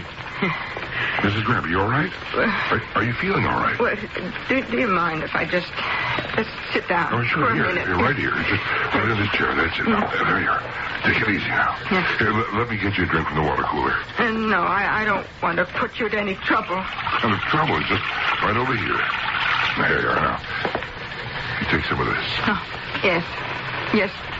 Maybe Thank like you. a cup of coffee instead, huh? We always have some going around here. No, thank you. All right. You okay now? Yes, I think so. Hey, look, I'm sorry. It's my fault. Your fault? Well, I shouldn't have come out with it, bang, just like that. When you asked me if I thought he was guilty. Oh, you were only telling the truth, weren't you? Well, after all, I had no right to say it. A person is innocent until he's proven guilty by a court of law. I guess sometimes we sort of forget that. Yes, but you believe he's guilty. Now, look, I've got opinions. Yes. And they're based on experience, but it doesn't mean I have to be right all the time. But are you usually right? It's a hot day out there. Say, maybe I could fix it up to give you a ride home. Home? No, I don't want to go home. Oh? Okay, whatever you say. I'm afraid to go home. Afraid of what? Of myself. Why would you be afraid of yourself? Well, I'm afraid of what I'm starting to think. Very much afraid. Oh, why? Well, suddenly he has $30,000. 30,000 stolen dollars. And he lied to me when I asked him the first time. And now he says he found it. Well, maybe he did. You don't believe that, Lieutenant? Well, looking at it straight, facing up to the facts, Mrs. Granby, do you believe it? Now, I told you. I'm afraid of what I'm starting to think. Maybe I don't know him as well as I thought. Maybe no human being can ever really know another one, no matter how close you are.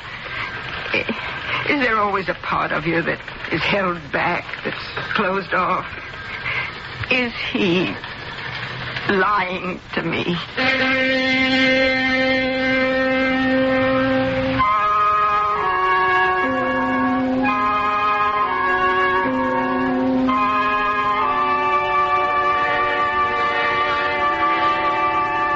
Is he? Who knows at this point? Certainly it's a far-fetched story, Pop tells us. But the world, the real world, is crammed full of far-fetched, unlikely stories. Pity the poor writer of fiction. How he labors to create a fairy tale in a world of fantasy, when all the time, in the real world, all around him, happening every day, are true stories that are absolutely beyond belief. I'll be back shortly with Act.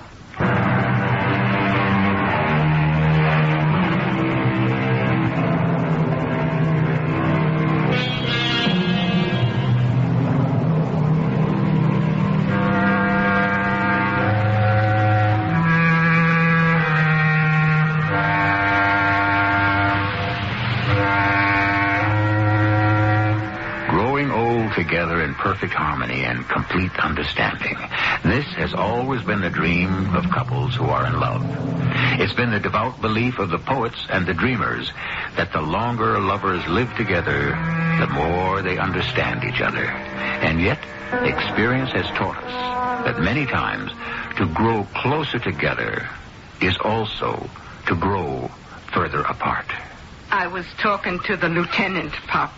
Yeah? Well, he says... I know what he says. He wants me to confess. Confess to what? Confess to driving the getaway car in the bank robbery. Well, how can I confess to that? I didn't do it. Yeah.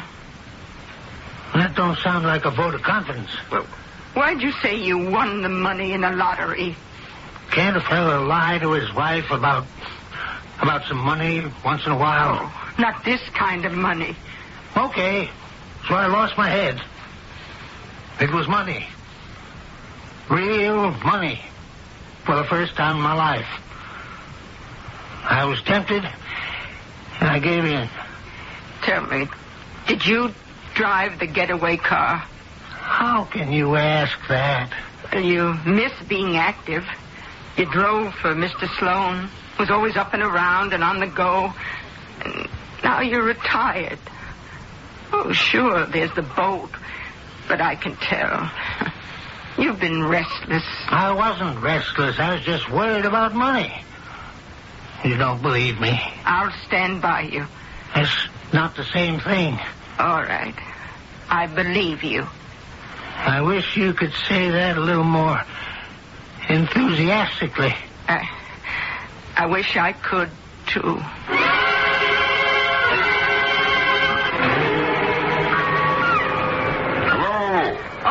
Hey, it's the lieutenant. Hi, can I come on board? Oh, are you wearing sneakers? No. Take your shoes off. Okay.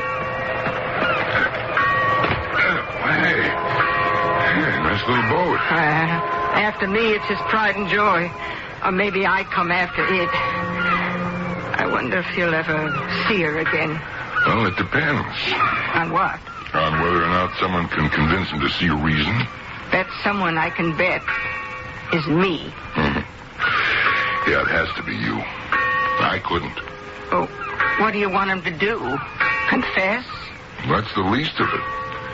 See, it doesn't really matter if he confesses or not. We've got him with the money and no way to explain it. So he can sit in jail for the rest of his life. But what do you want him to do? Talk. Tell us who his buddies were. Oh. That's how most crimes are solved. You get one of the perpetrators, then you deal with him, and he gives you the evidence you need to bag the rest. Usually a fellow like that can make a very good deal for himself. How good? Well, if there isn't any murder involved, and in this case there isn't, such a fellow can practically walk away from it. You mean he can go free? Mm-hmm. That or a very short sentence. And it usually gets suspended.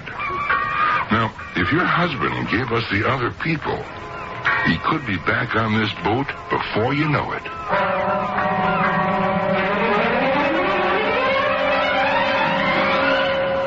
What Confederates? We've been married for 48 years. It's been smooth sailing, hasn't it? You always felt you could trust me, didn't you? Well? Yes. You know why? Because it was easy. Nothing ever came up. Now, for the first time, I find myself in trouble, and where are you? Where are you when I need you? I said I'd stand by you. And I said it isn't enough. What do you want me to say? I want you to say you believe I'm innocent. And if you can't say that, I don't want you to say anything at all to me ever again. Thomas! I don't care how bad it looks, how open and shut the cops may think it is. I'm innocent. And you either believe me or you don't. Oh, Thomas. Thomas. Oh, come on now. Don't get weepy on me.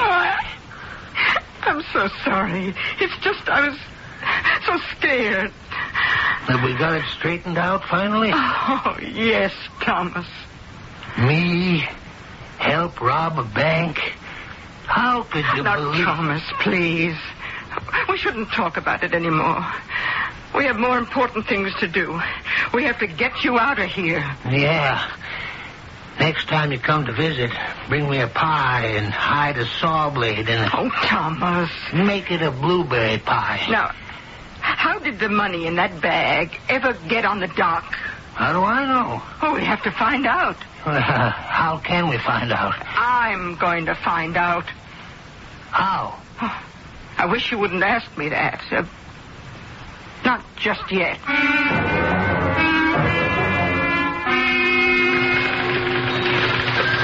How did the money get on the dock, Mrs. Lieutenant? Granby, I know what you're going to say. It didn't get on the dock.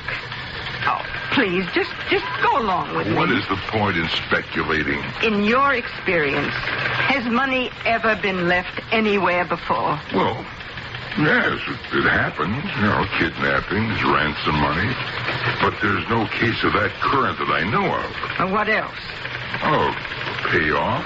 What kind? Any kind. Political, maybe? But why on the dock? Like I said, this is all speculation. Now tell me if this makes sense. Drugs. Well, why not? But how do you tie that into a bank robbery? Well, it could be that a man involved in the bank robbery wanted to invest the proceeds in drugs. So he agreed to leave the money in a bag at the particular dock in payment. But something went wrong. Yeah? Now, the people who were supposed to pick it up never came. Or maybe it was left at the wrong dock. How could it be left at the wrong dock? Well, criminals never make mistakes. They're all such intellectual giants. No, of course not. Well, that could mean Thomas is telling the truth when he says he found it. Yeah, if you want to draw a very long bow. Well, why is it long? Now, I've been thinking. You say you've got him signed, sealed, and delivered for a trial. Yes, I'm afraid the evidence is against him. Now, all you've got is the bag of money. It isn't beyond belief that he could have found it. Well, it would have been better for him if he turned it in. Remember, he was caught when he spent some. Yeah, sure, but you can't throw the book at him for that. And the jury would understand. Besides, he has a clean record. He's never been in trouble. Well, for your sake, I hope you're right. Well, are there any clues? Clues? What kind of clues could there possibly be? Well, there's the shopping bag Thomas says he found the money in. Did he turn it over to you? Yeah. Yeah, I think it was a shopping bag. Well, did you examine the bag? He had no reason to examine the bag. But if you believe Thomas, would you have a reason to examine the bag? Could I see that bag? What for? Oh, please, Lieutenant.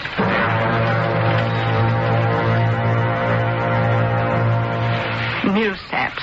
That's right. That's what Thomas told me. Now, why would this person put the money in a shopping bag from Millsaps? Why? Well, because it was handy. Is it handy? Would it be handy to you? Does your wife shop in Millsaps? Oh, none of the money I make. Well, who does shop in Millsaps? People like the Sloanes. Thomas and I were in service. I was housekeeper and he was chauffeur. Do you know the kind of people who shopped in Millsaps? Millionaires. Or people who were trying to make an impression. Well, anybody can get a shopping bag from anywhere. Well, this is the bag. Do you notice anything about it? Just a bag. Smell it. What? Go ahead. Well, it does have a nice smell to it. Mm-hmm. Perfume. Do you notice anything distinctive about it? Nah. All perfume smells alike to me. Yeah, but they're not alike. And even though it's faint, you smell it again. It's very, fresh? Very fresh, yeah. It smells like flowers. Yeah, I mean fresh flowers, not phony ones. Well, it should. You couldn't buy a more expensive perfume. Mrs. Sloane used it. That's how I know it. For crying out loud. You mean this could be Mrs. Sloane's shopping bag? No. Both Sloanes are dead. Wonderful people. That's why Thomas and I retired early. Well, then why does this bag smell from that perfume? Why? Evidently, somebody bought some. Sure. But wouldn't it be wrapped up? And how would that odor last so long anyhow? Because I think it was improperly wrapped. And for some reason, the bottle may have been cracked. I think if you look closely, this might be a stain. Yeah? Now, whatever the reason, we still have the fragrance. Yeah, but where does this get you? Perhaps we could find out who bought the perfume. Yeah. And what would that prove? Well, it would prove who owned the shopping bag.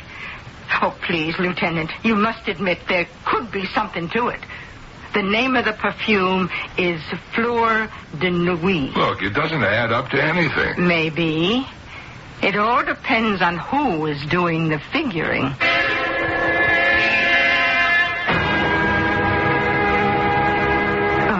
Mrs. Timmons, I am Madame Lafarge. Oh, yes. I have just come from France. I am associated with the company that manufactures Fleur de Nuit. Oh, of course. Well, I am traveling to visit all of the places that have been making such good sales for our perfume. And your store, Millsaps, it leads the rest. Well, thank you.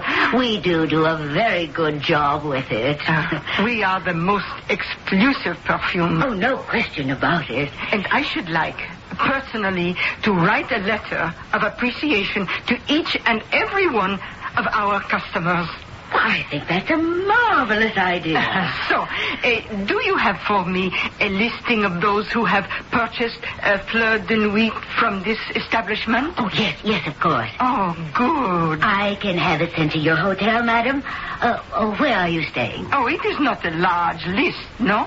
It would have, 15, 20 names, I suppose. Oh, well then, perhaps, since I am here now, I could wait, if it is no trouble. Well, it's no trouble at all. There's a young lady who had a problem, I remember. Oh, a problem? Oh, yes, you see, she'd been shopping in the store. She bought a bottle of perfume, and she claimed that when she arrived home, we had sold her broken bottle. Oh. We made good, naturally, but you might drop her a special note. Oh, I shall. Oh, she raised quite a fuss. Stormed into my office. She isn't our typical Millsap's customer. A rather brothy, if I do say so, vulgar young woman. But what can you do? It isn't the old days when you could simply refuse to sell that sort. Today there are laws. A pity. Anyone with money is as good as anyone else. I remember her name.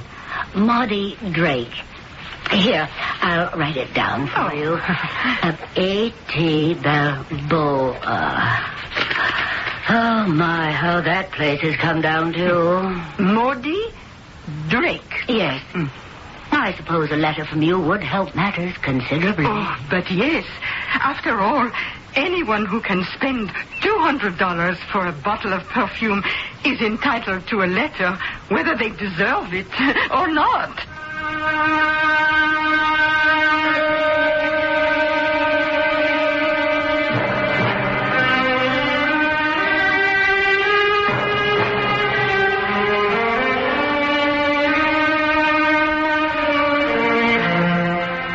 So, here we see Mom in action as, of all things, a detective.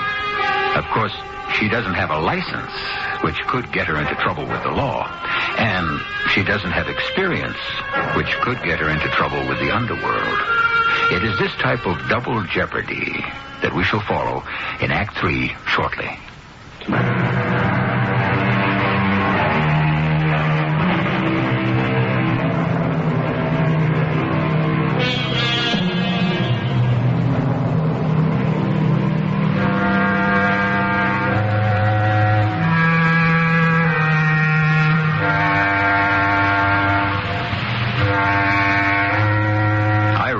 That do-it-yourself has become almost mandatory these days if one is to survive the financial crunch.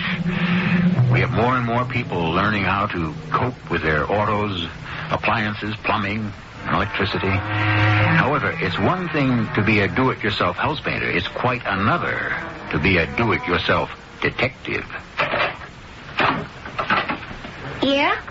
I am Madame Lafarge. So? I am a directoire in the Fleur de Nuit perfumes. Oh, sure. Well, come on in. Oh, thank you. No, I am told you had the most unfortunate experience. Oh, yeah. Well, the store made it good. Oh, I am so happy. I mean, I had to straighten out that dame. The one in the store. Oh, then there are no more complaints. No. Everything's A-okay. Oh, may I ask, why do you purchase Fleur de Nuit? Because it is the most expensive perfume you can buy. Oh. You see, madame, I learned a lesson. Mm-hmm. You want a man to have respect for you?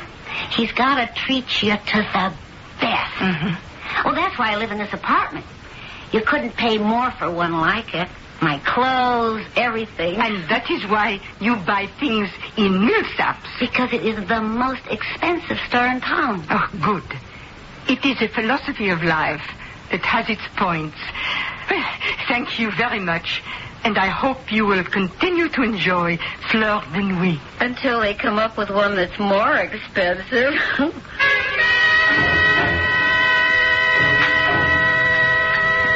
It's about time you got here, Harry. What's the matter? Well, I don't know. A dame. An old dame came by the apartment. So? Well, she gave me a song and dance about working for the Fleur de Nuit Perfume Company. Why should it be a song and a dance? You throw away enough of my good dough on that slop. Well, she had a French accent. Why not? She works for a French perfume company, doesn't she? It was a phony French accent. What do you know about her? I used to be in show business. You call where you did show business? I guess so. You sure showed plenty. Now, look, one thing I got is an ear. This was an old dame from the Midwest that was putting on a French accent. So, I followed her when she left. What do you mean? Well, she got into a bus, I got into a cab. Where'd she go? Down to the fisherman's dock. Yeah? Then she got on a boat. It was called the Becky Ann. And then what'd she do? Nothing. She just sat there. I don't know what you're trying to make of her. We better find out who she is.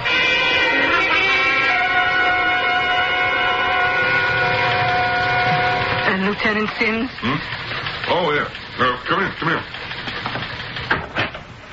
Sit down. Oh, thank you.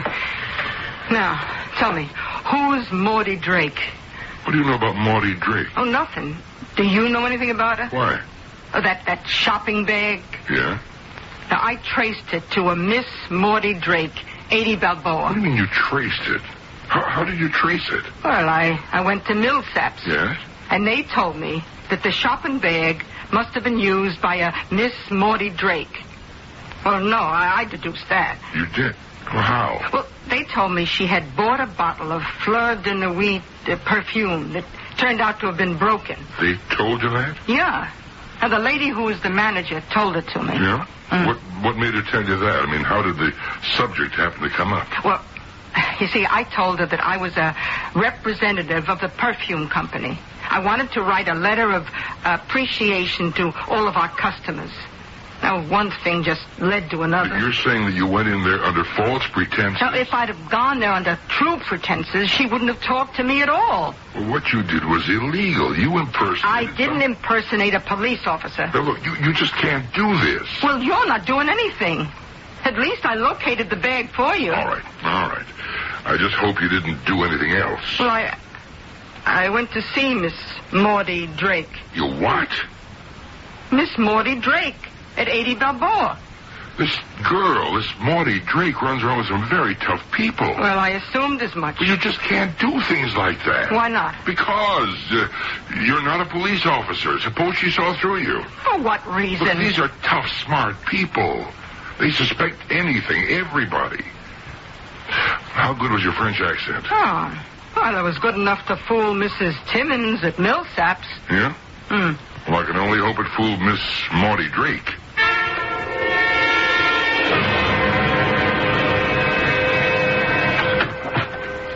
Where you been, Maudie?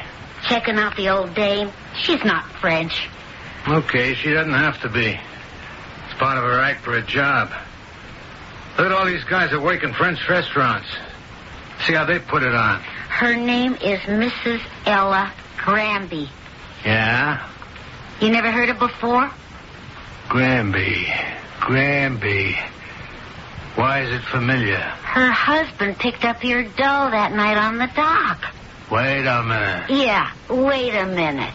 You left it there for Leo to pay for all that grass. But stupid Leo goes to the wrong pier. So that's who she is, huh? What's she poking around for? She's telling the cops her husband found the dough. She's trying to prove he's telling the truth. How'd she ever find you? The bag. The one you left the dough in. It's just a shopping bag.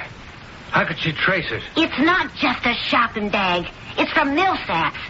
Why did you have to use that? It was the only one in the house.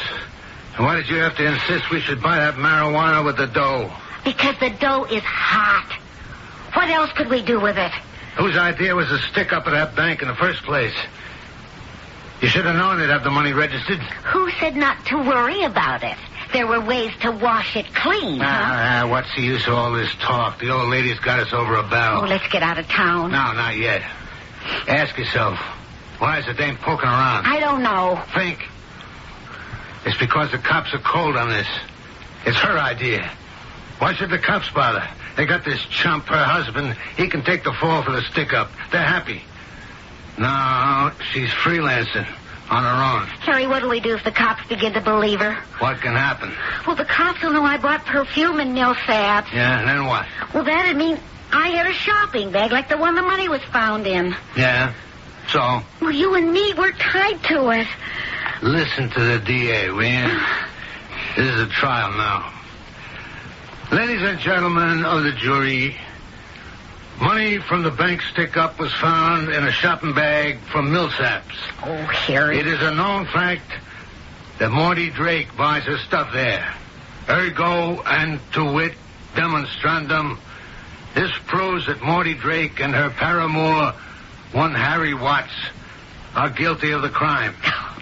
Now, what jury would believe that, huh? We gotta get rid of her. All we have to do is sit tight. Harry, all I know is this old dame was smart enough to find me. Therefore, she's got to be smart enough to convince the cops sooner or later.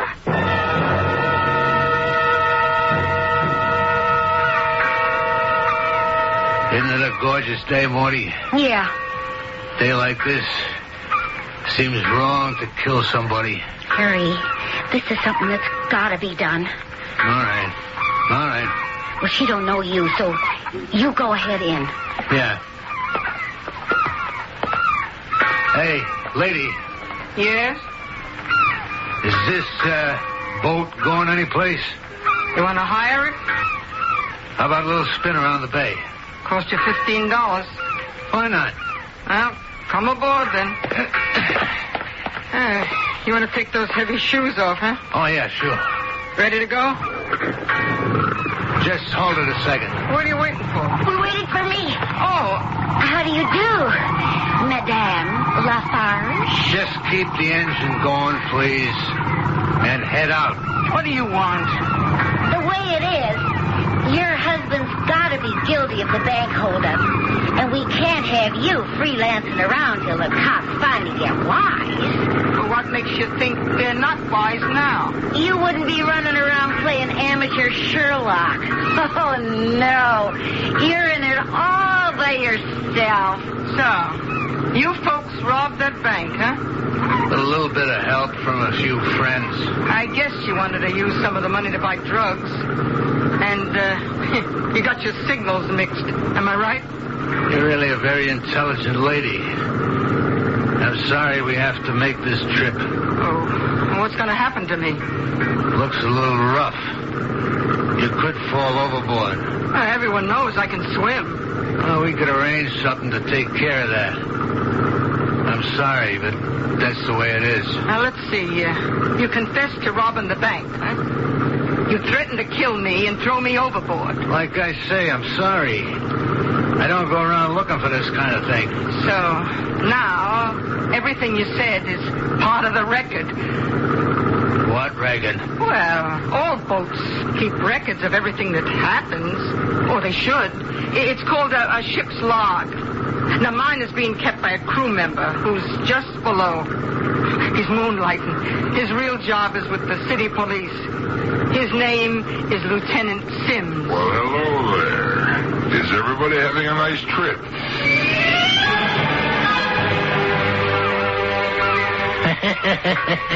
I thought I knew everything about you. But look, all this time you were an actress. You're also a detective. And you kept it all hidden. That's right. I guess it's just as well that we don't know everything about each other. Is there something I don't know about you? All these years, I wanted to be a crook. Oh, is that true? Real smooth, gentleman type of crook, you know. Well, you sure kept it hidden. Well, it's one of those things you toy with. But that night when I saw the money, and I thought it could be all mine, well, there was my life's ambition. Now, aren't you ashamed of yourself? I'm lucky. What kind of crook could be successful if he's married to a detective like you?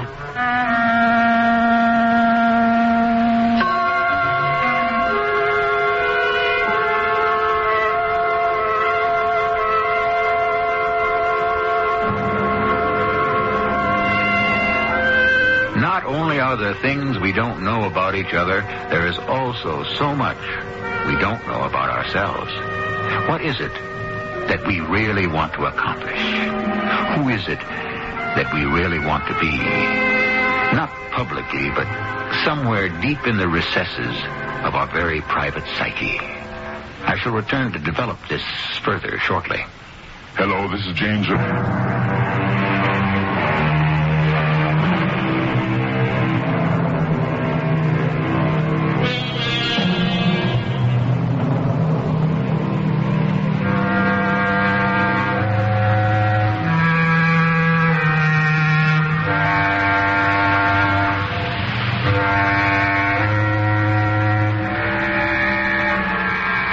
Perfumes of Araby shall not sweeten his hand, said Shakespeare, and so perfume once again figures in a story. Had the lady not had expensive tastes, she would have been free today. And there is a justice in this, because perfume, which is meant to hide and disguise, was used this time to expose and reveal. Our cast included Bryna Rayburn, Robert Dryden, Joe Silver, and Evie Juster. The entire production was under the direction of Hyman Brown. And now, a preview of our next tale. Well, all right, Frank. What is it that plagues you? Those bells there hanging over the west window. Yes, I was admiring them. Beautiful, beautiful ancient art. I am always waiting for one of them to ring. By yourself? Without anyone touching it or even being near it. They have rung by themselves? One of them has. Now, I know it sounds impossible, absurd, but I find I wake up at night trembling, and then I can't get back to sleep. I lie awake for hours waiting. Here, when I'm at work at this desk as I'm sitting now, I am filled with fear.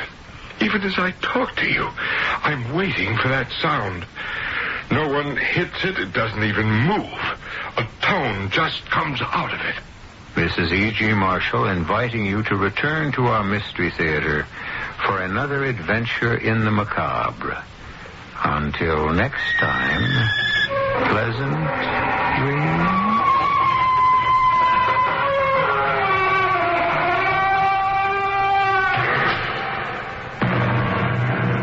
Thanks for joining us for the WAKR Radio Mystery Theater. We hope you've enjoyed tonight's mystery and that you'll join us again tonight at 11:15 for the WAKR Radio Mystery Theater.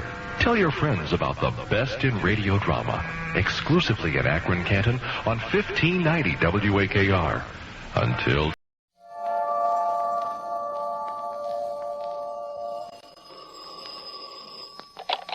Hello, Yukon 28209. Yes, this is Candy Matson.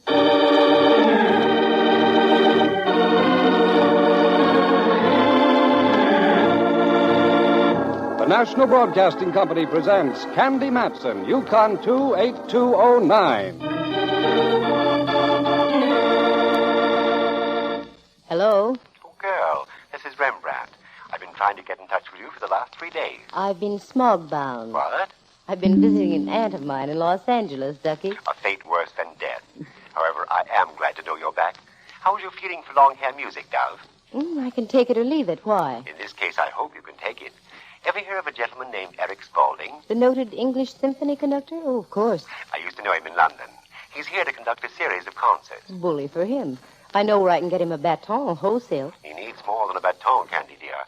He needs help. That's why I'm calling you. What do you want me to do, look for the lost chord? You don't know how close to being right you are, girl. Anyway, he's going to drop by me place this evening. I wonder if you could come over, too. Well, I was going to hit the prone position early tonight, but if you really want me to be there, I'll do it. Splendid, Candy. Come for dinner, won't you? I just bought a new chafing dish, and I'm whipping up a tasty scraping of pasta rasson. Well, how interesting. It is. It's spaghetti a la Watson.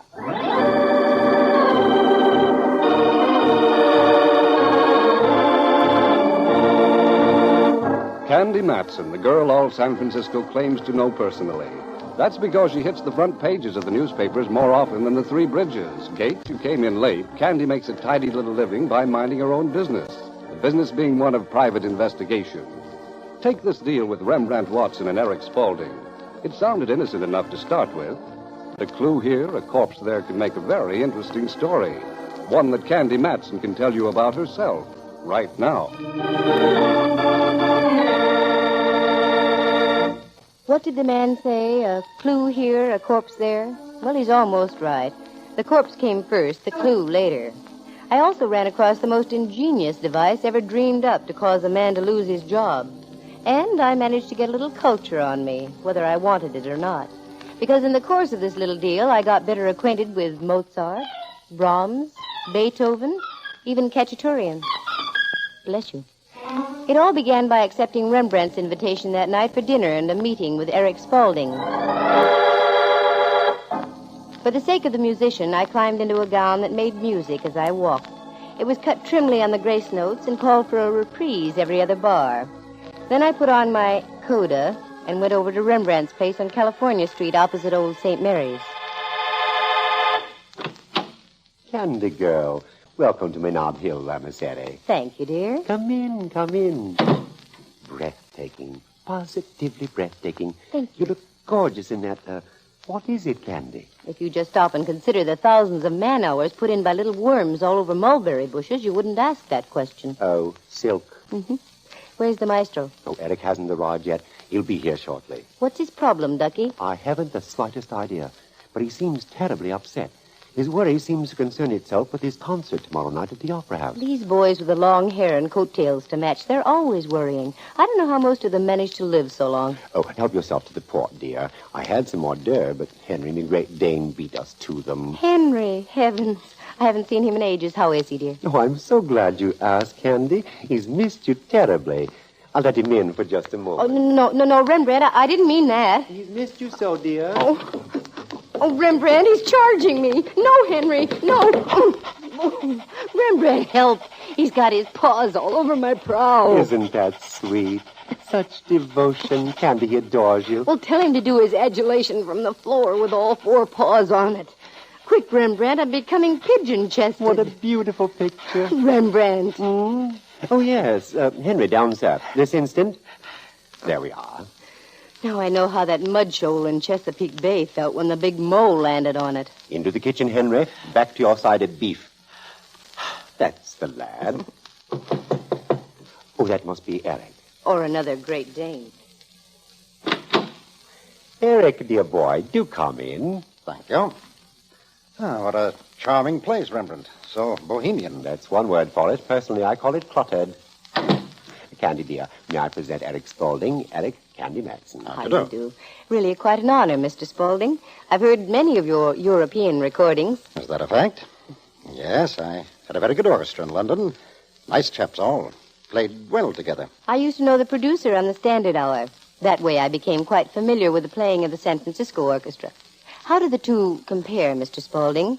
That's like trying to compare the Atlantic Ocean with the Pacific. Both large bodies of water, but entirely different in characteristics. However, I feel the San Francisco organization would rate among the best in the world, with the proper conducting. And you feel you can give it the proper conducting? Most certainly. I see. Why don't you tell Candy about your innovation in music, Eric? I'm sure she'd be greatly interested. Oh, yes, I'm surely.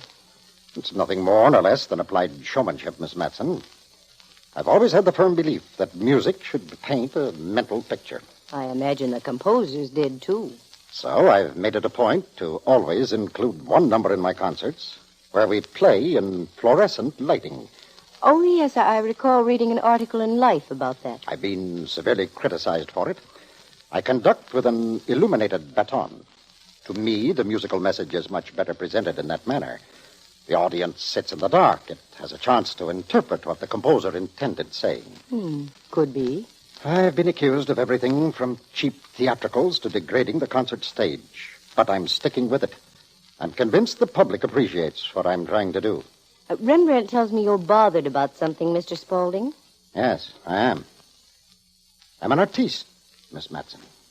I know only one thing, music. That's why I wish to speak to someone in your line, investigating and that sort of thing. That sort of thing leads to money. I know. And I'll be very glad to retain you. If you can help me find out what I want to know. And that would be? Someone is trying to sabotage me, Miss Matson. The San Francisco concerts are critical stepping stones in my career. I've given 2 concerts. Each time during the selection where we black out the lights, the orchestra, en masse, has hit one foul, rotten chord. Well, didn't you get it straightened out in rehearsal? That's just it. It never happened in rehearsal. I've checked the score afterward. Perfect. I've talked to the orchestra personnel. They're more amazed than I. To say the least, it must be extremely embarrassing at a moment like that. Believe me, words haven't been invented to describe such a feeling of mortification. The audience starts to titter, then laughs. By then, the whole thing has been shot to blazes. My reputation is at stake, Miss Matson. I see what you mean. I thought perhaps with your trained sleuthing instincts you might be able to help me. My old friend Rembrandt here recommends you highly. Thanks, old friend here. You've got me interested, Mr. Spaulding. When did you say your next performance is? Tomorrow night at the Opera House. Tell you what, I don't know what your contract calls for, but whatever it is, we'll split the fee and I'll go to work for you. What? Why, that's preposterous. Isn't the future of your career worth it, Mr. Spaulding? Why, Very well. I think it's outrageous, but what can one do? Okay. Now, when do you rehearse for tomorrow night's concert? Tomorrow morning at 10 o'clock. Very well, I'll be there. Just one word of caution. Pay no attention to me whatsoever. Make like as if I don't even exist. Agreed. Oh, I'm so glad everything's settled. Now we can get to the spaghetti wasson. Me food is practically chafing at the dish. Let's have absolutely stuff, shall we? The spaghetti wasson was magnificent. Rembrandt has the green thumb for taking the most ordinary food, adding a bird's nest or two and a dash of some witch's potion, and making it taste like ambrosia. There was only one drawback. For days after, you walked around like you had a red-hot barbecue pit in your stomach. I stopped off on my way home, bought a Chronicle, completed the journey, and piled into bed. Then I read the paper, missed Kane, caught DeRoos, glanced at the radio column, and then concentrated on the musical section. There it was, Spaulding's concert for the following evening. The first movement from Brahms first, the Fountains of Rome, the Rienzi, so on and so forth, and for his blackout selection, Swan Lake.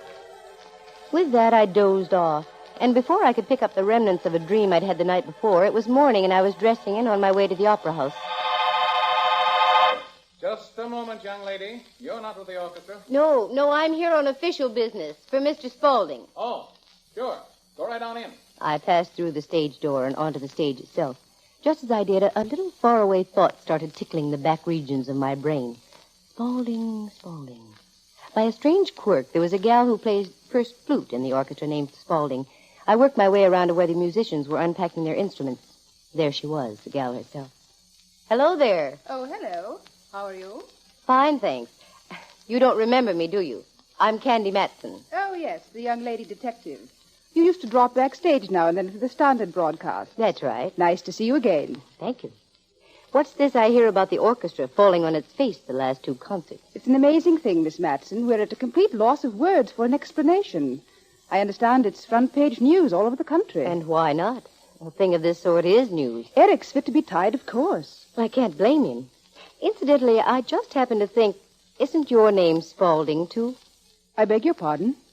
I said, isn't your name Spaulding, too? Why, yes, it is. We spell it differently, however. Oh, so? Yes. Eric spells his name Spaulding. I have no U in my name. Mm-hmm. You both have a decided British accent. Oh, you think so? I rather thought I'd lost mine. No, hardly. Tell me, how do the members of the orchestra feel about these numbers played under fluorescent light? Well, it doesn't bother them. They think it's slightly silly, but they don't pay any attention to it. Each conductor has his own little idiosyncrasies. I see. Well, I hope you have a fine rehearsal, Mrs. Spaulding. Miss Spaulding.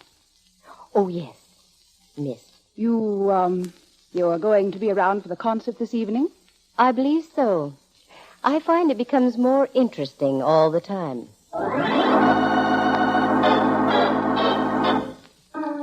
Something was phony with the gal, but I couldn't put my finger on it. I tossed it off and decided to think about that angle later. In the meantime, I ducked into a quiet corner of the wings and listened carefully to the whole rehearsal. Then it came time for the blackout number, Swan Lake.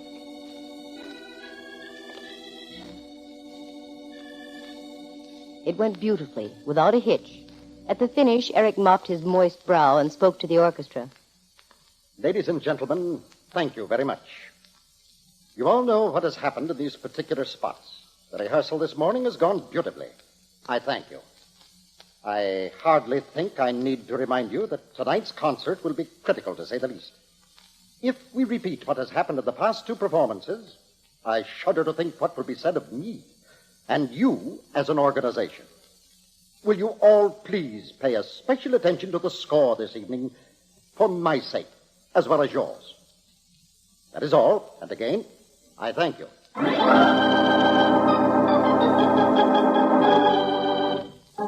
With that, Spaulding dismissed the orchestra. I waited a reasonable length of time, then dropped around to his dressing room. The concertmeister was in with Eric, so I waited. And waited.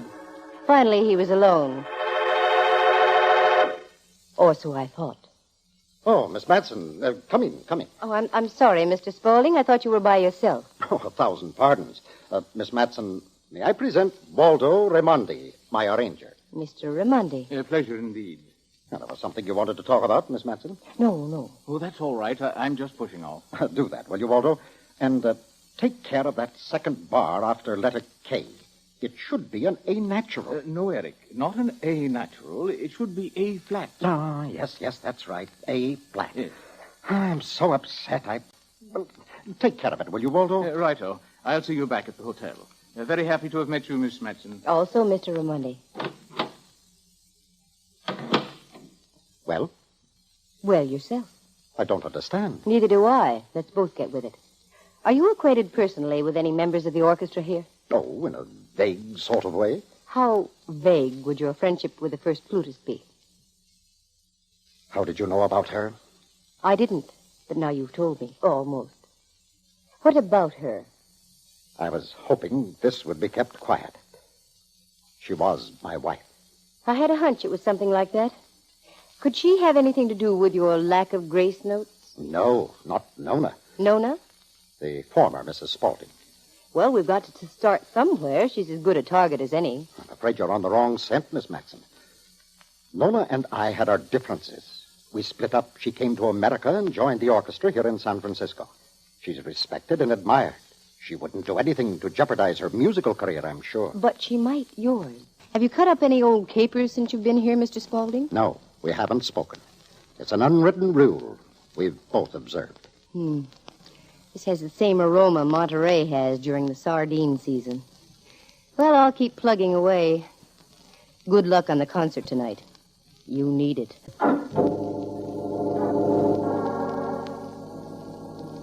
The hotel where Spaulding and Company made its headquarters was just a hop, skip, and a jump from the Opera House.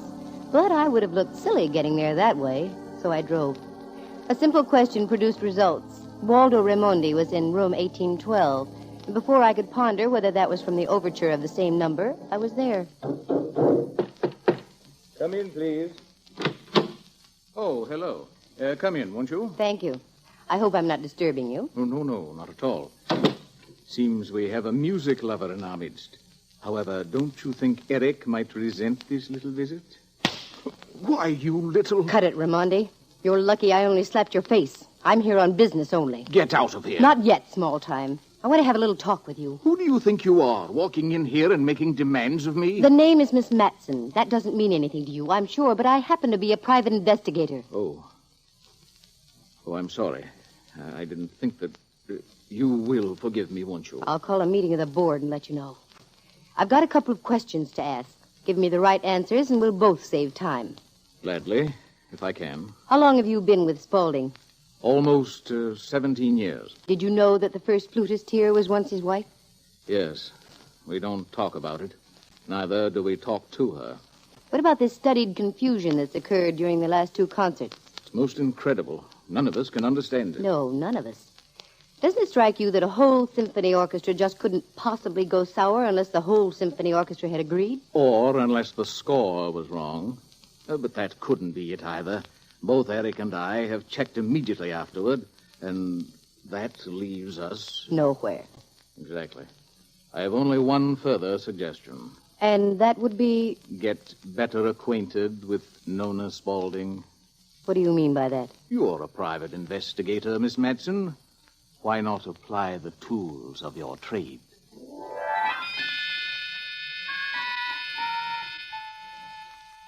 The whole thing was becoming as simple as hydrogen. Using my cool Sam Spade logic, I decided to do nothing until after the concert that evening. So I went home to my penthouse on Telegraph Hill, showered, and slipped into something movie writers would have described as comfortable. Then I called Rembrandt on the phone. Rembrandt Watson Studios. This is Candy Metzen, Private Eyeball. How delightful. We both got to plug in. Yes. What's on your mind now? You, dear. How would you like to attend the Spaulding concert tonight? Oh, Candy, I've heard music before. So have I. But this is more or less a command performance. I recognize the command in your voice. Very well. Shall I dress? It's customary, isn't it? I mean, how would you like me? In soup and fish? No, Ducky, I've seen your soup and fish. It's covered with soup and fish. No, just come as you are. Oh, Candy. Very well. As you say, dress. I'll pick you up about 7:30. Splendid. Where are we sitting? The Diamond Horseshoe? That's right. Backstage in the wings. I bustled about getting ready. As long as I was going to be backstage, I didn't have to get too fancy. So in practically nothing flat, I was out in the car and once again driving over to Rembrandt's place. He was ready, he jumped in, and we took off for the Opera House. The carriage trade was arriving at the carriage trade entrance, so I found a place to park out in back, and then we went in, talked to Wally, one of the stagehands, and got 2 chairs on the left. Just at that moment, the concertmeister gave the cue for the orchestra to tune up.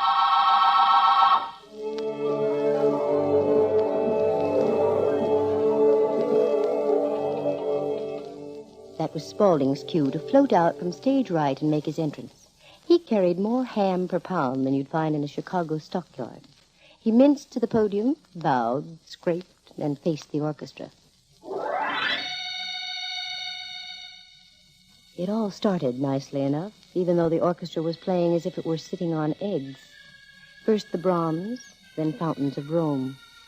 They took a bath in the first fountain. It felt so good they went on to another. Then another, and they were through all the fountains. Now it was time for the production number. The lights dimmed. The fluorescent lights on the music stands came on. Spaulding flipped a switch and his baton lit up. You could feel a tenseness come over the audience. And the orchestra started hatching its eggs. Eric gave the downbeat, and Swan Lake was underway.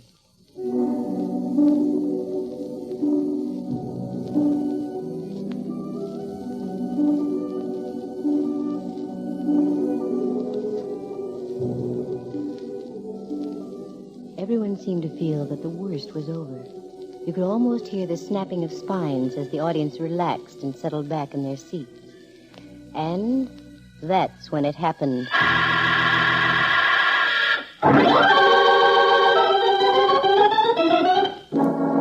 It had happened again. The most horrible-sounding chord I'd ever heard. The audience stood up. This time there were no laughs, just a stunned amazement. The orchestra stopped playing, and Spaulding threw his baton on the stage and walked off into the wings. Slowly the orchestra followed. I was just as dumbstruck as the rest. Then I got my wits about me and ducked around to the rear. Come on, Rembrandt. To where, girl? Anywhere. I want to talk to people, find out what happened. Don't you know? They blew a king-size clinker. Oh, that was well established. It'll be heard round the world. But I want to find out how it happened. Uh-oh. There's Spaulding talking to Raimondi. I'm ruined, Waldo, through. Washed up. How can this sort of thing happen? How can it possibly happen? Oh, look, Eric, calm down. It's not as bad as you're making it out. I'm not making anything out. I'm facing the facts. I'm through. Do you suppose I can face the critics, the public, after 3 successive performances like this? Oh, there you are, Miss Matson. A lot of help you've been. You let it happen again. Cool off, Buster. You can't avoid something happening when you don't know what that something is. This is a something that's never been written into the books. Or wait a minute. Hasn't it? All of a sudden, I've got me an idea. Great heavens! By all the prophets, what's going on here tonight? If you'll forgive my sudden departure, I intend finding out.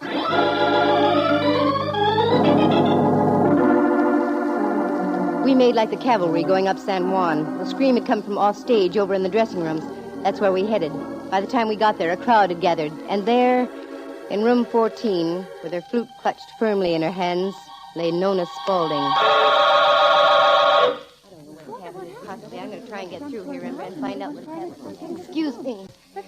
Pardon me. Oh. How is she, Candy? She's not feeling well, Rembrandt. As a matter of fact, she isn't feeling at all. She's dead.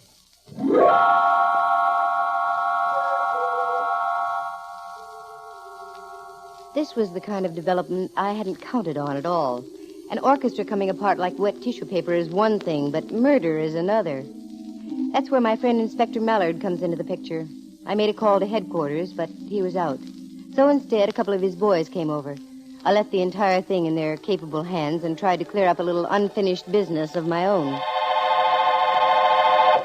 You still play the cello, Rembrandt? Strictly for my own amusement, Dove. Why? Well, you know music. Take a look at the score. Right about here. Oh, yes. This is just about where they hit that foul chord. That's right. Notice anything wrong? Let me see. This bar looks all right. And so does this one. They didn't get past this point. Look carefully. Why, yes. Little indentations alongside the notes. Ever so slight, but there, nevertheless. The pattern is beginning to take shape, Rembrandt. And if you'll look again, you'll find these little irregularities throughout the whole score. Candy, you're right. Now's as good a time as any to find out if I'm right or not. Wally! Wally! Is that you, Candy? That's right. Do me a favor, Wally. When I shout now, switch on the fluorescent lights, will you? Okay. Now hand me that score, Rembrandt. We'll place it on the music stand like this. Good. Keep your eyes on this bar right here.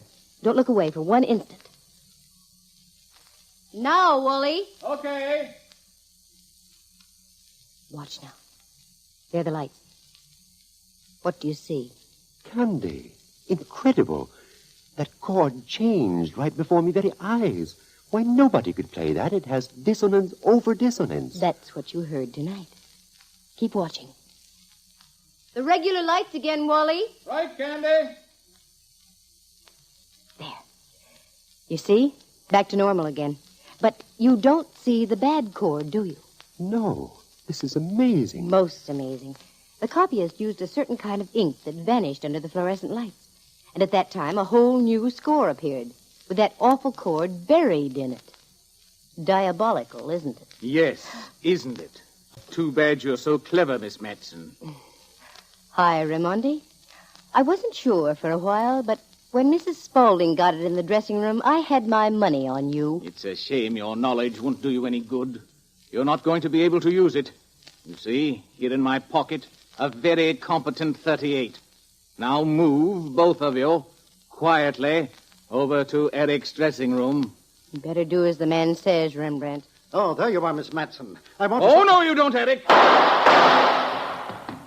Spaulding, you all right? Yes, I'm all right. Just nip me. Come on, Rembrandt. He's ducking around backstage. There he goes. He's trapped and he knows it. The cops are over on the other side of the stage. He's coming back this way. Rembrandt, the stage has been raised on the elevators. He's going to run right into that opening. Raimondi! Look out! Raimondi!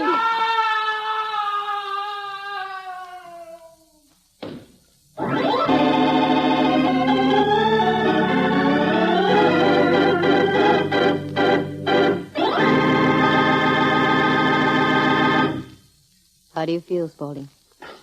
A little weak. Just hand me a spot of that brandy, will you? I shall be all right. Sure. Tell me, why was Raimondi gunning for you? Until tonight, I didn't know he was. All of a sudden, that name, Raimondi, means something to me. Here's your brandy. Thank you.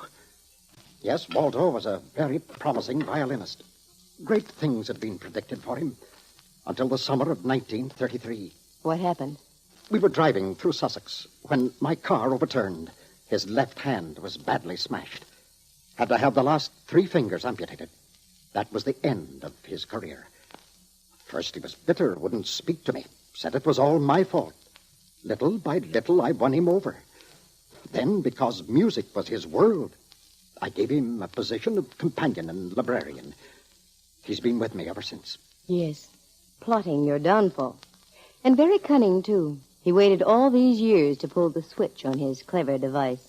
Why is that, Miss Matson? Your wife, Spaulding. Raimondi had it figured out that you'd attach all the blame to your ex-wife. Poor Nona. Gone. And Waldo, too. Yes. And all because that accident left a bigger scar on his mind than it did on his hand. Well, I'll see you, Spaulding. That was some concert tonight. It seemed to have just about everything.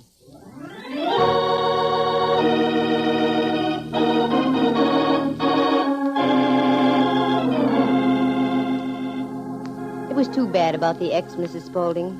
She let her heart rule her head. She went to Raimondi's dressing room to make an overture, to perhaps make an effort to patch up her lost romance with Eric. She walked in at a bad time. Raimondi was applying the finishing touches to his phony score. There was an assortment of ink all over the table. At the time, it didn't mean anything to Nona, but during the performance, she discovered the same thing I did. After that bad chord, she rushed off stage, ready to apply the crusher to Waldo. He saw what she was up to and beat her to it, with a window weight over the head. Well, like I've said many times, some of that music gets too deep for me. I think I'll just stick to something not quite so complicated. Something simple, enjoyable. Something you can understand. Like bop, perhaps?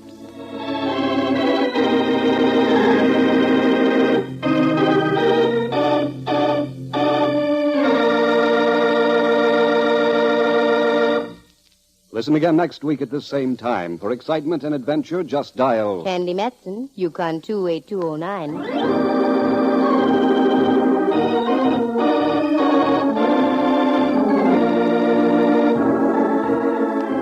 Heard tonight were Hal Burdick as Eric Spaulding, Harry Bechtel as Waldo Raimondi, and Norma Tuart as Mrs. Spaulding. Jack Thomas plays the part of Rembrandt Watson. The program stars Natalie Masters as Candy and is written and produced by Monty Masters. Sound effects are created by Bill Brownell and Jay Rendon. Eloise Rowan is heard at the organ. The characters in tonight's story are entirely fictitious. Any resemblance to actual people is purely coincidental. Phil Walker speaking. The program came to you from San Francisco.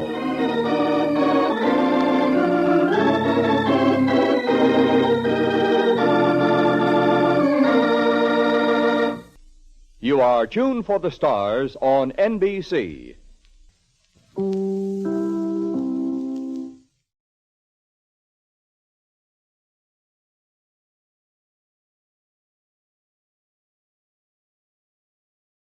Good evening. This is Crime Classics. I am Thomas Hyland. I'm going to tell you another true crime story. Listen. The general just fell out of bed. His name? William Scott Ketchum, Major General, United States Army, retired. So that there'll be no mistake, this is the same William Scott Ketchum who led the famed Ketchum's Raiders against the Seminoles in 1842, who was acting Inspector General of the Department of the Missouri, and the one who did such a bang-up job of recruiting in Harrisburg, Pennsylvania during the Civil War.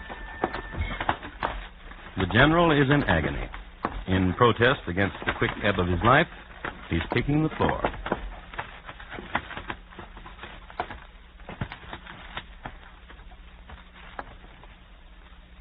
The general is dead.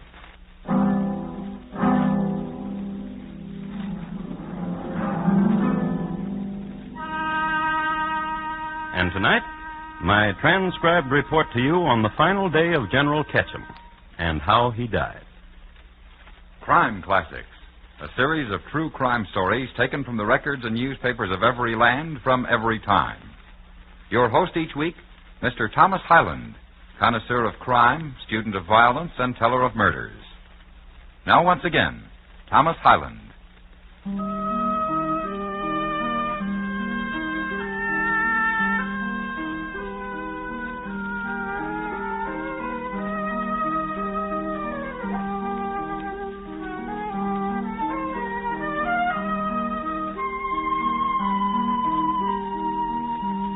The year is 1871. The place is Baltimore, Maryland. The month, June. No poet in the world, to my knowledge, has ever written a poem about this month in Baltimore. It is hot, it is humid, and the oysters are not in season. And any almanac will show you that in June 1871, had the oysters been in season, with eggs and breadcrumbs, they could have been fried on the sidewalks. For most Baltimoreans, it was the season for dipping hands into tepid scrub water to wash the marble stoops. It was the season for sleeping on back porches and Druid Hill Park, the time of sweats and the hand fan, and the usual quota of elderly stout folk dropping dead from the heat. In short, it was a time to get out of there. In a certain house near Charles Street, a lady was preparing to do just that. Her name, Mrs. Wharton, and she was packing to go to Europe.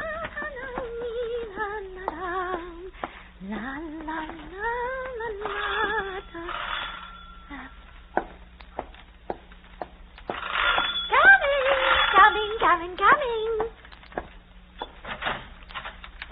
General. Mrs. Wharton. How nice. How very pleasant. Do come in, do. May I present Mrs. Chubb? Delighted. Oh, do come in, you and the General. I've been cooling myself with iced dandelion wine. Do join me. I do not imbibe. I work for the United States Department of the Treasury. Mrs. Chubb needs to keep a clear head at all times. I used to work for the United States Post Office Department, but now I'm with the Treasury. My, that's interesting. And you came all the way from Washington with the General. Perhaps your next position will be with the Army. My dear Mrs. Wharton, I must talk to you.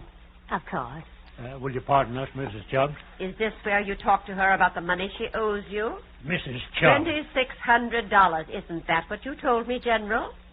Why don't you pay the General his money, Mrs. Wharton? Mrs. Wharton? Yes?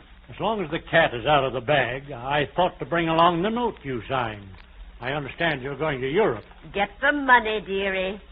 Why, I have a distinct recollection, General, of having reimbursed She's going to tell you she's paid you the money. Let's not embarrass each other. But there's really no hurry, is there? There's no train back to Washington for hours. Wouldn't you like some wine? I do not imbibe. Just a small glass? You just sit down and relax. I'll bring you the wine, and we'll chat. You might stop at the cookie jar, too, dearie, for the $2,600.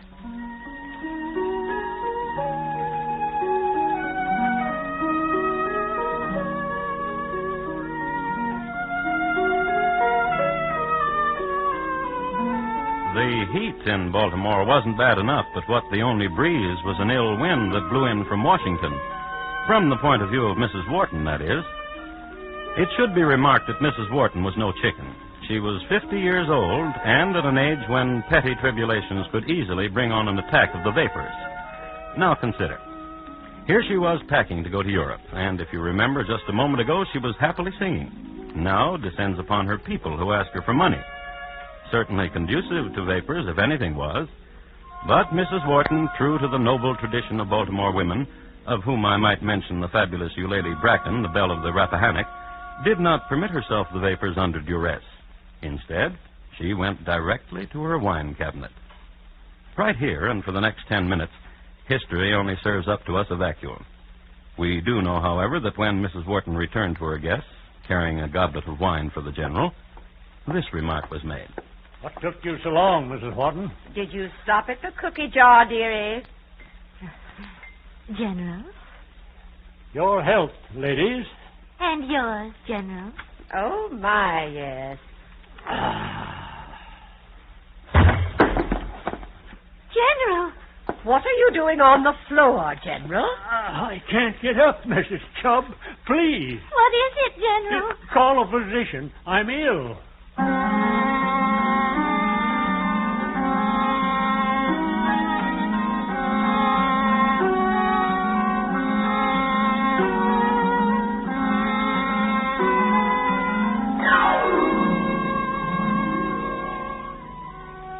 How's my patient now? Feeling better? Dr. Chu? Yes?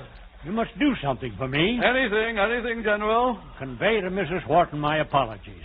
Tell her I'm so ashamed of myself for falling down on her rug. And tell Mrs. Chubbs to find a room in town. And Dr. Chew. Anything, General. Tell Mrs. Chubb to stay there. Of course.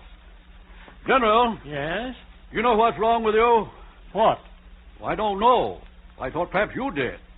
I thought perhaps you had a previous diagnosis. I thought perhaps this was a recurring ailment. I haven't ailed a day in my life, except... Out with it. Except when I was in the swamp chasing the Seminoles. Then I was sick most of the time. Ah. Yes? In the swamps. Cholera morbus, and your present symptoms. Sweating, purplishness, weakness, and debility. Cholera morbus, recurrent type. Is that very serious? Rest easy. I have the very thing in my bag. You're going to feel like a new man as soon as you take this. Vile-looking stuff. Why is it that all you army men quail at the sight of medicine? Here. Drink this, General. No, I'm not going to drink it. General, come on, open. I don't want to. General. Here's some water. Drink it. What kind of medicine was that? Creosote and lime water. How do you feel? It seems... Yes? Suddenly the foreignness is gone. Good, very good. May I get up now? Oh, no. You'll be abed until tomorrow at least. I'll have Mrs. Wharton fetch you a prescription which will work wonders. Goodbye, General. Mrs. Wharton. Coming. I have a message for Mrs. Chubb. Where is she? Must I reveal? Well, I do have a message for her. She imbibed. She can't stop.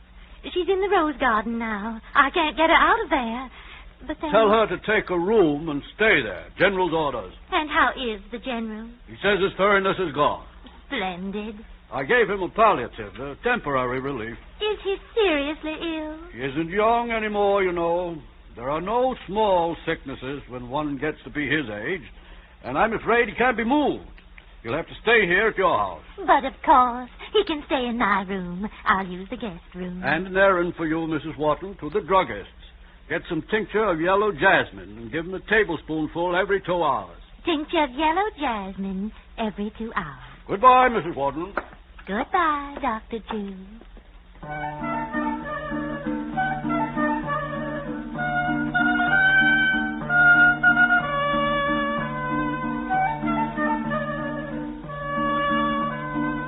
So Mrs. Wharton, dressed prettily, took parasol to hand and strolled down Charles Street. She walked slowly because of the heat and because Charles Street is a fashionable street, and one is apt to meet many of one's friends, and one is apt to stop and pass the time of day. Why, yes, Mrs. Becker. General Ketchum just fell right over, right there in my parlor. And she strolled some more. And to Miss Celia Bradshaw, an old friend of hers from picnic days, who she saw waiting on a corner. You never guess, Celia, who's dying in my house. At least I think he's dying. Dr. Chew wouldn't confess it, but I have a premonition. The General's dying. General Ketchum. And at the druggist's, she took time to down a sherbet. Seltzer water was all the rage in Baltimore in this era, so she had a little of it with a squeeze of lemon. Then she walked over to the druggist and ordered... Tincture of yellow jasmine, sir. And while you're at it, I'd like some tartar emetic.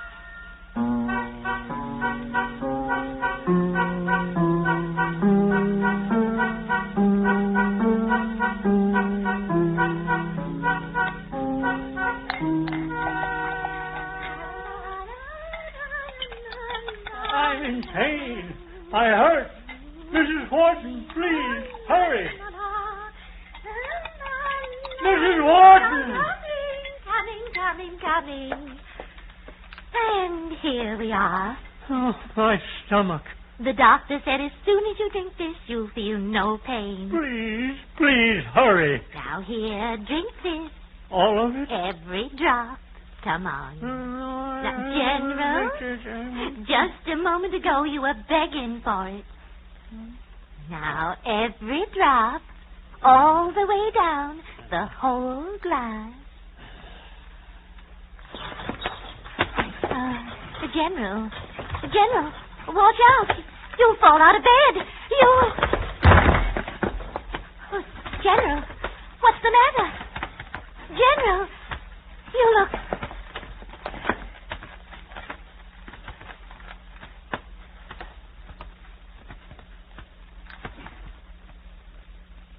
Oh, General.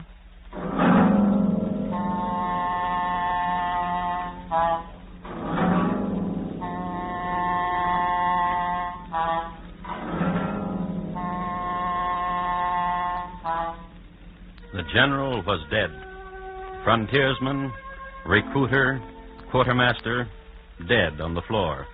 Fini to a military career. And it was then and only then that Mrs. Wharton had the vapors.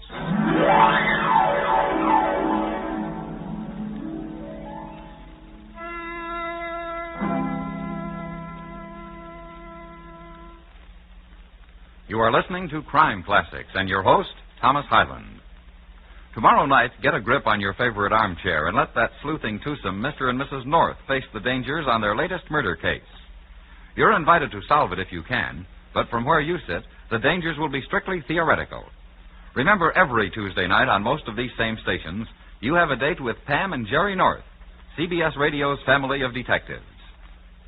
And now, once again, Thomas Hyland and the second act of Crime Classics, and his report to you on the final day of General Ketchum and how he died.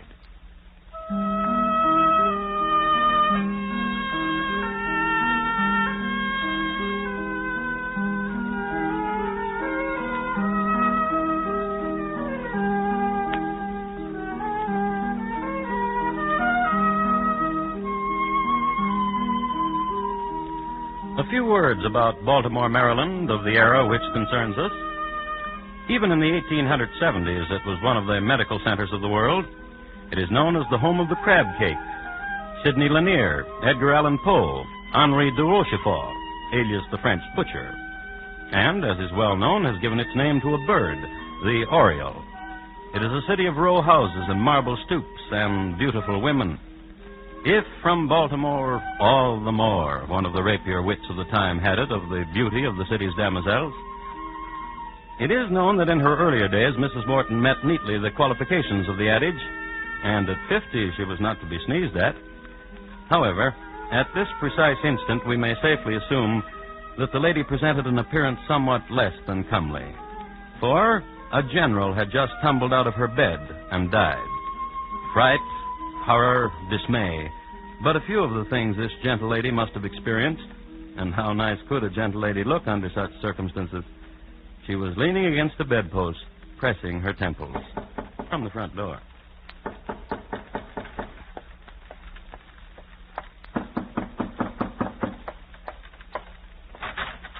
Good afternoon, Mrs. Wharton. Oh, Mr. Van Ness, quickly, come in. You look so pale.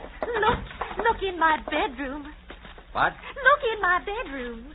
Did you lose something or what? Please, do as I tell you. All right.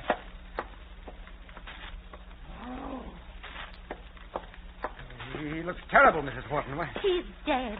He can't. Please don't be stupid, Mr. Van Ness. He's dead. He was ill, and he died. But when I saw the general this morning, he looked so robust. You saw him this morning? Why? He came to check your accounts with me. Oh? As your solicitor, I was only too happy to discuss them with him. Why didn't you tell me? Tell you what, Mr. Van Ness? That you were in the general's debt to the tune of $2,600. I paid him back immediately. Do you have the note you signed? Did he return it to you when you paid him? Why do you ask? He showed me a note this morning. He said he wanted his money. I knew nothing about it, so he said he would see you. He saw me. He tore up the note. Tore it up? Why? Did you pay him? No. He tore it up as a sailing gift to me, to see me happily on my way to Europe. Do you have any witnesses of the transaction? No. That is not good. Mrs. Wharton. Yes? There was a lady with the general this morning. Come to the window, Mr. Van Ness. See? There. Where? There, under the Empress Eugenie rose bush. Why, it's Mrs. Trubb. imbibed. Well, she told me she never did. She said she was employed by the United States. As my solicitor, you must tell me. What shall be done now? I must tell you that I will have to report this of the $2,600. Of course you do. And you must be very distressed, Mr. Vanner. Yes. Yes, I am. Do sit down. I'll fetch you something to drink. All right. I'll only be a moment.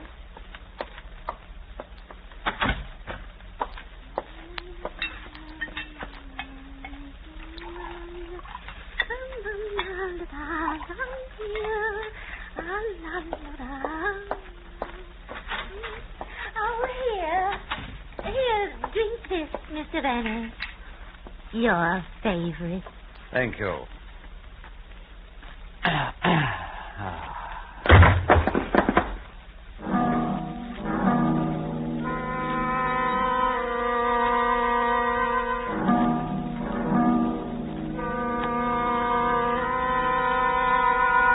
I am happy to report to you that Mr. Van Ness regained consciousness an hour later. He rose to his feet and looked about him. He was quite alone. Through a window, he could see the setting sun. He could also see Mrs. Wharton's rose garden, and in it, Mrs. Wharton, her arms about the waist of Mrs. Chubb, of the United States Department of the Treasury. And the two ladies were walking about the rose bushes. Whenever Mrs. Chubb would stumble, Mrs. Wharton would dab at her face with a handkerchief and assist her to her feet. Mr. Van Ness let his gaze drift from the bucolic scene and went immediately into the boudoir, where was the corpse of General Ketchum. Mr. Van Ness determined that that promissory note which he had seen earlier that day was not upon the General's person, so he took himself to the police, and to them made charges, and the charges, murder. But I murdered no one. The General took ill at my house, as Dr. Chew. The General was sick, all right. I diagnosed it as cholera morbus recurrent type. The General having been sickly in the Everglades. So you see, I didn't murder the General. Why should I? Because you owed him $2,600. He tore up the note as a gift. You were with him alone when he was dead. You could have destroyed the note yourself. And you call yourself a gentleman. And you call yourself a lady. I am a lady. I work for the United Of course. She drank of the same wine that did the General. And you too, Mr. Van Ness. You got tipsy, and all that happened to her was a few scratches, thorns, Empress Eugenie rosebush thorns. Well, I don't know what came over me. Oh, there, dear, there. You're so sweet, Mrs. Wharton. When you're in Baltimore, my house is your house. Murderess.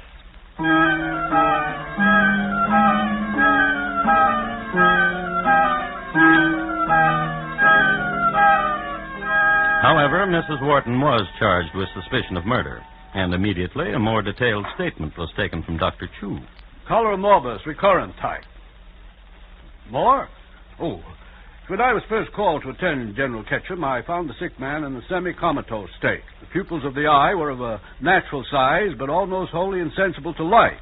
When I prepared the dose of medicine, I found the General's teeth so clenched that it was a matter of considerable difficulty and adroit convincing to put it in his mouth. His furriness, gentlemen, the haziness of manner vanished almost immediately. I gave then Mrs. Wharton a prescription calling for a tincture of yellow jasmine.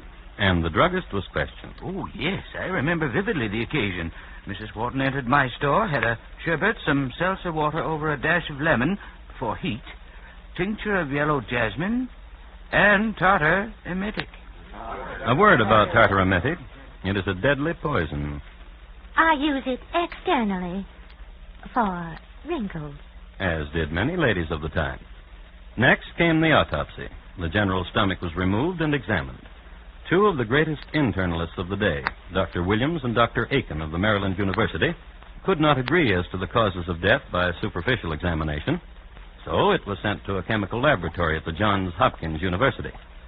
And upon the analysis depended the fate of a lady who just wanted to go to Europe. Of course, the flagellation wasn't complete, but that's the way it happened. All right, hand it to me. I'll put it through the filter. Filtrate. There you go. I'll wager Dr. Imhoff was astounded, wasn't he? He thought he'd discovered something. He was prepared to call it the Imhoff effect. Attach this to the hydrogen sulfide, will you? You know what? What? This is the closest I've ever been to a general. His stomach in an Erlenmeyer flask. I did a prima donna once, poisoned by a jealous mother. Arsenic she used. You should have seen the titration on that one. Precipitated. I'll get it. Here. You separate. I say no poison. I say poison for $1. How do we stand now? You owe me 3 from the last 2 analyses. Hand me the muriatic acid. Thank you. Ammonium sulfide? Oh, my. Orange-red, Joe. Tartaremetic in the stomach, wouldn't you say? Tartaremetic? Chalk gives the same reaction. Plain, everyday chalk. That's the way my report is going to read. Chalk in the general's stomach.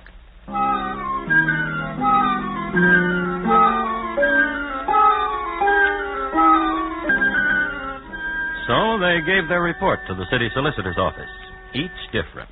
One tartaremetic, the other chalk, which confused the city solicitor no end, for not 1 hour before he had read a report from another chemist, Professor R.S. McCullough. Professor McCullough, having examined a like portion of the general's stomach, averred that not a trace of tartaremetic was to be found, nor chalk, but a bit of chicken Maryland. Confusion. The while, Mrs. Wharton, detained in prison, had a visitor. I baked these myself, dear Mrs. Wharton. Dear Mrs. Chubb. They're wrong about you, what they're saying. What are they saying? That you poisoned him. And others are saying that you would not, that you're too much of a gentle lady. Do you remember, dear Mrs. Chubb, when you came to my house, you drank from the same bottle as did the general? Did I? Of course you did. Remember? Wasn't it from another bottle I drank? And at a different time? You are a tease, Mrs. Chubb. Did I tell you there was no Mr. Chubb? I'm sorry. I'm so very sorry. 3 years ago, he ate a bad crab. And you are alone, as I am. Oh, I dislike Washington. When we return from Europe, you'll come to live with me. Dear Mrs. Wharton, and I have something else to tell you. Professor McCullough examined the general's stomach. The professor said that the general had not been poisoned. La la la la la la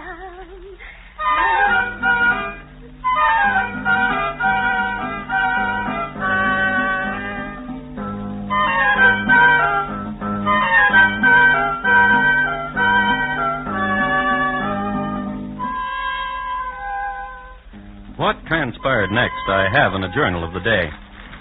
It is headlined with Doctors Disagree, Learned Men of Science at Variance, Several Schools of Thought. I quote, Dr. Reese, when interviewed, stated that General Ketchum died from cerebral spinal meningitis. On the other hand, Dr. Edward Warren stated that the general had not died from cerebral spinal meningitis. Dr. John R. McClurg attested that the general died of apoplexy from congestion. Dr. Abram Claude clings to the school of tartaremetic poisoning. And Dr. Josiah Simpson, Dean of Baltimore Physicians, has made this statement. I believe the general died from natural causes.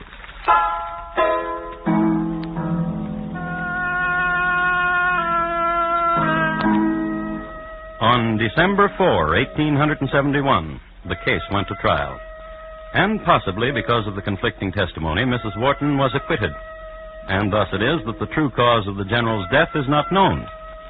Nor does history record whether Mrs. Wharton and her dear friend Mrs. Chubb ever got to Europe. But Mrs. Wharton's home, her abode wherein the general died, still stands. I expect you think I'll tell you that today the house is haunted. Well, it is, but not by the general. By Claude Forrester, who was the victim of an unsolved axe murder some 20 years later. The general has been forgotten. Until, I hope, tonight.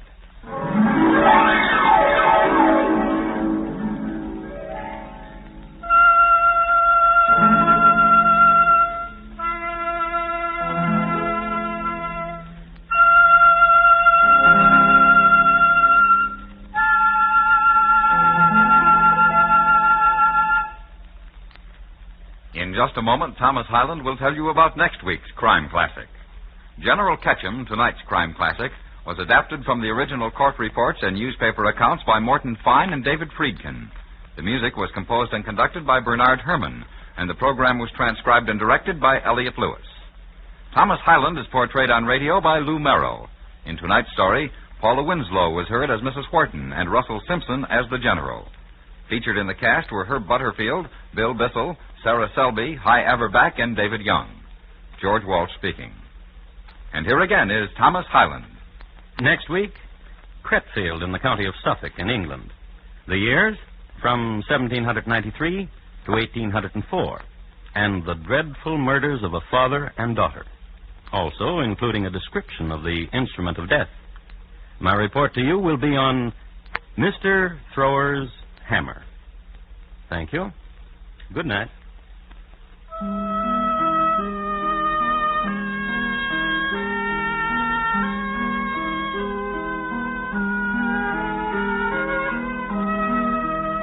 Arthur Godfrey himself will be back in action with the Talent Scouts later tonight. In fact, on most of these same stations, the great event takes place immediately after station identification.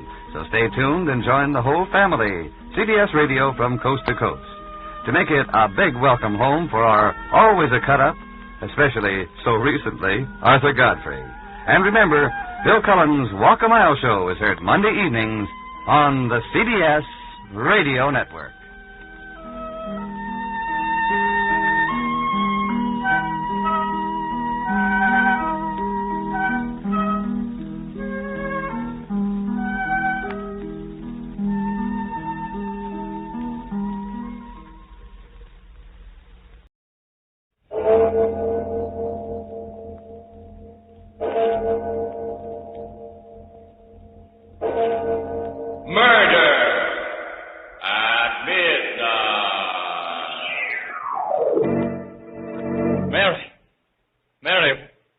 With that knife. Knife? Well, this isn't a knife, Carl. It's a letter. Can't you see that it's a letter? You're just imagining things again. Put it down. Either that or you're trying to make me believe I'm imagining things. All I want to do is read it to you. Keep away from me. Keep away. But I'm telling you, all I want to do is show it to you. Show it to you like...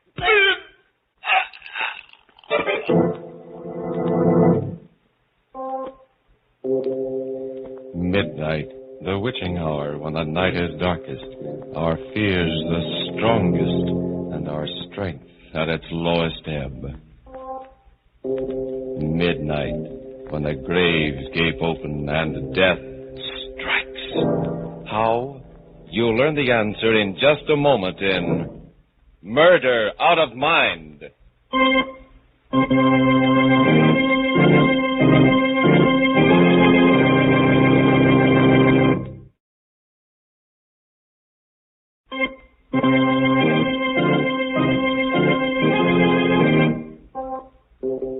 And now, Murder at Midnight. Tales of mystery and terror by radio's masters of the macabre. Our story by Sigmund Miller is Murder Out of Mind.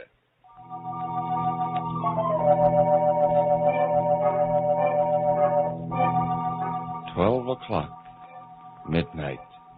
In the home of Carl and Mary Watson. Carl is sleeping, but sleeping restlessly, uneasily. And suddenly... Mary, what are you doing? What? Doing? What? That knife, there in your hand. A knife? I don't understand. What am I doing with a knife? My guess would be that you were about to kill me. Oh, no, I couldn't. Wait till I put on the light. Carl, your throat, it's bleeding. It's a pretty sharp knife. The touch of it against my throat that woke me. I couldn't have done it. I couldn't. Then may I have it? I'll get you some iodine and a bandage. Never mind, it's only a scratch. But it's bleeding. It's all right. Why did you want to kill me? I didn't want to kill you, Carl, darling. I don't know how the knife got in my hand. I was asleep. I don't remember getting it. I don't remember anything. You do believe me, don't you, Carl? You know I wouldn't hurt you for anything. I do believe you, Mary, but... Why should I do such a thing? Possibly because you hate me and wish I was dead. What? Oh, but I don't, Carl. I love you. I always have. It's possible to hate someone and not even realize that you No. hate them subconsciously. You haven't been feeling too well lately, have you, darling? Oh, only since George's accident, when he was killed. That could be the reason, you know. Because I lent your brother the car, you could hate me for that. No, that isn't so. It wasn't your fault. Of course it wasn't my fault. Your brother was reckless and foolhardy. Don't say that. You see? Carl, you think I'm going crazy? No, but I think it might be a good idea for us to see a doctor. A doctor? A psychiatrist. Oh, I don't need a doctor. It won't happen again. I swear it won't. You can't tell, darling. It wasn't something you did deliberately.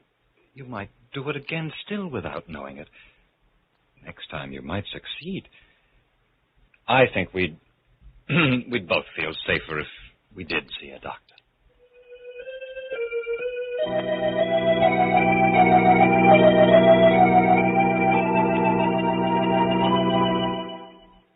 She tried to murder you in her sleep? Yes, Doctor.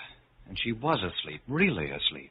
Well, has there been any other manifestation of erratic behavior? Yes, lots of little things. She's abstracted, often hears things that aren't there, very forgetful. Well, the other day she forgot to make dinner for me. Of course, she was abject about it, but they all seem to point to an unconscious hostility toward me. Well, let's call her in. Mrs. Watson, will you come in, please? Good morning, Dr. Heller. Good morning, Mrs. Watson. Has my husband told you? Yes, he did. Won't you sit down? Yes, thank you. Tell me, were you very much attached to your brother? Well, you see, I raised him since he was a baby. Our mother died soon after George was born. And there was a strong bond between the two of you then? Yes. But I'm sure it had nothing to do with last night. But I didn't say it did. I'm merely gathering all the facts in the case. Facts? What are the facts? I tried to kill my husband. Please, Mary. I'm sorry. It's all so dreadful. Maybe I am crazy. I don't think you are. But you may be in need of treatment, Mrs. Watson. Have you been sleeping well lately? Yes? Well, have you had any nightmares or terrifying dreams? No, I don't dream at all. Or do you find yourself unusually upset when little things go wrong? No, not generally. Mary, put Dr. Heller's pen down. Oh, I'm sorry. You broke the point jabbing it into the blotter that way. I didn't mean to. I wasn't thinking. Oh, that's all right. I'm very sorry. It's just that, well, I've been nervous ever since my brother was killed. That's understandable, Mrs. Watson. Can you come in to see me tomorrow? Your husband won't have to come with you. Oh, yes, Doctor, if you want me to. You sure you don't want me to come with the Dr. Heller? I'm very much concerned. I'd rather you didn't, Mr. Watson. You know best. This same time tomorrow, then. Yes. Goodbye, Mrs. Watson. Goodbye, Dr. Heller. Dr. Heller. Yes? What do you think? But I can't say right now. This was just a superficial examination. She doesn't have any important outward symptoms or anything serious. Well, what about her jabbing the pen into the blotter? Wasn't that significant? I mean, in a minor way, wasn't she trying to stab me again? You're being an amateur psychiatrist, and that's dangerous. Goodbye, Mr. Watson. Goodbye, Dr. Heller. I'll let you know if anything unusual happens.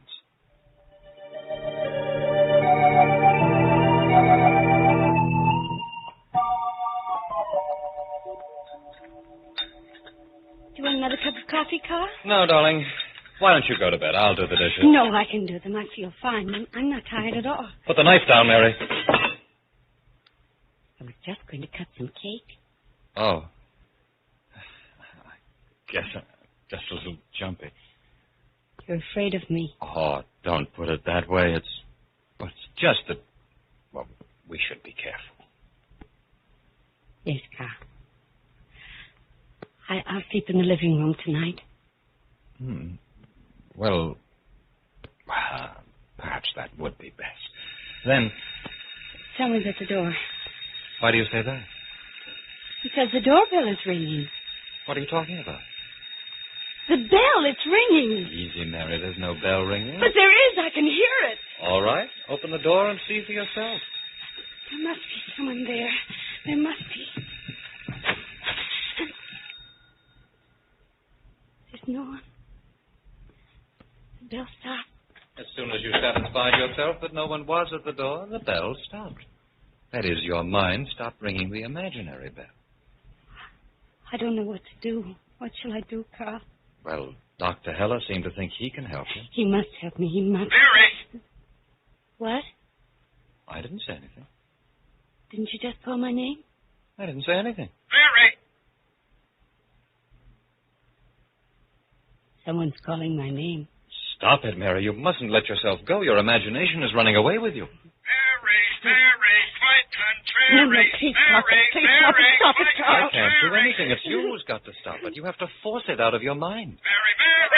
I keep hearing it. It's driving me crazy. Do something, Carl. Do something, anything. I'll call Dr. Heller.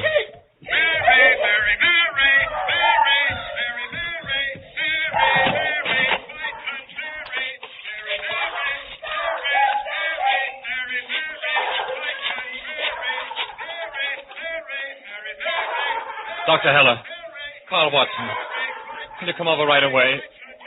Yes, she's bad. Very bad.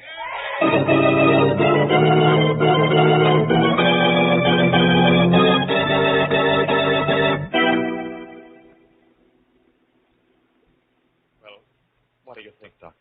I gave her a sedative. She's resting quietly now. What do you think we ought to do? Well, I'll be in a better position to tell you tomorrow, when I examine her thoroughly.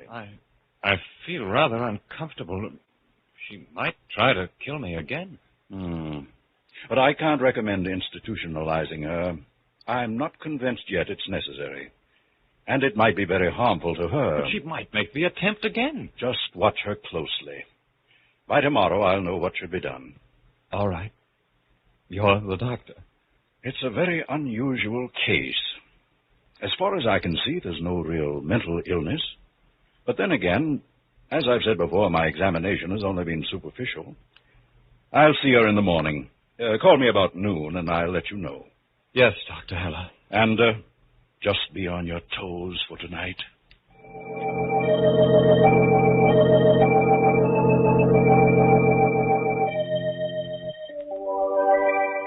Have a good night's rest, Mary? Yes, dear. I slept very soundly after that stuff Dr. Heller gave me. Oh, that's wonderful. What's that you got there? Tomato juice. We're out of oranges. You mean you fixed breakfast? Oh, you shouldn't have. I wanted to. Here, Carl. Thanks, darling. What's the matter? What did you put in this juice? What?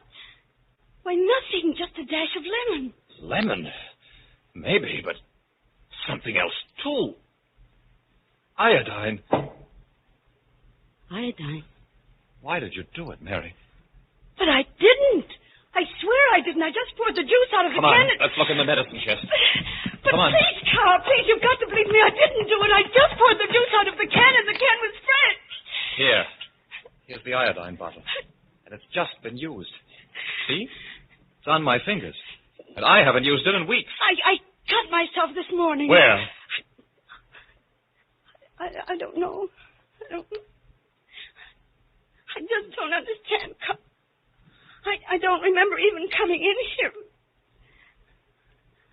I must be crazy. I must be. Really crazy.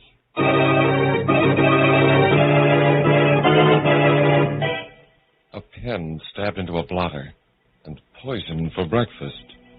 Are these both repeat performances of that first attempt to commit murder at midnight?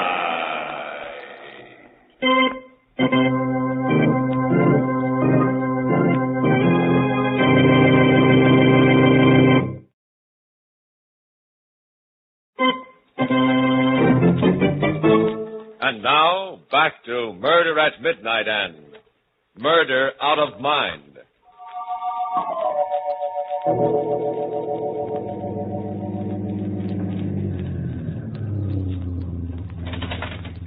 Irene, over here.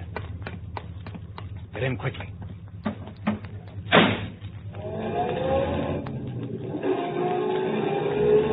Anyone see you? No. I waited back where it was dark. Well, what's happening with Mary? Won't be long now, darling. Carl, you've said that a dozen times before. This time I mean it. She's really starting to go. How do you know? I just do. She's naturally high-strung and nervous, and I'm making the most of it. Another few days, and she'll be so bad that I can have her institutionalized and keep her there for life. Life? Not getting squeamish, are you? No, but... Well, that's just a little too much for me. Stop that. It's the only way. She'll never give me a divorce. You know that. Oh, I know. This driving her mad. I'd almost rather you killed her. What? Well, at least that would be quick. This will be quick, too, from here on in. You just leave everything to me.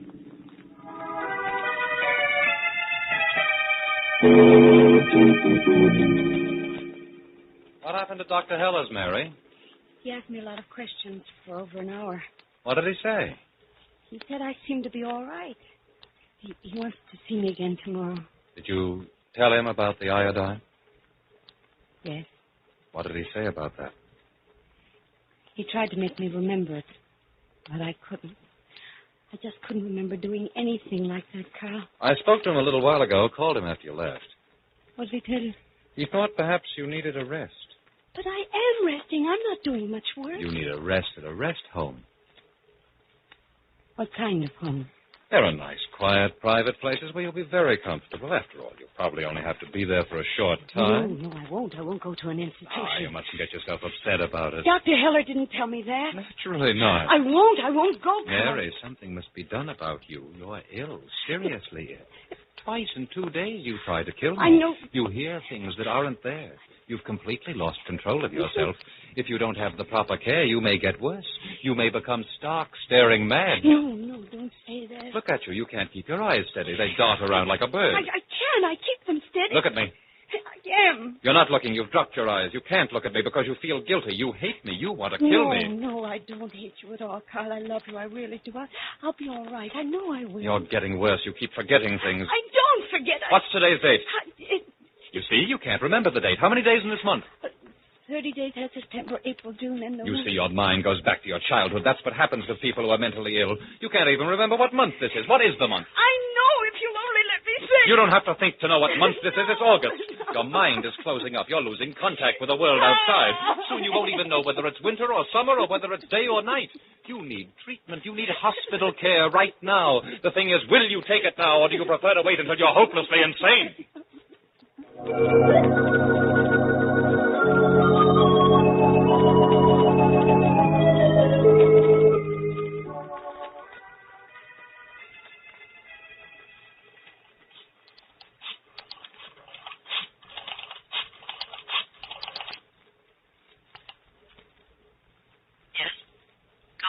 Yes, darling. How's everything going? Very well. When can you come to see me? I can't, not until Mary's put away. How's she getting on? Fine. Another few days and it'll be all over. She's in constant hysterics now. One word from me and she breaks down completely. What about the doctor? He's puzzled. You mean suspicious? Oh, everything's going to be all right. Now, look, darling, I won't be able to call you anymore, but I'll write you every day. Remember, it won't be long now.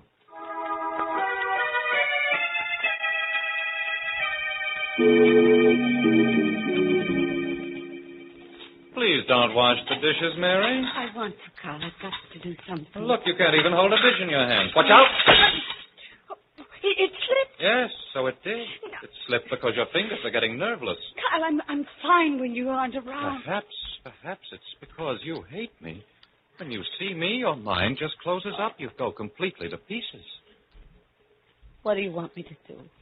I've made some inquiries about the Chilton home. It's a very fine place and a lovely part of the state of you. You won't mind being there for a few months? A few months? Yes, it might take half a year. I thought... What did you think? Well, tell me what you thought. I can't remember. Yes, I know you can't remember. It's hard for you to remember. It gets harder and harder every day. But I'm fine with Dr. Heller. I remember everything with him. He's a psychiatrist. He knows how to help you. Well, there are dozens of psychiatrists at Chilton. Dr. Heller never said anything about my going to a sanitarium. I've had long discussions with Dr. Heller about you. Now, believe me, this is the best course. If you really think that. If you want me to go, Carl. All right, I will.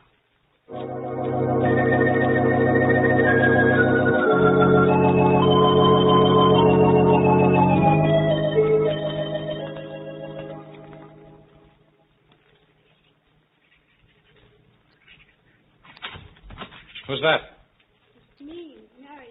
Can I come in, Carl? I'm just finishing a letter, dear, to Chilton. I'll be right out.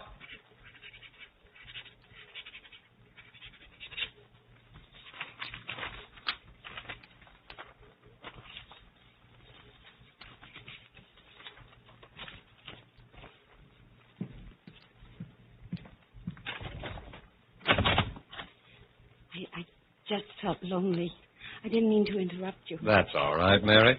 I'll be back in a few minutes. I'm just going to mail this. I'll mail it for you. No, I don't want you to leave the house anymore.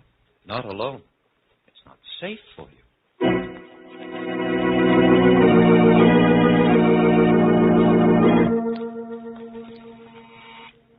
Is there? Mailman. Oh, just a moment, please. Letter for you, Mrs. Watson. Oh. Return for lack of postage. No stamp on it. Well, if you wait a minute, I'll get you 3 cents. No, can't do that. You'll have to remail it. Oh, I see. Thank you. To Irene Craig.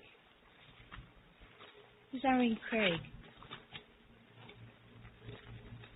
Irene Craig.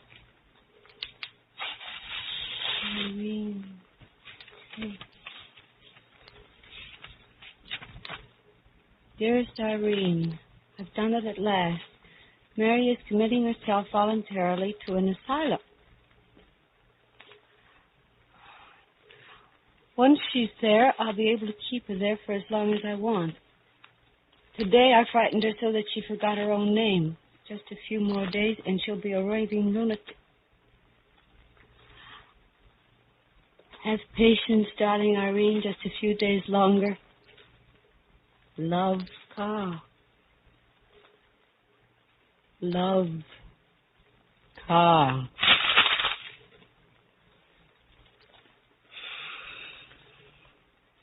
She forgot her own name.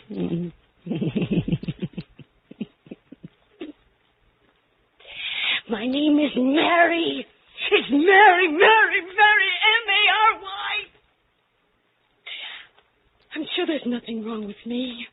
I'm sane, completely sane. My name is Sane. S-A-N-E, Mary Sane.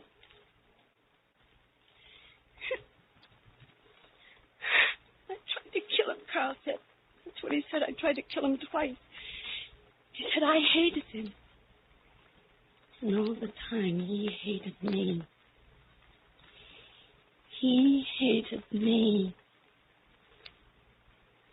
It's Irene he loves. Irene, whom I don't even know. Maybe she has a better memory than I have. Maybe she knows what today's date is. Maybe she knows what time it is. Maybe she doesn't forget her name. It's Irene. I won't forget her name either. It's Irene.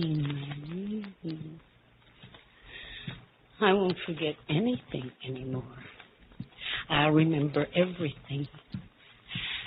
I must tell Carl and show him how much I can remember.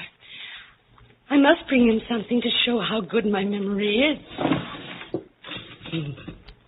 He'll appreciate this. Oh, yes, he will. Oh, yes, he will. He'll appreciate this. Carl? Oh, Carl, dear. What is it, Mary? Who was that at the door? What are you doing with that knife? Knife? This isn't a knife. It's only your imagination. It's really a letter to Irene that's in my hand. That knife down, Mary. But it isn't a knife, it's a letter. Can't you see it has your signature on it? Love, Carl, it says. Letter. How do you know about the letter? Came back without a stamp. What? Just imagined it. There is no Irene. Now put that knife down. You know it isn't a knife, Carl. You're just making believe. That gleam is only the gleam of my tears. But it is sharp. When I read it, it stabbed me. Keep away from me now. Dr. Heller said I was perfectly sane. He asked me a lot of questions about you. Yes, you. He thought there was something the matter with you more than with me.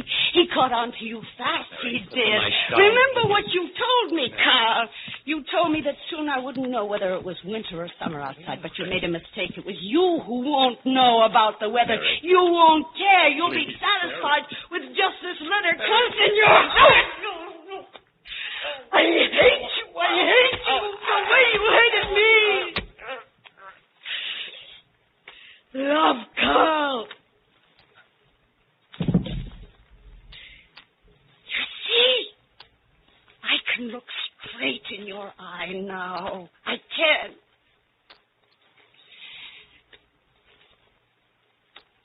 But you can't look in mine anymore.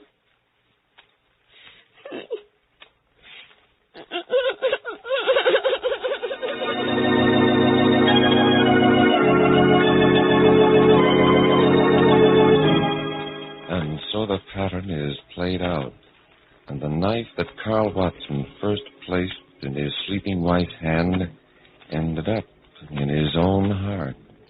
You see, we always try to give you poetic justice, along with Murder at Midnight.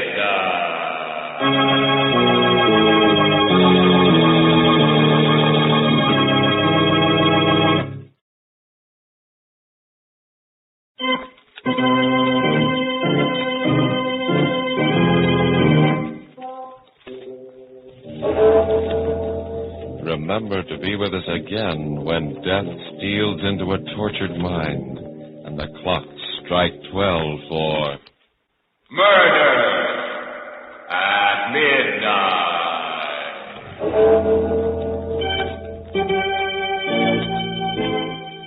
Our stars tonight were Charlotte Holland and Alan Hewitt. With music by Charles Paul, Murder at Midnight was directed by Anton M. Leader.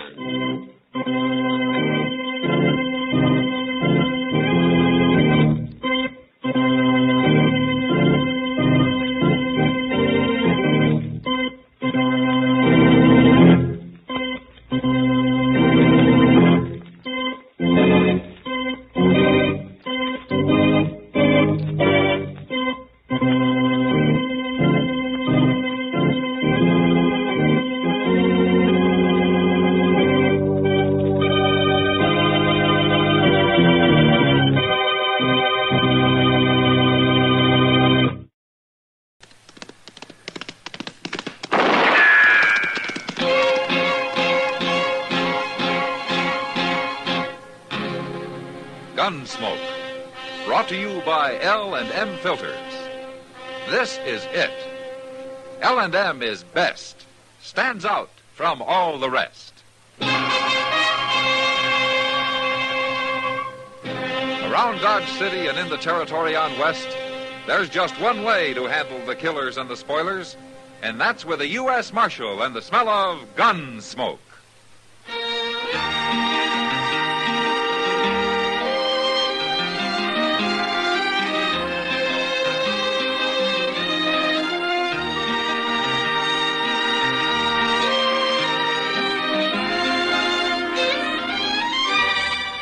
Gunsmoke, starring William Conrad.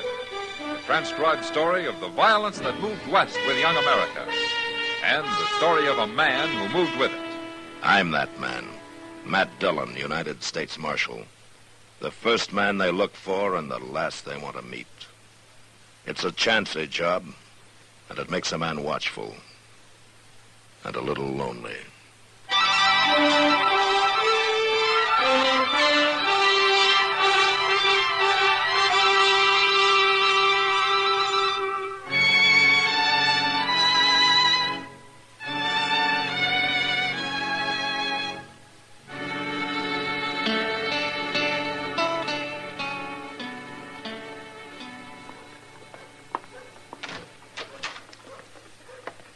Chester. Oh, come on in, Doc.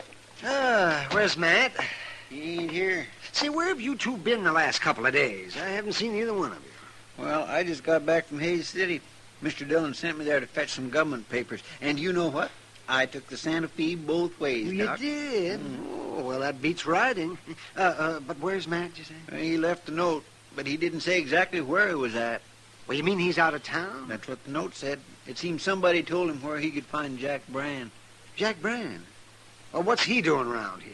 I don't know. I guess Missouri got too rough for him. Why don't they handle their own outlaws instead of chasing them into Kansas for Matt to catch? Mr. Dillon says Brand's got 3 of his gang with him. You mean Matt's gone out alone after 4 men? Well, if I knew where he was, I'd go help him, Doc. Oh, well, there's nothing you can do about it, Chester. It worries me, though. That last holdup the gang pulled, they say 4 men got shot down. Well, maybe they've quit. Maybe that's why they came to Kansas. When you ever hear of a bunch of outlaws quitting? No, I guess not. I guess I was just talking to myself, Chester. Chester! Oh. Chester! Oh, that's Mr. Dillon, Doc. Where is he? Well, there he is, sitting on that wagon. Oh, yes.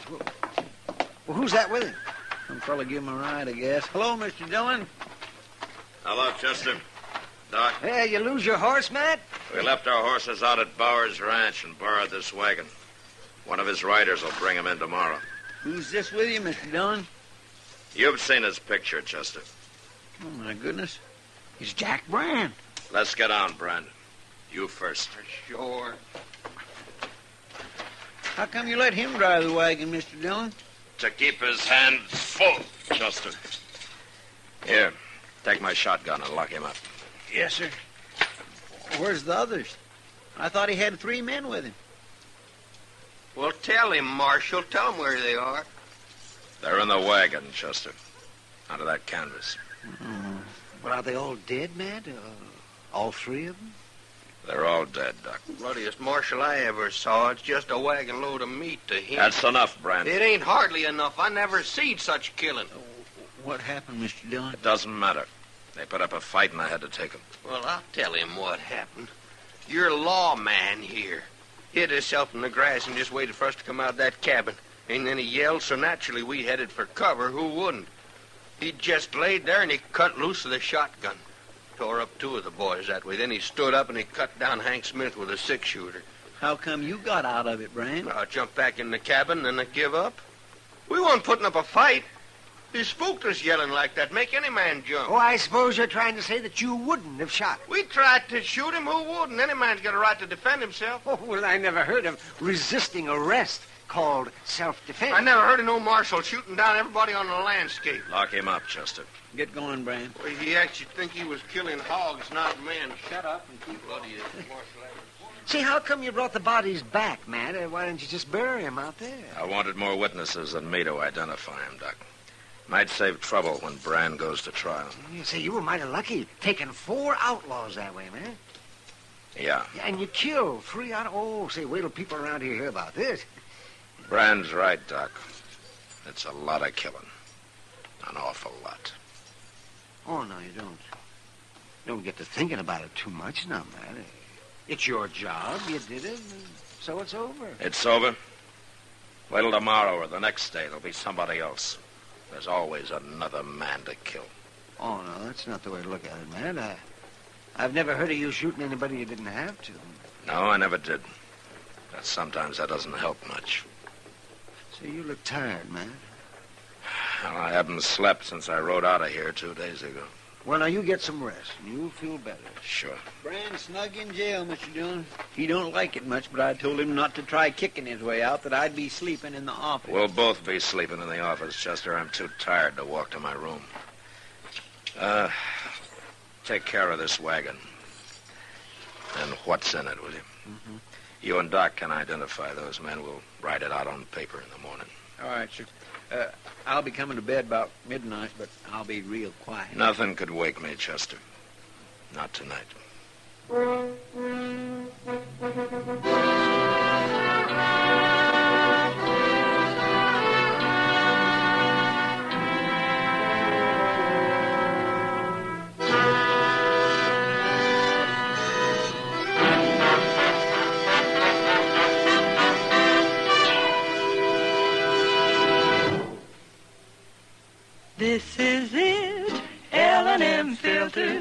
stands out from all the rest. Miracle Tip, much more flavor. L&M's got everything. It's the best. L&M is best. Stands out from all the rest. L&M's got everything. Everything? Everything. Best flavor? L&M stands out for flavor. The Miracle Tip draws easy. Lets you enjoy all the taste. Best filter? L&M stands out for effective filtration. No filter compares with L&M's pure white Miracle Tip for quality or effectiveness. Best tobaccos? Highest quality tobaccos. Low nicotine tobaccos. L&M tobaccos. Light and mild. Every way, L&M is best. Stands out from all the rest. How easy they draw. How mild they are. L&M is sweeping the country. It's America's best filter tip cigarette.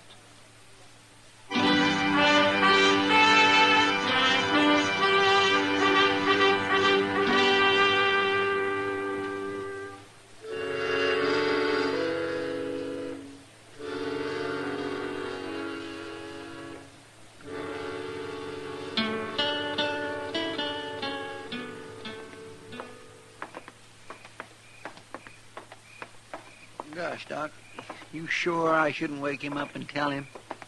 It can wait until morning, Chester. Matt's too tired to do anything about it tonight, anyway. I guess you're right. Of course I am. Okay. Good night, Chester. Good night, Doc.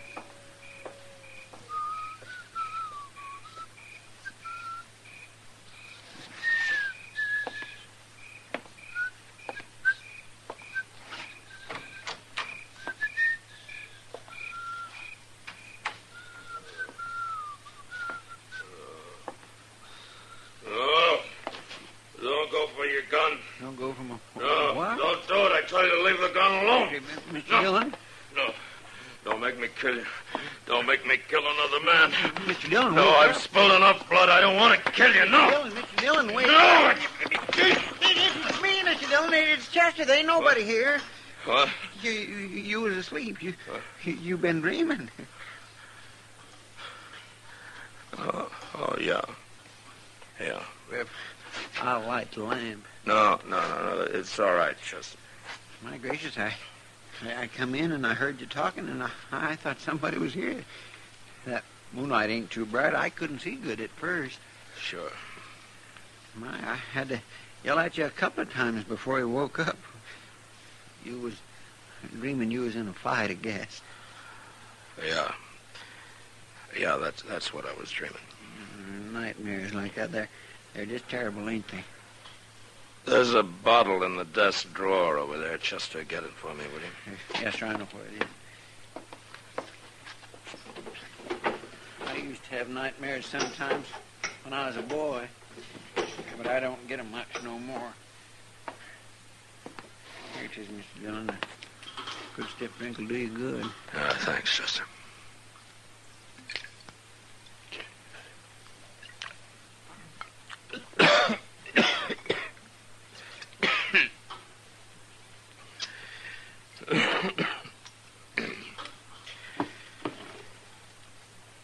What time is it?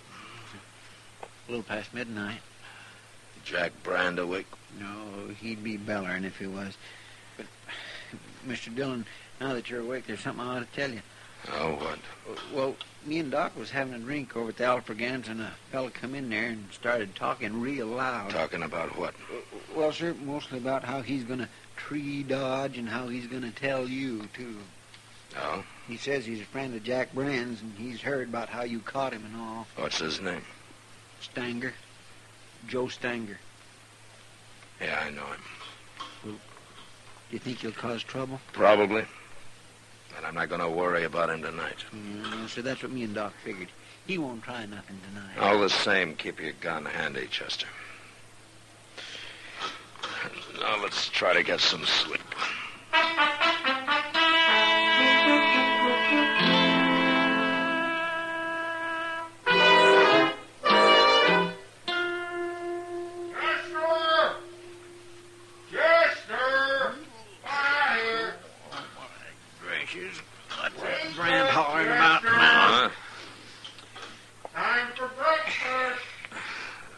Go shut him up, Chester. It's hardly dawn. I swear I'd like to throw a bucket of water on him.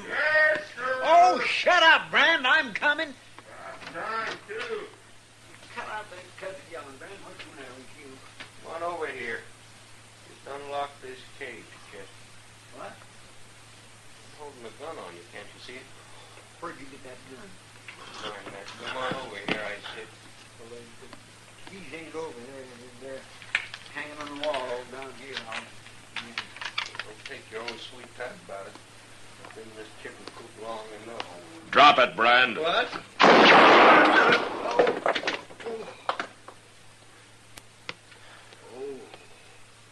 You're not hurt. I hit the gun. I got the keys, Mr. Dillon. I'll get his gun out of there. All right, go ahead. Stand back, Brand. You like to bust my hand. You're lucky. Luck you didn't kill me, I suppose, just like you kill everybody. Shut up. I got it, Mr. Dillon. It ain't no good anyway. Not now. Where'd you get that gun, Brand?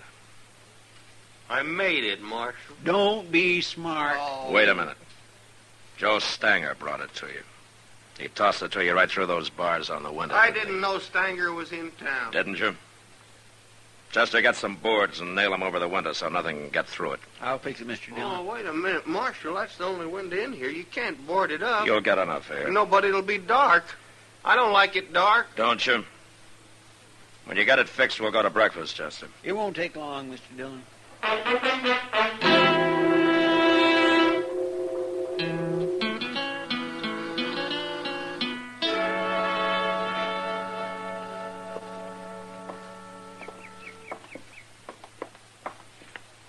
Well, it's been some time since I've been out on the plaza this early in the morning, Mr. Dillon. Oh, weren't you up gambling all night last Saturday, Chester? Oh, well, that's different.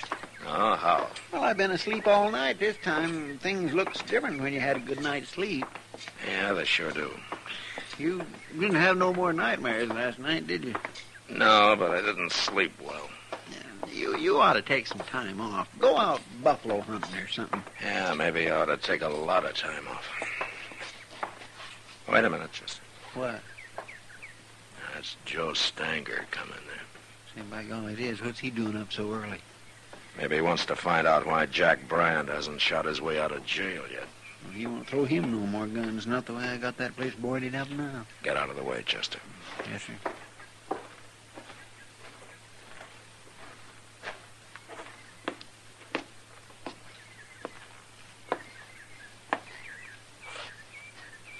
Morning, Marshal. You're up early, Stanger. Train leaves for Abilene in about an hour. Going to Abilene? I'll be back next week. Jack Brand will still be in jail. I heard you caught him. Good friend of yours, isn't he? Sure. But I ain't part of his gang. I never was. Yeah, I know. Of course, there ain't much gang left now. No. You're a pretty rough man, Marshal. When I have to be. Don't it ever bother you, killing people the way you do? Stanger, I shot a gun out of Jack Brand's hand this morning. You come by the office later, and I'll give it back to you. Now, what would I want of a smashed-up six-shooter? It's yours, isn't it? I'm wearing mine. I ought to throw you in jail, too. What for? To get you out of sight, if nothing else. I wouldn't go to jail, Marshal. Not without a fight, I wouldn't. I ain't afraid of you. You want to try it? Go ahead. Go ahead, draw. No. What's the matter, Marshal? I thought you liked killing men. What's holding you back? You're going to have to fight me sooner or later. Get out of here, Stanger. Go get on your train. Wait till I tell everybody about Matt Dillon. How he's lost his nerve. Get out, I said. Well, I don't want to shoot down a man that won't draw. Not today, anyway. But I'll be back, Marshal. Next week.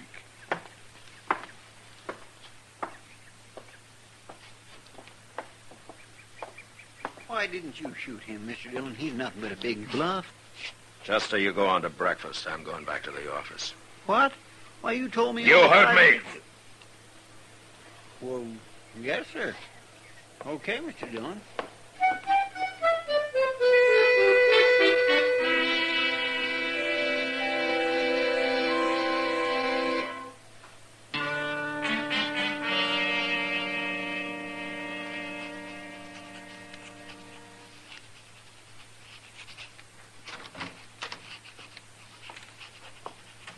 I brought you a can full of coffee, Mr. Dillon. Thanks, Chester. I'm going to put it right here. What you doing, writing a letter?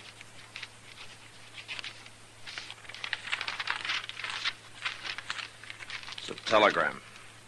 Here, Chester. Take this down to the depot, will you? Sure. I want it to go out right away. U.S.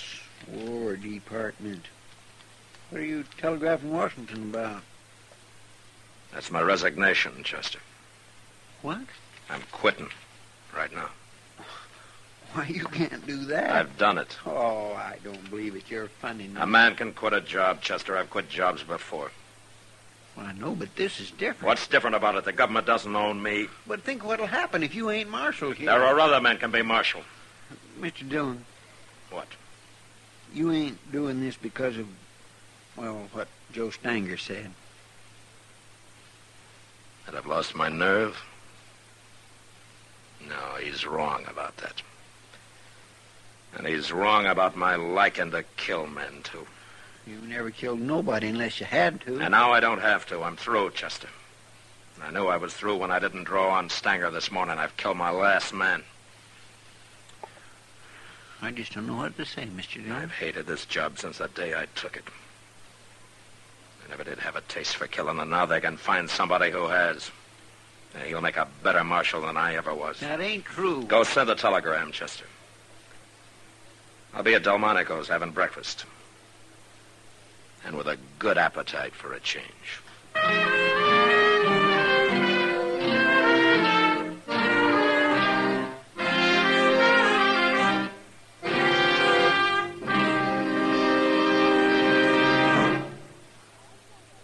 I've got L&M. I've got L&M. I've got L&M. And L&M's got everything. Best filter. No filter compares with L&M's pure white miracle tip for quality or effectiveness. Best flavor. The miracle tip draws easy. Lets you enjoy all the taste. Best tobaccos. Highest quality tobaccos. Low nicotine tobaccos. L&M tobaccos. Light and mild. Today, buy L&M. It's sweeping the country because it's America's best filter tip cigarette. Yes, today, why don't you get L&M? Because L&M's got everything. This is it.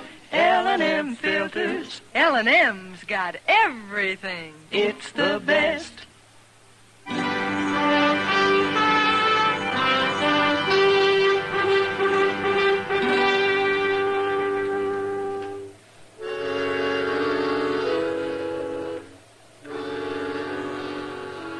After breakfast, I went to my room and got some of the sleep I'd missed the night before. And I slept good. It was as though what was past. And none of it bothered me now. I didn't have to face it happening over and over again. And when I woke up, I felt better than I had in years. I even felt a little cleaner somehow. There wasn't going to be any more blood on my hands. Washington, as usual, was pretty slow answering my telegram. A week later, I still hadn't had an answer. But I didn't care. I'd quit, and that was that. I even began to enjoy myself for a change. Like the day I finally took Kitty fishing. Matt? Hey, Matt, look, I got another one. Well, throw him back, Kitty. We got more than we can carry now. I will not throw him back. Hold still, you. Come on over here in the shade. You've done enough fishing. Okay. Hey, look at him, Matt. Isn't he a beauty? Yeah, he's bigger than any I caught. Why don't you throw him in the sack and then sit down here, huh? Say, you're right. I didn't know we caught that many. Yeah. Maybe we'll have a fish fry tonight, huh? Well, we can feed half a Dodge with all those. Well, I doubt it. You ever see Chester go through a mess full of fish?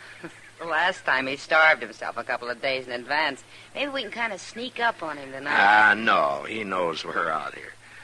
Maybe you ought to go into the business, Matt. Oh? What business? Fishing. You could do it for a living.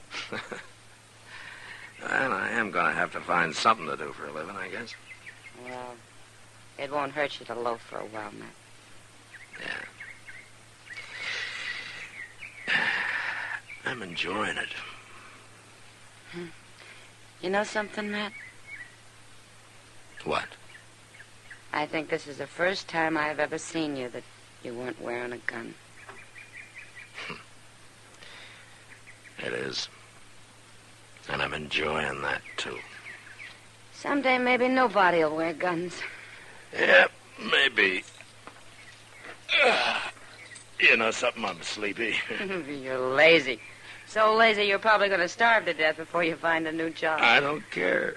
Matt, look, somebody's coming on horseback. No? Uh-huh. Hey. Well, that's Chester. Oh, he's as lazy as you are. Imagine taking a horse to come this far. Oh, Chester hates walking. Besides, he looks like he's in a hurry. Oh, maybe he couldn't wait for that fish fry. Mr. Dillon? Hello, Miss Kitty. Look in that sack, Chester. We got about 30 catfish already. Well, that's fine, Miss Kitty, but Mr. Dillon, Joe Stanger's in town. Oh? Well, it doesn't matter to me, Chester. But you don't understand. Understand what? What I come to tell you. Stanger's at the Alfraganza. A while ago he had words with one of the girls there, and she slapped him, and he pulled out his gun, and he killed her. What? Who was the girl, Chester? Kate Hawkins. Oh, no. That's who it was, Miss Kitty. And then the bartender tried to stop him, and Stanger shot him, too. And I hear he's going to die. I grabbed a horse off the hitch rail and come right down to tell you, you've got to stop him, Mr. Dillon. I'm not marshal anymore here, Chester. I quit. Oh, that don't matter. It does to me. You mean you're going to let Joe Stanger walk around Dodge and shoot everybody that gets in his way, including women? I'm through killing. I told you that. Who's going to stop him, then? You're the only man around here that'll go up against him, and you know it. That may be true. But I'm still not going to do it. Wait, Mr. Dillon. Wait a minute. I've been thinking a lot about all this lately, and there's something you've been overlooking. Oh? Men like Stanger and Brand, they got to be stopped. I'd do it if I could, but I can't. I ain't good enough. Most men ain't. But you are. It's kind of too bad for you that you are, but that's the way it is. And there's nothing you can do about it. Not now. It's too late. It's way too late.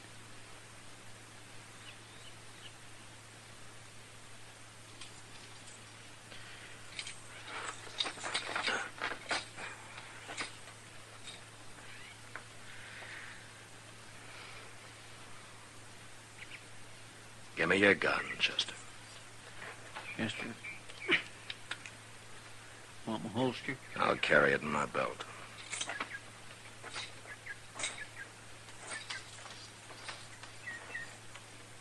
Oh, Kitty. Chester will help you carry the fish back. Sure, Matt. Sure.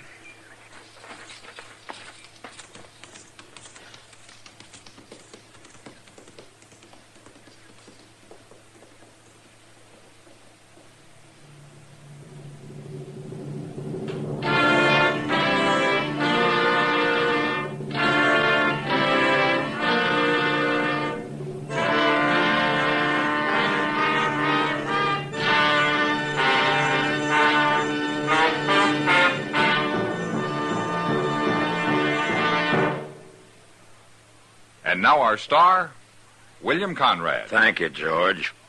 Mild and plenty quick on the draw. That's L&M for you.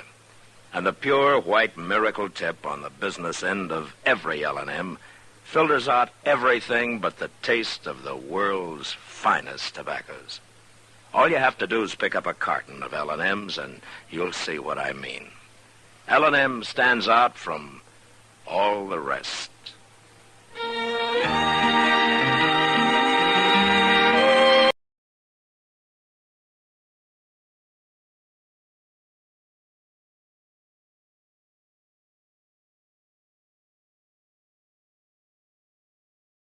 J-E-L-L-O. The Jell-O program, brought to you by Jell-O and Jell-O Pudding, starring Jack Benny, with Mary Livingston, Phil Harris, Dennis A. Rochester, and yours truly, Don Wilson. This opens the program with Captains of the Clouds.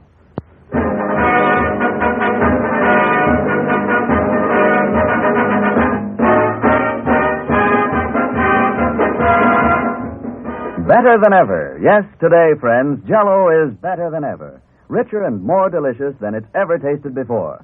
Because now Jell-O's grand flavor is locked in. It's locked right into Jell-O's tiny particles to give you extra delight and a new high in dessert enjoyment. That same Jell-O goodness is there that you've always loved. That same intriguing taste that always reminds you so delightfully of the juicy ripe fruit itself.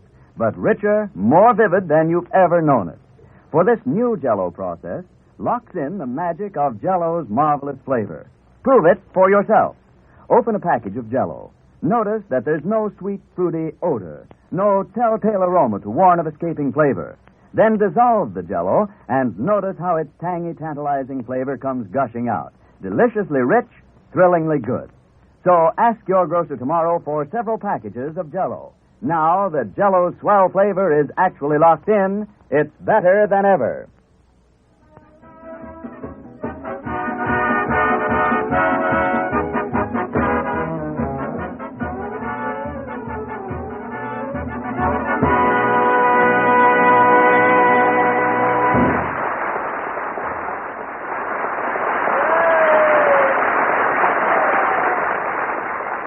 Captains of the Clouds, played by the orchestra. Now, ladies and gentlemen, as is my custom every Sunday night at this time, I bring you a man who... Hold it a second, Don. Jack isn't here yet. He isn't? No, he's been wandering around in a daze ever since last Thursday. Why? What happened Thursday? That's when they had the Academy Award banquet, and boy, was Jack disappointed. You mean to say that Jack actually expected to win the award for Best Actor? Yeah. He even sold that stuffed owl on his mantle so he'd have room for the statue.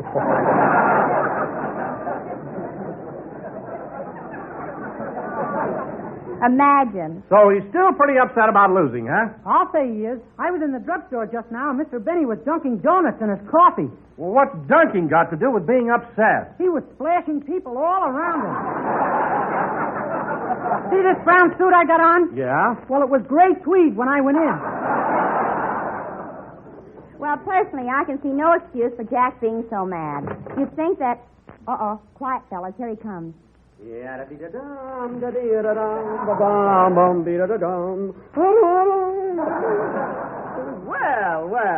Hello, everybody. Sorry I'm late, Don. Well, for heaven's sake, why so cheerful all of a sudden? Why shouldn't I be cheerful? It's a lovely day, the sun is shining, birds are singing. Are you sure that was coffee you were drinking? I get it. So you had to tell him about the coffee I splashed on you, eh, Dennis? Well, gee whiz, my suit is all wet.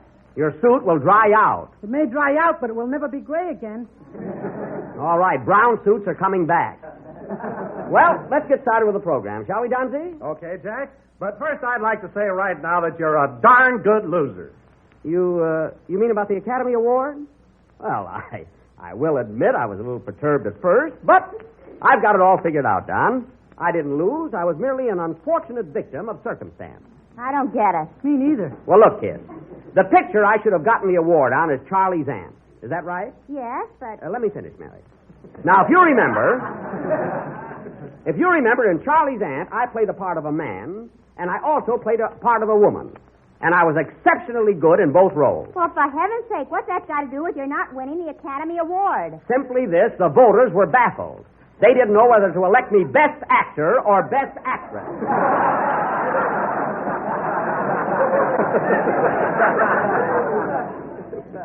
That's very logical. Then you're not jealous because Gary Cooper won. No, and I'm not jealous of Joan Fontaine either. But I must say that I had them both worried there for a while. They're very good friends of mine, too. So you're not jealous of Cooper, eh? Not a bit. Tell him what happened at the banquet Thursday night. Never mind. What was it, Mary? Well, all evening, Jack kept smiling at everybody and bowing and pointing to the speech in his pocket. Is that so? Anyhow, when they announced that Gary Cooper was the winner, Jack jumped up and yelled, "Nobody leave the room. We're going to do this over." Well, you know how excitable I am. Anyway, I was the first one to congratulate Gary Cooper. I went right over and put my arm around his shoulder. You're telling me I had to boost you up. I could have made it alone, sister. Anyhow, I'm glad he won. Gary and I are pals. Pals? After that silly rumor you started about him? What silly rumor? He's much too tall to be a Jap, and you know it.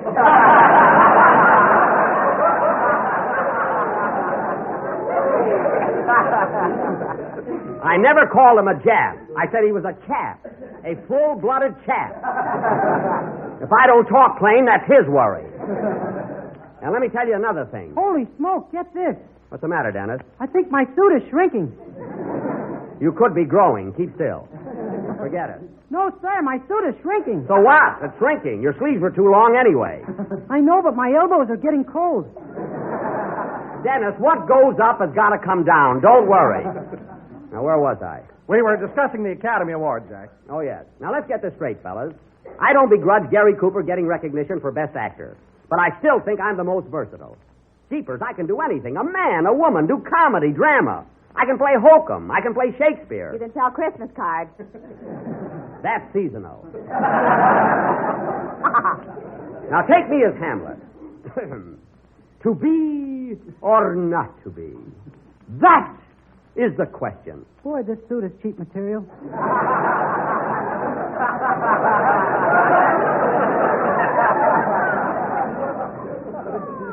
Well, I can see I'm wasting my talent around here. Dennis, as long as you had to open your mouth, how about leaving it open and doing your song? Okay. Hold it a minute. Come in. Telegram for Jack Benny. Take it, Mary. Here's a tip for you, Bud. A brand new defense stamp. Here you are. Thanks. Just paste it on my head. Okay.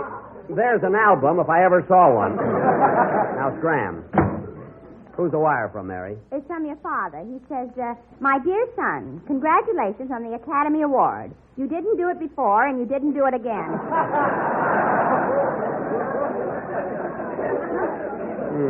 Good old Dad. He'd have voted for me. Sing, Dennis, before your suit strangles you, will you?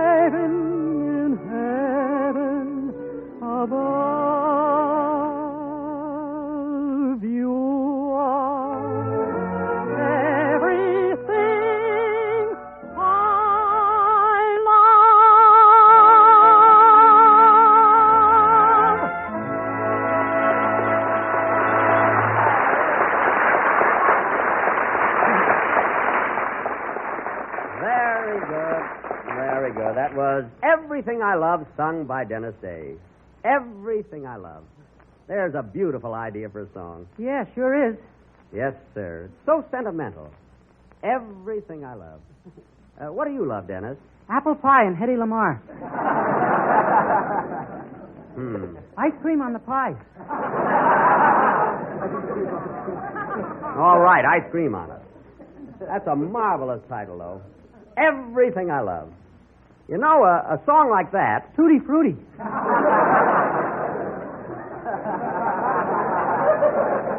Forget the ice cream. I'm talking about sentiment. Oh, Don. Yes, Jack. Don, let me ask you something. What do you love? Well, I love my little ranch out in the valley.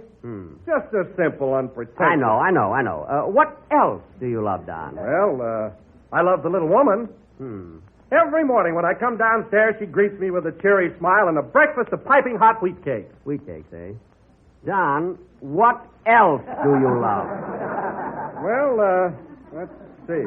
Oh, yes. It's about time. I love my St. Bernard dog. Jumbo, we call I don't him. care what you call him.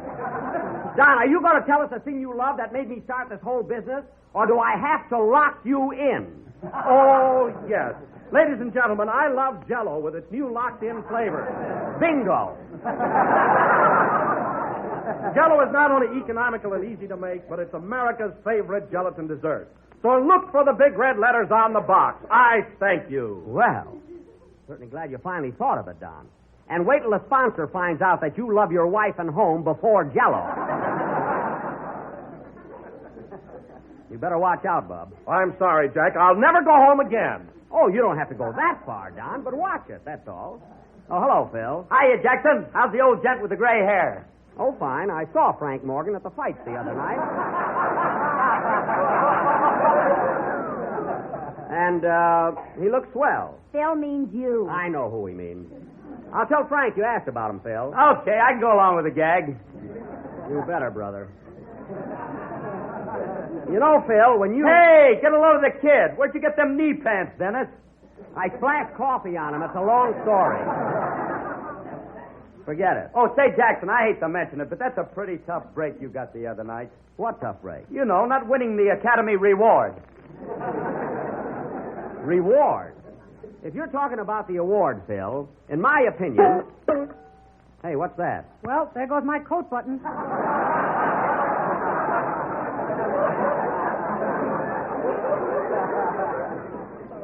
Dennis, don't worry about your suit. When you get home tonight, throw it away and I'll buy you another one. Phil, getting back to the Academy Reward, as you so quaintly put it, I am a little bit disappointed, but those things happen. I thought I had friends, but apparently they didn't vote for me. You're right, Jackson. And there's an old French proverb that fits that to a T. It goes, "En histoire qui mal y pense."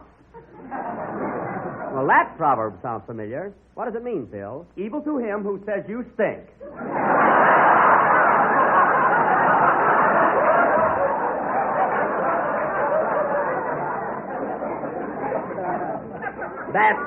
That's evil to him who evil thinks. No one said I Molly Ponce. They just didn't vote for me. That's all. Anyway,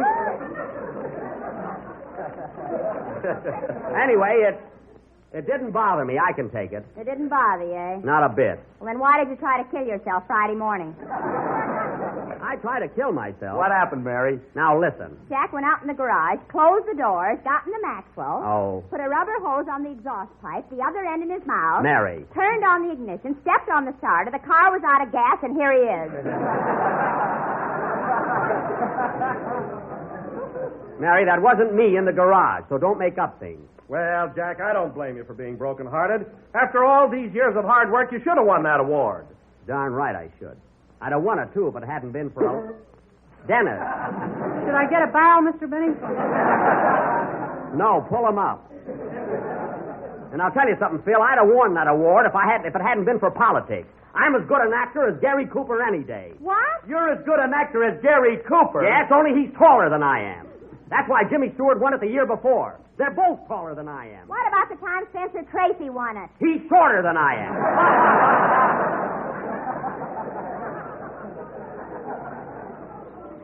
Well, I'm 5'9". So is Paul Muni. Yes, and they gave him the award, brother. Oh, yeah? Yeah. Oh, yeah? Yeah. Well, let me tell you something. Oh, yeah? Oh, nuts. I'm going home. Wow, that Jackson is really burned up, isn't he? Yeah, he takes everything so seriously. What does he want? Every year at this time, he puts that hose in his mouth.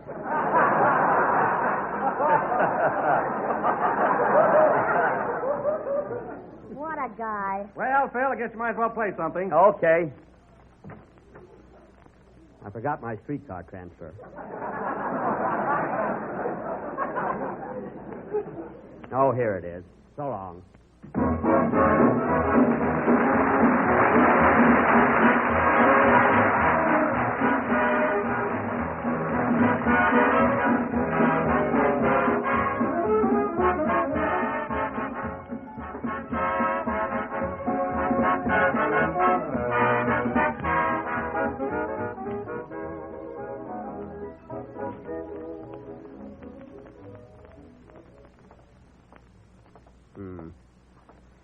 Can't understand it.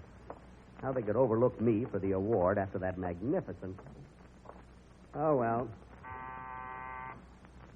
I don't mind Gary Cooper winning, but... Now, where's that Rochester? Oh, hello, boss. Ain't you home kind of early? Yes, I am. I'm a little upset, and I... Rochester, what have you got in that cocktail glass? Some water. I was thirsty, boss. Water? With an olive in it? I was hungry, too. Don't kid me. That's a dry martini. Rochester, is your girl here by any chance? My girl? No, sir. Well, was she here? That ain't Ivy climbing over the back fence.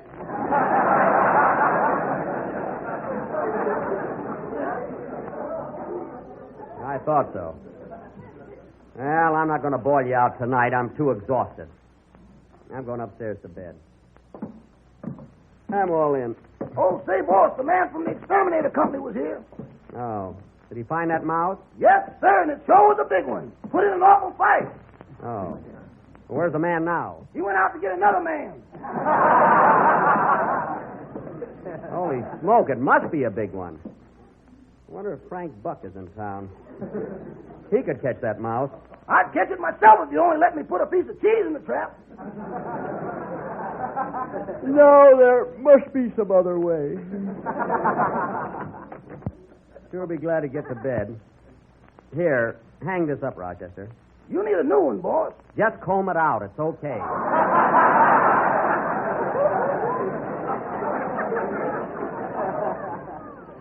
And don't part it in the middle like you did last night. Hand me my... Hey, what's that? What? There's someone under my bed. Who's that under my bed? Come on, you, speak up. Good evening, Mr. Benny. Home a little early, I see. Oh, it's Mr. Billingsley. Now, come out from under my bed, Mr. Billingsley. Come out. All right, you asked for it. Asked for what? If I come out and see my shadow, there'll be 40 more days of winter. Oh, my goodness, today's a groundhog. Now, Mr. Billingsley, you must go to your own room. Very well. Good night, Mr. Benny. Good night. And what's wrong with that, may I ask? Nothing.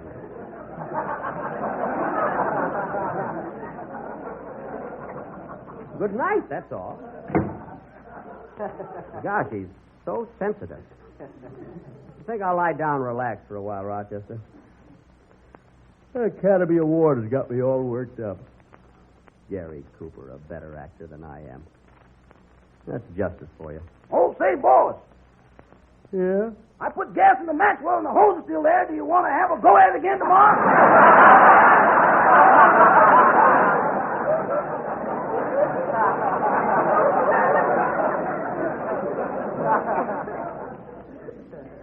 No.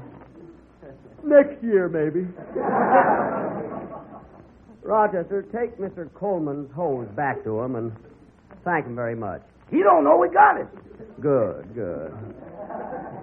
See, I hope I'll be able to sleep. Rochester, sing something, will you? That always lulls me. Okay, boy. See, I'm just a bundle of nerves tonight.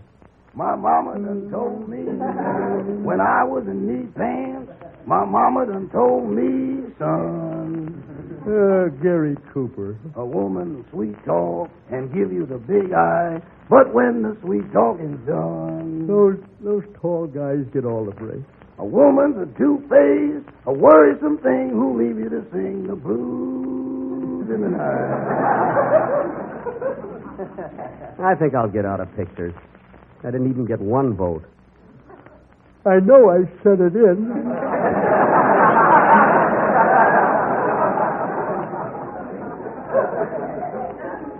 Oh, well. From Natchez to Mobile, from Memphis to St. Joe. St. Joe. How they used to love me there.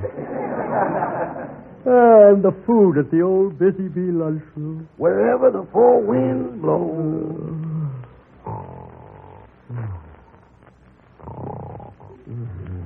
A woman's a two-faced, a worrisome thing who leave you to sing the blues in the night.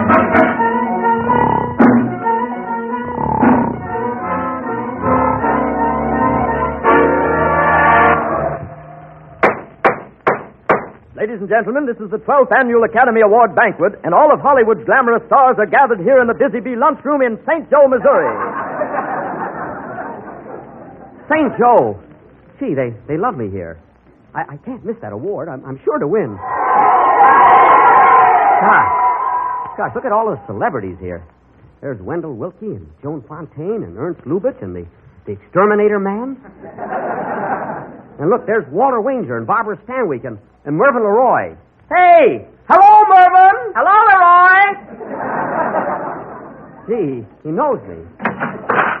Here's the old Busy Bee. What do you have, sir? A hot roast beef sandwich with tutti frutti ice cream on it. Hurry, Miss Lamar. I can't hurry. I'm caught in a mousetrap. Gee, you're a big one. God. Ladies and gentlemen, the votes are all in for the Best Actor of the Year, and I'll have the results in just a second.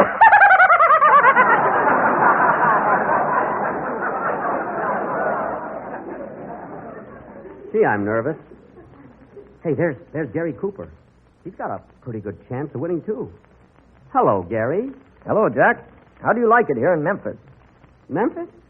We're in St. Joe, aren't we? You're in Memphis. I'm in St. Joe. You see, I'm taller than you are. Oh, yes. Yes, that's right. Look, the Master of Ceremonies is getting up. It must be Bob Hope. Thank you. Good evening, ladies and gentlemen. That's not Hope, it's Allen. Fred Allen. I'm very happy to be here in good old St. Joe. They love me here. Listen to him. That Allen's a two-faced, a worrisome thing who leaves me to sing the blues in the night. I thank you. Ladies and gentlemen, the votes have been counted, and I have the honor to announce that the Best Actor of the Year is that old gent with the gray hair, Frank Morgan. No, Benny, me. Jack Benny. Yes, Jack Benny. And here's that gold statue for you, Jackie. Ouch. Thanks.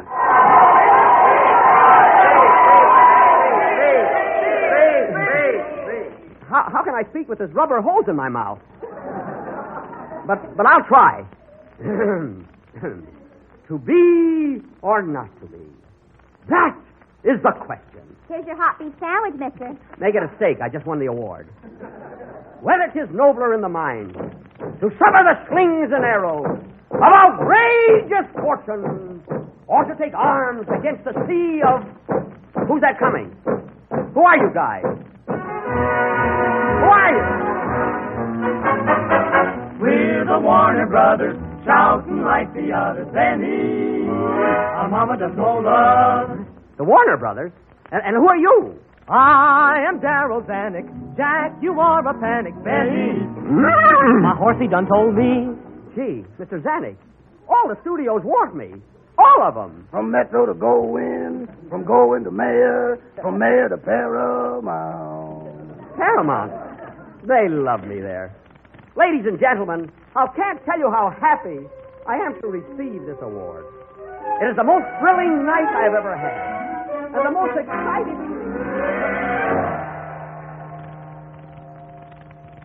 What's the matter? The banquet's over. Everybody's gone but Gary Cooper and me.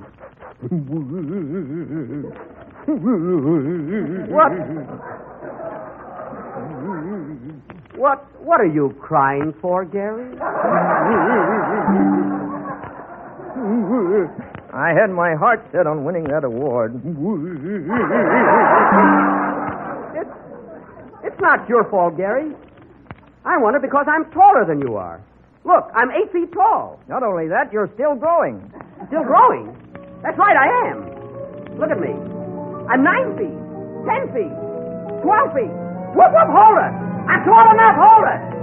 I'm going right through the roof.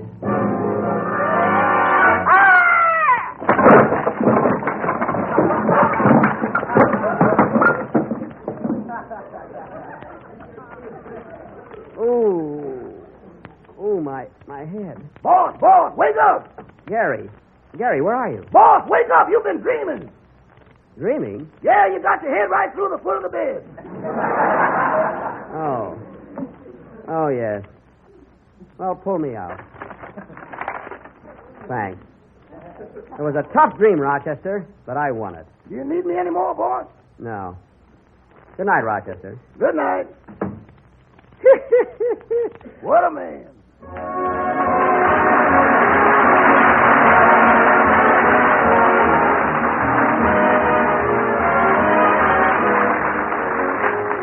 Well, here's a treat that just can't be beat for real downright goodness, and one that's sure to become a family favorite the first time you try it. The name of this grand dessert is cherry cubes with pineapple, a brilliant combination of golden canned pineapple and bright crimson cherry jello. It's a dessert that fairly coaxes you to pick up a spoon and begin because it's so good-looking. And it's nothing less than a masterpiece of delicious flavor. You'll like the simple, easy way you make it, too. Just dissolve a package of Jell-O imitation cherry flavor in 1 pint of hot water and hot pineapple juice. Turn into a loaf pan and chill until firm. Then cut into cubes and pile in sherbet glasses, along with 3 slices of canned pineapple diced. And there's a dessert that's really extra special. Juicy golden nuggets of canned pineapple, temptingly blended with tiny glistening cubes of rich red cherry Jell-O. So get a package of cherry Jell-O tomorrow, and when you buy, be sure to get genuine Jell-O. It's extra rich because its flavor is locked in. The last number of the 22nd program in the current Jell-O series, and we'll be with you again next Sunday at the same time. And by then, I'm sure Jack will find something else to worry about. Good night, folks. The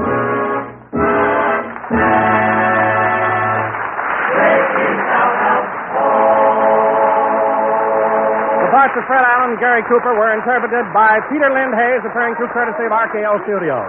The tune Captain of the Clouds is from the picture of the same name.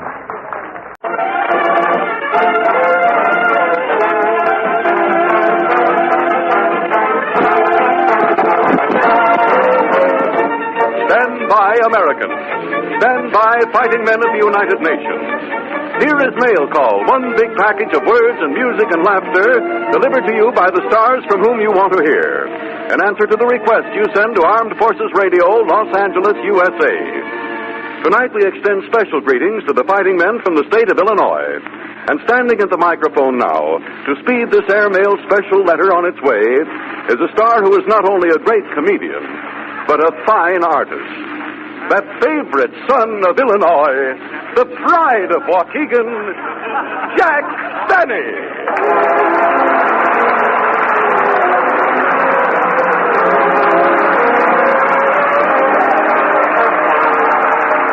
Thank you. Hello again, fellas. This is Jack Benny, your postmaster for Tonight Talking. And I hope that all you guys, wherever you are, enjoy our music talkie letter. And before I forget it, Harry Von Zell, I want to thank you for that lovely introduction. Favorite son of Illinois. Pride of Waukegan. That was really very nice. Oh, it was nothing, Jack. I'm full of baloney, you know. Well, baloney or not, this old ham loved it. Anyway, I'm proud to be from Illinois. It's a wonderful state. Yes, you're right, Jack. I visited some relatives there last summer. They took me to a beautiful park called Starved Rock.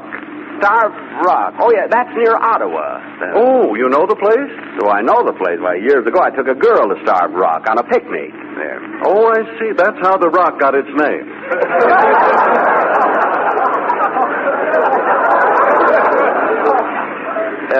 You're wrong there, Harry. It couldn't have. You see, she brought a wonderful lunch. 2 chicken sandwiches, 2 sweet pickles, 2 olives, and 3 hard-boiled eggs.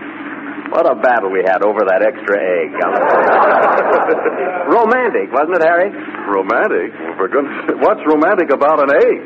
Plenty, if you understand about roosters and hens.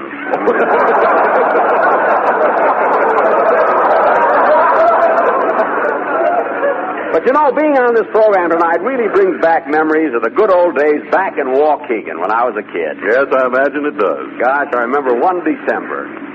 There were terrible blizzards and storms. Our roof leaked. We didn't have coal for our stove. Ah, those were the good old days. For the good old days? How do you figure that? We were in Florida for the winter. But really, Harry, I did... We changed that gag the last minute. It was very good. Harry, I did have to work hard when I was a kid. I'll never forget my first job in Waukegan. I worked in a livery stable.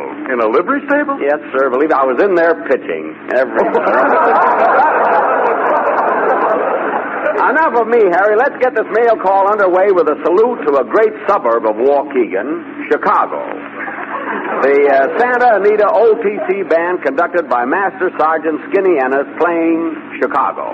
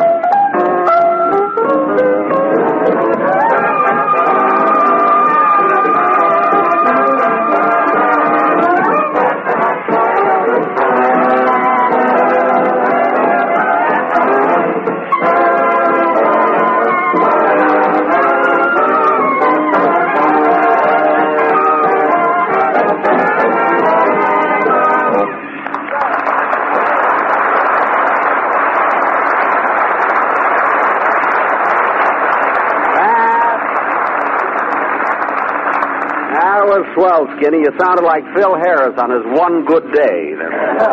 You and the boys did a great job on Chicago. Ah, the Windy City, the stockyards. It's a bad combination, but a good town, you know? Now, fellas, here's a great combination singing Paper Doll, the Delta Rhythm Boys.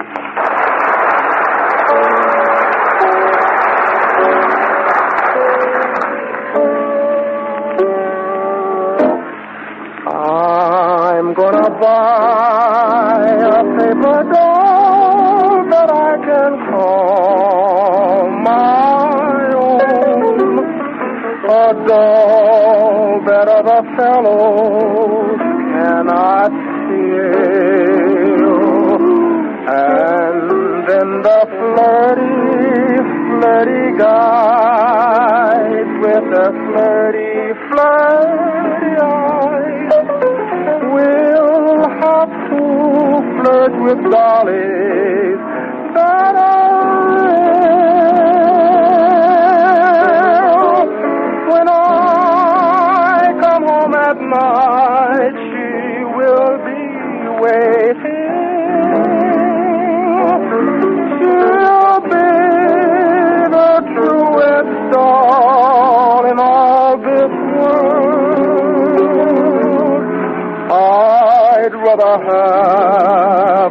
paper doll to call my own. Then have a fickle-minded real life girl. I'm gonna buy a paper doll that I can call my own. But all that other fellows cannot feel. And then those flirty guys with their flirty eyes will have to flirt with dolls that are real. Now, when I come home at night, she will be waiting. Yes, she'll be the truest doll in all this world. I'd rather have a paper doll just to call my own than have a fickle-minded real-life girl. I'm gonna buy a paper doll that I can call my own. A doll that other fellows cannot steal away. 'Cause Jack, I'd rather have a doll that I don't have to buy and dine than have a fickle-minded or a cheating, two-timing, or trouble-making real-life girl.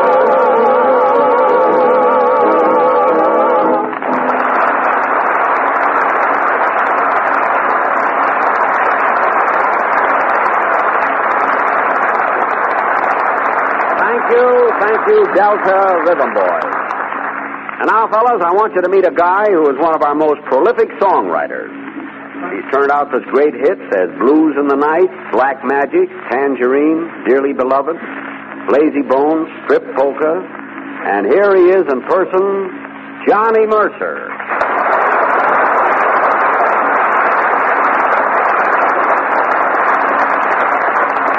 Well, Johnny, welcome to Mail Call. Well, thanks, Jackson. And hi, men. You know, Brother Benny, that's a pretty big build-up you gave me there. Oh, it's nothing, Johnny, just words. I'm full of baloney, kid, you know. Well, no, kid, you really deserve a build-up. Songwriting is hard work. Yes, sir. Look at me. I'm nothing but skin and bone. You said it. If you ever took that hanger out of your coat, down you'd go, brother. Well, what's holding you up, Pappy? Bobby socks. What are you going to do for us tonight, Johnny? That is, if I may change the subject. Well, I'd like to do a little tune I just knocked off called G.I. Jive. G.I. Jive, eh? Hit it, Johnny.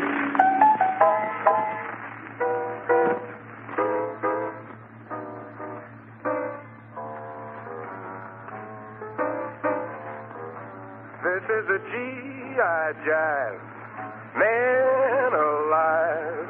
It starts with the bugle blow and reveille over your bed when you arrive. Jack, that's the G.I. Jive.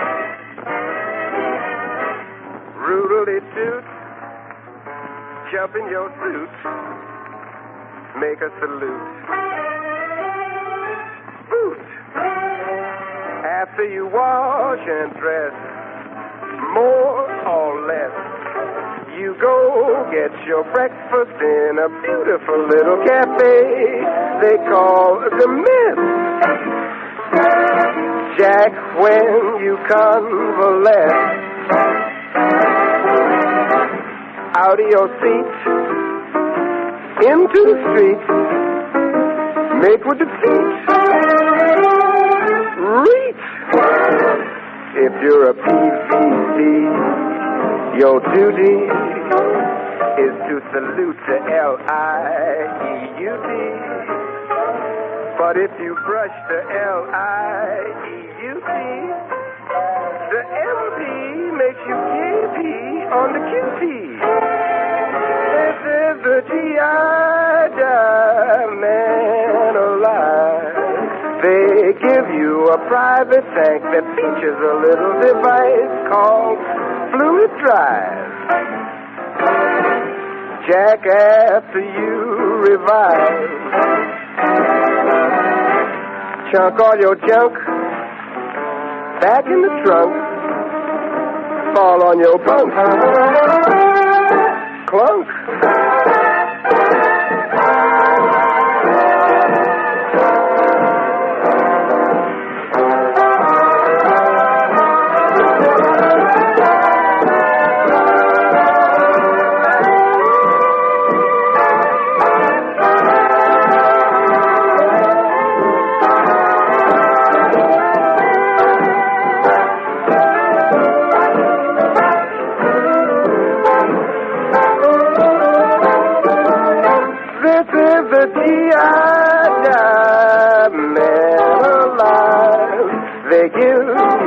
private tank that features a little device called a heat drive.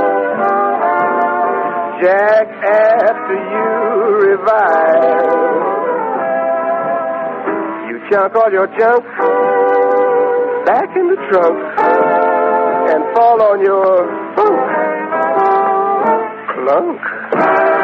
Soon you're counting sheep, but before you count to 5, seems to right back digging the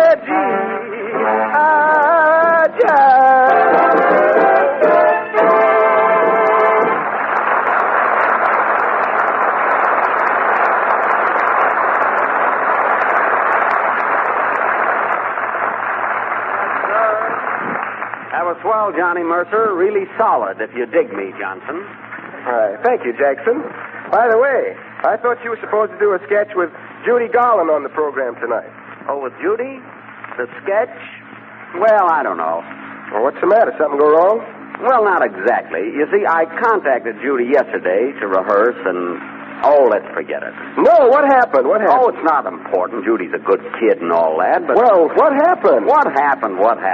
I wanted Judy to do a scene with me tonight, so I called her at her studio. Naturally, I was anxious to work with her. I don't know, she's so talented.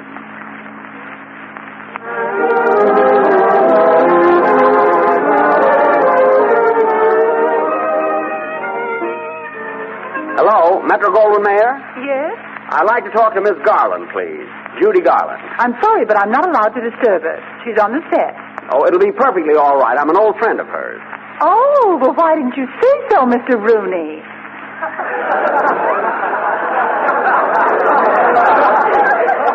I said an old friend, not a short one. This is Jack Benny. Whose friend did you say you were? Jack Benny's. I'm Jack Benny. I'm nobody's friend. I'm a friend of Miss Garland. Jack Garland. Judy Garland.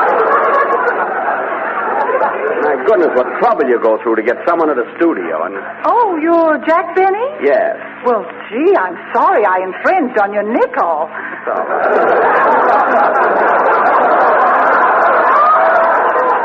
I'll give you the set. Thanks. 1 moment, please. I'm a fine operator. I'd have gotten better service if I dialed a coffee grinder. Hello, stage 3. I'd like to speak to Miss Garland, please. Okay, Oh, would you hold the line a minute? She's going to shoot a scene right now. I'll wait. Quiet, everybody. Quiet. We're rolling. I wonder how long I'll have to wait. All right, Miss Garland, start talking as you open the door. Action. Oh, Robert. Robert, darling. What an actress. What pathos. Robert, my love. What feeling. Who's Robert? Oh, Robert, darling, kiss me. It's been so long since I've seen you. Kiss me, Robert. Don't speak, just kiss me. Gee. Kiss me again, darling. Oh, boy, that was a long one. Robert, kiss me again to make up for all the time we've been separated. Oh, my darling, just once more. Very good, Miss Garland. Very good. Miss Garland, woman on the telephone. Oh, thank you. Hello? Hello? Hello, who's calling? Tell me, who's calling? I can't. My lips are stuck in the mouthpiece.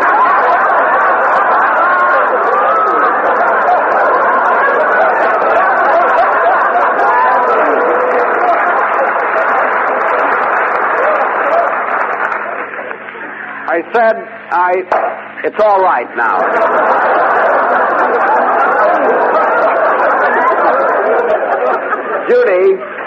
Judy, I'd like to ask you a little favor. Would you... Just a minute. Who is this? Can't you guess? Well, really, I haven't the slightest idea. Oh, come on, guess. Well, I'll give you a hint. Who used to have the dressing room next to yours? Oh, hello, Rosalind.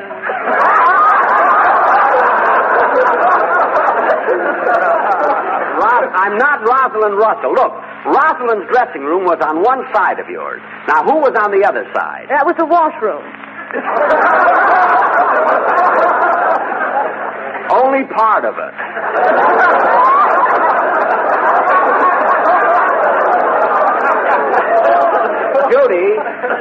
Judy, this is Jack Benny. Oh, Jack, how are you? I'm fine, Judy.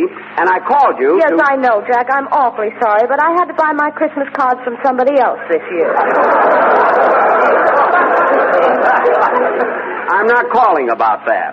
Now, listen, Judy. The reason I called you see, I'm going to be on the mail call program with you tomorrow. Yes? And I thought as long as fate had thrown us together, I thought that maybe we could do a scene from your picture for me and my gal. Oh, but, Jack, I don't remember any part in that picture that fits you. Oh, sure, Judy. You know, the man you're in love with. Oh, yes, I know, but that part was played by Gene Kelly, and he's only 28 years old. What difference does 5 or 6 years make? I can make up to look as old as him. Really, I can.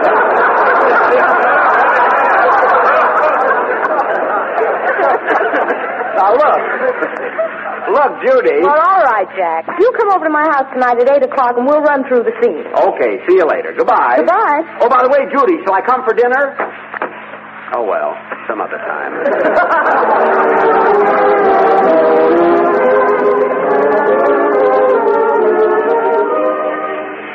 Oh, boy. Am I going to show Judy how to do a love scene? Well, Judy, here I am. Hope I haven't kept you waiting. But, Jack, you were supposed to be here at 8 o'clock. Well, what time is it now? It's only 5:30. Well, I only live 2 miles from here, and I guess I ran faster than I thought. Anyway, I was kind of anxious to get started with the rehearsal, you know. All right, Jack, come on in. We'll rehearse now. Good. You have the script here, haven't you, Judy? Oh, yes, I have. And I've selected one scene which I think will be ideal for both of us. Oh, you mean the parts are equally important? Yes. It's the part where Josephine is in love with Albert. But Albert wants to leave me and run away with an opera singer. Uh-huh. And so as the scene opens, Josephine pleads with Albert not to go. I see. And I'm Albert. Well, I should rather be Josephine. Oh, no. No, Albert's all right. I'll be Albert. All right. Now, let's take it from the top of the page here. You have the first line. Oh, yes. Albert, I'm going, Josephine. Don't read, Albert. That's your name. Just read the line. Oh, yes, excuse me. I'm so nervous. Yes. Well, I'm going, Josephine. Don't go, Albert. You must listen to me. When I first saw you, I didn't care what you did. I didn't love you then. I didn't care whether you lived or died or what happened to you. I didn't care if I ever saw you again. And then suddenly I felt a burning within me that meant only one thing, Albert. I loved you. I'm going, Josephine.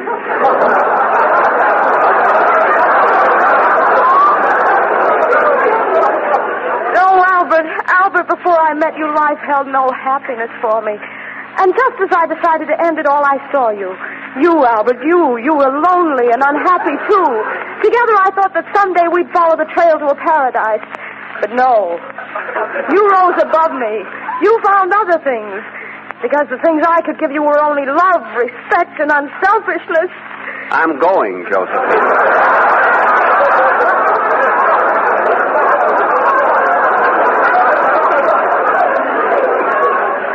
Yes, Albert. True love and respect and unselfishness that have crowded my heart for years.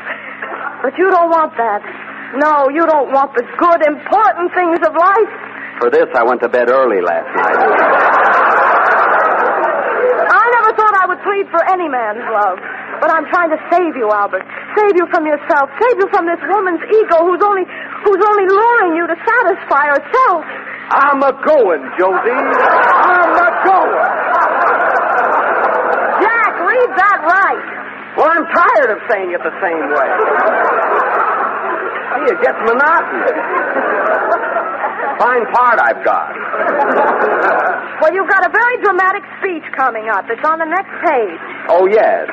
I didn't see it. Give me the lead to it, will you, Judy? All right. Oh, Albert, tell me the truth. What caused this change in you? Why are you leaving me for this opera singer? I'll tell you why, Josephine, and I won't hold back anything, no matter how it hurts. I will admit that at one time I loved you with all the passion and fury within me. But now this other woman has come into my life, and even though I have fought against it with every fiber of my manly body, I knew that eventually... Oh, Jack, wait a minute. That's awful. Why? What's the matter? You can't play a scene like that. You've got to put more fire into it, more feeling, more heart. Oh, I see. Well, I'm sure I can do it, Judy. Let's try it once more. Give me the lead again, will you? Okay. Tell me, Albert, why are you leaving me for this opera singer?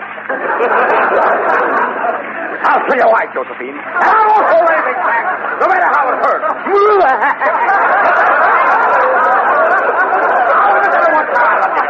Love you with all the passion and fury within me. But now this other woman has come into my life.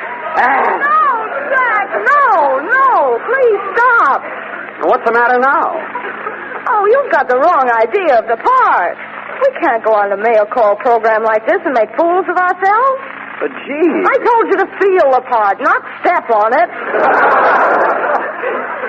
Well, I don't know, Judy. What would you suggest? Well, now, Jack, look. You go home and study it, and then we'll try it again. And if it turns out all right, we'll do it. And if not, let's just forget the whole thing.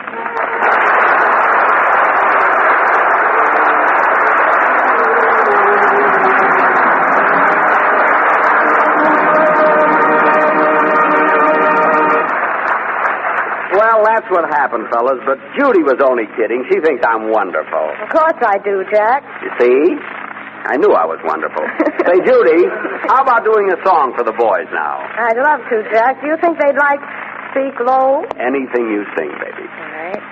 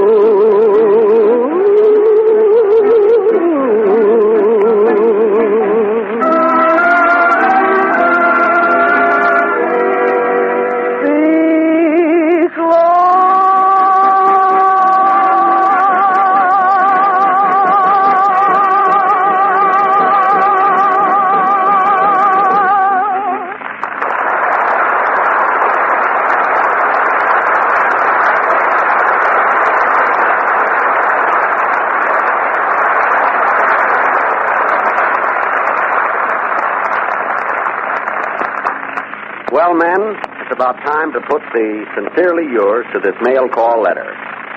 But before that happens, here's a special paragraph for all you men who hail from that great prairie state, Illinois. One tiny pinpoint of land alone would have made the state of Illinois everlastingly famous. That was a spot in Springfield, in the midst of a wilderness of log cabins where the great American Abraham Lincoln spent his childhood. Yet, in addition to being the home of history-making Americans, this prairie state, from its beginning as part of the Northwest Territory, gave promise of greatness, a promise fulfilled. One of the three top states in agriculture, a great producer of iron and steel, the hub of the meatpacking industry. That's that hunk of land stretching from Winnebago to Cairo, from Lake Michigan to the Mississippi. That's Illinois. From one who belongs himself to all the rest of you who belong to these words of tribute.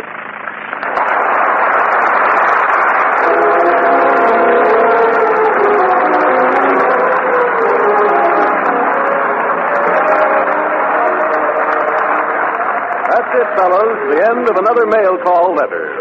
Signatures include Jack Benny, Judy Garland, Johnny Mercer, Elvia Allman, the Delta Rhythm Boys, Master Sergeant Skinny Ennis, and the OTC Band, and yours truly, Harry Bonzell. This program was arranged with the cooperation of the Hollywood Victory Committee. Another mail call will be coming your way the next time you hear... Mail Call is produced by the Armed Forces Radio Service.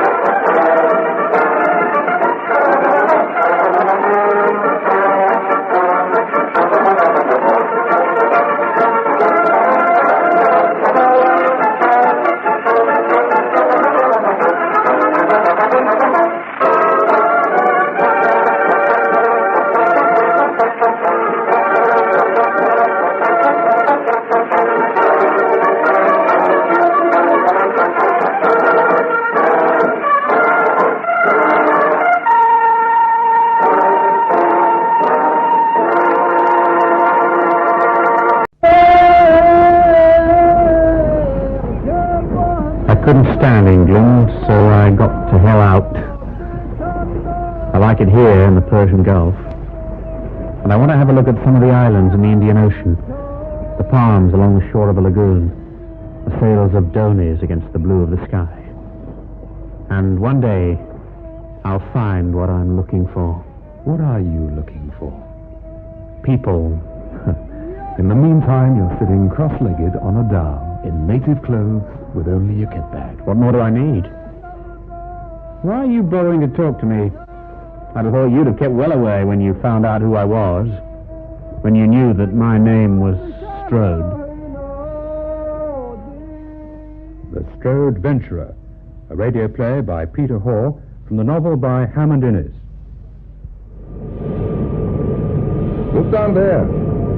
I'd forgotten how big London was. You've been too long in Java. It's always a shock when you come back to it.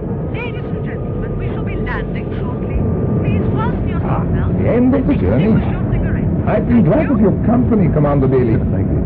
I hope I've not bored you about seismography, but it's my great interest.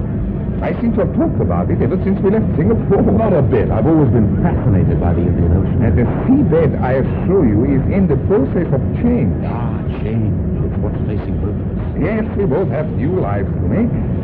Mine was forced on me by conditions in Java. I didn't wish to give up my rubber plantations. You are at least leaving the Navy voluntarily. Well, that's what worries me. I've landed myself in the mess I'm in. I got a couple of children away at boarding school. Had a letter from my daughter. The fate they have in it. You know, she wrote, I suppose you'll be a director or something. Couldn't we have a house in London as well as a cottage in Sussex? Well, what am I to say to her? That I'm at a turning point in my life, and when my gratuity is gone, well, we may not have a house at all. Take my advice.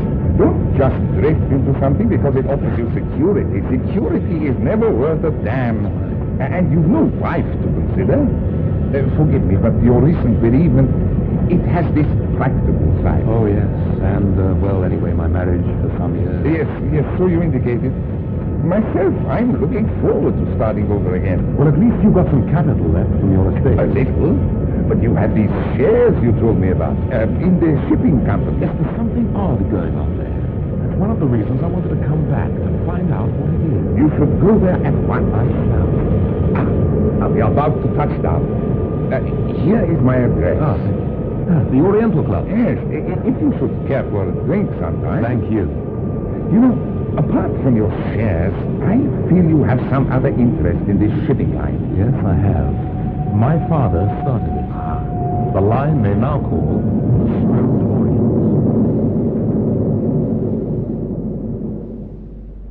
Bailey. Oh, yes, of course. That was many years ago. Well, I was a boy at the time, but I remember my father's death only too well, when Strode bought him out. He died at sea on one of the firm's ships. Well, that's all ancient history. Now, you wrote to Mr. Strode in regard to some employment with us. Yes. To Mr. Henry Strode or Mr. George Strode? Well, I just addressed the letter Mr. Strode. I met him out in the Persian Gulf. Mr. Henry Strode is chairman, and Mr. George Strode... I don't think either of them has ever been in the Persian Gulf. Is there another brother? Well, there's Peter Strode. He's a half-brother. We don't see much of him. Rather a rolling stone, as a matter of fact. And he's not a director of the firm? No. Well, could I see Mr. Henry Strode, then? I'm afraid he's not in today. He always hunts on Thursdays. I see. The firm's in a pretty bad way, isn't it? I wouldn't say that. We didn't have an especially good year in 1962. And 1963 doesn't look like being any better? Really, Commander Bailey, I cannot make forecasts to someone who is a stranger to us. And I suppose Mr. George Strode isn't in either? No. I believe he's lunching at his club today. A business lunch, of course. Of course. And you don't know where Mr. Peter Strode is? I'm afraid I have no idea. I've had an offer for my shares. Pretty poor one. From an undisclosed purchaser. I want to find out what's going on with Strode Orient, Mr. Wimbrel. But if I can't from you, I know a man in the city, a stockbroker. I'll go and see him. Good day to you.